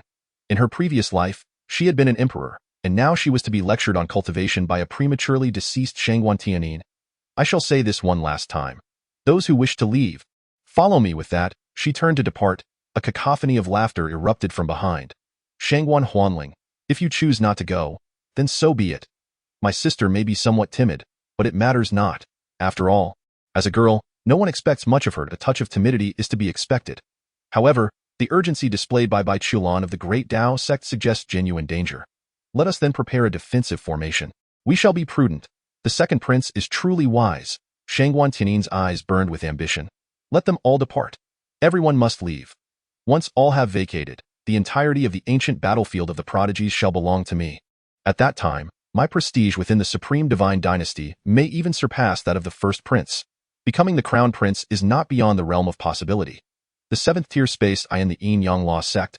A group of individuals remained behind, engaged in the intricate arrangement of formations. Luo Yuan, as the saintess, found herself in a quandary. Yu Hongling sent her a private message, urging her to depart at once. Yet, she was reluctant to comply. Coupled with the continuous declarations from the sect's formidable members that they feared not the demon lord, she ultimately resolved to stay. Many were departing, while a portion clung to a sense of luck, and others believed themselves to be invincible. One by one, they withdrew. Within a quarter of an hour, the ancient battlefield of the Tianjiao grew significantly quieter. Chapter 069. The Heart of in the Jilong Valley. A throng suddenly burst forth, leaving the waiting powerhouses from various sects outside the teleportation vortex utterly bewildered. Had the ancient battlefield of the Tianjiao concluded? A multitude emerged, encompassing a wide array of sects. But wait, hadn't the final 3 tiers of the ancient battlefield just been opened for less than a day? How could it possibly end so swiftly? What transpired? Why has everyone emerged? An elder from the Jie sect seized a disciple and inquired urgently. Greetings, elder. We followed the words of Bai Qilan from the Dao sect, who warned us of an unparalleled demon lord appearing within the ancient battlefield, threatening to annihilate us all. Her assertions were unequivocal and fervent, compelling us to heed her counsel and evacuate the Tianjiao battlefield. What demon lord? The elder retorted. Did you even attempt the everlasting Tianjiao rankings? We are unaware of any demon lord, nor did we have the opportunity to engage with the everlasting Tianjiao rankings. Nonsense. The elder's complexion shifted dramatically, and he bellowed in outrage. You withdrew from the Tianjiao battlefield based on mere words. Do you not comprehend the unparalleled opportunity the Tianjiao battlefield presents for you? The elder's voice thundered like a tempest, resonating in the ears of all present. On the path of cultivation, are there not demons aplenty? If you flee at the first sign of one, what purpose does your cultivation serve? Why not return home to till the fields, where you are certain to encounter no demons? How disgraceful, truly, how utterly disgraceful. Do you understand the origin of our sect's name, Jie sect? We fear not calamities, nor do we shy away from great tribulations. We have surmounted countless dangers, yet here you are, retreating at the mere mention of some trivial demon lord you have yet to even see. The Dao sect, you must provide an explanation to the Jie sect. Not only the Jie sect, but all other sects found the situation utterly absurd. Simply because Bai Qilan claimed that an unparalleled demon lord would emerge, so many had chosen to withdraw. When did cultivators become so timid? Those still inside must not be allowed to emerge. Employ every means possible to keep them within. It infuriates me, it truly infuriates me. Due to the ancient battlefield of the Tianjiao existing in a separate space, traversing that space for communication proved quite challenging. Conventional communication stones were incapable of covering such vast distances. Fortunately, the Shanha Baoda sect possessed a prodigy wielding a precious item known as the Bai Book. I shall notify them. An elder from the Shanha Baoda sect exclaimed urgently. As the crowd continued to stream from the ancient battlefield of the Tianjiao, each new arrival brought genuine anguish to every sect. Such a waste. Such a remarkable opportunity has been squandered in this manner. The disciples of the Shanha Baoda sect produced half of the Baiwing book and began to inscribe upon it. The characters transformed into golden light and vanished, while another volume of the Baiwing book materialized with the content just pinned. Why has there been no response? The elders of the Shanha Baoda sect were nearly beside themselves with anxiety. Buzzing. A golden radiance emerged, and the disciples of the Shanha Baoda sect within the ancient battlefield of talents responded, ceasing their retreat from the battlefield. Cheng Daoyu, allow me to borrow this Baiwing book. Please notify our GS sect disciples that they absolutely must not leave the ancient battlefield of talents. What is there to fear from the demon? Engage them directly. This is not a negotiation, but a command. Departure is not an option. Cheng Daoyu, please assist the Taishang Sword sect as well. The Taishang Sword sect was also reluctant to allow their disciples to exit at this moment. The way of the sword has always emphasized relentless advancement. Retreat is not an option. Langya Daoyu, think carefully. Based on our understanding of junior sister Bai, she is not one to act without reason. If she claims the existence of an unparalleled demon, it is surely a threat that cannot be withstood. I implore you to reconsider. The members of the Dao sect spoke up. They were the most familiar with Bai Qilan and would never believe she was merely trying to intimidate others. She must have felt that remaining in the ancient battlefield of talents would mean certain death, prompting her to urge everyone to evacuate.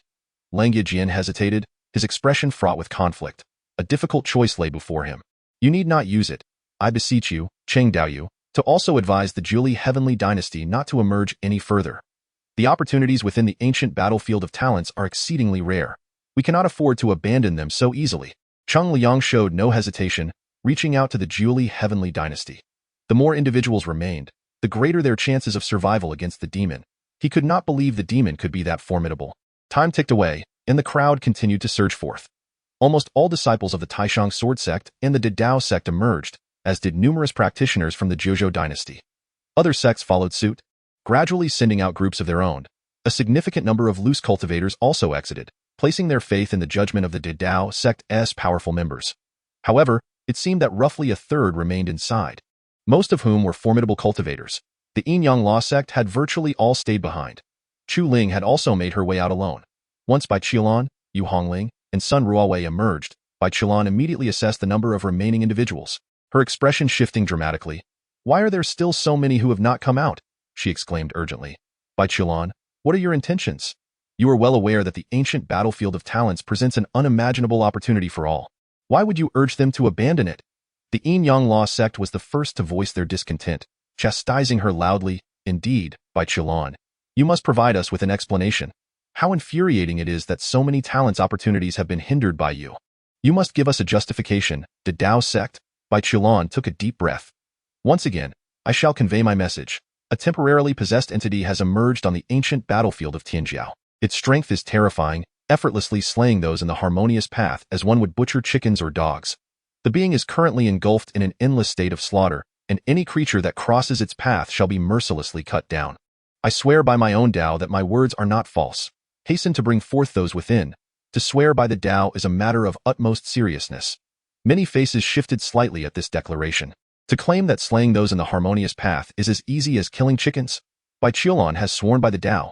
Such alarming rhetoric. I ask you, who is this fiend? Chastised an elder of the Yin-Yang Law sect. Bai Qilan, I do not know. Ha ha ha, what a splendid claim of ignorance. You claim not to know even the most basic of acquaintances. If what you say is true. Before he could finish his words, a mournful cry suddenly emanated from the direction of the Supreme Divine Dynasty. The second prince. All eyes turned in unison toward the location of the Supreme Divine Dynasty, and what they beheld sent chills down their spines. The soul stones were shattering, crack, crack, crack. Without a moment's pause, all the soul stones shattered in a frenzy, one after another. each shattered soul stone signified the passing of a life. Chapter 070, The Light of Death. On the 8th layer of the ancient battlefield, while Shangguan Tianin and others were setting up a grand formation, Lu Ye's figure was shrouded in a torrent of ominous energy, violently charging through the void. The fiend has arrived. It is but a single person? At this moment, the Supreme Divine Dynasty was on high alert, for Bai Qilan's warning was not to be taken lightly. The name Bai Qilan of the Dao sect certainly held weight. However, Shangguan Tianin had always believed this fiend to be an alien entity and was astonished to discover it was, in fact, human. Gazing at the youthful visage amidst the blood-red malevolence, Shangguan Tianin pondered for a moment before bursting into laughter. Ha ha ha, Bai Qilan, oh Bai Qilan. I have always said that women tend to be timid. Such an obscure young man, though his aura of malevolence is indeed somewhat daunting, has frightened those women to an absurd degree. It is simply hilarious. The others from the Supreme Divine Dynasty also breathed a sigh of relief. Thank goodness, thank goodness. Hey, you fiend. I command you to depart at once. Otherwise, do not blame us for purging evil in the name of the Supreme Divine Dynasty. Shangguan Tianin bellowed. Lui lowered his head, raising the stone sword in his hand. At that moment, the sky abruptly transformed into a crimson hue. Indeed, the clouds instantly morphed into blood clouds. All the spiritual energy within the realm began to frantically converge at that instant. A colossal blood-red sword light surged, expanding to thousands of zhong in an instant. What does this signify? This sword could cleave a city in two with a single strike. Below, the experts of the Supreme Divine Dynasty found their smiles frozen. Some wielded immense sword lights that, though grand, were insubstantial and shattered upon contact. Others, whose sword lights grew larger, wielded increasingly terrifying power. And now, gazing at the blood-red sky and the awe-inspiring blood-red sword light that could shake the heavens and wail to the ghosts, it was clear that this belonged to the latter. At this moment, the experts of the Supreme Divine Dynasty were filled with dread. Could the formation they had set up truly withstand this strike? As the sword light descended, a tempest roared, akin to a tidal wave crashing down to boom. Dust ascended into the heavens, and with the surging air currents, it formed towering waves of smoke reaching several dozen meters high, swiftly dispersing to either side. This formidable strike cleaved solidly against the defensive array. Every focal point erupted in a cataclysmic explosion, utterly incapable of withstanding such immense force.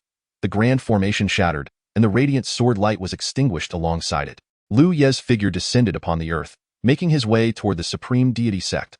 The numerous powerful figures of the sect were already paralyzed with fear, their hearts racing in terror.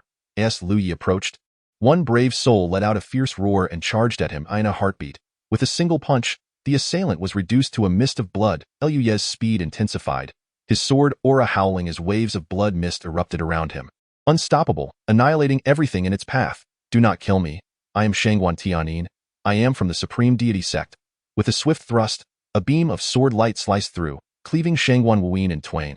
Lu Ye could hardly spare him a glance, continuing his ruthless onslaught.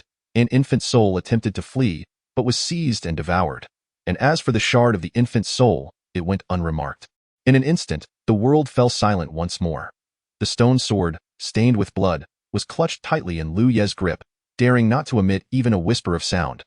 The weapon's current master instilled a sense of dread, fearing that should it express its joy through a song of the sword, its master might shatter it on the spot. The system remained equally silent, apprehensive that any utterance might provoke Lu Ye, who was currently in a state of utter madness, to crush his own head in search of the source of the sound. Clean up the battlefield. Clean up the battlefield. Clean up the battlefield. Lu Ye's conscious mind incessantly urged, attempting to regain some semblance of control. The battle was crucial, but so too was the aftermath. Ultimately, once Lu Ye had finished his slaughter, he couldn't even be bothered to cast a glance at the scattered corpses before his figure vanished in an instant. Search. 7th level. Boom. Lu Ye's feet crashed down upon the earth, and he began to run, sprinting forward. The countenances of the Yin-Yang sect's members shifted as they activated their formation. The Yin and Yang spiraled outward like a Tai Chi diagram, intercepting Lu Ye's path. His speed surged, his momentum grew fiercer, and the very heavens and earth melded with him as he surged forward. A punch erupted. The Yin-Yang diagram spun rapidly to meet Lu Ye. Boom! The diagram was pierced through. Cries of agony and despair echoed from behind the diagram, blood soaking the ground. Luo Yuan watched in horror as her sect's combined power was obliterated into a mist of blood by this young figure's single blow. She stood frozen in place in that moment. She recalled the words of warning from Yu Hongling. Luo Yuan, you must leave the ancient battlefield of talents. Regardless of whether the others of the Yin-Yang sect depart, If you wish to survive, you must leave at all cost. If you do not flee, death is certain. Remember, death is certain. She had not heeded the warning, and now, indeed, it was a certainty of death. A bitter smile crept across Luo Yuan's face, which soon transformed into a look of pitiful vulnerability as she tore a portion of her garment. Not fully, for she understood well that a hint of allure, a glimpse of tenderness, was the greatest seduction. The overwhelming stench of blood flooded her delicate, refined nose, shrouding her in shadow. Tears welled in Luo Yuan's eyes as she timidly lifted her gaze that a fist, seemingly larger than her own face, loomed ever larger. Boom! Her skull shattered, blood gushing forth in the Nine-Dragon Valley. The Yin-Yang sect erupted in cries of alarm and lamentation. Panic ensued. All individuals from the Supreme God Dynasty and the Yin-Yang Law sect met their demise at an astonishingly swift pace. From the onset to their annihilation transpired within mere minutes. The implications of this are exceedingly clear. It signifies that their adversaries exist on an entirely different echelon, rendering the encounter nothing short of a thorough and exhilarating massacre.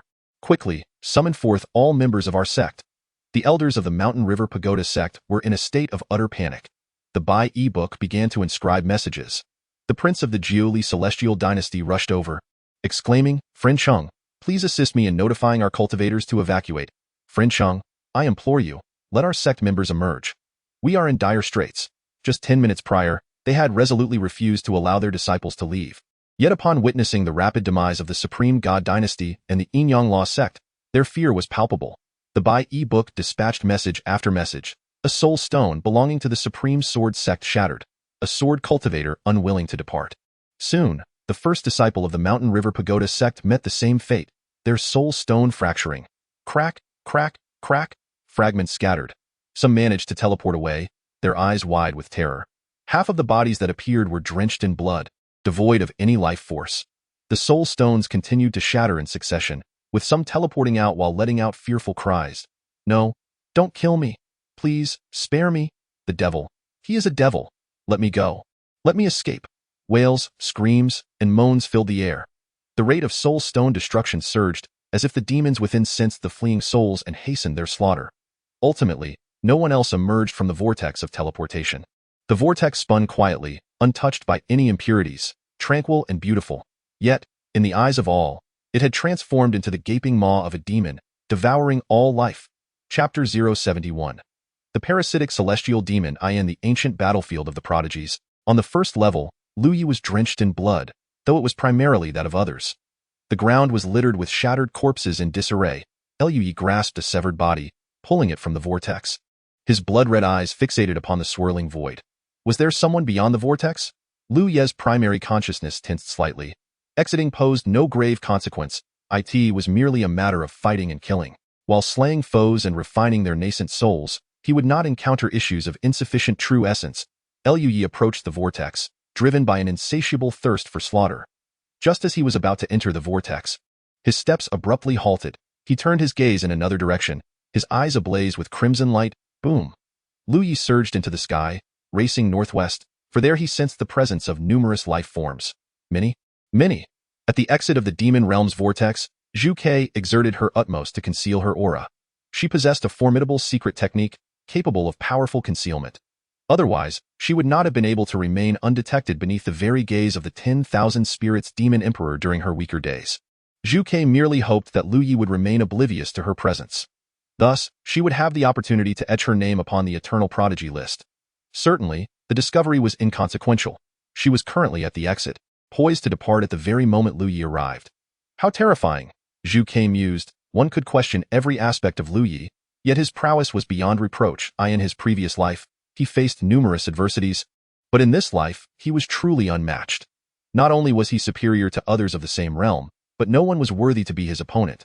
Even with a significant disparity in cultivation levels, none could stand against him. At that moment, a diminutive demon unexpectedly emerged from the swirling entrance. The little demon appeared to be merely a teenager, perhaps a mere decade or two in age, with a cultivation level at the Yuan Dan stage. Zhu Ke was taken aback. What could such a small creature possibly seek in the perilous Tianjiao ancient battlefield? Upon noticing Zhu Ke, the little demon was equally surprised. After a careful examination of her, it found nothing particularly remarkable. "Hey, what brings you to the Tianjiao ancient battlefield at this time? It is exceedingly dangerous here. You must leave at once," Zhu Ke asserted. her belief being that there are both virtuous and malevolent beings among humans, and likewise among demons. Lui, under the guise of the 10,000 spirits demon emperor, had slain countless weaker demons, marking him as a villain. However, the little demon disregarded Zhu Ke entirely and let out a fierce roar. Alarmed, Zhu Ke instinctively rushed to cover the creature's mouth, realizing her error. Demons were not merely categorized into good and evil, but also included foolish and naive beings. Just then, a second little demon entered. Zhu Ke was bewildered at a third, a fourth, a fifth.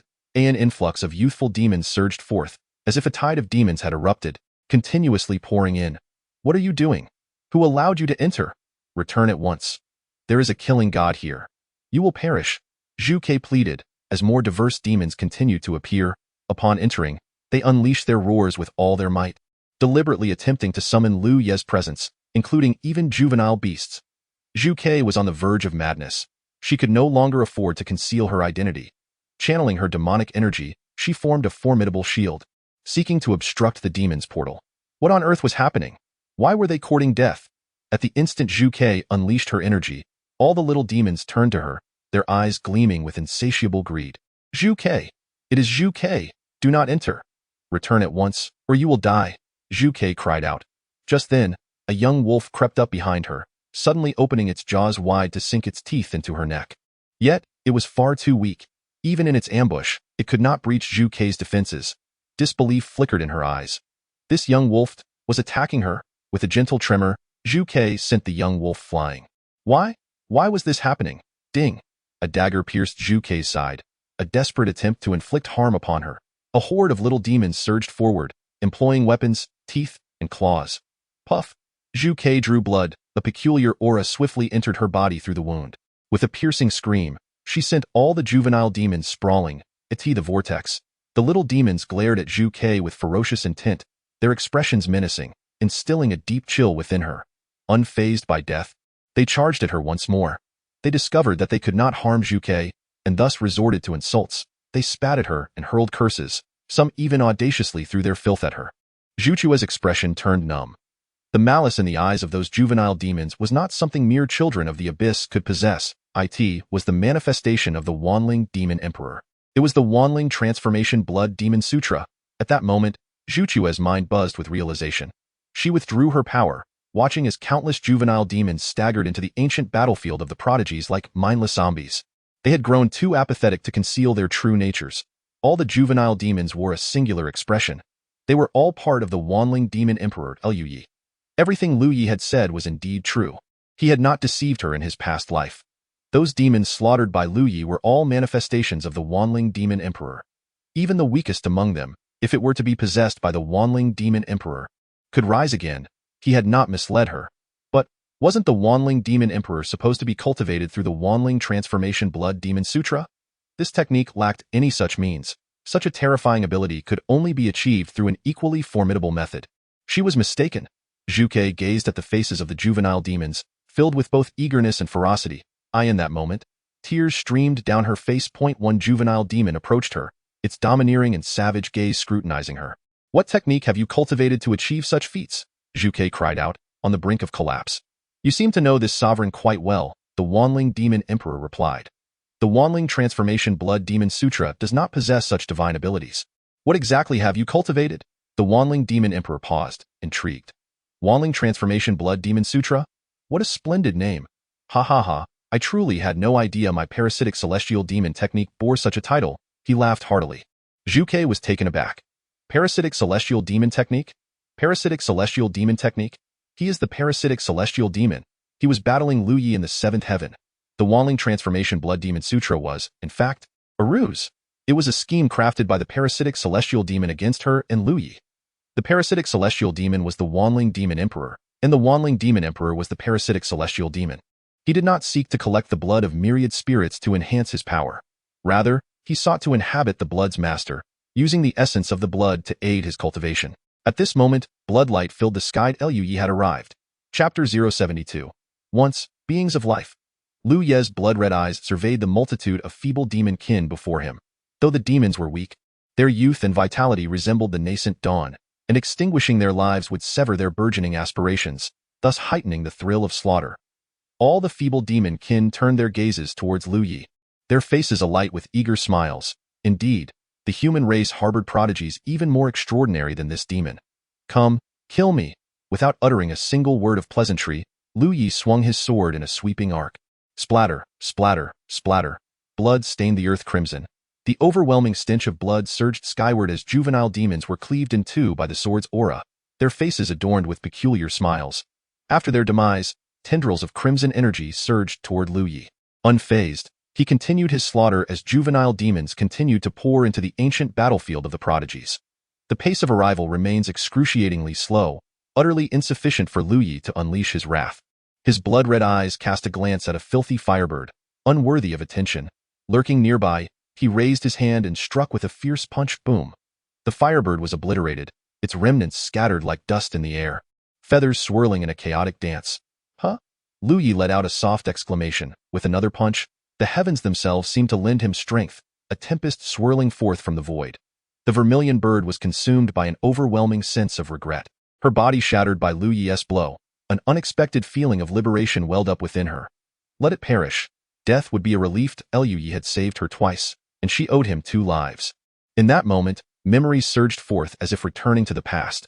The vermilion bird, one of the 4 divine beasts? How could such a diminutive creature hold such a title? Those who recognized her as the vermilion bird would know. Those unaware would mistake her for a mere chick. Hello there, little chick. We meet again. You look so disheveled. Come, let me clean you up. Cough, cough, cough, you little creature. How could you repay kindness with malice? I go to wash you, and you drag me into the water instead? Little bird, we meet again. What is happening with your kind? Why are they relentlessly pursuing you? For heaven's sake, you are the vermilion bird. How could the demon race fail to recognize your lineage and yet still hunt you down? Come with me. If you do not, it won't be long before you meet your demise. This monarch of all spirits is indeed formidable, but fret not, little bird.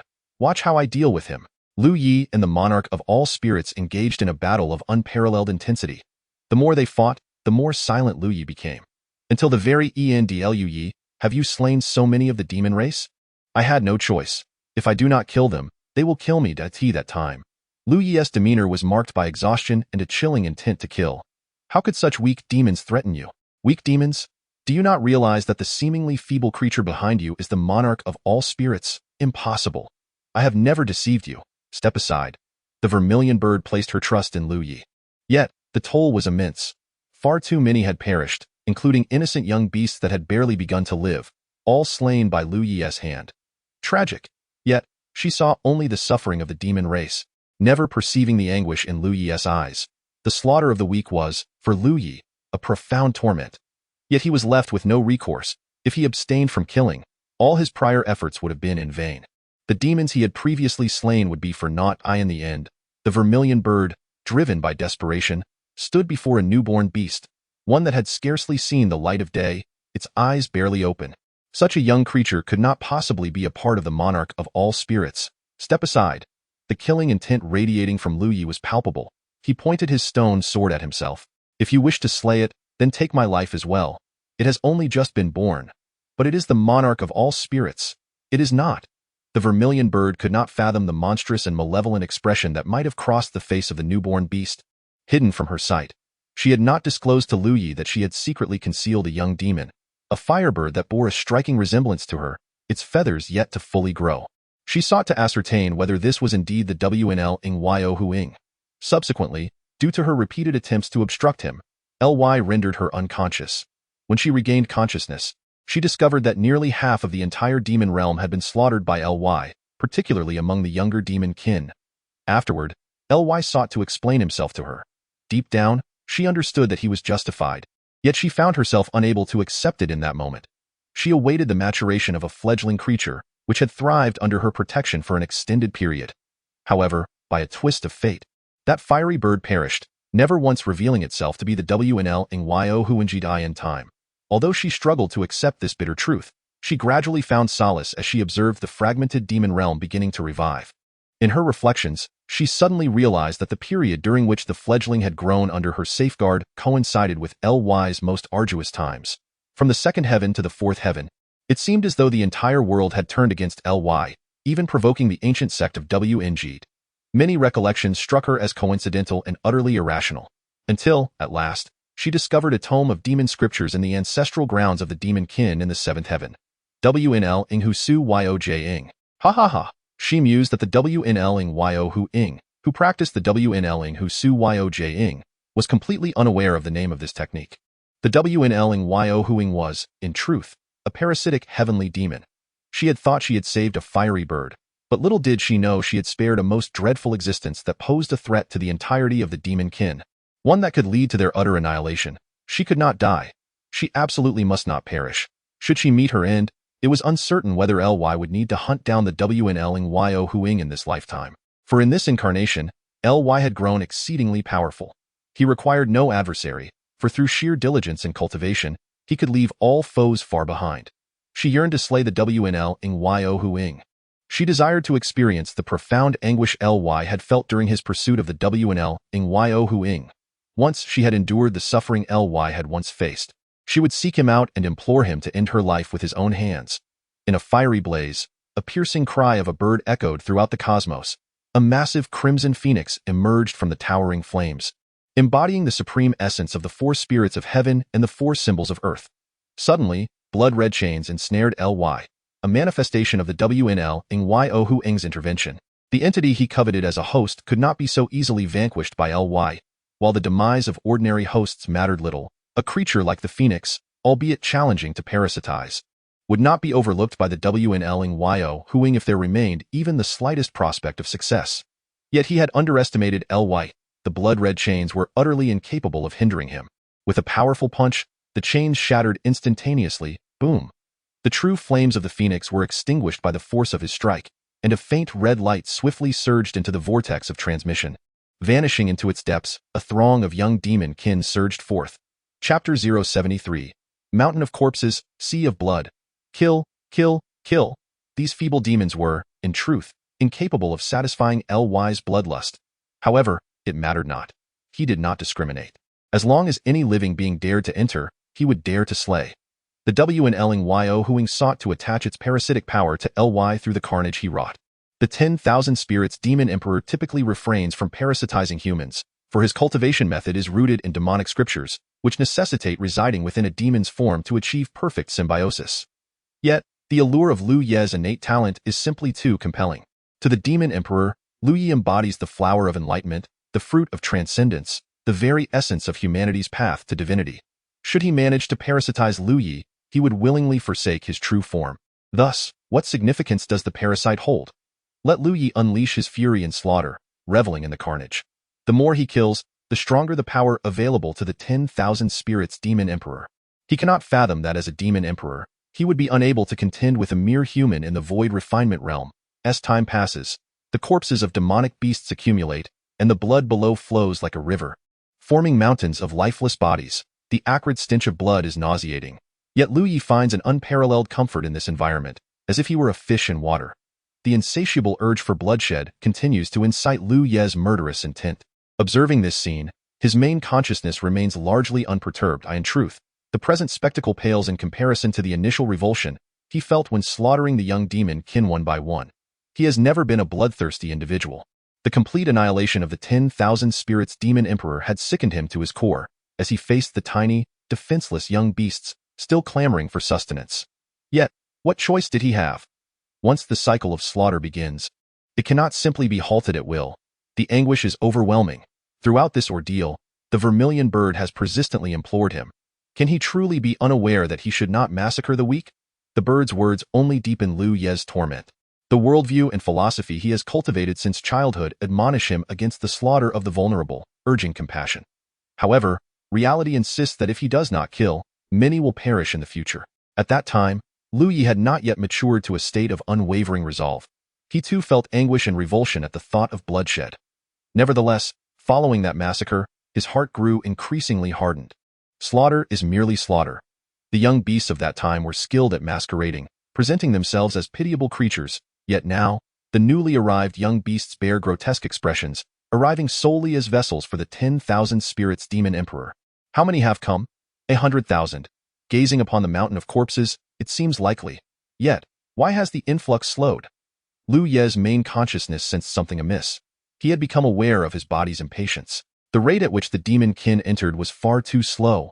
Now, under the influence of his bloodlust, it was entirely possible for his body to plunge into the vortex, entering the demon realm to indulge in unrestrained slaughter. Engaging in the slaughter of demons would not be a concern. The crux lies in the fact that he has yet to inscribe his name upon the eternal talents rankings.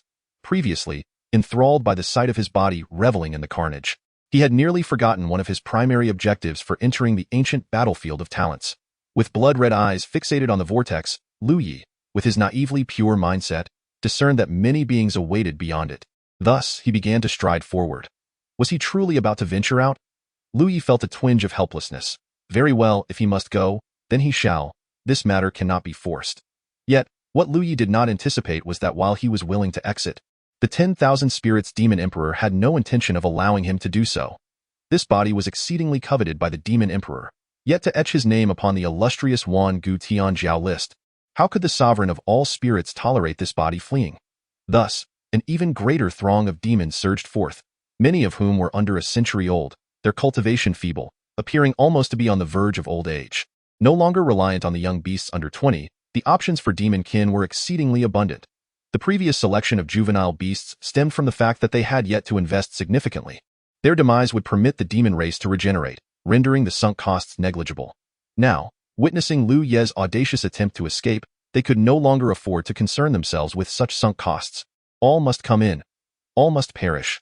Consequently, yet another wave of demons erupted forth. Lu Yi, too, halted his advance, his expression serious, as he wielded his stone sword with fervor, reveling in the slaughter in Julong Valley. The disciples who had escaped from the ancient battlefield of the prodigies gradually calmed their frayed nerves after a period of reassurance. This tranquility was but fleeting. The psychological scars left by the ancient battlefield would linger, haunting them for an indeterminate duration, and how often would they awaken in terror from nightmares in the dead of night? Practitioners, after all, are but human. Every individual possesses a limit to their mental endurance. Observing the stabilization of their disciples' emotions, the sects that had suffered devastating losses were engulfed in profound sorrow. A fracture had occurred. Sect like Yinyang Fa Zong and Wushang Tichao found their younger generation of practitioners nearly in a state of disarray, and the future. Other sects would inevitably cultivate a new cadre of strong individuals. And the simple arithmetic could plunge a sect into a debilitating decline. Mog, you gaze upon me. Do you still recall who it was that killed our brothers? An elder from the Shan He Bao Ta sect inquired of Su Mog. It was unfathomable that a practitioner at the Void Refinement Realm could be so utterly terrified.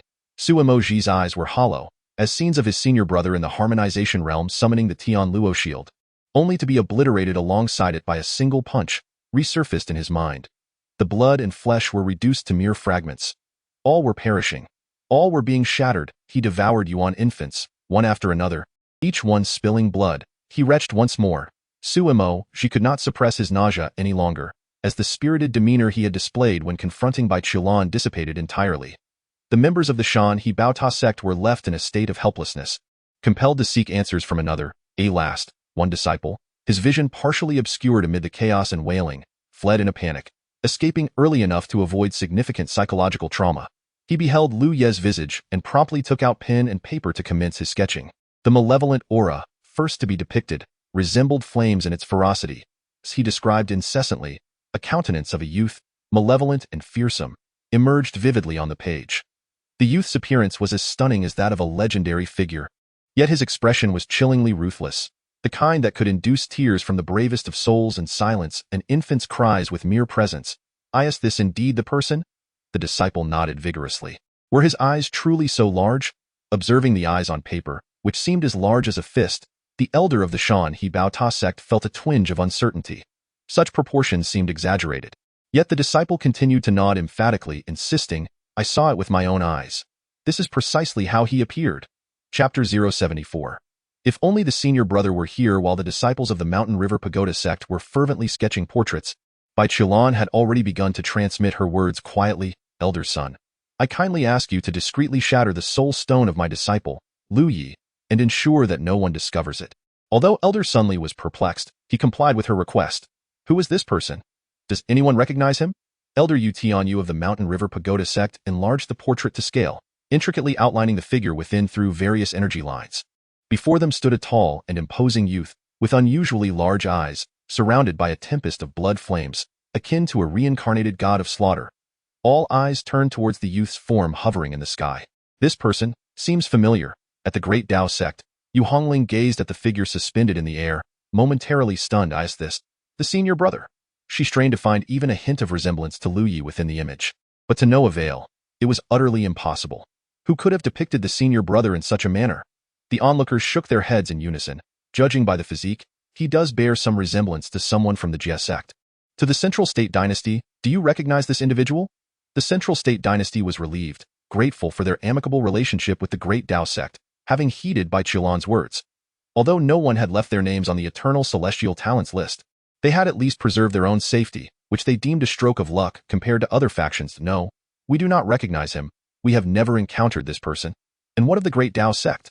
Do they recognize this fellow? Yu Tianyu's target was never the Central State Dynasty. It had always been the Great Dao sect. The members of the Great Dao sect were equally curious about the identity of this individual. They scrutinized the image, pondering deeply, but ultimately shook their heads. Apologies, we do not know him.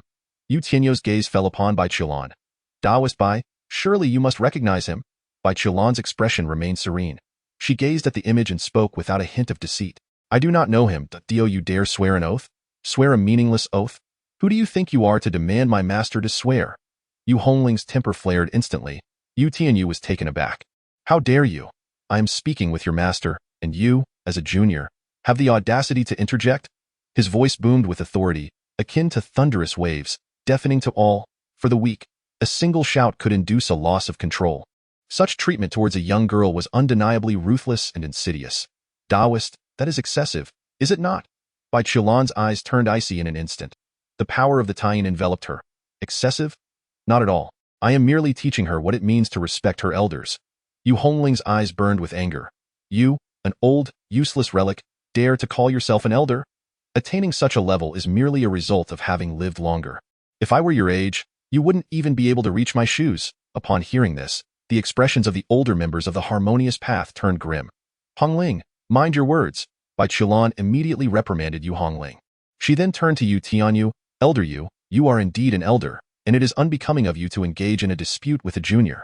It tarnishes your dignity. Today, I shall cast aside all semblance of dignity. My disciples from the Shanhe Baoda sect have perished in great numbers, and I lead this expedition. If I do not exact vengeance upon our enemies, what face do I have to return to my sect? Bai Qiulan, you are undoubtedly familiar with this scoundrel. He has committed heinous crimes. Yet why do you hesitate to reveal his identity? With Yu Tianyu at the forefront, the other severely wounded sects have unwittingly formed encirclement around the Didao sect. The formidable members of the Didao sect immediately felt a surge of resolve. Bai Shiji has already claimed ignorance. Why must you press the issue? Indeed, Yu Daoyu, do you truly believe that the Didao sect fears you? The members of the Taishang sword sect, without a moment's hesitation, approached the Didao sect, their sword intent already beginning to howl. Oh, you think the many can bully the few? The Taishang sword sect shall not simply stand by as spectators. The Zhongzhou dynasty hesitated momentarily before also advancing to the forefront of the Didao sect. In an instant, various sects began to form two distinctly opposing factions, with tensions running high. I am not one to act irrationally. Bai Daoyu, your willingness to swear by the Dao to save others is admirable. It is our ignorance that has led to the demise of our disciples, and we cannot blame others for that. However, if Bai Daoyu can invoke the Dao to save lives, why do you not dare to swear by the Dao that you do not know this rogue? Yu Tianyu proclaimed loudly. Surrender, if you wish to fight. Just say so. We are all at the same level of enlightenment. What right do you have to demand others swear by the Dao to prove their innocence? If you believe Bai Daoyu recognizes this scoundrel, simply present the evidence. The Taishang sword sect's Langya sword rebuked fiercely. Humph, if you dare not speak. It must mean you do recognize this scoundrel in any case. With so many disciples under my command slain, returning to my sect would merely be a death sentence. I might as well seek to learn your techniques. Come on. Just make a move, and we shall see if I do not cut you down. The atmosphere grew increasingly tense, as if a great battle could erupt at any moment. Bai Qiulan sighed deeply. She simply could not bear to witness the various sects of the great wilderness descend into civil war. Such conflict would lead only to untold suffering. Everyone, please remain calm.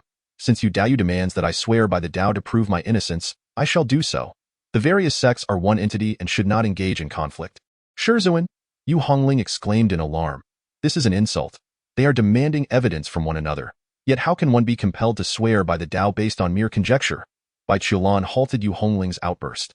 Bai Qiulan, Swear by my own Dao that I do not know this figure of light. Should I be lying, may my Dao be severed. The oath was sworn. Yu Hongling immediately began to weep, a profound sense of grievance washing over her. Why? On what grounds can they force Shizuan to swear by the Dao? If this figure of light truly does not resemble Senior Brother, what then?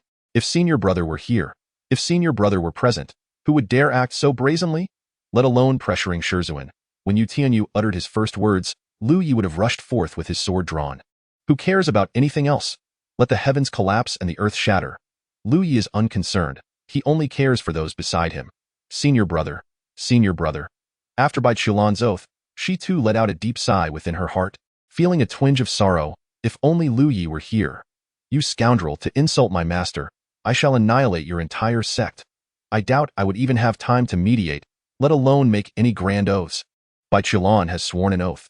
Yu Tianyu never anticipated that Bai Qiulan would truly make such a vow, and for a moment he was rendered speechless, all words caught in his throat.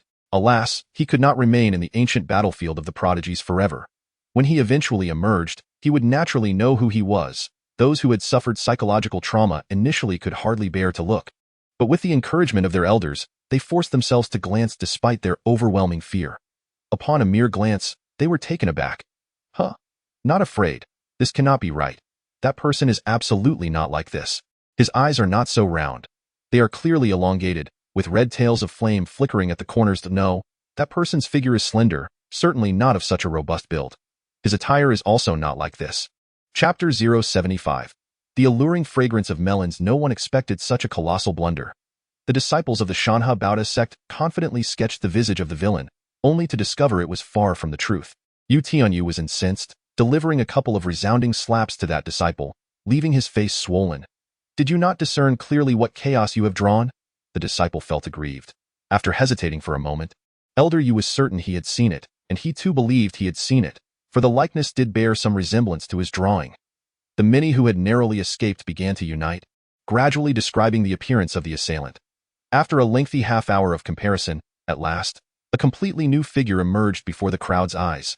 Gazing upon this figure, many fell into silence, for it was simply too astonishing. Not to mention others, even the members of the Dao sect found this appearance utterly absurd. All right, it seems you shall not rest until you confront us, a mere youth, only 18 this year, who has been with the Dao sect for less than a year. Tell me, what realm could he possibly attain? The elder of the Dao sect let out a thunderous roar. Throughout history, who has ever cultivated for merely half a year and so effortlessly slain those at the harmonization realm? Has there ever been a single individual? Do you not seek to join forces against the Dao sect? Come, let us engage in battle. Other sects remained somewhat silent. Lu Yi, such a minor disciple, hardly drew attention. The only aspect they had noted about Lu Yi was his calm and steady cultivation prior to the opening of the ancient battlefield of prodigies. At the very moment the battlefield commenced, Lu Yi was indeed the first to soar into the sky. And that was all. They held no other impressions of this individual. Yu Tianyu took a deep breath, once again casting a glance at Bai Qiulan. Bai Qiulan's aura erupted entirely, her hands forming seals. The terrifying Tying Divine Sword began to coalesce amidst the clouds, and the temperature of the world plummeted at a frightening pace. Yu Tianyu, should he allow Bai Qiulan to swear an oath again, a battle would surely ensue. His previous assertiveness had merely been an intimidation tactic, taking advantage of Bai Qiulan's apparent reluctance to embrace chaos. Now that Bai Qiulan had made her stance clear, the situation had irrevocably changed. This individual is a disciple of the great Dao sect. May I inquire whether this person's soul stone has shattered? Yu Tianyu asked. Bai Qiulan turned her gaze towards Sunli. Sunli had already discreetly shattered Lu Ye's soul stone. It is broken. Sunli indicated the soul stone before him. Broken. Yu Tianyu expressed disbelief and immediately began to compare the aura from the soul stone with various individuals. The final result left Yu Tianyu's expression profoundly grim. It truly is shattered. It seems that a malevolent spirit has seized Lu Ye's body, resulting in such a massacre. Let us await his emergence from the ancient battlefield of the prodigies. Regardless of whether he is human, ghost, demon, or monster, he must be eradicated without delay. I propose we set up a formation. I second that. The enemy seems to possess a considerable understanding of formations as well. We must construct an exceedingly formidable array. Agreed, let us unite our efforts to vanquish the demon. Not only us, but we must also communicate with our sects to summon even stronger allies. At this moment, Sunli felt a chill run down his spine. He was the elder in charge of this operation. a formidable being of the 6th layer of the harmonious path realm. While he had previously found Bai Qiulan's inexplicable transmission, urging him to shatter Lu Ye's soul stone, rather baffling, it all became clear now. The one wreaking havoc in the ancient battlefield of the prodigies was none other than a disciple of his great Dao sect. Moreover, he was among the most recent batch of the 92nd generation of disciples. No, he knew Lu Yi. The latter had secured first place in the sect's genius competition, yet that was merely a contest for newcomers. This implied that Lu Yi was at most 20 years old. For such a disciple, encountering harmonious path practitioners would be a feat in itself, let alone slaying them. Yet, he had killed harmonious path beings? A multitude of them? Sun Ruowei was the only one, aside from the deceased romantic interests of Lu Yi, who had a semblance of understanding regarding the situation. Since departing from the ancient battlefield of the prodigies, her expression had remained unchanged, utterly rigid, absolutely rigid. Others assumed Sun Ruowei was merely frightened. Such a reaction was not entirely unexpected, especially with harmonious path practitioners doubting their very existence, and indeed, Sun Ruowei was frightened. However, it was not solely the carnage that instilled fear within her. Her mind was inundated with an overwhelming influx of information. Each piece of information required a considerable amount of time for her to digest. It was akin to biting off more than one could chew. The first colossal revelation. Bai Qiulan referred to Lu Yi as her husband. This time, she heard it distinctly and unequivocally. The term husband, imbued with a tenderness that had never manifested in her 60-year acquaintance with Bai Qiulan. The second monumental revelation. Not only did Bai Qiulan refer to her disciple Lu Yi as her husband, but her other disciple, Yu Hongling, was also intensely focused on Lu Yi.in summary. Thus far, 3 women, Chu Ling, Yu Hongling, and Bai Qiulan, harbored affections for Lu Yi.by the heavens. What chaos! This matter has profoundly shaken Sun Ruowei's values in life. Yet she found herself unable to suppress a tumultuous excitement, her thoughts spilling forth in disarray. The third monumental revelation. Lu Yi is exceptionally strong, to a terrifying degree. Why is he so powerful? A dreadful curiosity sent shivers through Sun Ruowei's very soul. When the moment arrived, devoid of any onlookers, even if faced with the fatal wrath of Bai Qiulan, one must strive to unravel this mystery. Should the enigma of these 3 monumental revelations remain unresolved, Sun Ruowei felt that her very path would be irrevocably severed. Oh my goodness! How could it be that such irresistibly enticing yet deadly secrets lie within my reach? I simply must indulge. Lu Yi continued his relentless slaughter. Corpses accumulated to staggering heights, blood gushed forth like a torrent, and Lu Yi stood atop the mound of demon corpses, his eyes glistening crimson as he gazed at the approaching horde. Yet, his gaze no longer bore the initial intensity of bloodlust. The effect of the killing lotus began to wane, alleviating Lu Ye's murderous intent. The demons charging in started to slow their advance. This time, Lu Yi did not succumb to impatience. Instead, he awaited the demon's assault. As the last demon was cleaved in twain, its lifeless form collapsed atop the mountain of bodies, Lu Yi ceased his actions. The wind could not stir the blood-soaked fabric of his garments, and his hair had transformed into a deep crimson hue. This moment, within the ancient battlefield of the celestial prodigies, he was the sole surviving entity. From the 9th layer to the 1st, he had cleansed it thoroughly. The notions of good and evil, of gratitude and grievance, vanished entirely in that instant. The world stood alone in its singularity. The stone sword dissipated.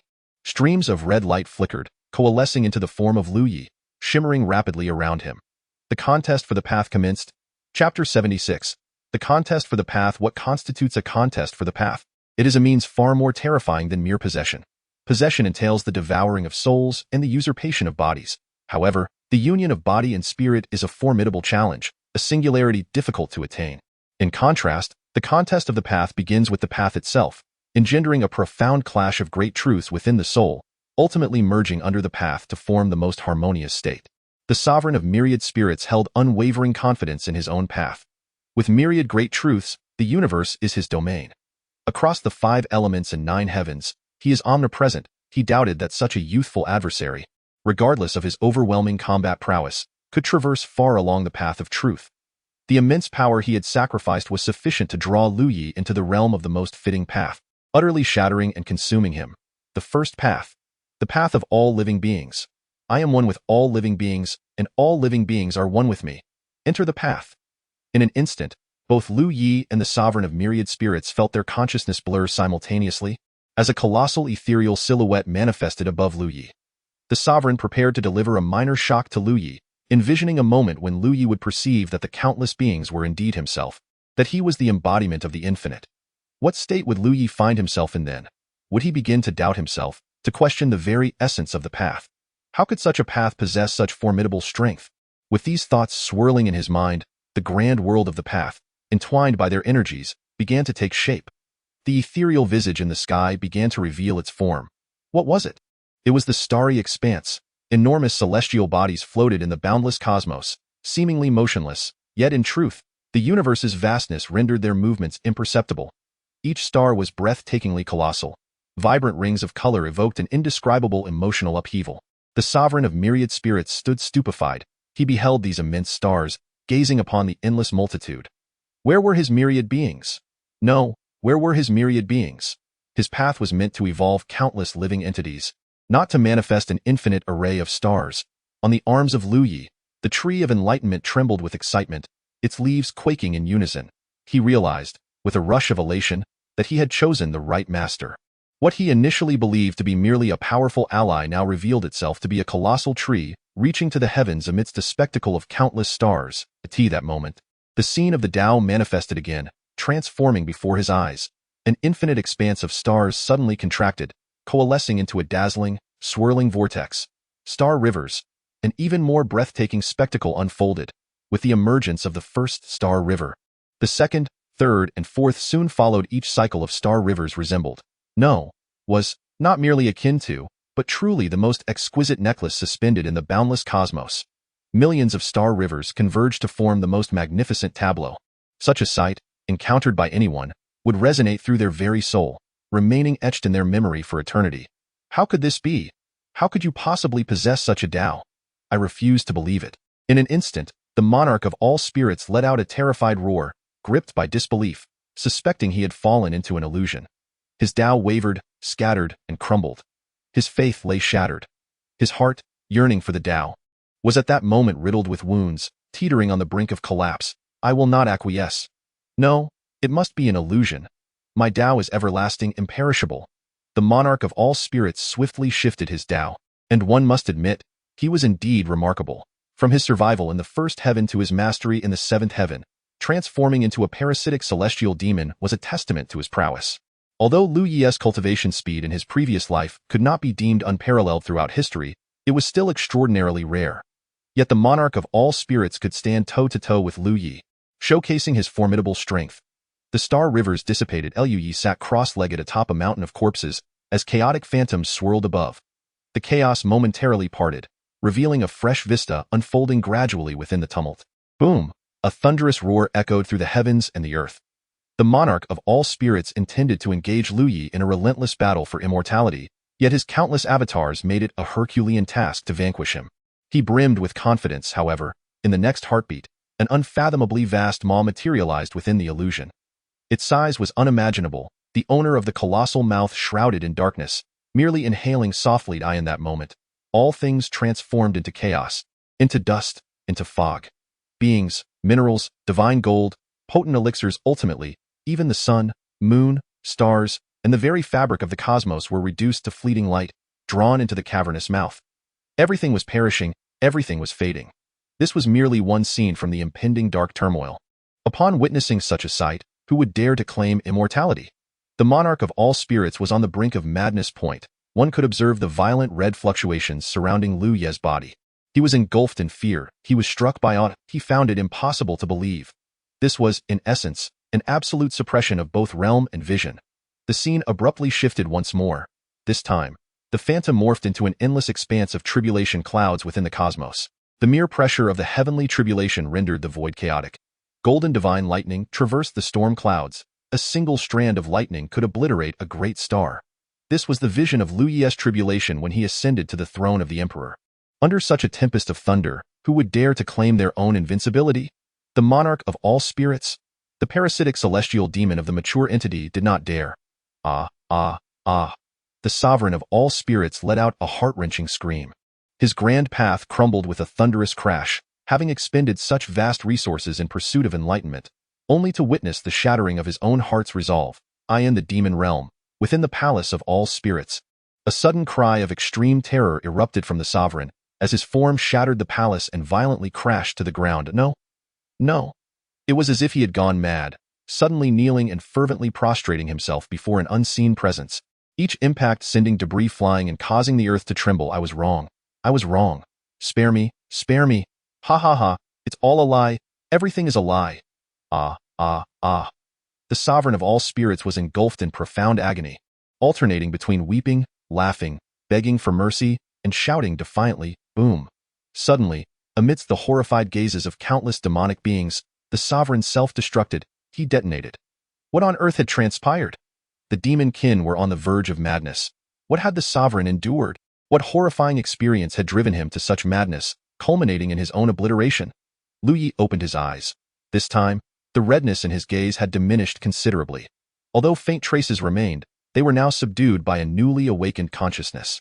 It appeared that the sovereign of all spirits would find it exceedingly difficult to overcome this trial, and of course, should he truly manage to surmount it, he might just become a formidable opponent for Lu Yi in this lifetime.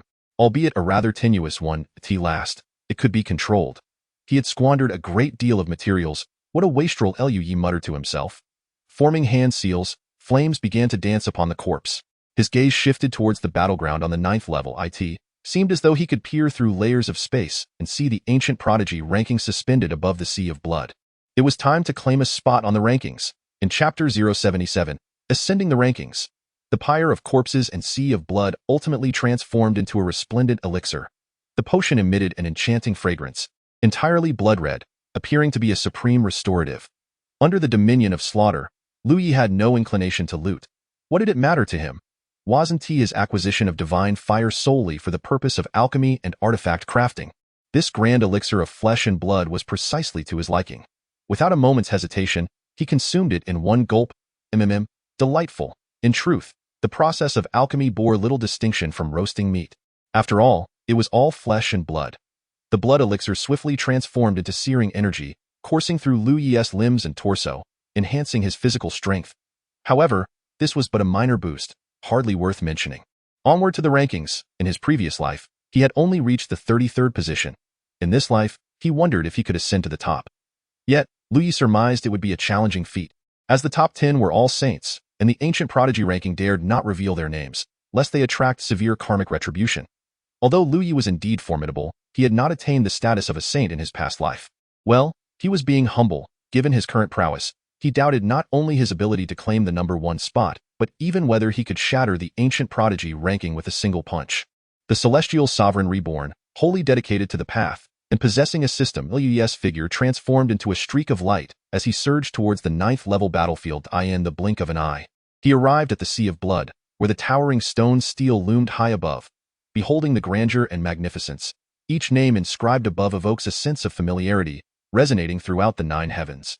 Lu Yi stood suspended in midair before the stone monument, his gaze imbued with a subtle reminiscence. Among those names, he recognized at least half, individuals who had distinguished themselves across the 9 heavens, becoming paragons in their respective realms. Some had attained the status of emperor, while others held the title of sovereign. Lu Yi inhaled deeply, his breath tranquil as a placid lake at that moment. His Tao, his law, his power, his past and present lives, his unwavering pursuit of the Tao. His fist was raised. Behind Lu Yi, the winds and clouds stirred, the celestial light shifting between brightness and obscurity. A tempest swept across the entire 9-fold battlefield. Lu Yi's raven hair danced wildly, his entire being radiating boundless brilliance. On this list of prodigies, there were also those who were reincarnated emperors and transcendent beings. Some possessed innate Tao bodies, while others bore the essence of primordial chaos. Yet, none of that mattered. With this singular punch, he sought only to achieve clarity of thought, to ensure the everlasting presence of the great Tao. His eyes snapped open. The celestial sovereign fist. One punch. The tumult of winds roared. The great Tao surged and ebbed. The divine light surrounding him converged entirely into this singular blow, imbued with the force of the heavens, striking down upon the stone monument with ferocity. Boom! A thunderous reverberation echoed, resonating throughout the ancient battlefield of prodigies and, indeed, throughout the entirety of the first heavenly layer. Whether in the demon realm, the Buddhist realm, or the myriad other worlds, the colossal sound was heard by all. The resounding echo was akin to the evening drum and morning bell, instantaneously clearing the minds of those who heard it. Upon delivering the punch, Lu Yi staggered back. It was evident that his fist had not struck the stone monument itself, but rather the layer of energy clinging to its surface. That moment, the energy fluctuated violently, streams of light converging towards the base of the stone tablet. As the light gathered at the bottom, it formed a luminous orb. In the next instant, the radiance began to leap rapidly above the names inscribed. Rumble. Dust and debris cascaded from the stone tablet as the light danced, and fine cracks swiftly spread across its surface. It fractured. Lu Yi continued to gently swing his arm, the strength of the punch formidable, yet the rebound force nearly shattered his arm. Observing the flickering light, Lu Yi brimmed with anticipation. Without a moment's pause, the leaping light surged forward 100 places, its momentum exceedingly fierce. The first 50, Lu Ye's eyes widened, unblinking. Having achieved 33rd place last time, he received an exceptionally generous reward, elevating his realm by 4 small levels in one breath. Moreover, through resonance with the Great Tao, he advanced significantly in the original incomplete text of the 9 lives of immortality. The incomplete text allowed for the cultivation of up to 3 additional lives, but through this resonance, it had been expanded to enable the cultivation of 4 additional lives. Thus, the resonance with the Great Tao was indeed a remarkable opportunity. Continuing upward, names familiar and renowned throughout the 9 heavens were surpassed by this orb of light. 32nd place. At this moment, Lu Yi had completely transcended his previous standing, achieving 32nd place. Yet, this was not the conclusion. The light continued to rise. The top 30, the top 20. As the light penetrated into the top 20 of the stone tablet, a majestic phantom of a stone monument suspended in the high heavens materialized in an instant. The heavens and the earth resonate in harmony, accompanied by the melodious strains of celestial music and the dazzling brilliance of divine light. It is as though the very universe rejoices at the emergence of a new prodigy upon the earthly realm. The inhabitants of the first heaven are all privy to the manifestation of a stone tablet. What manner of stone tablet is this? In an instant, formidable figures, previously immersed in their cultivation, awaken with a start, stepping forth to the lofty heights, gazing in astonishment at the ethereal form of this stone tablet. The prodigy tablet, the ancient ranking of prodigies, reveals its presence, indicating that an unparalleled talent has ascended into the top 20 of the eternal prodigy list. The strong are stirred, their minds shaken. To be among the top 20 is to be on the precipice of becoming an emperor, a terrifying powerhouse whose mere existence can overshadow myriad realms. A single emperor can dominate an entire faction, and should one ascend to the rank of celestial sovereign, they would reign supreme across the 9 heavens and 10 earths, leaving an indelible mark upon eternity, uniting the world under a singular voice. Indeed, these powerful beings are merely entertained by the spectacle. The true intrigue lies within the myriad factions of the 9 Dragons Valley. They are well aware that a harbinger of death has emerged from the ancient battlefield of prodigies, having annihilated every practitioner within. According to Bai Qiulan, this harbinger first vanquished the demon clans and otherworldly races, signifying a merciless slaughter. The ancient battlefield of prodigies now stands devoid of any remaining practitioners. In other words, the entity that has now surged into the top 20 of the eternal prodigy list is none other than this harbinger of death. He has penetrated the ranks of the top 20. Such youth, yet his murderous intent is already so formidable. Should he continue to grow, the 9 heavens shall lament beneath the weight of his blade. Esteemed friends, this killer has already become a force to be reckoned with. The once great sage of the 9 heavens, who vanquished evil cultivators and upheld the righteous path, now finds himself faced with the resurgence of malevolent forces. We must unite to eradicate this threat, for the sake of all living beings and to safeguard the clarity of our world, declared a senior elder of the Yin-Yang Law sect with great fervor. I urge all sects to immediately send word to their respective clans, summoning their strongest warriors. If necessary, we may even call upon the ancestor who has transcended tribulation. Indeed, all sects called upon their own powerful members to jointly eradicate this malevolence. This is no longer a matter for a single faction.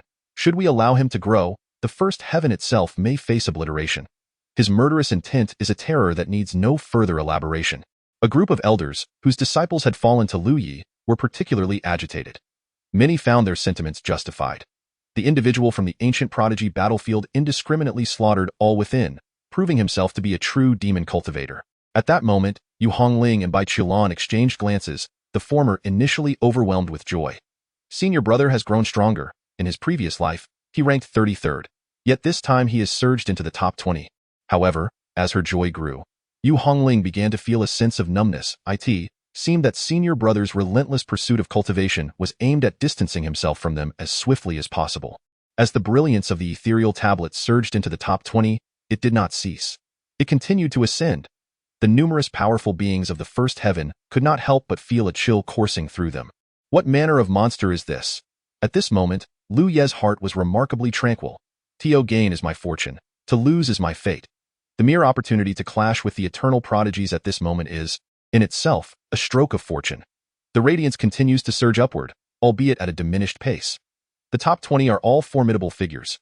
Aside from those who have fallen midway, the rest possess the cultivation of great emperors as their foundation.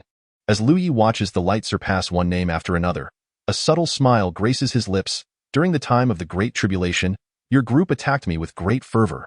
Now, it is my turn to surpass you. Is it not? 15, 14, 13. All those present in the first heavenly layer are left in astonishment. Yes, it's still advancing. Yu Hongling's eyelids twitch uncontrollably. Could it be? How can my senior brother, reborn, possess such overwhelming strength? Even if he is reincarnated, to ascend from 33 to the top 20 is already an extraordinary feat. Now he continues to climb. Master, why can my senior brother elevate himself so significantly? Yu Hongling articulates her confusion. She too is a reincarnated great emperor. Although the gap between a great emperor and a heavenly sovereign is indeed a realm apart, her progress is nowhere near so substantial. Bai Qilan's gaze is complex, her eyes fixed intently on the ascending beam of light. Why has Lu Yi become so powerful?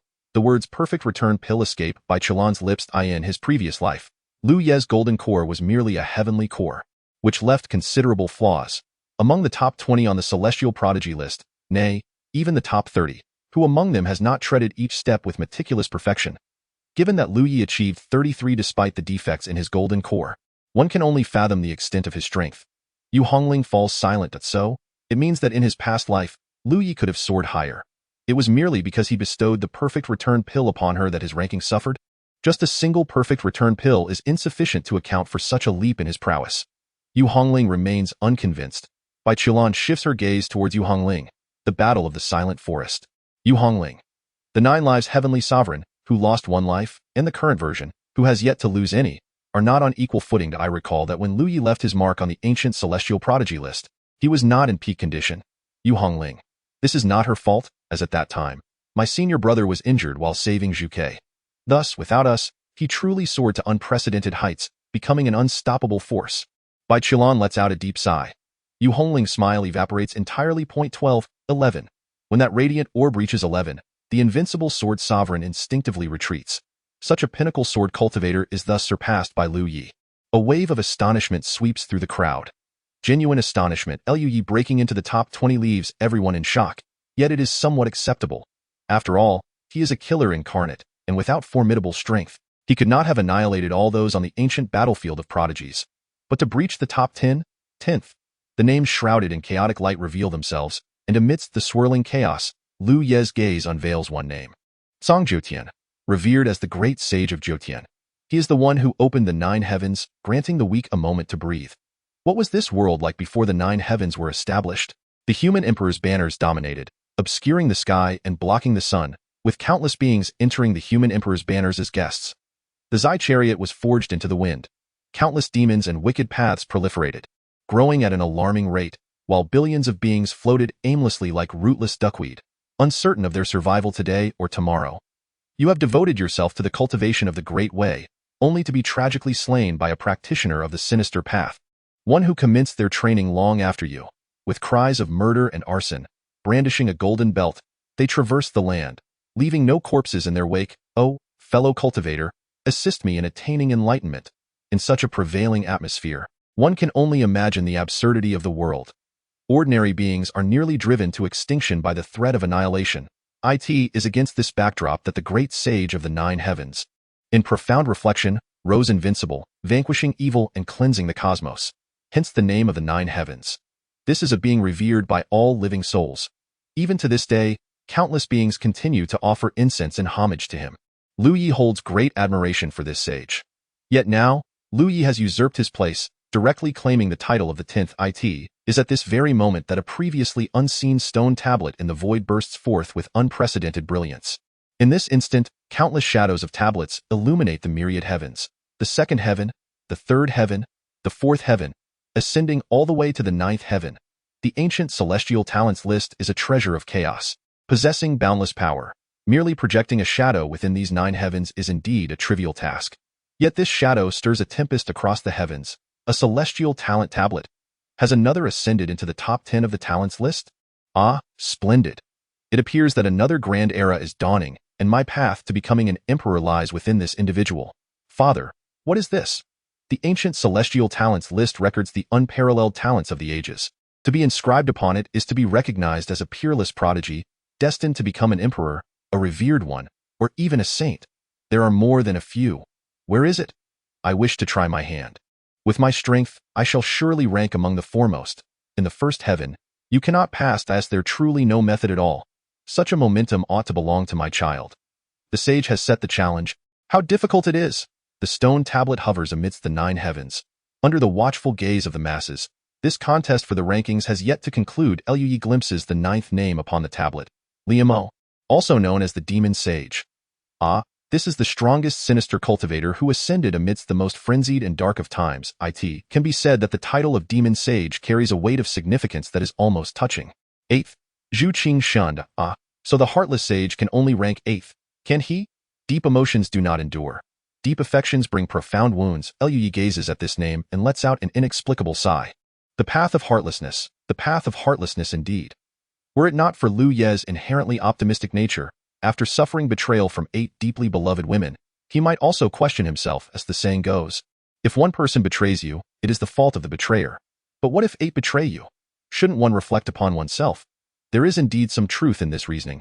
Lui neither rebuts nor agrees with such thoughts. No person is perfect, nor is any sage flawless in this world. How many absolutes can there be? As long as one can remain true to one's heart, that suffices. Go be candid. Regarding those 8 women, should even one return from rebirth, truly sealing her heart and resolutely moving forward, Lu Yi might not harbor particular disdain for them. Of course, the prerequisite is that they mustn't come near him. Leave him, keep a great distance, live well, and perhaps see if they can carve out a life that dazzles through the ages. Aya Shangwan Huangling, not striving for independence and strength. Her Bin Yuan Tun Tianjing, a formidable technique derived from the Tun Tianjin Jing that Lu Yi had imparted to her, holds the potential for Shangwan Huangling to reclaim her imperial throne, provided she can harness her own strength to devour such treasures and absorb their essence. However, this possibility hinges on her actual capability. The 7th position, Yao. He has not inscribed his own name but rather adopted the moniker Yao. The great sage of the Yao clan, Tuntian Fujiao? Lu Yi cannot ascertain this with certainty, yet it is of little consequence to him. He has never been particularly concerned with demons or spirits. Chapter 079. His name is Lu Yi. Is he still ascending? The myriad realms bore witness to the name that was swept away by this radiance. Although merely a fleeting moment, it was indeed observed. Goodness, the 9 heavens great sage, the demon sage, the heartless saint. The demon sage. One by one, these saints were ruthlessly supplanted. Just how powerful is this newly risen prodigy? The 6th position, Xiang Changsheng, the saint of longevity. This is an individual who has cultivated the great Tao to an unparalleled degree, ultimately aspiring to share longevity with the heavens and the earth. Alas, does eternity truly exist in this world? Even the cosmos has its day when it transforms into ephemeral fireworks. Still ascending, the 5th position, Hong Chun Gu Gu. As we progress further down the list, we encounter ancient existences, and it is difficult to fathom how these venerable beings manage to maintain their prominence in an increasingly competitive realm of cultivation. Moreover, this name it hardly resembles that of a person, but rather a title. How shall I put it? To inscribe another's name on the eternal prodigy list is quite a display of audacity. The 4th position, Enilwan. This individual, Enilwan, is undoubtedly the foremost figure of the Luangu and Qi Shui eras. When the great sage of Enilwan emerges, he overturns the yin and yang, causing the stars to reverse. Countless individuals across the 9 heavens have gazed upon the rankings above. Can he break into the top 3? Anticipation fills the air. Some hope for his success, while others wish for his downfall. Lu Yi himself is slightly intrigued. What manner of existence resides within the top 3? Suddenly, this radiance melds into the top 3. However, this time, the names of these top 3 remain concealed. Lu Yi himself did not catch a glimpse. He speculates that the reason the eternal prodigy list has not revealed the top 3 could stem from 2 possibilities. First, the top 3 may represent forbidden, unspeakable existences. Second, they may still be alive. Regardless of which scenario is true, if the eternal prodigy list dares to display them, it risks touching upon causality and may face annihilation. As for Lu Ye's ranking, the eternal prodigy list appears to be in a state of indecision. It cannot determine where Lu Yi ought to be placed. Witnessing this, Lu Yi cannot help but chuckle. When there is hesitation, it signifies that I have already claimed the 1st position. The 3 mysterious entities, too formidable for the eternal prodigy list to provoke. While Lu Ye's strength is not yet substantial, The hesitation regarding his rank is abundantly clear.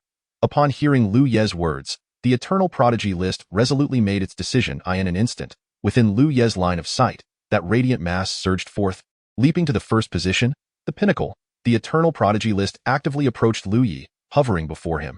Please inscribe your esteemed title. This moment presents Lu Ye with a choice. Should he write Jiu Ming or inscribe his own name? To inscribe one's name is to ensure that the heavens remember Lu Ye as time progresses. Only then will others come to recognize their true selves. Should Lu Ye etch his name upon the celestial scrolls, the realms would undoubtedly bear witness to his existence. The future promises to be rife with cataclysmic battles, unrelenting in their ferocity.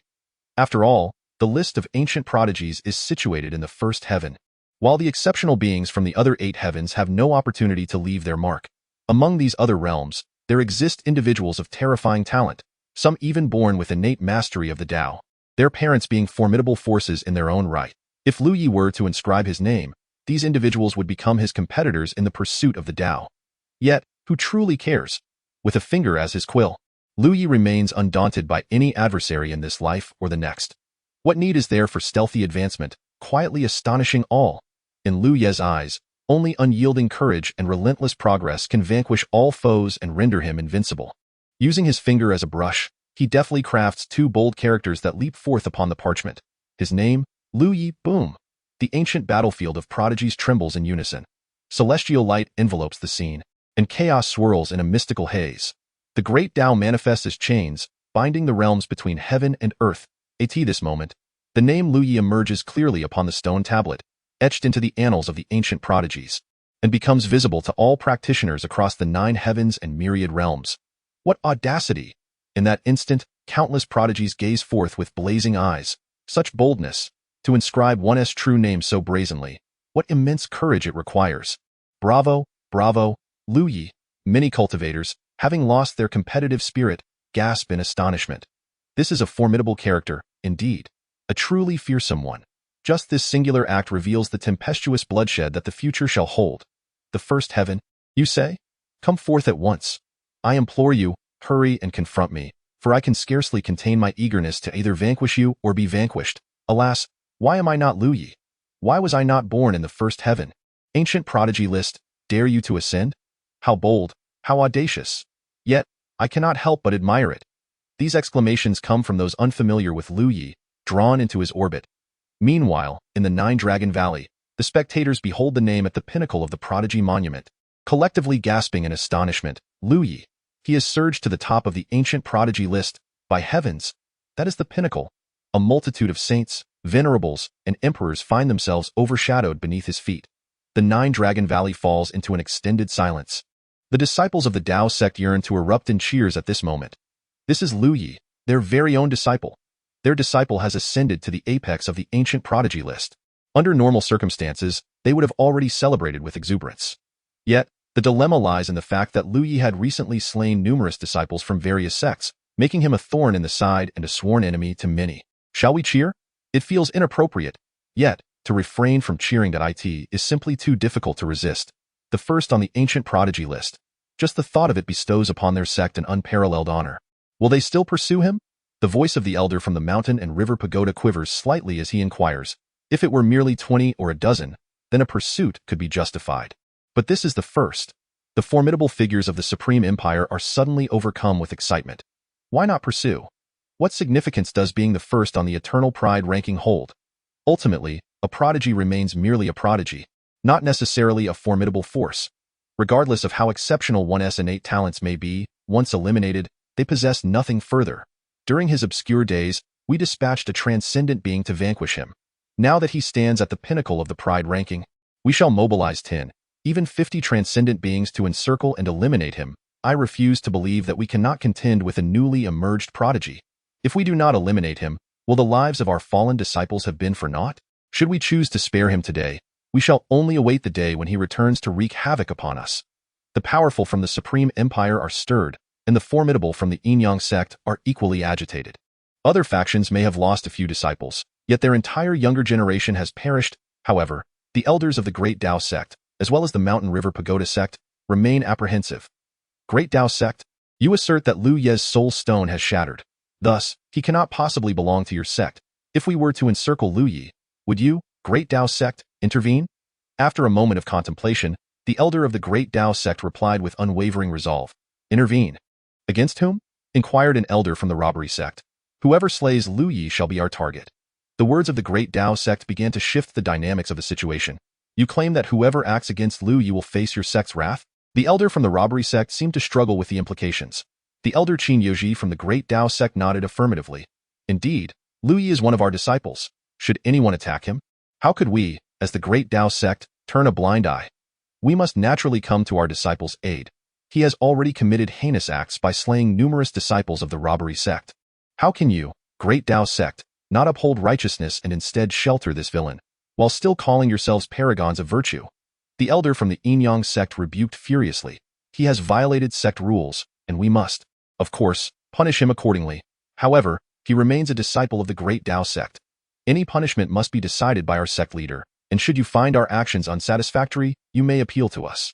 But should you lay hands on our disciples, especially in such a manner as to oppress the weak, we shall not sit idly by. You are inciting civil war. The impetus for civil war does not lie with us. We are merely protecting our disciple, which is no wrongdoing. In this moment, the Great Dao Sect exhibited an unexpected firmness and truth. Aside from those lacking any semblance of intelligence who fail to grasp Lu Ye's significance to the sect, anyone with a modicum of sense can clearly see his worth. He possesses the potential to propel the Great Dao Sect to unprecedented heights, transforming it from a mere second-tier force among the 9 heavens into a top-tier power. Even if it requires sacrificing everything, the Great Dao Sect must safeguard Lu Yi. The Supreme Sword Sect remained largely silent, yet all formidable beings gravitated toward the Great Dao Sect. Should Lu Yi indeed ascend, the Supreme Sword Sect would undoubtedly reap significant benefits. Likewise, the Central State Dynasty aligned itself with the Great Dao Sect. Without a doubt, whatever the Supreme Empire opposes, the Central State Dynasty will champion. There is no need to deliberate further. The Yin-Yang Sect, the Robbery Sect, the Mountain River Pagoda Sect, the Supreme Deity Dynasty, and the Ninely Celestial Dynasty. All these factions were expressions of deep discontent. If all parties united their efforts to eliminate Lu Yi, they believed the likelihood of success would be substantial. Yet now it is difficult to say. The Robbery Sect was already overwhelmed with regret. Their relationship with the Great Dao Sect had been relatively amicable. However, due to a singular misjudgment, failing to withdraw their disciples in a timely manner, they faced the tragic demise of many, positioning the Robbery Sect directly against the Great Dao Sect. In retrospect, Bai Qilan had already sworn an oath by the Great Dao. How could they have been so foolish as to disregard the inherent dangers? Bai Qilan was no insignificant figure. Having achieved the harmonization of Dao before reaching a century, would she act without purpose? One misstep led to another, culminating in the current rather awkward situation. The principle of retribution for murder has been a fundamental law since ancient times. I, the underworld, acknowledge this law. Since the Great Dao Sect chooses to support a killer, I shall take it upon myself to test just how formidable the Dao of the Great Dao Sect truly is. Suddenly, a chilling voice echoed. Black mist enveloped the surroundings. Though dark, it bore no malevolent aura. Amidst the roiling black fog, 7 figures exuding an aura of terror emerged within the 9-Dragon Valley, and I, the Eternal Teaching. More peak harmonization experts, even those of the Tribulation Crossing realm, made their appearance. Both the Underworld and the Eternal Teaching aligned themselves against Lu Yi. The countenance of the Great Dao Sect's forces darkened considerably. How lively this is! I never anticipated that my junior apprentice would prove so formidable, reaching the pinnacle of the eternal celestial rankings. I am quite eager to assess Lu Ye's caliber. A striking young man clad in a moon-white robe, wielding a folding fan and adorned with a smile, stepped forth. Upon his moon-white robe was embroidered a peculiar tower. The celestial tower had also emerged to join the fray. Unbeknownst to Lu Yi, who was currently in high spirits, the atmosphere outside was bustling. First place. He had unexpectedly become the top contender. However, had he been aware of the commotion outside, he might have felt even more exhilarated. Though he still harbored some lingering killing intent, boom! A colossal beam of light descended from the heavens. The rewards for the eternal celestial rankings began to be distributed. Perhaps it was due to Lu Ye's first-place standing, or perhaps because no one else had ascended the eternal celestial rankings. This reward was remarkably generous. The spiritual energy of the entire 9-layered ancient battlefield was drawn forth, while the Great Dao resounded within the ancient battlefield of the celestial prodigies, flooding Lu Ye's mind with an overwhelming array of insights. In the resonance of the Great Dao, Lu Yi felt as though he was not alone in his quest for enlightenment. Instead, it seemed that throughout the long ages, All the prodigies who had left their names on the eternal celestial rankings were assisting him in his pursuit of the Tao. Cultivation commenced. Ding! It has begun. Boom! A deep reverberation suddenly erupted from within Lu Yi. An endless brilliance converged upon his primordial infant.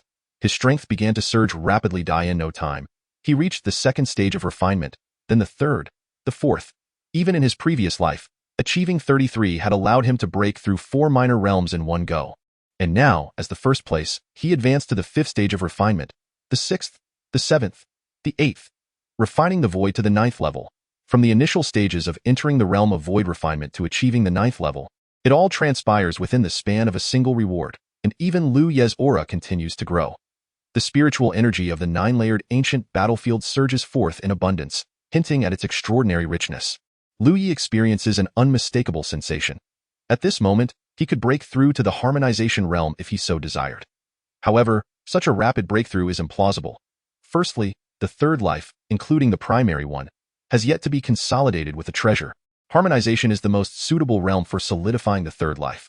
Secondly, Lu Yi aspires to ascend to the pinnacle of the saint realm, aiming to become the most formidable being throughout history. It is inconceivable for him to achieve such a breakthrough so carelessly. Compress for me. The terrifying roar reverberates incessantly within Lu Ye's body, and faint traces of thunder begin to manifest around him. A consequence of the rapid energy transference, his strength begins to plummet dramatically. From the ninth level, it descends abruptly to the fourth level. It seems impossible to descend any further.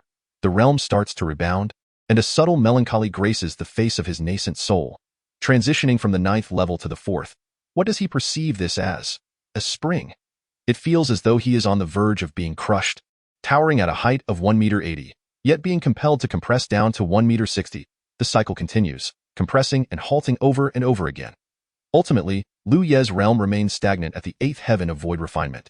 Initiate the simulation. Ding! Simulation activated. Lu Yi resumes the process of simulation amidst the resonance of the great Tao.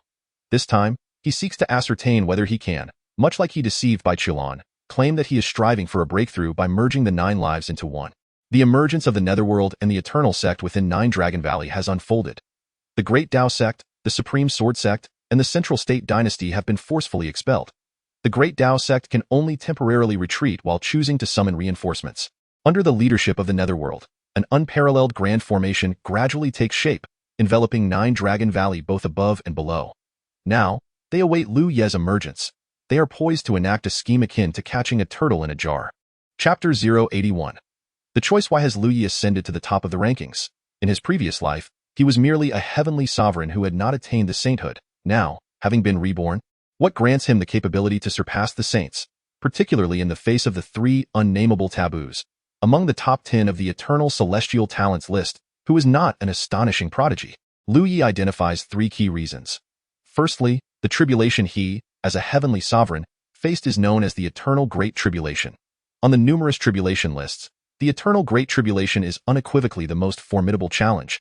Having occurred only once throughout endless history, this transpired in the distant primordial era when a divinely nurtured being, endowed with the physique of the chaotic Tao fetus, existed, a terrifying entity that remained undefeated in battles between heavenly sovereigns and saints. When he achieved sainthood, it coincided with the Eternal Great Tribulation. Yet, such a divine being failed to survive the tribulation, perishing beneath its weight. It can be asserted that a heavenly sovereign capable of provoking the Eternal Great Tribulation possesses combat prowess that is already on par with that of an ordinary saint. Lu Yi, too, faced failure, but what led to his downfall?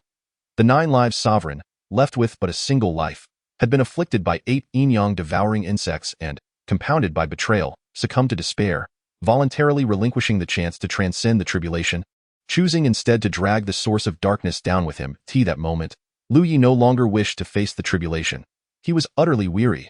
The profound exhaustion of the mind and the soul left him utterly bewildered, as he grappled with the question of his life's intrinsic value. Secondly, he possessed a system. Upon being reborn, he transformed into a seemingly idle onlooker, appearing utterly devoid of purpose. Yet, in reality, while in a state of cultivation, Lu Yi accelerated his training to an extraordinary pace. During the initial stages of his practice, whether it was the resurrection of a saint or an emperor, the speed of cultivation bore little distinction. Any disparities would only emerge in the later stages. Among the 9 who were reborn alongside him, Lu Yi was uncertain about most, but he was well aware of Yu Hongling and Chu Ling. Both were engaged in qi cultivation just as he was. When he reached the Yuandan stage, they followed suit in succession. As he broke through to the infant stage, they remained at the Yuandan level. Upon achieving a complete breakthrough of the infant stage, they had only just begun their own. He progressed to the void refinement stage. While they were still at the infant stage, some even only at the mid-infant stage. The system, through the option of cultivation, dramatically elevated Lu Yi's training speed to an unfathomable level. The subtle differences in the early stages would, in the later stages, become as pronounced as a chasm. The second option was enlightenment. For Lu Yi, in his current state, this held little significance, yet it was essential to understand why it was ineffective. This was due to his past life, where he had already comprehended the principles of the universe through the system's enlightenment option with remarkable clarity. When it came to discussing the Tao, Lu Yi held immense confidence, capable of engaging with all, including but not limited to saints. The third option was deduction. This served as Lu Yi's means of creation, whether for crafting techniques or devising new systems, proving to be a powerful auxiliary function. However, in this life, it remained largely unutilized. Presently, he amalgamated the latter two options to deduce the technique of 9 lives unification. Although only cultivation was truly beneficial, it was this very cultivation that enabled Lu Yi to break through his limits, achieving a level that left the Eternal Prodigy rankings in awe. For the Eternal Prodigy rankings had witnessed countless geniuses, various divine physiques and myriad bloodlines, yet none had ever surpassed the constraints of cultivation speed. Fast could only be so fast. Even if one's divine physique was transcendent and one was born in harmony with the Tao, the gestation period within the maternal womb was inevitably lengthy. It posed no great issue for a formidable individual to bear a child over 10 or even 100 years. The Eternal Prodigy rankings accounted for this duration as well. Bai Qilan, with her chaotic Taiyan divine physique, possessed a terrifying constitution capable of embodying chaos, yet she could not possibly reach Lu Yi's level at his age, falling far short. For young cultivators, the path to cultivation necessitated physical refinement first. The innate and acquired stages awaited them. Only upon reaching adulthood, with bones, meridians, and spirit fully developed, could one truly embark on the path of cultivation. Thirdly, in this life, he was free from the encumbrance of those 8 individuals. How shall one articulate this? Setting aside other matters, in terms of cultivation, it was nothing short of exhilarating. The matters of the pure water pearl, the budding sentiments of his junior sister, the perilous escape of the vermilion bird, and the dire predicaments of Shangguan Huanling, what relevance did they hold for him?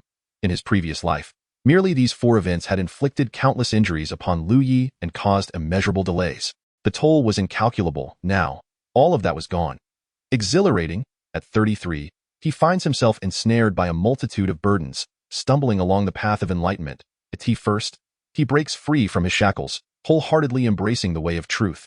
Even if countless individuals deem him unworthy, believing he does not deserve such a fate, he remains fearless and unrepentant. What to do?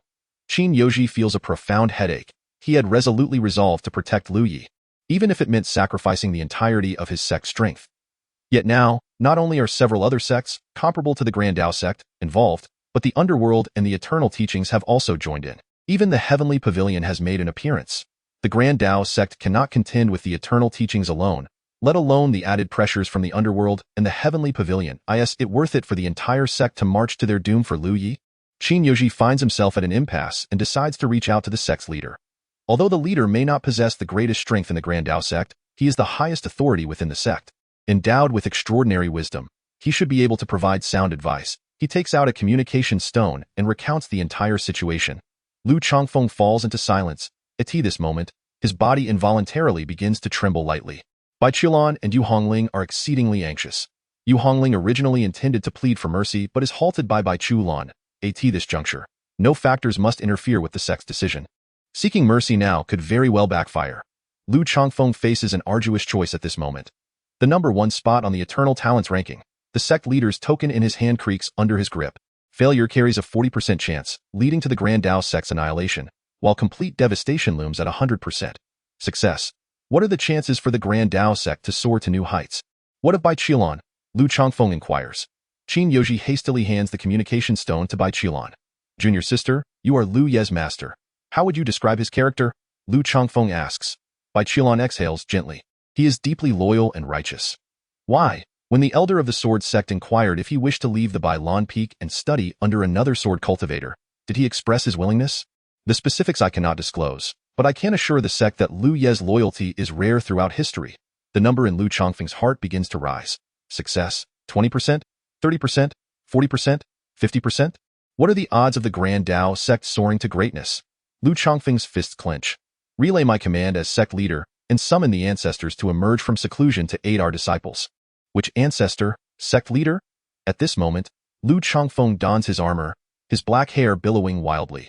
With a wave of his hand through the void, the rise or fall of the Grand Dao sect hangs in the balance this very day. All. Chapter 082. The assault during the tribulation he still could not hold back. The 9th level of refining void. Initially, he intended to restrain himself, but the allure of the eternal talents ranking proved too overwhelming. The 9th level of refining void is quite commendable. Glancing at the top of the eternal talents ranking, his name flickers incessantly, and Lu Yi reveals a smile that it is time to emerge. He wonders if a fierce battle awaits outside. Lu Yi is indifferent.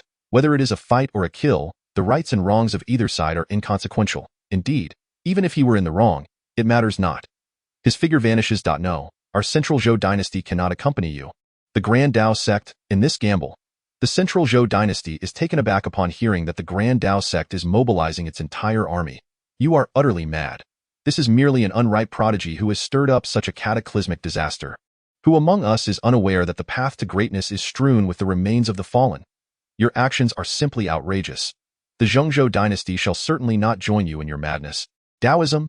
Naturally, Taoism will not impose any demands in this regard. As for the Taishang sword sect, many among them are furrowing their brows in concern. It is undeniably a bit deranged, yet it is undeniably exhilarating. Lu Yi is not a disciple of the Taishang sword sect. Their relationship with Taoism is merely one of proximity, akin to allies. Therefore, even if the Taishang sword sect offers their utmost assistance, they cannot expect to reap the same substantial rewards as Taoism. However, will they refrain from participating in the encirclement? And now, in the counter-encirclement, will they remain uninvolved? Would that not render their swords rusty? No, they must partake in something. Thus, after much contemplation, the Taishang sword sect reached a decision. Whoever wishes to assist Taoism may do so freely. Upon this declaration, the sword cultivators of the Taishang sword sect erupted in cheers.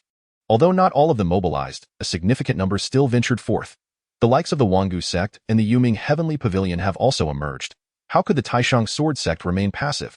For the warlike Taishang sword sect, inaction is more unbearable than death itself. Despite the fact that Lu Yi had slain 2 disciples of the Taishang sword sect, they fell in pursuit of the path and bear no blame towards others. The sect had already ordered their retreat. Their resolve remains steadfast, and even in death, they harbor no regrets. Such is the nature of a cultivator. Lu Yi descended from the 9th layer of the battlefield, gathering treasures along the way. Upon reaching the 3rd layer, he encountered a fierce skirmish, leaving little time for thorough looting. From the 9th to the 1st layer, Lu Yi gazed at the swirling vortex of teleportation. Without hesitation, he stepped forth as light and shadow danced. A multitude of figures surrounded him like the celestial army besieging the great sage sun, rendering escape impossible. As the last being was teleported away, Lu Yi vanished from sight.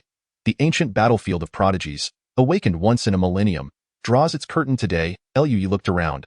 Layers of grand formations encircling him, each figure exuding a formidable aura, fully armed. What a sight!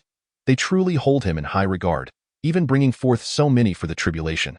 Will they engage directly, or will there be idle chatter?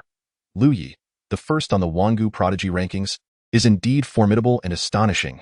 I have heard from my junior disciple that your formations are equally unparalleled. I have laid out this 3,000 maze array for you. Should you break through, you may escape with your life. Should you fail, death awaits you here. The current Grand Senior Brother of the Heavenly Pavilion, Lu Xuantian, spoke with a smiled Lu Yi, having the audacity to inscribe your name on the Wangu prodigy rankings. Surely anticipated this day? You have no enmity with the Yuming, and we are merely acting on the behest of others. My apologies, Lu Yi. You have slaughtered numerous disciples of the Yinyang Law sect, branding you a demon. Today, we shall undoubtedly eliminate you. Lu Yi, if you surrender, perhaps there lies a glimmer of hope. Should you stubbornly resist, my supreme empire shall avenge our cultivators and princes. Lu Yi, having taken the lives of my Wangu sect disciples, did you ever imagine this day would come? A life for a life, blood debts must be repaid. Do you have anything to say? To the cries of others, Lu Yi offered no rebuttal.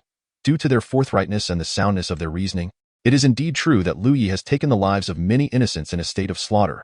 However, what can be said of the Wangu sect? Lu Yi cast a disdainful glance at the spokesperson of the Wangu sect.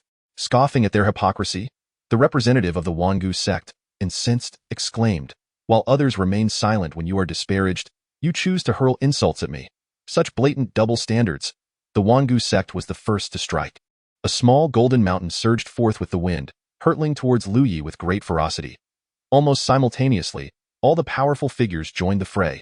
Among them were dozens of Tribulation Realm experts, including formidable individuals in the mid to late stages of Tribulation. It can be said that in their pursuit to slay Lu Yi, all factions had resolved to take drastic measures. Lu Yi formed seals with his hands, comprehending myriad laws and illuminating countless paths. An endless brilliance surged towards him, and a blurred, three-legged, two-eared bronze cauldron materialized above his head. This ancient cauldron bore the marks of time, weathered and worn. Boom! A thunderous explosion erupted from the bronze cauldron. Even with the initial wave of assault, Lu Yi was already coughing up blood. The disparity was indeed considerable. Though he had refined his void harmonization, transcending the Tribulation Realm was nearly impossible. Even if he were to break through to the harmonization realm on the spot, it would likely be a futile endeavor, as his accumulation was insufficient, and such a breakthrough would inevitably bear flaws. Nevertheless, Lu Yi remained unfazed, continuously imprinting seals into the bronze cauldron, which seemingly connected with the distant void. Boom!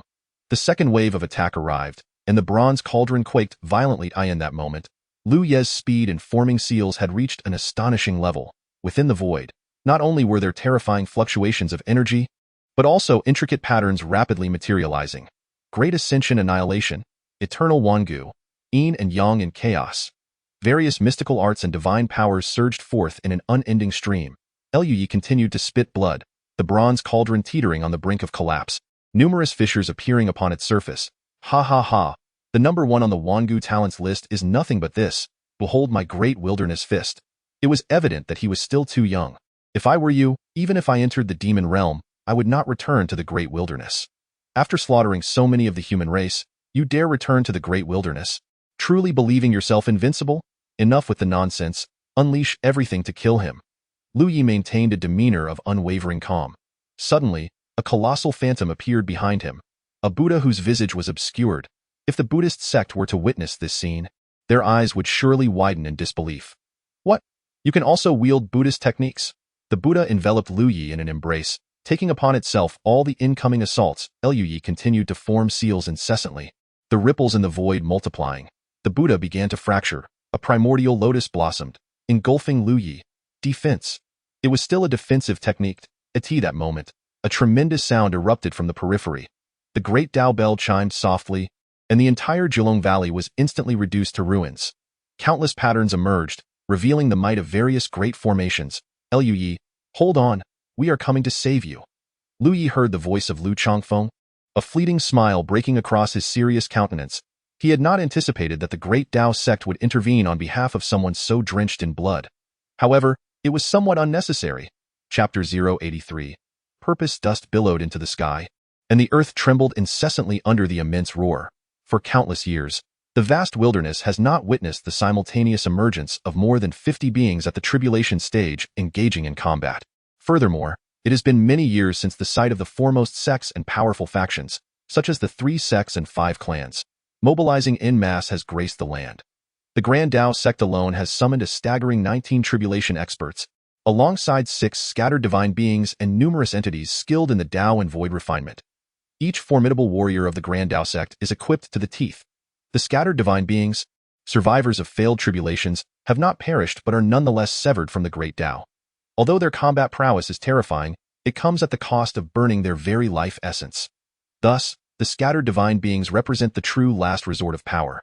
Yet now, they have emerged, a multitude of formations ignites with vigor. The Grand Dao sect unveils various supreme spiritual treasures, including the innate spiritual treasure, the Grand Dao Bell. Each resonation of the bell sends tremors through the earth, reducing it to fine powder and causing the void to quiver. However, the formations are exceedingly formidable. They have been meticulously crafted over an extended period by a group of powerful experts, and are not easily dismantled in a short span of time. Hurry and eliminate him, bellowed a tribulation expert from the Yin-Yang Law sect. No-one anticipated that the Grand Dao sect would go to such lengths for a mere disciple. With the Grand Dao sect's relentless assault, no formation could withstand the onslaught. All tribulation beings began to unleash their utmost combat abilities. The ancient lotus shattered. Lu Ye's body cracked like porcelain. A phantom of the black tortoise appeared above Lu Ye's head. Continue to defend. How does he possess so many defensive measures?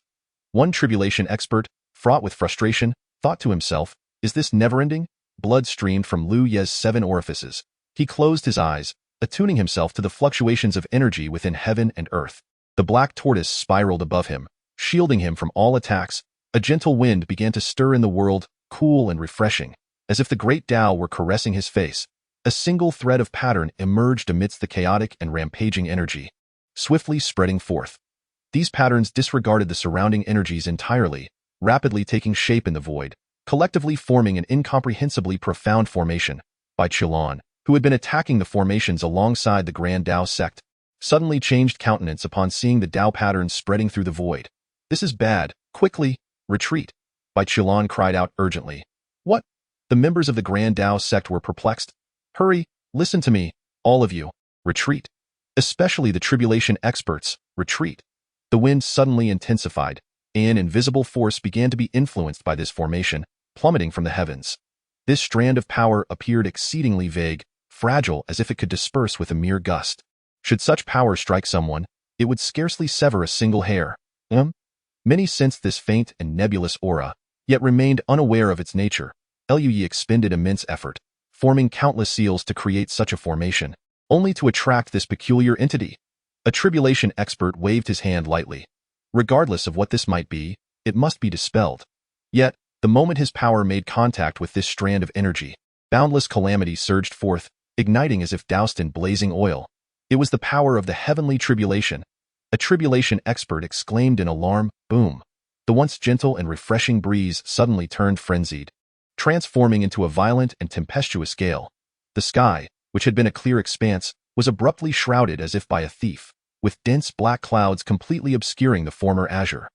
The oppressive black clouds weighed heavily upon the mountains, while the ferocious wind splintered trees.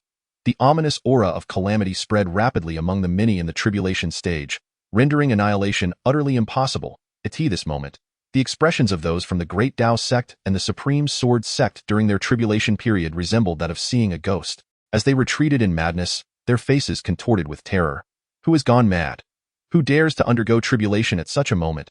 With so many in the tribulation stage present, engaging in tribulation now is akin to a dung beetle seeking excrement in a latrine.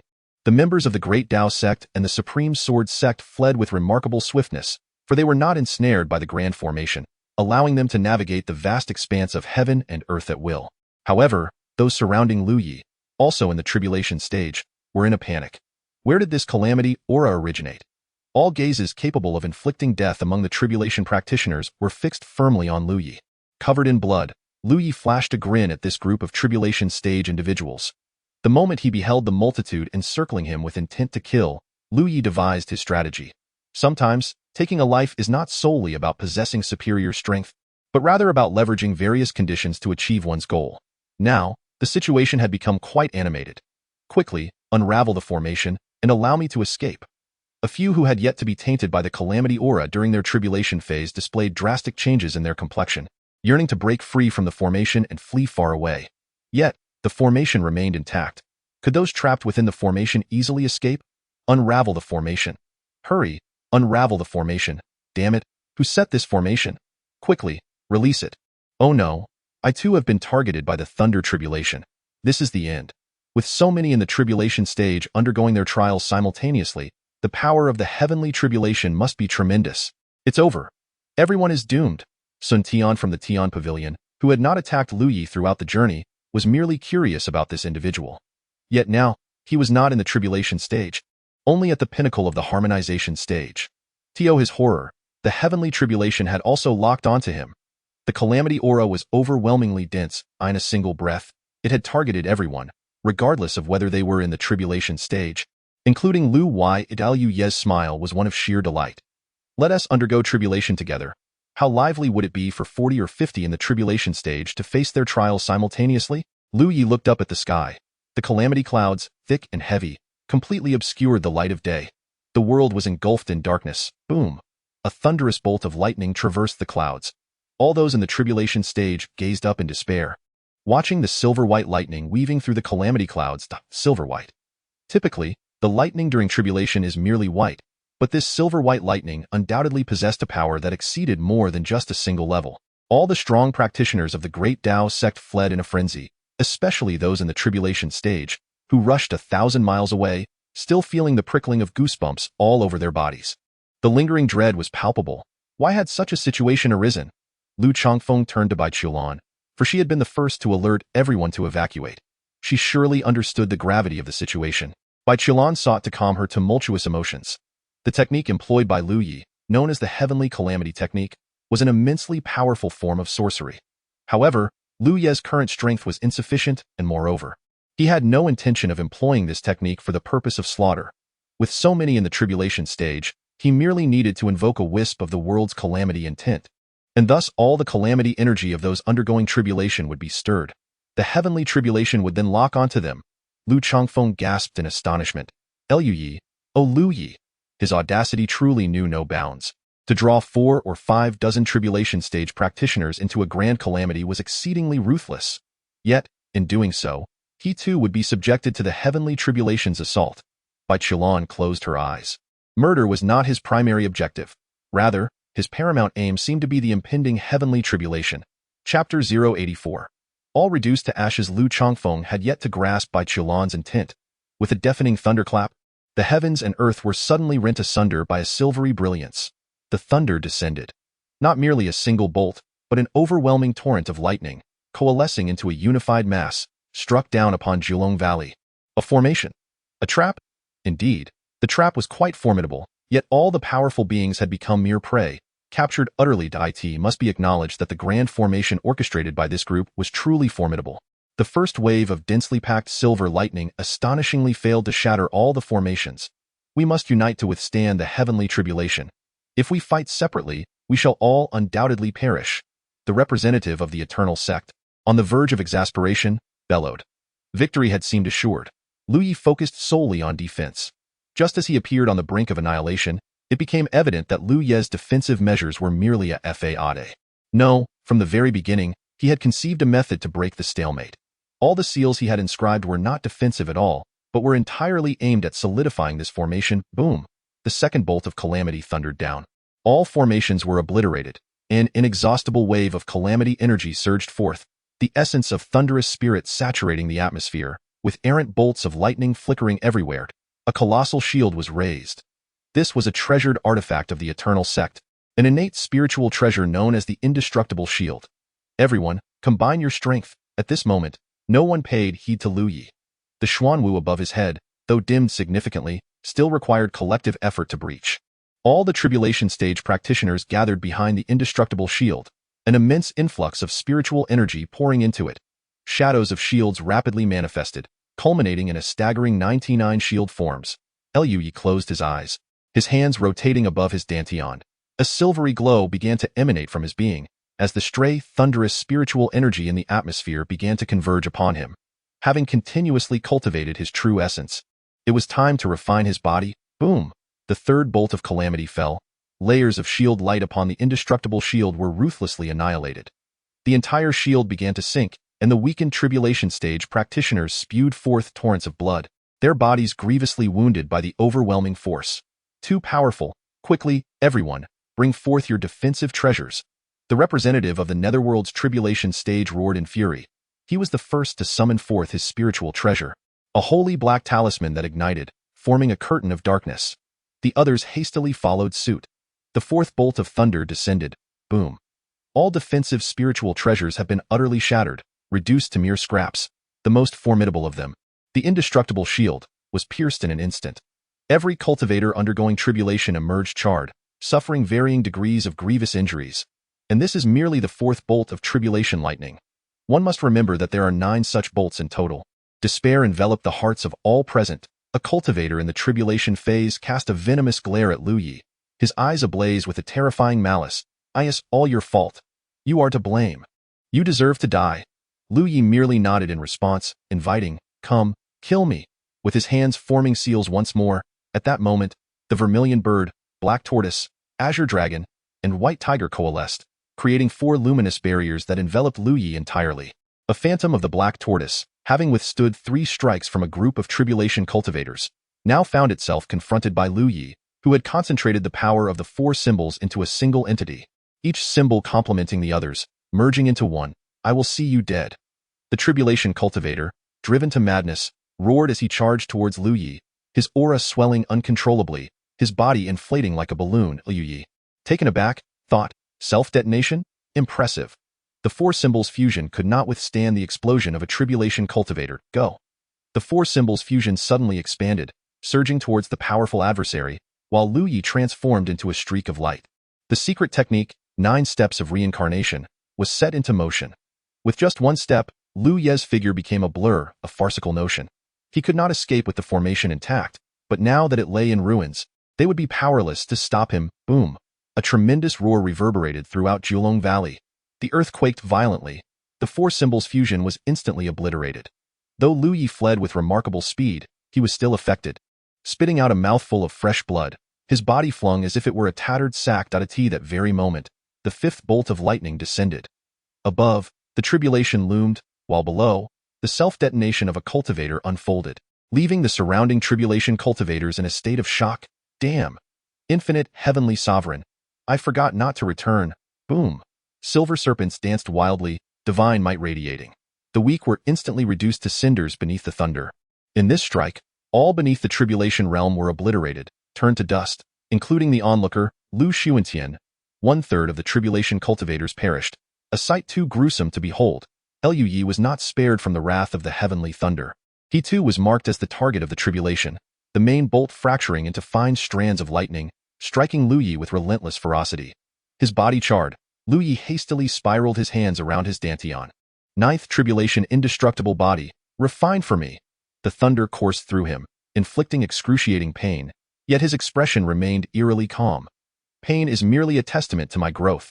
The dense lightning surged into Lu Ye's body, shimmering with silver brilliance. That moment, the latent power of the blood and flesh pill within him erupted, releasing a torrent of vitality that swiftly mended Lu Ye's battered form. His flesh was torn, restored, then torn again, only to be restored once more.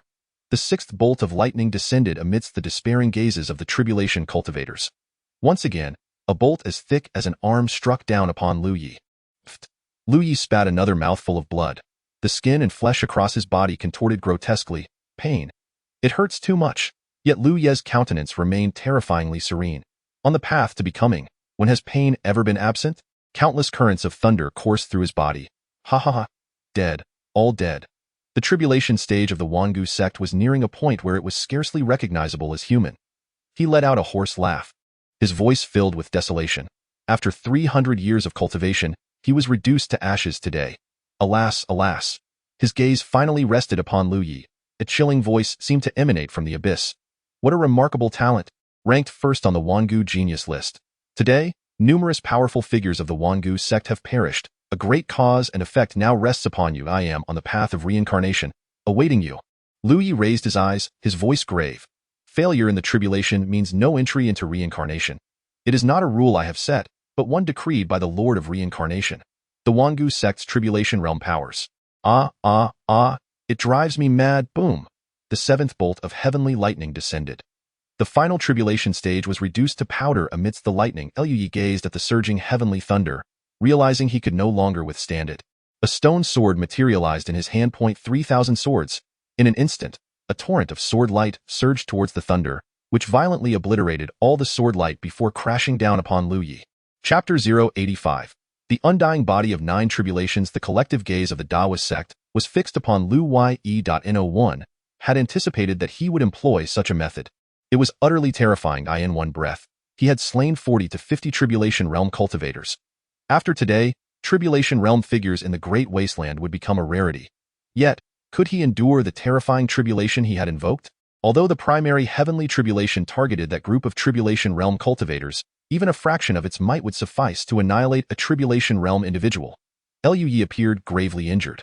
His body was charred, and streams of crimson light surged within him, causing the blackened blood scabs to shed rapidly. The 8th bolt of tribulation lightning struck. It seemed that with the eradication of all tribulation realm figures, the power of the 8th bolt had multiplied several times over. Lu Yi spread his arms wide at that moment. A unique rhythm of the Tao revolved around his body. Taiji, Yin and Yang, transformation. The cycle of Yin and Yang, a perpetual existence. Lu Yi advanced to meet the tribulation lightning, his hands guiding it, causing the lightning to begin to twist. In that instant, The thunder swirled around Lu Yi like flowing water, as the essence of the yin-yang Dao transformed the most extreme. Fierce lightning into the softest, gentlest water enveloping him. As the tribulation lightning flowed around Lu Yi, his body rapidly absorbed its power. His form continuously disintegrated, yet from that disintegration, new life emerged. As the tribulation lightning transformed incessantly, it gradually vanished, wholly absorbed by Lu Yi and I in truth. Had it not been for his endeavor to refine his body with the tribulation lightning, he need not have toiled so hard. However, all was for the sake of growth. Surrounded by darkness, Lu Yi was alight with crackling thunder. His heart beat robustly, pumping forth vibrant blood that surged throughout his body. At this moment, his physical form rapidly rejuvenated from destruction. The first layer of the undying body of 9 tribulations had been completed. The final bolt of tribulation lightning, come forth. Lu Yi looked up high in the sky. Dark clouds roiled, coalescing into a mast. A terrifying celestial might envelop the atmosphere. At this moment, heaven and earth became one with Lu Yi. The blackened blood scabs continued to fall away, revealing the pristine skin beneath, which even began to glisten with a radiant sheen. Boom! The thunderbolt descended like a dragon, its ferocity unmatched. In an instant, Lu Yi's figure soared into the air, exhibiting an extraordinary agility. With a single punch, the heavens and earth trembled. The celestial sovereign fist, in that moment, his right fist radiated a brilliant light, akin to a shooting star, crashing fiercely into the thunder. Boom! The fist collided violently with the thunder, unleashing a blinding light and a deafening roar. The silver-white thunder exploded, sending waves of electricity coursing through the sky. Although Lu Yi's body was pushed back, he did not fall to the ground. Instead, he paused in midair, his eyes gleaming with electric intensity, his form reminiscent of a dragon. After the punch, he formed seals with his hands. Return. In that instant, the shattered thunder transformed into a torrential flow, and Lu Yi opened his mouth, allowing all the thunder to surge into him, manifesting around his body. He had consumed the tribulation lightning. As the final bolt of lightning dissipated, the clouds cleared, and the sky brightened. The 9-Dragon Valley lay completely leveled, the ground marred with craters of various sizes, charred and ravaged. Lu Yi hovered in the sky, a tremendous vitality radiating within him, his hair growing wildly, dark strands swirling as if he were a deity or demon. The members of the Dao sect gazed at Lu Yi in awe, an inexplicable reverence welling up within them. A reverence for the mighty. Lu Yi gathered his storage rings, crafted from space stones known for their formidable durability. Impervious even to the tribulations, with so many storage rings, he had undoubtedly struck a great fortune. The entire Dao sect had come to his aid, a fact that genuinely surprised Lu Yi. However, since they had arrived, he felt a sense of camaraderie toward the sect in his previous life. The Dao sect had also risen from a second-tier sect to a premier holy land. He flew toward the Dao sect. Disciple Lu Yi pays respects to the sect master, esteemed ancestors, and venerable uncles. Everyone had been greeted, save for his master, by Tulan Lu Yi. Very well done, truly worthy of being a prodigy of our Dao sect. However, this time, you have slain many formidable figures from various factions, inflicting severe losses, particularly to the Yuming and Wangu sects. Let us return to the sect first. We shall discuss matters after activating the protective formation, Lu Chongfeng remarked, his thoughts clear. Deaths in the tribulation realm would soon be reported, and the enmity would not be so easily resolved. Soon, divine beings would arrive, potentially bearing great treasures. Forget it, I shall return to the sect. But it will only bring calamity. I merely need to hide outside. They cannot harm me, Lu Yi replied with a smile. Lu Chongfeng's expression turned grave. What are you saying? The sect and you are forever intertwined. Do you think that by not returning, our Dao sect can remain uninvolved? No need for further words. Let us return to the sect first, he insisted. Lu Yi felt indifferent. Having reached the 9th level of the refinement void realm and completed the first stage of the 9 tribulations immortal body, there were few who could take his life at this level. He decided to return to the sect to recuperate, inspecting the storage rings of these individuals, keeping what he needed and donating the rest to the sect. Moreover, returning to the sect had its advantages. If a powerful figure from the Wangu sect truly came bearing treasures, he could simply leave, thereby drawing more attention to himself. Shadows flitted through the air, racing back to the sect at incredible speed. Master, may I first attend to my injuries? Lu Yi inquired, clasping his hands respectfully. Of course, take your time to recover. Once you are well, come find me in the Great Hall. Lu Yi nodded and vanished from sight. The protective formation of the Dao sect was activated. The protective formations of various sects can be described as the most formidable arrays in the first heaven. Each sect has expended tremendous human and material resources to continuously upgrade their protective formations, culminating in the creation of a supermassive array. Take the Wan Dao sect for instance. Numerous peaks serve as the foundation of their formation. This grand array envelopes a radius of over 10,000 kilometers. Such a colossal formation, once activated, consumes vast quantities of spirit stones daily, yet breaching it is an arduous task. Indeed, exceedingly difficult. It's finally over. Yu Hongling couldn't help but exhale deeply. The ancient battlefield of celestial prodigies had instilled in her a profound sense of the unpredictability of life and the capriciousness of fate. Bai Qiulan also sighed softly. Her once silvery hair transformed into a deep black. Bai Qiulan. Sun Ruowei's voice suddenly escalated. Both Bai Qiulan and Yu Hongling turned their attention towards Sun Ruowei. You dare refer to Lu Yi as husband? How could you, Bai Qiulan? I considered you my closest sister, yet you have kept this from me so deeply. What on earth is happening? Tell me, why do you call Lu Yi husband? Could it be that you too? At that moment, the gossip queen emerged, her eyes ablaze with intense curiosity. In this world, such inquisitive natures often lead to trouble, and indeed, that was the case. In her previous life, Sun Ruowei met an untimely demise. Yet even in her last moments, she was captivated by the sensational news. Truly, for the sake of gossip, she had no regrets in her passing. Bai Qiulan, you must have misheard. Chapter 086, did she truly not know? Nonsense, how could I mishear? You unequivocally said husband. I heard it distinctly, without a shadow of doubt. Now, tell me, what is the true situation? We have been friends for over 60 years, inseparable, cultivating together, and we nearly shared a bed. Bai Qiulan. Yu Hongling displayed a look of helplessness. She had once suggested that their master simply address Lu Yi by his name, but their master, lacking resolve, quickly capitulated under the pressure of her senior brother's influence, ultimately weeping as she referred to him as husband. In contrast, Yu Hongling remained steadfastly defiant, refusing to call anyone husband no matter the trials she faced. Eventually, their master had grown accustomed to the term, and now it seemed the truth had inevitably surfaced. I assure you, you truly misheard. What I meant was, keep fabricating your tale. I'm eager to see what you can conjure up. Sun Ruowei scoffed. Bai Qiulan pondered deeply, a sudden spark of inspiration igniting within her. What I originally said was, husband, the gentleman's conduct is to cultivate oneself in tranquility and nurture virtue through frugality. Without detachment, one cannot clarify their aspirations. The latter part was merely spoken too softly for you to hear. Sun Ruowei stood there, utterly flabbergasted. You what? Bai Qiulan. I regarded you as a sister, and you treat me like a fool? Sun Ruowei could not accept this reality. Regardless, Lu Yi and I are completely innocent. We are merely master and disciple, with no other relationship. Bai Qiulan adopted an expression of utter indifference, as if she were a dead pig unafraid of boiling water. All right, Hongling, do you have feelings for your senior brother Lu Yi? Sun Ruowei fixed her gaze upon Yu Hongling. This girl seemed rather naive, and thus, should be easy to manipulate. Yes, I truly like my senior brother. Yu Hongling responded with certainty. Are you able to accept that your senior brother has more than one woman? Sun Ruowei pressed on, seizing the opportunity. She thought to herself that if it were Bai Qiulan, she would never entertain such a conversation, of course. Yu Hongling asserted confidently. Not only could she accept it, but she had already become comrades with those women. Can you accept a master and disciple sharing a single husband? Yu Hongling's response faltered. Bai Qiulan observed the two with a hint of helplessness in her eyes. Feeling somewhat stiff, she found herself unable to comprehend their conversation clearly. Why was it becoming increasingly quiet? Bang! Suddenly, Bai Qiulan collapsed straight down. Neither Yu Hongling nor Sun Ruowei anticipated such a situation. After all, Bai Qiulan was a cultivator at the harmonious Dao realm, unharmed and unbothered. So why would she suddenly fall? Master! Yu Hongling exclaimed in shock, hastily crouching down to assist Bai Qiulan. Cold. An unbearable chill. The moment Yu Hongling made contact with Bai Qiulan, an indescribable coldness surged through her entire body, almost causing her to withdraw her hand. Qiulan? Sun Ruowei was equally astounded. She reached out, questioning why it was so frigid that hadn't Bai Qiulan claimed she would recover soon. Quick, we must warm the master.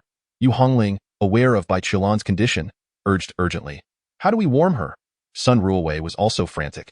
Her hands turned a vibrant red as she expelled her fiery energy onto Bai Qiulan, but it proved futile. The warmth from her hands could not penetrate. No, it wasn't merely a matter of expulsion. It was as if the coldness repelled her touch entirely. Incompatibility. Yu Hongling understood her master's plight, yet lacked complete clarity, as her master always spoke in veiled terms. However, she had witnessed how her senior brother alleviated this icy grip on Bai Qiulan. Thus, she extended her hands to loosen Bai Qiulan's garments. Sun Ruowei was perplexed but refrained from voicing her thoughts, as they were alone in this secluded space, shielded by a barrier she had set up, ensuring their safety. Before long, Bai Qilan was stripped bare. Yu Hongling proceeded to remove her own garments. Sun Ruawei? The situation seemed to take a turn for the worse. In a swift motion, Yu Hongling shed all her constraints and cradled Bai Qilan in her arms. In an instant, the bone-chilling cold engulfed Yu Hongling, rendering her in excruciating agony. It was a torment beyond the limits of human endurance. Her body trembled uncontrollably, instincts urging her to flee 1,000 times over. Yet, Yu Hongling refused to abandon her. Bai Qilan's body gradually began to regain warmth. Although still frightfully cold, it was not as icy as it had been initially. Ultimately, Yu Hongling could no longer endure. She sensed that if she persisted, she would succumb to frostbite, her very soul at risk of being shattered by the cold. Reluctantly, she released Bai Qilan and wrapped her tightly in a thick blanket. "What on earth is happening?" Sun Ruawei inquired urgently. She too began to disrobe, mimicking Yu Hongling's actions to embrace Bai Qilan. In an instant, Sun Ruawei emitted an anguished wail of profound suffering. She found herself utterly unable to endure the excruciating chill. Relinquishing her grasp after but a fleeting moment, it was unbearably cold. An intensity of cold that the human body and soul could scarcely withstand. Bai Qilan maintained steady breathing, her eyes firmly shut. Though her exhalation bore no significant deviation, her body was chillingly frigid. Only her senior brother possessed a solution. "I shall seek him out. He will know what to do." Yu Hongling swiftly donned her garments. "Uncle Sun, please watch over our master while I fetch my senior brother post-haste." "Very well, be swift in your return." With that, Yu Hongling's figure darted rapidly towards Lu Ye's location.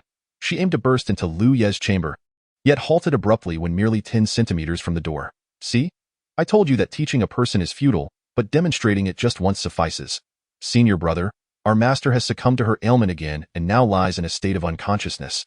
You must come with me to rescue her," Yu Hongling implored urgently. Inside the room, silence prevailed. "Senior brother," she knocked fervently upon the door.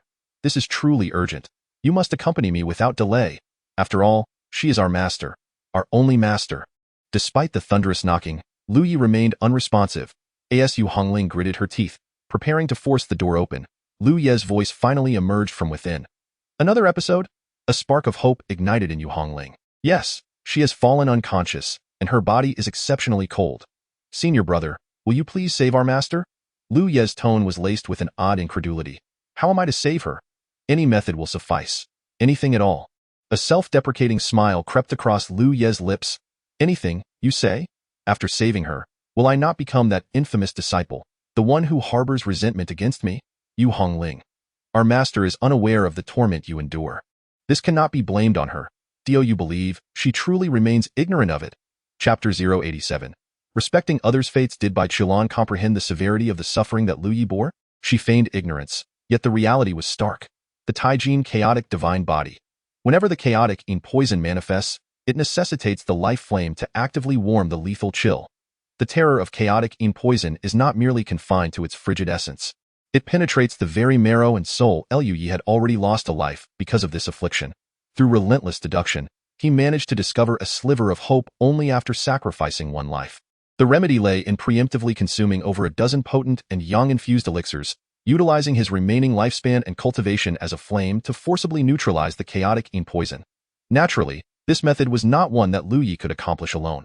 Should another person develop those over a dozen potent elixirs and disregard the cost of lifespan depletion and regression in cultivation, they too could assist Bai Qilan in detoxification.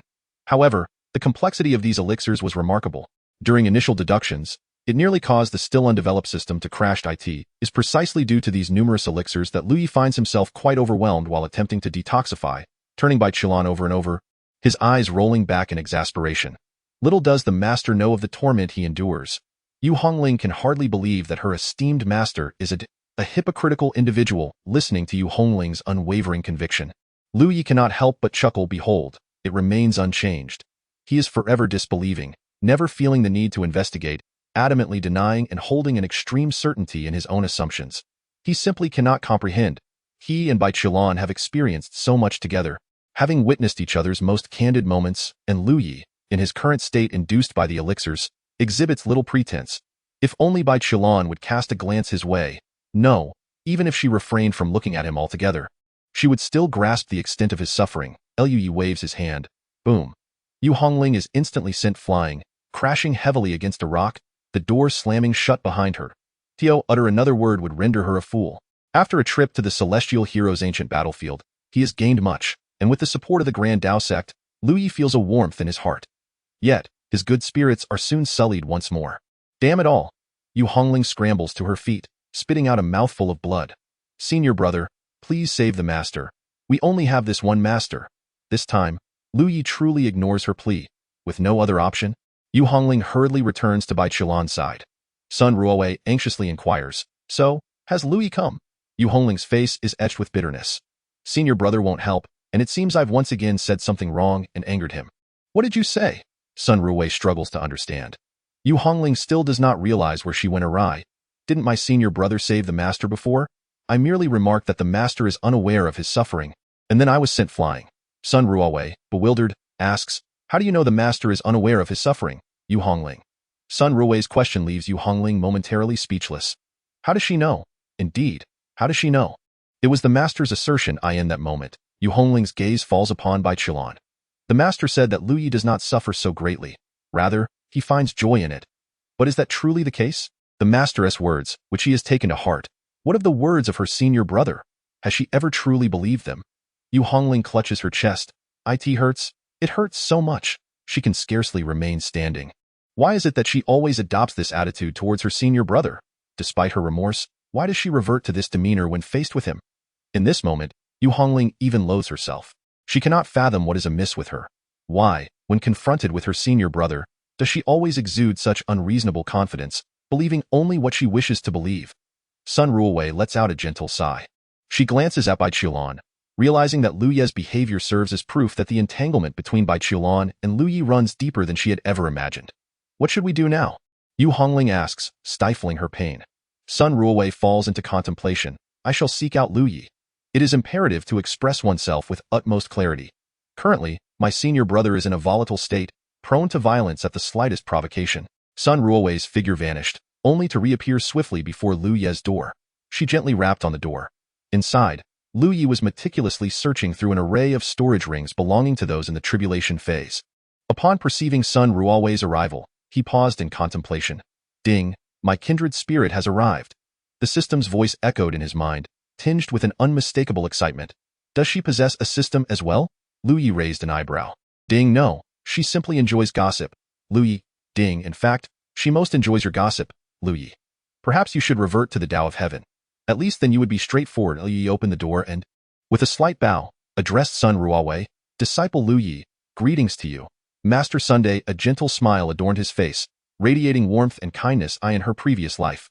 Although Sun Ruowei had indulged excessively in gossip, leading to her own demise, she had fought valiantly alongside others in a great battle against alien foes. She held a favorable view of Lu Yi. This was not their first encounter. In their recent interactions, one was marked by Lu Yi transforming into a crimson figure, exuding an overwhelming aura as if to extinguish the world.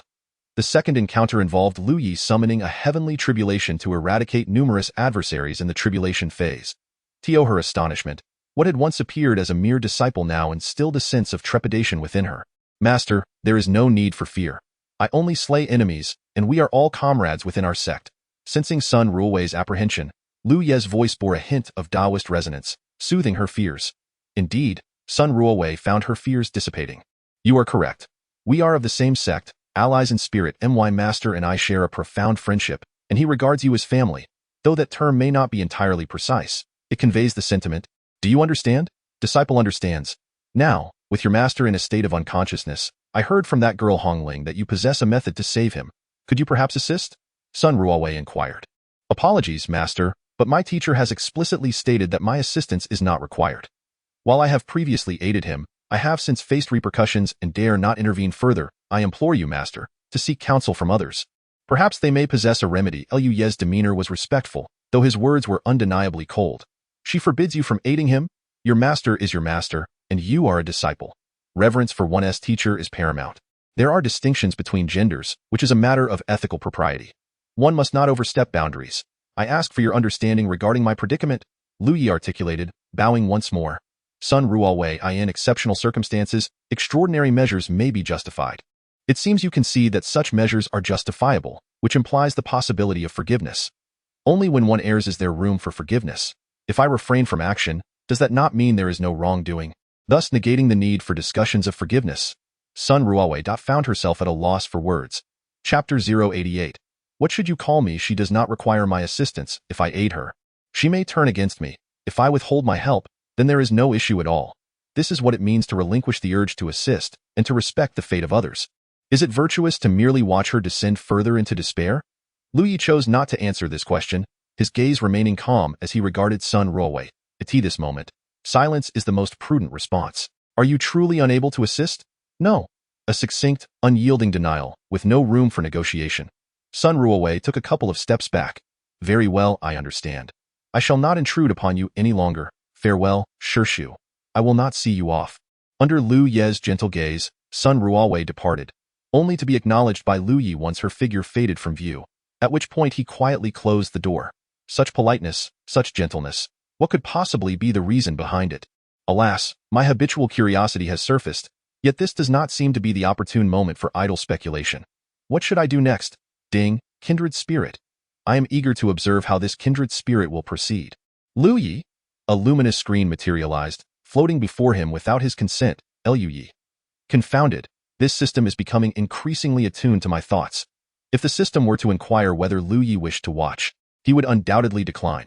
However, with the system commencing playback without his approval, he found himself powerless to intervene. Surely, he could not resort to physically confronting the system.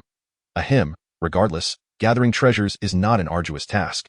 Watching it will not cause any detriment. Lu Yi felt as though he had returned to his childhood on Earth, when he was placed in an orphanage that had inexplicably procured an abundance of cotton, still encased in its fluffy husks. The headmaster summoned all the children to begin peeling the cotton, seemingly as a reward, for he had arranged an outdoor film for them. While peeling cotton, they watched the movie, which became one of the rare, beautiful memories of Lu Ye's life. Now, a similar sentiment arose.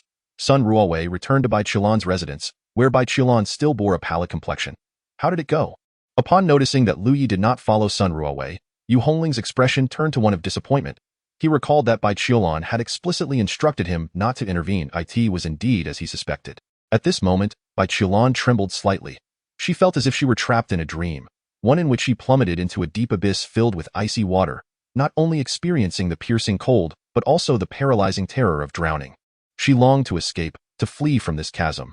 Yet the more she struggled, the deeper she sank. In times past, at such a moment, a pair of warm hands would emerge, grasping hers, accompanied by a fervent breath that urged her to hold on tightly. Those robust arms would embrace her, propelling her upward, leaving all icy terror and the fear of drowning far behind. However, this time, no such presence came forth to save her from her descent. Husband, save me. Yu Hongling and Sun Ruowei exchanged glances at Bai Qilan, listening to her fevered murmurs, both enveloped in silence. Her subconscious yearned for Lu Ye's rescued. No one wishes for death. No. I refuse to believe that only Lu Yi can save Qilan.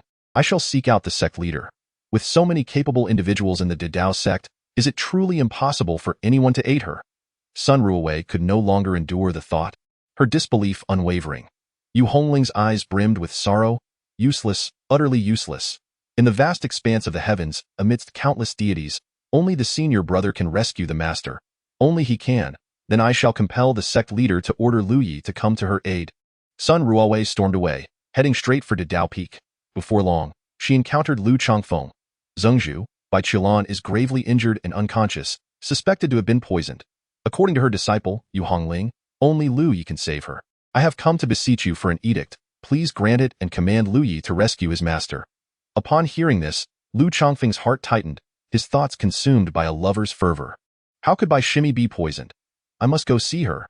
Changming immediately summoned the elders from the medical peak and the alchemy peak to Qiulan Peak. Sun Ruowei interjected.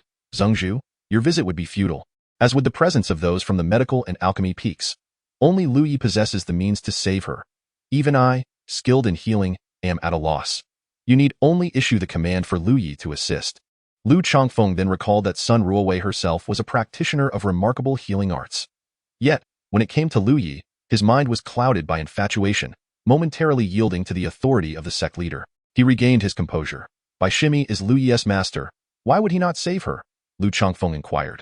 Sun Ruowei hesitated. How to respond? To say that Lu Yi must act would imply he would have to become a rebellious disciple. Even if Bai Qilan were rescued, would she have the face to continue living? Sun Ruowei, familiar with Bai Qilan's character, understood her traditional values and strict adherence to propriety. She would never permit any impropriety between herself and her disciple. While Lu Yi certainly faced difficulties, this situation offered him no detriment. It merely required the Zhongzhu's command for everything to fall into place, and Sun Ruowei's view, Bai Qilan undoubtedly harbored feelings for Lu Yi. Yet their respective statuses prevented them from taking that step. However, the Zhongzhu's decree could necessitate a third party to forcibly advance their emotional journey. Lu Changfeng understood. Although he was unaware of the reasons behind Lu Ye's reluctance to act, he recognized that even as the Zhongzhu, he could not compel someone to save another against their will. Should he issue a forceful command, Lu Yi might indeed aid in the rescue out of respect for the Dao sect. Yet it was likely he would depart immediately thereafter, severing ties with the sect. But that was by Shimid. On one side lay a future powerhouse, the sect's greatest hope, and on the other, the woman he cherished. Lu Changfeng's expression grew grave. Seated in the position of Zhongzhu, he regarded Sun Ruowei and spoke. Bai Shimi's poisoning should be addressed by the physicians of the medical peak and the alchemists of the alchemy peak.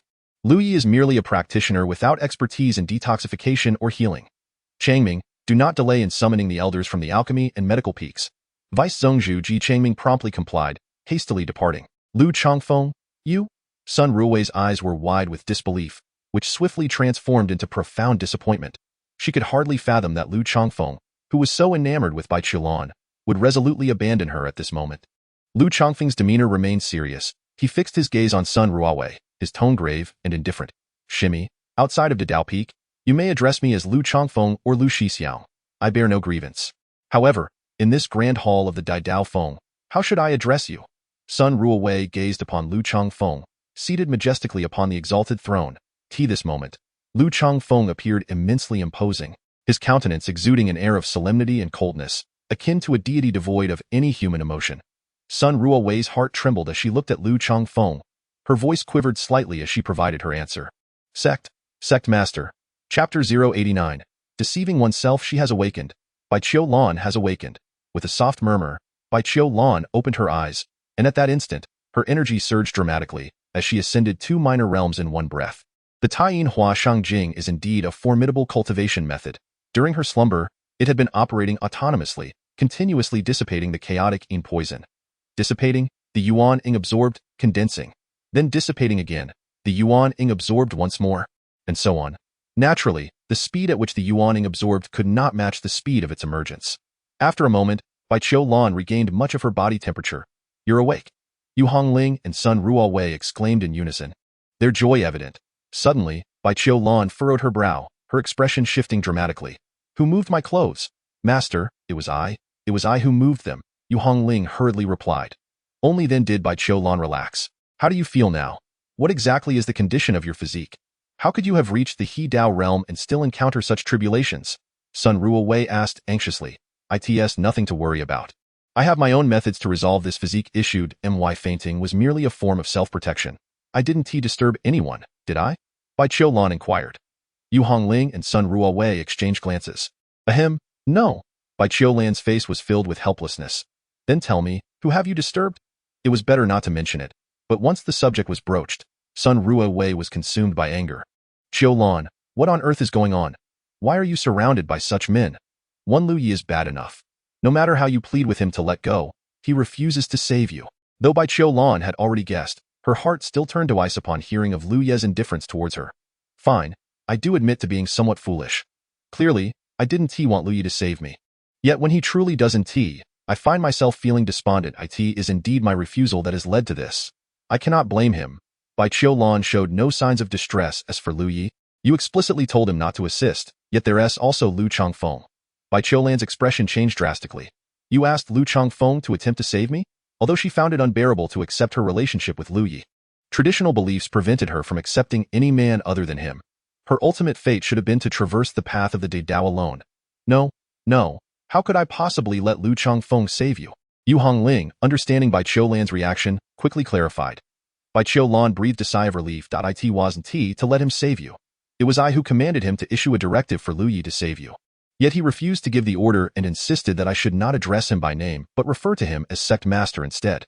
This is utterly outrageous. Sun Ruowei expressed her dissatisfaction. Bai Qilan comprehended Lu Changfeng's intentions. In her heart, she felt a wave of emotion. It seemed that in this world, aside from Lu Yi from her previous life, There would be no one else who could treat her with such unwavering kindness. Yu Hongling hesitated, while Bai Qilan turned to her, as if she had something to express. Do you truly not realize the immense suffering your senior brother endures when he aids you? Yu Hongling inquired. Bai Qilan was momentarily taken aback. Why do you ask such a question? I sought out your senior brother to rescue you, and when I mentioned that you were unaware of the great pain he would bear, he replied that you did know. Bai Qilan fell silent, refraining from responding to this query. I am weary and in need of meditation to recuperate. You two may attend to your own matters for now. Her silence was the most thunderous reply of all. Yu Hongling could scarcely believe it. Master, you truly are aware. Had she not repeatedly claimed ignorance? Why? Why would she, knowing the truth, choose to feign ignorance? What could be the reason? She wished to ask further but was pulled away by Sun Ruowei. Bai Qilan gazed at the closed door, closed her eyes, and ultimately could not restrain herself. A tear slipped from the corner of her eye. Of course, she was aware of the immense pain Lu Yi endured, yet she had consciously chosen to forget. Especially after obtaining the Taiyin Huaxing Jing, Lu Yi would no longer suffer. As time passed, she gradually forgot the anguish he had once faced. However, she remembered his identity with clarity. She was the master, and Lu Yi was the disciple. She was deceiving herself, a deception so convincing that she had come to believe it. How tragic. There's nothing remarkable about this. Lu Yi expressed his dissatisfaction. Ding. There is indeed nothing remarkable, yet you appear so engrossed. The system promptly retorted. Am I truly engrossed? Ding. You are. You must be mistaken. It makes sense, considering you lack eyes to see. Ding. I have eyes, many eyes. I can have as many as I desire. All of them are blind. Ding. It is your eyes that are blind. Lu Yi engaged in a verbal sparring match with the system. And after tidying up his storage ring, he felt rather pleased. It had been some time since he returned to the Dao sect, yet he wondered why those several factions had not yet reacted. It was eerily quiet. He decided he would seek out the withered wood, a vital treasure for consolidating his 3 lives. He knew its whereabouts. The reason he had not departed from the Dao sect was that he awaited the various sects to ally and attack, intending to leave under their noses, drawing all their ire upon himself. Since the Dao sect had returned, it had sealed its gates, and Lu Yi was unaware of the current situation outside. He did not know that all 46 Tribulation Realm experts had perished, a piece of news that spread swiftly throughout the vast wilderness. The speed of this dissemination was astonishing, almost terrifying. A clamor erupted across the expanse. 46 Tribulation Realm, 57 Question-Asking Realm, all annihilated. Heaven, could the heavenly secrets be playing a jest upon us? In the vast wilderness, how many Tribulation Realm experts were there when all factions combined? For instance, the Dao sect had dispatched 19 Tribulation Realm experts in a full-scale effort to rescue Lu Yi. The 5 great sects, the 3 majestic dynasties, and the eternal cult combined yield a maximum of 200 beings at the tribulation stage. The number of such beings within the Dao sect undoubtedly ranks among the upper echelons. Furthermore, aside from these preeminent forces, there exist first-rate powers in the hidden realms of the Nether and Heavenly Pavilion. This implies that at least 1/7 of the tribulation stage has been eradicated throughout the first heavenly layer. A staggering 1/7 of the tribulation beings have perished. The Yin-Yang Law sect and the Supreme Divine Dynasty are on the brink of extinction. The Tribulation sect and the Mountain River Pagoda sect are filled with regret. Once, their relations with the Dao sect were amicable, often marked by cordial meetings, as evidenced by Su Mo presenting treasures to Bai Qilan. Yet, now the situation has devolved into enmity, coupled with their substantial losses in powerful beings, and the younger generation suffering grievous casualties, leading to a complete rupture in both their front and rear ranks. With no strong contenders remaining and potential extinguished, these factions feel utterly paralyzed. Chapter 090. No longer waiting Kikik. In the demon realm, the demon emperor laughed heartily, the black banner hovering behind him. An endless tide of black mist rolling forth, as if billions of souls were emitting anguished wails within. I cannot believe it. I truly cannot fathom. The demon emperor was rendered almost senseless with laughter. And why heavens? 46 beings at the tribulation stage have perished, all slain by a killer who, through a unique method, provoked the heavenly tribulation, annihilating them in one fell swoop. Upon receiving this news, he nearly choked on his own breath, almost laughing himself to death. Around the demon emperor, numerous tribulation beings of the demon race displayed menacing grins. Initially, they were concerned about the young generation of their race, fearing that such heavy losses would spell doom for future generations. But now, there was no cause for worry. The human race no longer posed a threat. They were utterly powerless. 46 tribulation beings, 46. The demon emperor incessantly repeated this figure, realizing that the demon race had, in effect, lost a monumental adversary. Convey my command as demon sovereign, contact the various clans. The opportunity to invade the great wilderness and unify the first heavenly layer has arrived.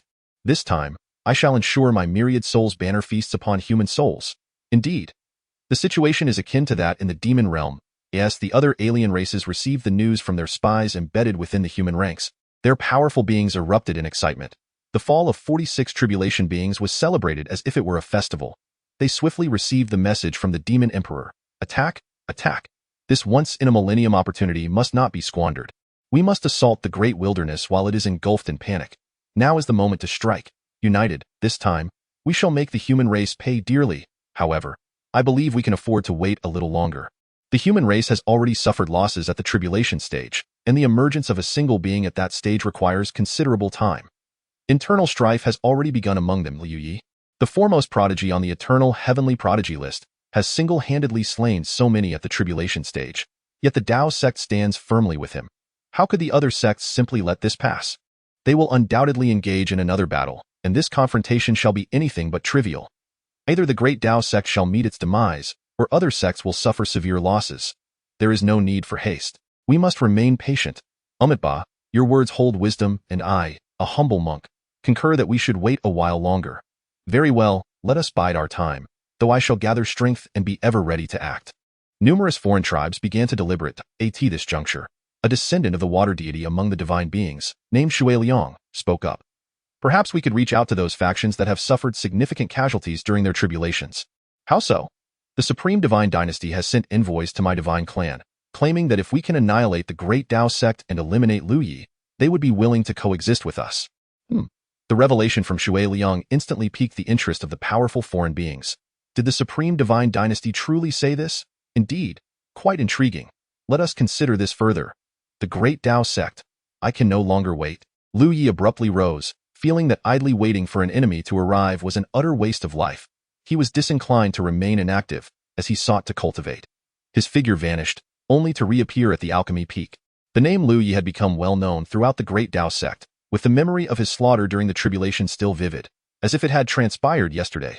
Disciple Liu Yi requests an audience with the master of Qinghua Peak. Upon hearing that Liu Yi had come, the elders of the alchemy peak did not dare to delay, swiftly escorting him up the peak and notifying Taoist Qinghua. They had scarcely taken a few steps when Taoist Qinghua's laughter echoed through the air. Ha ha ha, Liu Yi, have you come to my alchemy peak in search of elixirs? Whatever you require, do not hesitate to tell me. Liu Yi bowed respectfully to Taoist Qinghua. I have come not to seek elixirs, but rather to request the use of the 9 Dragons fire furnace. I wish to refine a grand elixir. The master of Qinghua Peak was immediately taken aback. You can refine elixirs? Indeed. There is no need for modesty. Liu Yi's alchemical skills are truly remarkable. What elixir do you intend to concoct? A nameless elixir. If I must assign it a name, let it be called the Giant Spirit Elixir. The master of Qinghua was momentarily bewildered. A nameless elixir implies that it is one of Liu Yi's own creation. Do not jest. At such a young age, achieving such a level of cultivation already marks you as a prodigy among men. Without years of dedicated immersion in the art of alchemy, how could one become a master? I understand your skepticism, master, but it matters not that I merely require the use of the 9 Dragons fire furnace, which is incredibly robust. Even if I were to cause an explosion, the furnace would remain unscathed. So you need not worry at all. Liu Yi smiled as he spoke. This assertion holds merit. Very well. Please follow me. The two proceeded to the location of the 9 Dragons fire furnace. The furnace, with a diameter of 3 feet, bore the intricate engravings of the 9 dragons coiling around it, capable of expelling fire when summoned, possessing an extraordinary mystique, and could be deemed one of the most renowned alchemical furnaces in the great Dao sect, even in the entire first heaven. May I observe your alchemical process? Taoist Qinghua inquired curiously. He remained doubtful of Liu Yi's claims of possessing superior alchemical skills, and should Liu Yi falter, he could offer guidance from the sidelines. Should Liu Yi, in his boundless pursuit of knowledge, choose to follow me in the art of alchemy, I might just find myself as half a mentor to him. The mere thought of this scenario is delightful. Liu Yi, however, did not decline the proposition. The peak master, with a casual demeanor, observed as Liu Yi extended his palm, summoning the blazing sunlight beneath the alchemical furnace. The 9 celestial dragons coiling above the furnace appeared to come to life in that moment. The furnace ignited, commencing its heating process. The Qinghua Daora nodded gently, acknowledging Liu Yi's adeptness in furnace management and fire control. Liu Yi produced a handful of spiritual herbs, casting them directly into the furnace. Wait! The Qinghua Dao ran, momentarily taken aback. realized Lu Yi had already discarded a multitude of herbs before he could even discern their nature. What is this?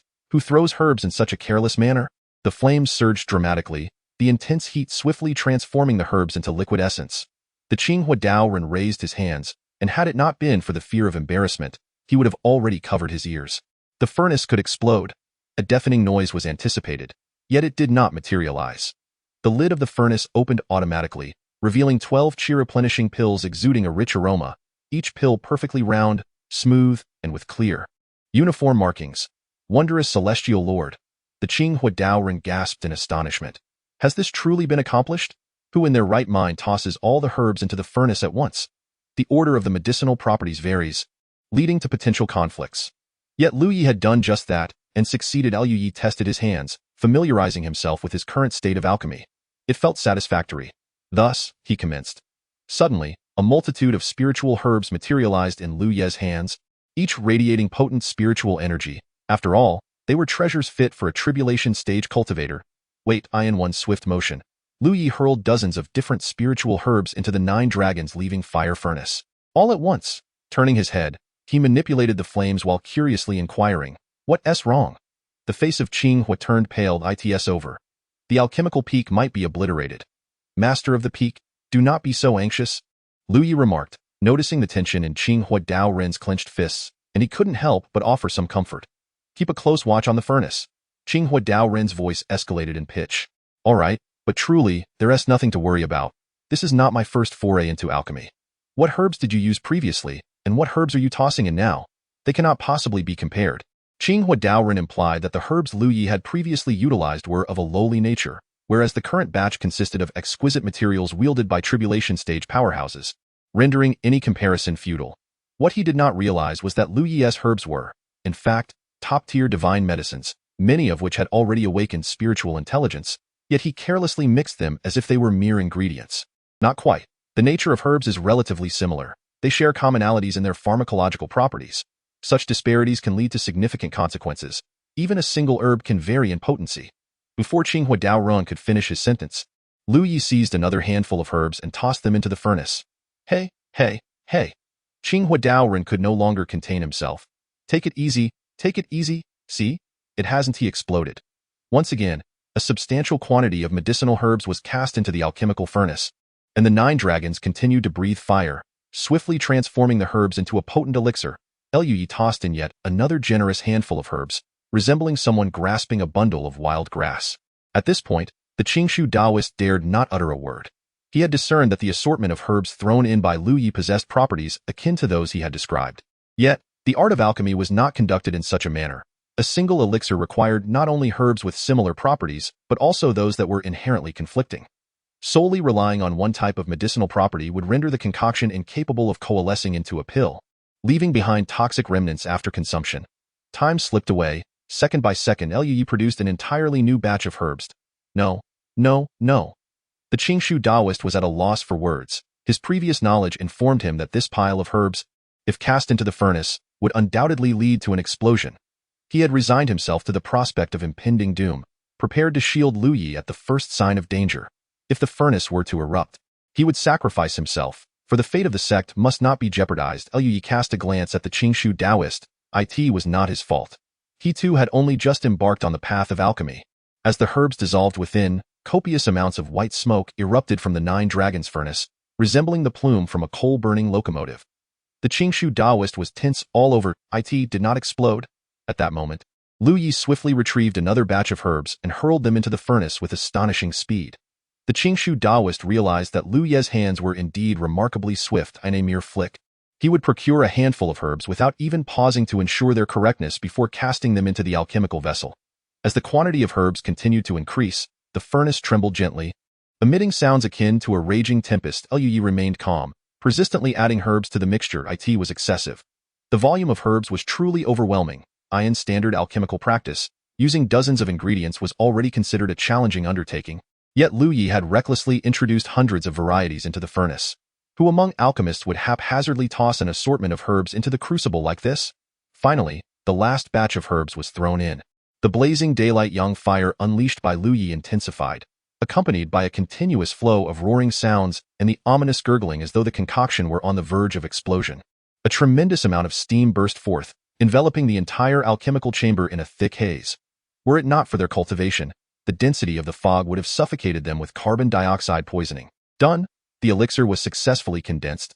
The Qingshu Taoist squinted, his gaze fixed unwaveringly on the furnace.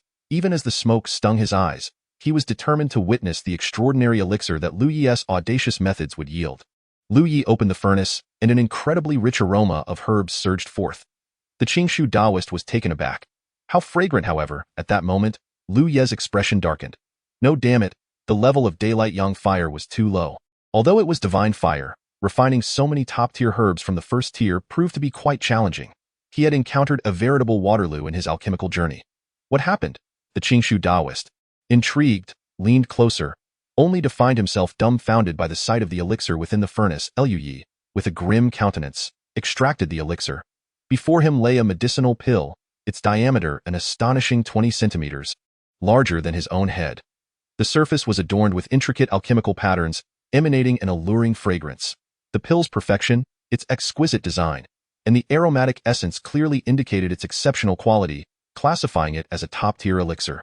The sight left Qing Huadao utterly awestruck. My goodness, such a colossal pill. This is truly the first time I have ever encountered one of this size. What on earth could consume it? Lu Yi could not suppress a glare at Qing Huadao, his lips twitching in exasperation. My apologies, I tend to speak without thinking. You have crafted this pill without adherence to conventional methods, resulting in such an extraordinary creation. If you had approached the process systematically, surely the outcome would have been even more remarkable. Your pill? Initially fixated solely on its size, Qing Huadao now grasped the quality of the elixir. A top-tier pill? He gasped in astonishment. Yes, I am grateful to the Peak Master for allowing the use of the 9-dragon fire furnace. Never mind. Lu Yi produced a knife and carved a piece from the colossal elixir, offering it to Qing Huadao. Feel free to eat or study it as you wish. I must take my leave. Qing Huadao stood in a daze, staring at the fist-sized piece of the pill in his palm. He had carved out a chunk of the elixir with a knife. The size of what he had extracted was indeed comparable to his fist. In that moment, the proud Taoist faced the greatest shock in his alchemical career. Lu Yi carefully stowed the remaining elixir away, only daring to unveil it once he returned to his own chamber. Ding, ding, ding. The system in his mind resonated with a laugh reminiscent of a ringing bell. Lu Yi contemplated whether to slice, scoop, or gnaw at the pill. Ultimately, he resolved to expand his form. Fate of heaven, manifest, he declared. Despite the ceiling's constraints, Lu Yi was undeterred. His head alone grew larger as he opened his cavernous maw, a fierce visage taking shape as he finally consumed the elixir in a single, sweeping motion. The medicinal essence surged within him, an immense energy rapidly permeating and weaving through his being. Seated in meditation, Lu Yi had made up his mind. After refining this pill, he would promptly depart from the Dao sect. Not only would he leave, but he would also ensure that the world took notice. At that moment, he would achieve unity with the Dao. Chapter 092. Departure Cultivation. Cultivation. He had already reached the 9th layer of the void refinement stage. Now, he sought to gather medicinal materials from the storage rings of 46 tribulation experts, in addition to those acquired from the ancient battlefield of prodigies, to concoct a pill tailored to his cultivation needs. The name of the pill mattered little. It simply needed to fulfill his requirements. His aim was to elevate his cultivation to the pinnacle of the void refinement stage and beyond, pushing his Yuan Ying to its limits. The overwhelming potency of the elixir transformed into the purest energy, coursing through Lu Yi's body. The 9 lives immortal scripture revolved ceaselessly, maximizing his cultivation speed. The torrent of energy transformed into true essence, flooding into his Yuan Ying, promoting its growth. As the Yuan Ying expanded, it expelled a copious amount of true essence, assimilating the medicinal properties. Lu Yi's body began to swell, yet this was of no concern. His physique had been tempered, and the indestructible body of 9 tribulations enabled him to withstand such intense energy onslaughts. Continuously refining, the total amount of true essence steadily increases, rendering the primordial infant increasingly vivid and substantial, growing ever larger. Fortunately, the space within the Dantian is boundless. No matter how immense the primordial infant becomes, it can be accommodated. With every increment of authenticity attained by the primordial infant, it signifies a greater success in transforming the illusory into the tangible. Thus, 3 days passed. As the medicinal effects were fully expended, Lu Yi opened his eyes, devoid of the flickering brilliance of cold, electric light in the void. replaced instead by a serene tranquility that unfolded naturally. This is sufficient. Lu Yi couldn't help but feel a sense of gratitude, reflecting on the bountiful experiences he had gained while in the realm of refining the illusory. Not long after breaking through to this realm, he received the blessings of the Eternal Talents ranking. The purity of that energy needing no further elaboration, in one breath, he ascended to the 9th level of refining the illusory. Following that, he had access to an array of top-tier tribulation herbs, which were collectively used to concoct this particular elixir. As for the rumors that cultivation must rely solely on one's own efforts. Nonsense, that is merely a ruse to deceive the impoverished. If one cannot depend on external resources, why do the sacred sects covet fortuitous lands? Why do they fight tooth and nail for resources? If you are a pauper, they will tell you that cultivation requires arduous self-discipline, that every bit of progress is one's own achievement, and that is the true path. Conversely, if you are wealthy, they will extol the wonders of their elixirs, claiming that by consuming them, you can outpace your peers, taking the lead step by step, and that is the essence of a cultivator's competition point. One can only say that Lu Yi has truly fared well. Having concluded his cultivation, Lu Yi rose to his feet and made his way to the peak of the Great Path.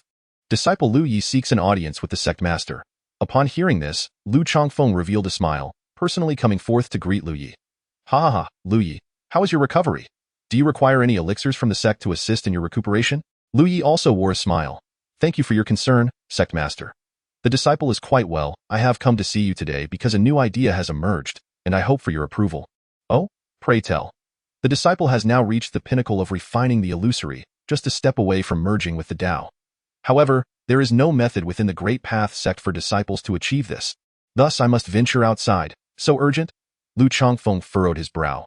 One must not recklessly waste their cultivation. What do you require to break through to merging with the Tao? I will see if the sect possesses it. This is indeed a critical moment. I have already received news that the Outer Realms clans are stirring restlessly.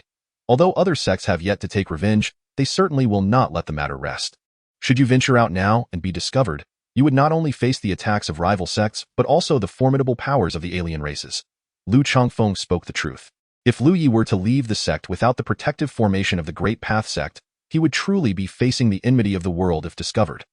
The treasure I seek is known as Withered Man Wood, found only in the western desolate Buddha Desert. Withered Man Wood. Lu Changfeng had never heard of this treasure before. The western desolate Buddha Desert was once a Buddhist land, which later fell to ruin due to a Buddha known as the Buddha of Deliverance, who aimed to enlighten the world and transform all into disciples of Buddhism, establishing grand aspirations. Thus, the sacred site of the Western Buddhist sect was reduced to desert. The entire Buddhist order was expelled from the Great Wasteland, severing ties with humanity. To this day, the Buddhist sect no longer identifies with the human race, yearning to return to the Great Wasteland and rekindle the light of Buddhism. Though not be hasty. I will send someone to investigate. Lu Yi was well aware that the Great Path sect did not possess such a thing. He had sought it in his previous life. Although he ranked a mere 33rd, he was nevertheless regarded as one of the most exceptional talents in this life. Upon returning to the sect from the ancient battlefield of prodigies, he was met with unparalleled reverence from the sect. At that time, when he sought the elusive Korenmu, he entrusted the task to the Grand Dao sect. Failing to find it there, he then turned to the Tiangue Pavilion, where he finally received news of Korenmu. Lu Changfeng commanded a search, while he engaged in conversation with Lu Yi. If it proves impossible to locate, you need not venture out yourself. I can dispatch others to procure it for you. Lu Yi, bemused, replied, Sect Master, I am not a naive child. Every action I undertake is the result of careful contemplation. There is no need for others to search on my behalf, for I am quite capable of acquiring it myself. If I must rely on others, then even as the foremost prodigy on the eternal prodigy rankings, I would inevitably become a burden. Lu Changfeng recognized the validity of Lu Ye's words. However, he couldn't help but feel that it was fraught with danger. Soon, Ji Changming returned with a response. They had not found Kirimu. Lu Yi rose and clasped his hands in respect. I shall depart from the Grand Dao sect. Worry not, sect master. Though the vast wilderness is expansive, only a handful can hinder me, and I shall not grant them the opportunity. Lu Changfeng sighed deeply. Very well, if you are resolute in your departure, then take the Grand Dao bell with you. Truly unnecessary, I bid you farewell. Lu Yi departed. Lu Changfeng pondered for a moment before contacting the Qinfeng Patriarch, instructing him to secretly safeguard Lu Yi without his knowledge. Understood, that was all Lu Changfeng could do. He was acutely aware that from the moment Lu Yi ascended the eternal prodigy rankings, he would face one challenge after another. The 46 tribulation realms were merely the initial hurdle. Yet, what does it mean to be at the pinnacle of the eternal prodigy rankings? It signifies fearlessness and unwavering determination, overcoming each trial with tenacity. That is the true path of a prodigious cultivator. Even if it leads to death, there are no regrets, of course. That was Lu Ye's journey, not Lu Chongfeng's. Lu Chongfeng was the sect leader, elected by the entirety of the Grand Dao sect, and his duty was to guide the sect toward even greater heights. As Lu Yi stepped out of the Grand Dao sect, he slightly furrowed his brow. Qinfeng Patriarch, I must shake him off. Otherwise, it may hinder my escape. The troubles I've stirred up are surely beyond his ability to resolve. Thus, half an hour later, the silver-haired yet youthful Qinfeng Patriarch gazed around with a hint of confusion. He took out a communication stone. What is it? Lu Chongfeng inquired. I've lost him. Lu Chongfeng? A scattered deity had failed to track a void refinement cultivator. Lu Chongfeng quickly grasped that Lu Yi was doing this intentionally. What exactly was this rascal planning? Chapter 093. The fish pond explosion. What was Lu Yi up to? No one knew. Yet, in a fleeting moment, the entire expanse of the great wilderness became aware. In the Yin-Yang sacred land, the landscape was picturesque, adorned with lush mountains and clear waters, where two peaks stood opposite each other. One resplendent in white, resembling a mountain of pure jade, while the other was shrouded in black. Akin to ink or coal. Two serene lakes mirrored the Yin-Yang symbol. The entire sacred land exuded an ineffable Dao charm. Lui had arrived. The principle remained unchanged. How could others know he had departed from the Grand Dao sect without creating a significant commotion? He undertakes his tasks alone, bearing the weight of animosity from various sects, seeking vengeance, and those wishing to confront him need only to come forth. The disciples guarding the mountain beheld Lu Yi suspended between heaven and earth. Due to their insufficient strength, they were entirely unaware of his identity. What are you doing? This is the territory of the Yin-Yang sect, a place where you cannot float in the air. Immediately return to the ground and state your purpose. Or do not blame us for capturing you. Even the disciples of the Yin-Yang sect, tasked with guarding the mountain, commanded sufficient authority over the strong. Much like the case of the formidable Li Jian pursuing Chu Ling, who, despite his prowess being at the breaking infant stage, remained obedient in the presence of disciples from the Yuan Dan Dao sect. Alas, Lu Yi was not Li Jian. With hands forming seals, in an instant, the earth trembled and mountains shook as a colossal peak materialized from immense magical power. Shadows gradually enveloped the entire Yin-Yang sect. 2 disciples stationed at the mountain's guard. Boom. The massive mountain crashed down upon the Yin-Yang sect.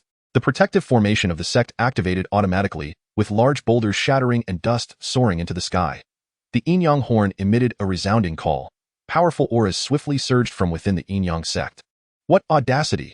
To dare attack my Yin-Yang sect is to seek death.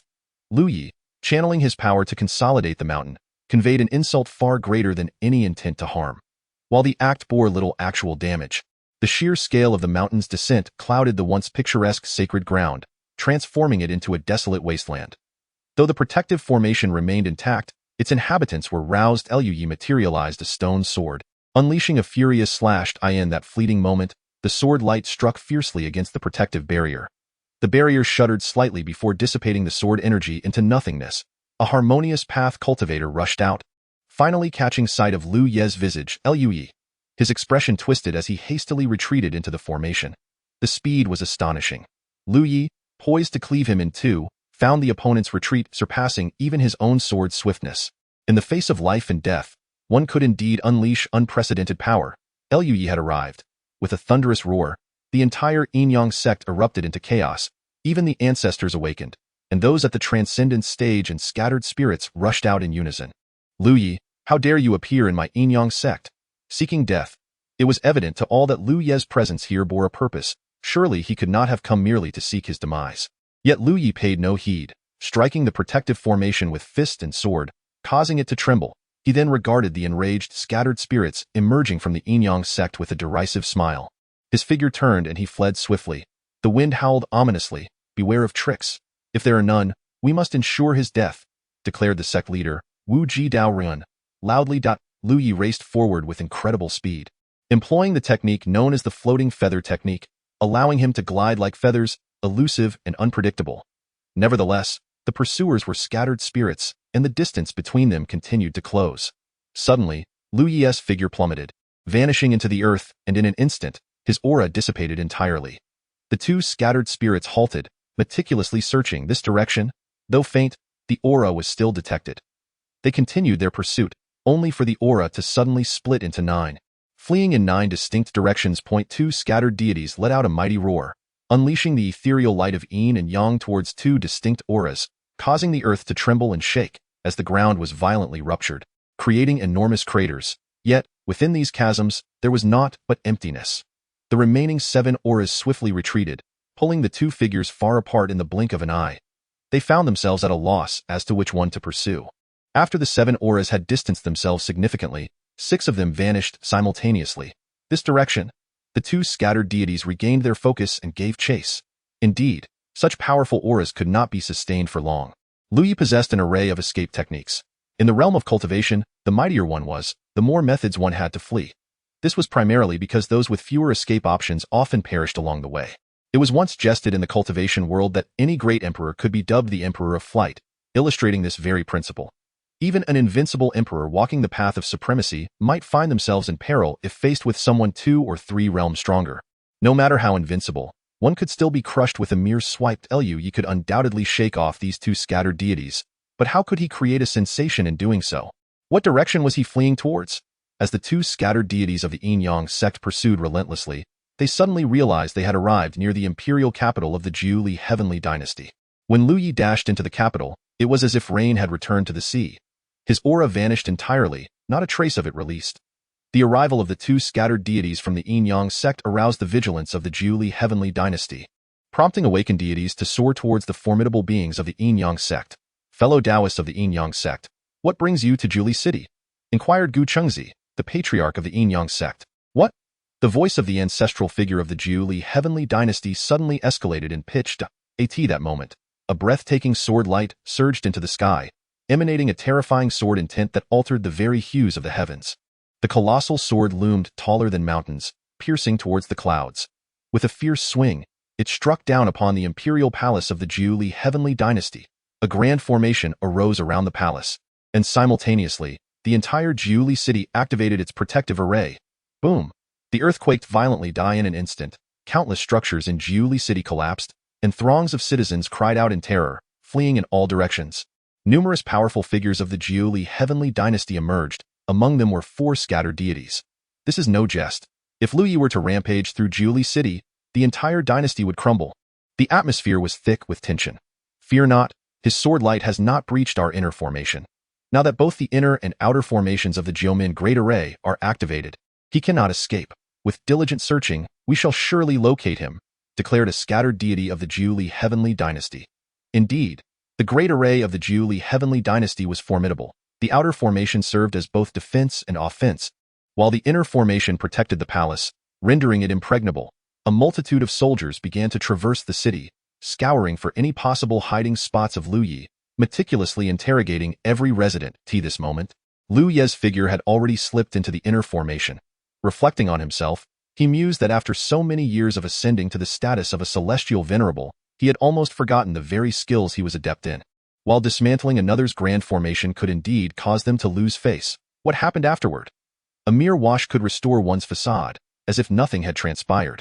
However, if he were to pilfer from another's treasury, he could not simply return with a handful of worthless trinkets and pretend that nothing was amiss. The purpose of Lu Ye's infiltration was none other than the royal treasury of the Jiuli Celestial Empire. Chapter 094, The Encirclement. His technique for concealing his presence was known as the Veil of Heaven. This method proved exceptionally effective. He had spent considerable time in collaboration with the system to devise such a means of stealth. Just how effective was it? When he assisted the system in pilfering from the Heavenly Dao, the Veil of Heaven played a pivotal role. Thus, using it to mask his own aura now was remarkably effortless. Was the royal treasury truly as heavily guarded as rumored? Various alarm formations intricately intertwined, each one linked to the next, and triggering any of them could potentially set off a cacophony of warning bells. Lu Ye's eyes shimmered with a faint silver hue, transforming the world before him into simple lines and shapes. In a brief span of time, Lu Yi unleashed a multitude of secret techniques, each more ingenious than the last. Bang! 2 swift strikes landed upon the guards, infused with a hint of primordial morning mist. The 2 guards emitted no sound. The sheer agony they experienced in that fleeting moment caused their souls to be rent asunder. Their lifeless bodies swiftly stowed away in a storage ring. Lu Yi deftly navigated the formations, opening the treasury doors and swiftly entering within. The formations at the entrance sealed themselves automatically, aside from the absence of 2 guards. The treasury remained unchanged. Lu Yi, undeterred, began his collection, sweeping from the first to the 3rd floor. Not a trace of his presence left behind. It was not until he reached the final level that he came face to face with an elderly man, his hair white yet his visage youthful. Lu Yi. Indeed, what treasury would be without its ancestral guardian? Lu Yi could only offer a polite smile in response. Impudent thief, the old man shouted, and Lu Ye's figure instantly retreated. The shrill sound of alarm bells resonated throughout the treasury as Lu Yi dashed away, the formations activating at his approach, while the old man triggered the traps as he drew near. The treasury doors swung open, then slammed shut. Boom. In the next moment, the doors of the treasury were shattered, and Lu Yi had vanished without a trace. Where is he? The old man's furious roar echoed throughout the palace. Following the preordained escape route, Lu Yi hurriedly fled the palace. A moment's delay would have led to a complete encirclement. The formations posed no hindrance to Lu Yi. Upon reaching the outer city, he breached the outer city's grand formation, reappearing with renewed vigor. With a resounding clap against the formation, it trembled slightly. All the formidable beings turned their gazes toward Lu Yi. Capture him, in an instant. A flurry of radiant lights surged toward Lu Yi, who turned and fled. What? Lu Yi had attacked the gate of the Yinyang sect? Lu Changfeng abruptly rose from his seat of authority. Was he not supposed to be searching for the withered man? What prompted him to assault the Yinyang sect? Ji Changming couldn't help but chuckle wryly. Who could have known? This is too perilous. He likely has no comprehension of the might of the dispersed spirit. We must take action. Immediately, he summoned all the sects strong to prepare for Lu Ye's aid. Truly, how could a young man be so reckless? What urgency compelled him? If only he would cultivate for another 5 or 10 years. Would the Yinyang sect not be able to handle the situation? The experts of the Great Dao sect had long been on high alert, and upon receiving the summon, they quickly assembled at Great Dao Peak. Bai Qilan also arrived. As a harmonized realm cultivator, her abilities were formidable, and her combat prowess was not to be underestimated. Concerning Lu Yi, she cannot turn a blind eye. Just as Lu Changfeng was about to speak, more news arrived. What? Lu Yi has plundered the royal treasury of the Zhili Heavenly Dynasty, an entity of the Yinyang sect. Our Dao sect could muster all its strength to engage in a bloody battle to protect Lu Yi. But how did he provoke the Zhili Heavenly Dynasty again? What? He smashed the ancestral statue of the robbery sect and berated it for being utterly impoverished, devoid of any treasures. What? He breached the protective array of the Mountain River Treasure Pagoda sect because their treasury's defenses were too stringent. The powerful figures of the Dao sect, upon hearing the incessant reports from scouts, felt their scalps tingle with dread. No, you had already offended these forces. They had been holding back from attacking the Dao sect, and yet you went and insulted them. You Wuliang Tianzuan, weren't you supposed to be seeking out the withered man of wood? The master Qingfeng Daoist could not help but exclaim, Wuliang Tianzuan. Fortunately, I did not follow. Had I done so, I would have been beaten to a pulp. Master, what shall we do? Lu Changfeng was already numb. He had witnessed reckless behavior before, but never to such an extent. Liu Ye's actions were so audacious that those who were aware of your cultivation level knew you were at the void refinement stage, while those unaware might think you had successfully transcended your tribulation. Others possess scattered spirits and innate spiritual treasures, yet you dare to confront their sections. If they were any weaker, would you not dare to annihilate their entire lineage? What can we do? We must exhaust every means to meticulously gather all information related to Lu Yi and instruct the Tiangong Pavilion to monitor closely. All personnel should be prepared for immediate engagement. Yes, it is not only the Dao sect that is focused on this matter. Currently, all factions are watching Lu Ye's actions. Absurd, utterly absurd. These top-tier sects have not faced such provocation in numerous years. This Lu Yi is not merely challenging one sect. He is provoking all who bear enmity against him. The entire great wilderness is in an uproar. Arrogance. It is simply too arrogant. The Tiangong Pavilion will undoubtedly seize this lucrative opportunity, closely tracking the events and swiftly crafting a bulletin to sell at a very modest price. Even at such a low cost, they still reaped substantial profits in a short time. As per known information, the Mountain River Treasure Pagoda sect, the Robbery sect, the Zhili Heavenly Dynasty, the Yinyang sect, and the Supreme Divine Dynasty, a total of 5 factions, have dispatched 11 scattered spirits to hunt down Lu Yi. 11 scattered spirits. With so many scattered spirits, even if the Dao sect intervenes for rescue, they would likely only achieve mutual destruction with these scattered spirits. According to intelligence from the Tiangong Pavilion, the Dao sect remains in a state of inaction. This indicates that the Dao sect is temporarily refraining from sending reinforcements. Latest news, Lu Yi has fled to the Desert of Annihilation, and all 11 scattered spirits have pursued him there. The Desert of Annihilation, a place fraught with peril, where many perished during the annihilation of the Buddhas. However, they are all formidable beings, so there should not be significant issues. It is just that once they enter the Desert of Annihilation, can the Tiangong Pavilion still provide real-time reports? To suggest this is to insult the Tiangong Pavilion. The Tiangong mirror gazes upon all things. How could they not see? Alas, how could it come to this, when all are formidable beings of the human race? The alien tribes are now stirring restlessly, while our own people are left with their wits scrambled. What a dire situation this is. In my view, entering the Desert of Annihilation signifies that Lu Ye's avenues for escape are narrowing, and it won't be long before he is caught. At that point, his demise would be inevitable. I beg to differ. Lu Ye has already annihilated 46 beings at the Transcendence stage in a single breath. Presently, there are merely 11 scattered divine beings, whom I estimate he could dispatch with ease. Chapter 095. The Path of Seeking the Tao, the Desert of Annihilation. The vast expanse of the desert radiates intense heat, causing the air to warp incessantly as Lu Ye traverses this arid landscape. As others have noted, he is indeed becoming gradually encircled. 11 Scattered divine beings are no trifling matter. Unlike the Transcendence stage, which summons the wrath of the heavens, scattered divine beings bear no such concerns. In terms of combat prowess, the strength of scattered divine beings is comparable to that of the Transcendence stage. One has yet to transcend, while the other has failed in their ascent. Should one disregard the heavenly tribulation and unleash their full might, scattered divine beings may indeed struggle against those of the Transcendence stage. However, such recklessness would likely lead to the downfall of the Transcendence stage as well. Currently, Lu Ye faces one scattered divine being, a manageable endeavor, employing a myriad of tactics, yet the price of victory will not be insignificant. Go eliminate one of these 11 scattered divine beings is no easy feat. His intentions for coming here are crystal clear. To draw the world's attention, ensure the safety of the Taoist sect, acquire the withered man wood, and achieve a breakthrough in his path to unity. Go vanquish foes.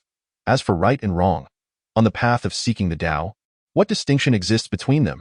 Should Lu Ye prevail, it would signify that the myriad sects disregarded counsel, leading to the obliteration of their disciples, and relentlessly pursued Lu Ye, resulting in a series of missteps. Should he falter, it would attest to Lu Ye's excessive bloodlust, succumbing to madness, having committed grievous sins, thus deserving of his fate. Such is the nature of this world. The victor claims the throne, while the vanquished are condemned. Ahead, a half-buried temple emerges from the sands, once resplendent with gold and jade, now reduced to crumbling ruins. The shattered Buddhist statues, once embodiments of compassion, now bear a sinister visage. Lu Ye strides into the temple, faint echoes of sutras resonate in his ears. Ignoring the sounds, he presses on with determination. The head of a Buddhist statue silently turns, and Lu Ye, with a swift motion, cleaves it with his stone sword, leaving deep gashes upon its surface. Do not disturb me. The otherworldly spirit clinging to the statue's head silently retreats. This is a manifestation of the lingering will of a fallen Buddhist powerhouse, possessing modest combat ability, yet instilling profound dread. Passing through the front hall, he finds the Grand Mahavira Hall collapsed, littered with countless skeletons. Lu Ye's fist strikes the ground, sending a multitude of bones flying and creating a deep crater in the desert. He plunges into this pit, where the sand begins to swirl in a bizarre manner, layers of murderous intent transforming into a blood-red hue. Threatening to engulf Lu Ye as he continues to venture deeper. The crimson sands invade his very being, permeating his mouth, nose, eyes, and ears, flooding every orifice. No, even the veins within him begin to fill with sand. The sight is terrifying. A living man is on the brink of becoming a being of sand. In a previous life, Lu Ye had already undergone these experiences. This was not, in fact, a means of attack, but rather an exceedingly vivid illusion. After entering the temple, the withered would continuously infuse Lu Ye with toxins, an imperceptible and intangible poison that he did not regard with concern. The mere hallucination did not frighten him, for he had already descended to a profound depth within the desert, employing a technique of concealment to mask all traces of his presence. Suddenly, Lu Ye came to a halt. Within the realm of his consciousness, he had transformed into a state of profound horror. Blood-red sand enveloped his entire being, even filling his head completely. Lu Ye extended his hand, seizing a segment of desiccated blood-red wood, from the root of which numerous fibrous tendrils extended densely to various locations. Despite its lifeless appearance, grasping it made Lu Ye feel as though his hands were drenched in fresh blood. A glimmer of sword light ignited, and faintly, a harrowing scream emanated from the withered wood. With the wood in his possession, he released his true essence, creating a space amidst the depths of the desert. Cultivation commenced. Ding! Cultivation begins.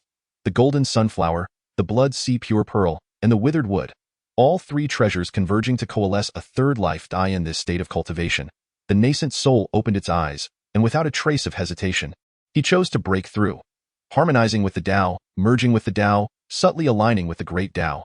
This represented a nascent engagement with the profound principles, a realm wherein many determined their path of cultivation.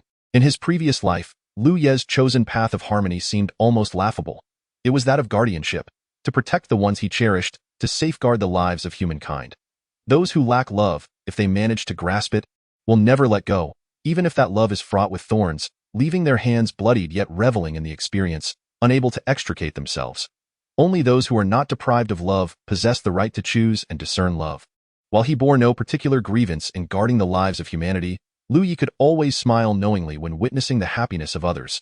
The world is replete with beauty, worthy of protection. Yet, in this moment of safeguarding his beloved, a cruel smile emerged on Lu Ye's face. In this life, he sought the path of the Tao. Whatever is unknown, whatever remains unseen from the past, shall be my pursuit. In this life, I seek neither the beauty of noble lineage nor the preciousness of compassion.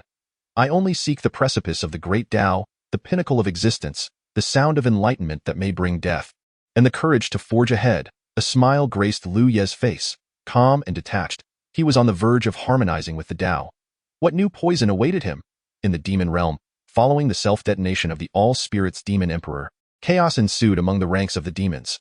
The All-Spirits Demon Emperor held an unparalleled reputation among the demon race, and even now, many demons struggled to accept the reality of its demise. Yet, the deceased had departed, and the demon race had to look forward. Thus, a new demon emperor was thrust into power, a formidable creature possessing the bloodline of Qiongqi, its battle prowess a mere shade below that of the All-Spirits Demon Emperor. In a barren expanse of the demon realm, a damp, grayish bird lay ensconced in the muck, its life force waning. It was the vermilion bird. However, her condition was evidently dire. Her body trembled incessantly, as if something within her were incessantly writhing. Suddenly, the vermilion bird opened her eyes. That moment, her gaze turned fierce and frenzied. In the next instant, she closed her eyes once more. When they reopened, a sense of impatience and struggle was evident. Two consciousnesses are entangled in a frenzied struggle within a single body, clashing and merging. The parasitism is underway. No, damn it. Why is your path so formidable? A voice not belonging to Zhuge emanates from her mouth. The demon emperor of Qiongqi, possessing the bloodline of the beast, lets out a howl of anguish and resentment. His gaze transforms, shifting from that of the Qiongqi demon emperor to the myriad spirits demon emperor. Zhuge gasps for breath, weakened after the flames of battle. The myriad spirits demon emperor desperately attempts to parasitize her, yet still fails. However, it cannot be deemed a complete failure. This moment, two perspectives seem to manifest in Zhuchua's eyes, one from her own viewpoint, and the other from that of the Qiongqi demon emperor. The seed of parasitism takes root within her, and although she forcibly severed all its tendrils, the seed remains unexpelled, fully merging with her. This implies that to utterly eradicate the myriad spirits demon emperor, she too must perish. Chapter 096. A major offensive dispatch orders. Relay my commands. The myriad spirits demon emperor has been resurrected. Though severely wounded by Lu Yi, his Tao heart is not merely damaged, it was nearly obliterated. Yet, he is indeed a parasitic celestial demon. To speak candidly, in his previous life, he managed to ascend from the first heaven to the seventh heaven at the same pace as Lu Yi. A testament to his terrifying nature, of course. This was also due to Lu Yi waiting for his group of beloved companions to ascend alongside him. The parasitic celestial demon reconstructs his Tao heart. He perceives Lu Ye's path, and his own is refined anew after breaking. Even if you possess boundless stars and cosmos, what of it? Sooner or later, he shall nestle within the starry universe, becoming the most formidable entity among the 9 heavens.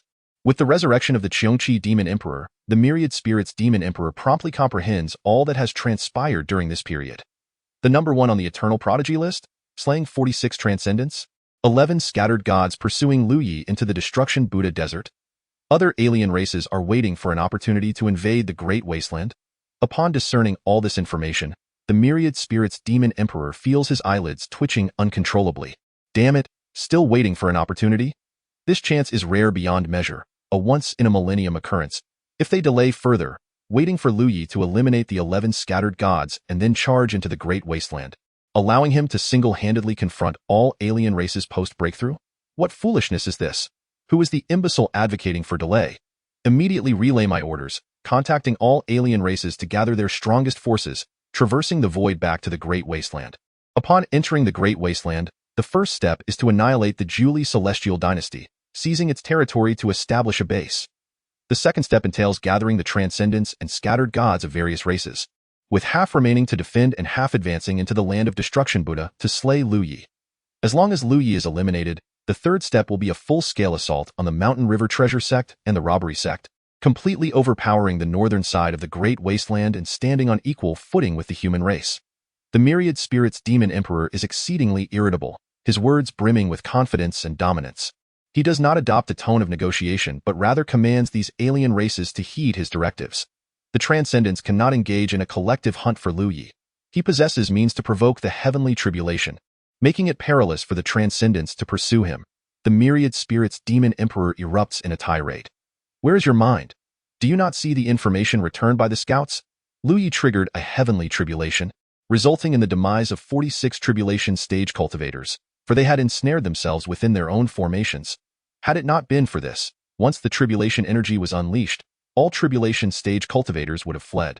Given the swiftness of the heavenly tribulation's onset, a single tribulation stage cultivator could escape to the farthest reaches of the world. What folly to claim such a tribulation! The arrogance of his words was palpable. Upon hearing the tone of his proclamation, the other races were suddenly struck by the resemblance of this creature, Qiongqi, to the revered Wanling Demon Emperor. Are you the Wanling? One of the other races could not help but inquire. I am the heir of the Wanling Demon Emperor. Long ago, the Wanling Demon Emperor imparted to me the Wanling Transformation Blood Demon Sutra. Now that the Demon Emperor has fallen, I shall assume the mantle of the Wanling Demon Emperor and lead as the new sovereign, he declared. Heed my command, other races, advance upon the Julie Celestial Dynasty. Boom! A vast multitude of soldiers from the other races gathered, traversing the void and charging towards the great wilderness. The human race was thrown into disarray as their spies relayed this alarming news. The other races are upon us. Yet, where were the formidable warriors of the human race? In that moment, despair enveloped all within the Julie Celestial Dynasty. Quickly, send word to all factions, summon them to the Julie Celestial Dynasty. We require reinforcements, understood. In the face of the oncoming onslaught, the human race exhibited remarkable unity, in no time. Various sects, including even the scattered cultivators, hastened towards the Julie Celestial Dynasty. A torrent of light streaked across the sky, racing through the void. The Dao sect also prepared for battle. Although there had been past grievances between the Julie Celestial Dynasty and Lu Yi. Wait. What? The 11 scattered gods had not yet returned from the desolate Buddha desert? Lu Chongfeng, who was poised to issue a support command, halted. It seemed the Julie Celestial Dynasty was not particularly urgent. His own scattered gods had yet to return, still pursuing Lu Yi. Why should he be in a rush? Let us wait. The timing of the 11 scattered gods' return would dictate the Dao sect's support for the Julie Celestial Dynasty. Above, ominous clouds had gathered, and the tempest of wind and rain unleashed a catastrophic calamity upon the territory of the Julie Celestial Dynasty. Tornadoes ravaged the land, while torrential rain swiftly triggered floods. Celestial fire, accompanied by massive boulders, rained down. Indeed, it was the divine race that instigated the first conflict. Thus, the war, a clash among practitioners, commenced. Alarmingly, among the 11 scattered gods, 2 received the news and their expressions shifted dramatically. These 2 were the scattered gods of the Julie Celestial Dynasty. They had never anticipated an invasion from the other races at this moment, nor did they foresee that the first battle would not occur at the Supreme Divine Dynasty, but rather at the Julie Celestial Dynasty. We must return to provide assistance. The 2 scattered god ancestors of the Julie Celestial Dynasty declared resolutely. Not so. We have already pinpointed Lu Ye's last known location, which is within this temple. If you depart now, will it not render our efforts in vain? Even if the 2 of us leave, there are still 9 of you. Can you not eliminate Lu Yi? How long could it possibly take to slay a single Lu Yi? Ensure his demise before leaving. Do not grant him an opportunity to survive, lest he grow stronger and threaten the very foundations of our lineage. Persuaded by the arguments of the other 9, the 2 ultimately remained, encircling the entire temple. It is certain that he is right here. A wandering deity, holding a compass, declared with unwavering conviction. We must not allow him to escape. 11 individuals, each must steadfastly maintain their position. Understood? Act now. Boom.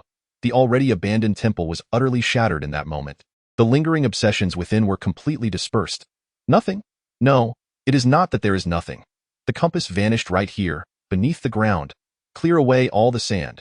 Several wandering deities summoned their immense powers and began to remove vast quantities of sand. The sand was indeed quite thick, as it was swiftly displaced. A multitude of blood-red roots emerged before the eyes of the 11. There was, indeed, something amiss within. Once again, heaps of sand were flung aside. Finally, a surge of vital energy became visible as the sand was swept away, revealing the energy concealed within. Ha ha ha, it is indeed here. Come to me and meet your demise. One wandering deity let out a hearty laugh, striking forth with a palm aimed at the vital energy. The energy exploded upon impact, revealing Lu Yi within it. That very moment, Lu Yi opened his eyes. The aura of the harmonious path surged from him, while a myriad of bizarre patterns began to spread across his entire being. These strange patterns were imbued with the essence of reincarnation. The fourth type of venom erupted with a thunderous roar.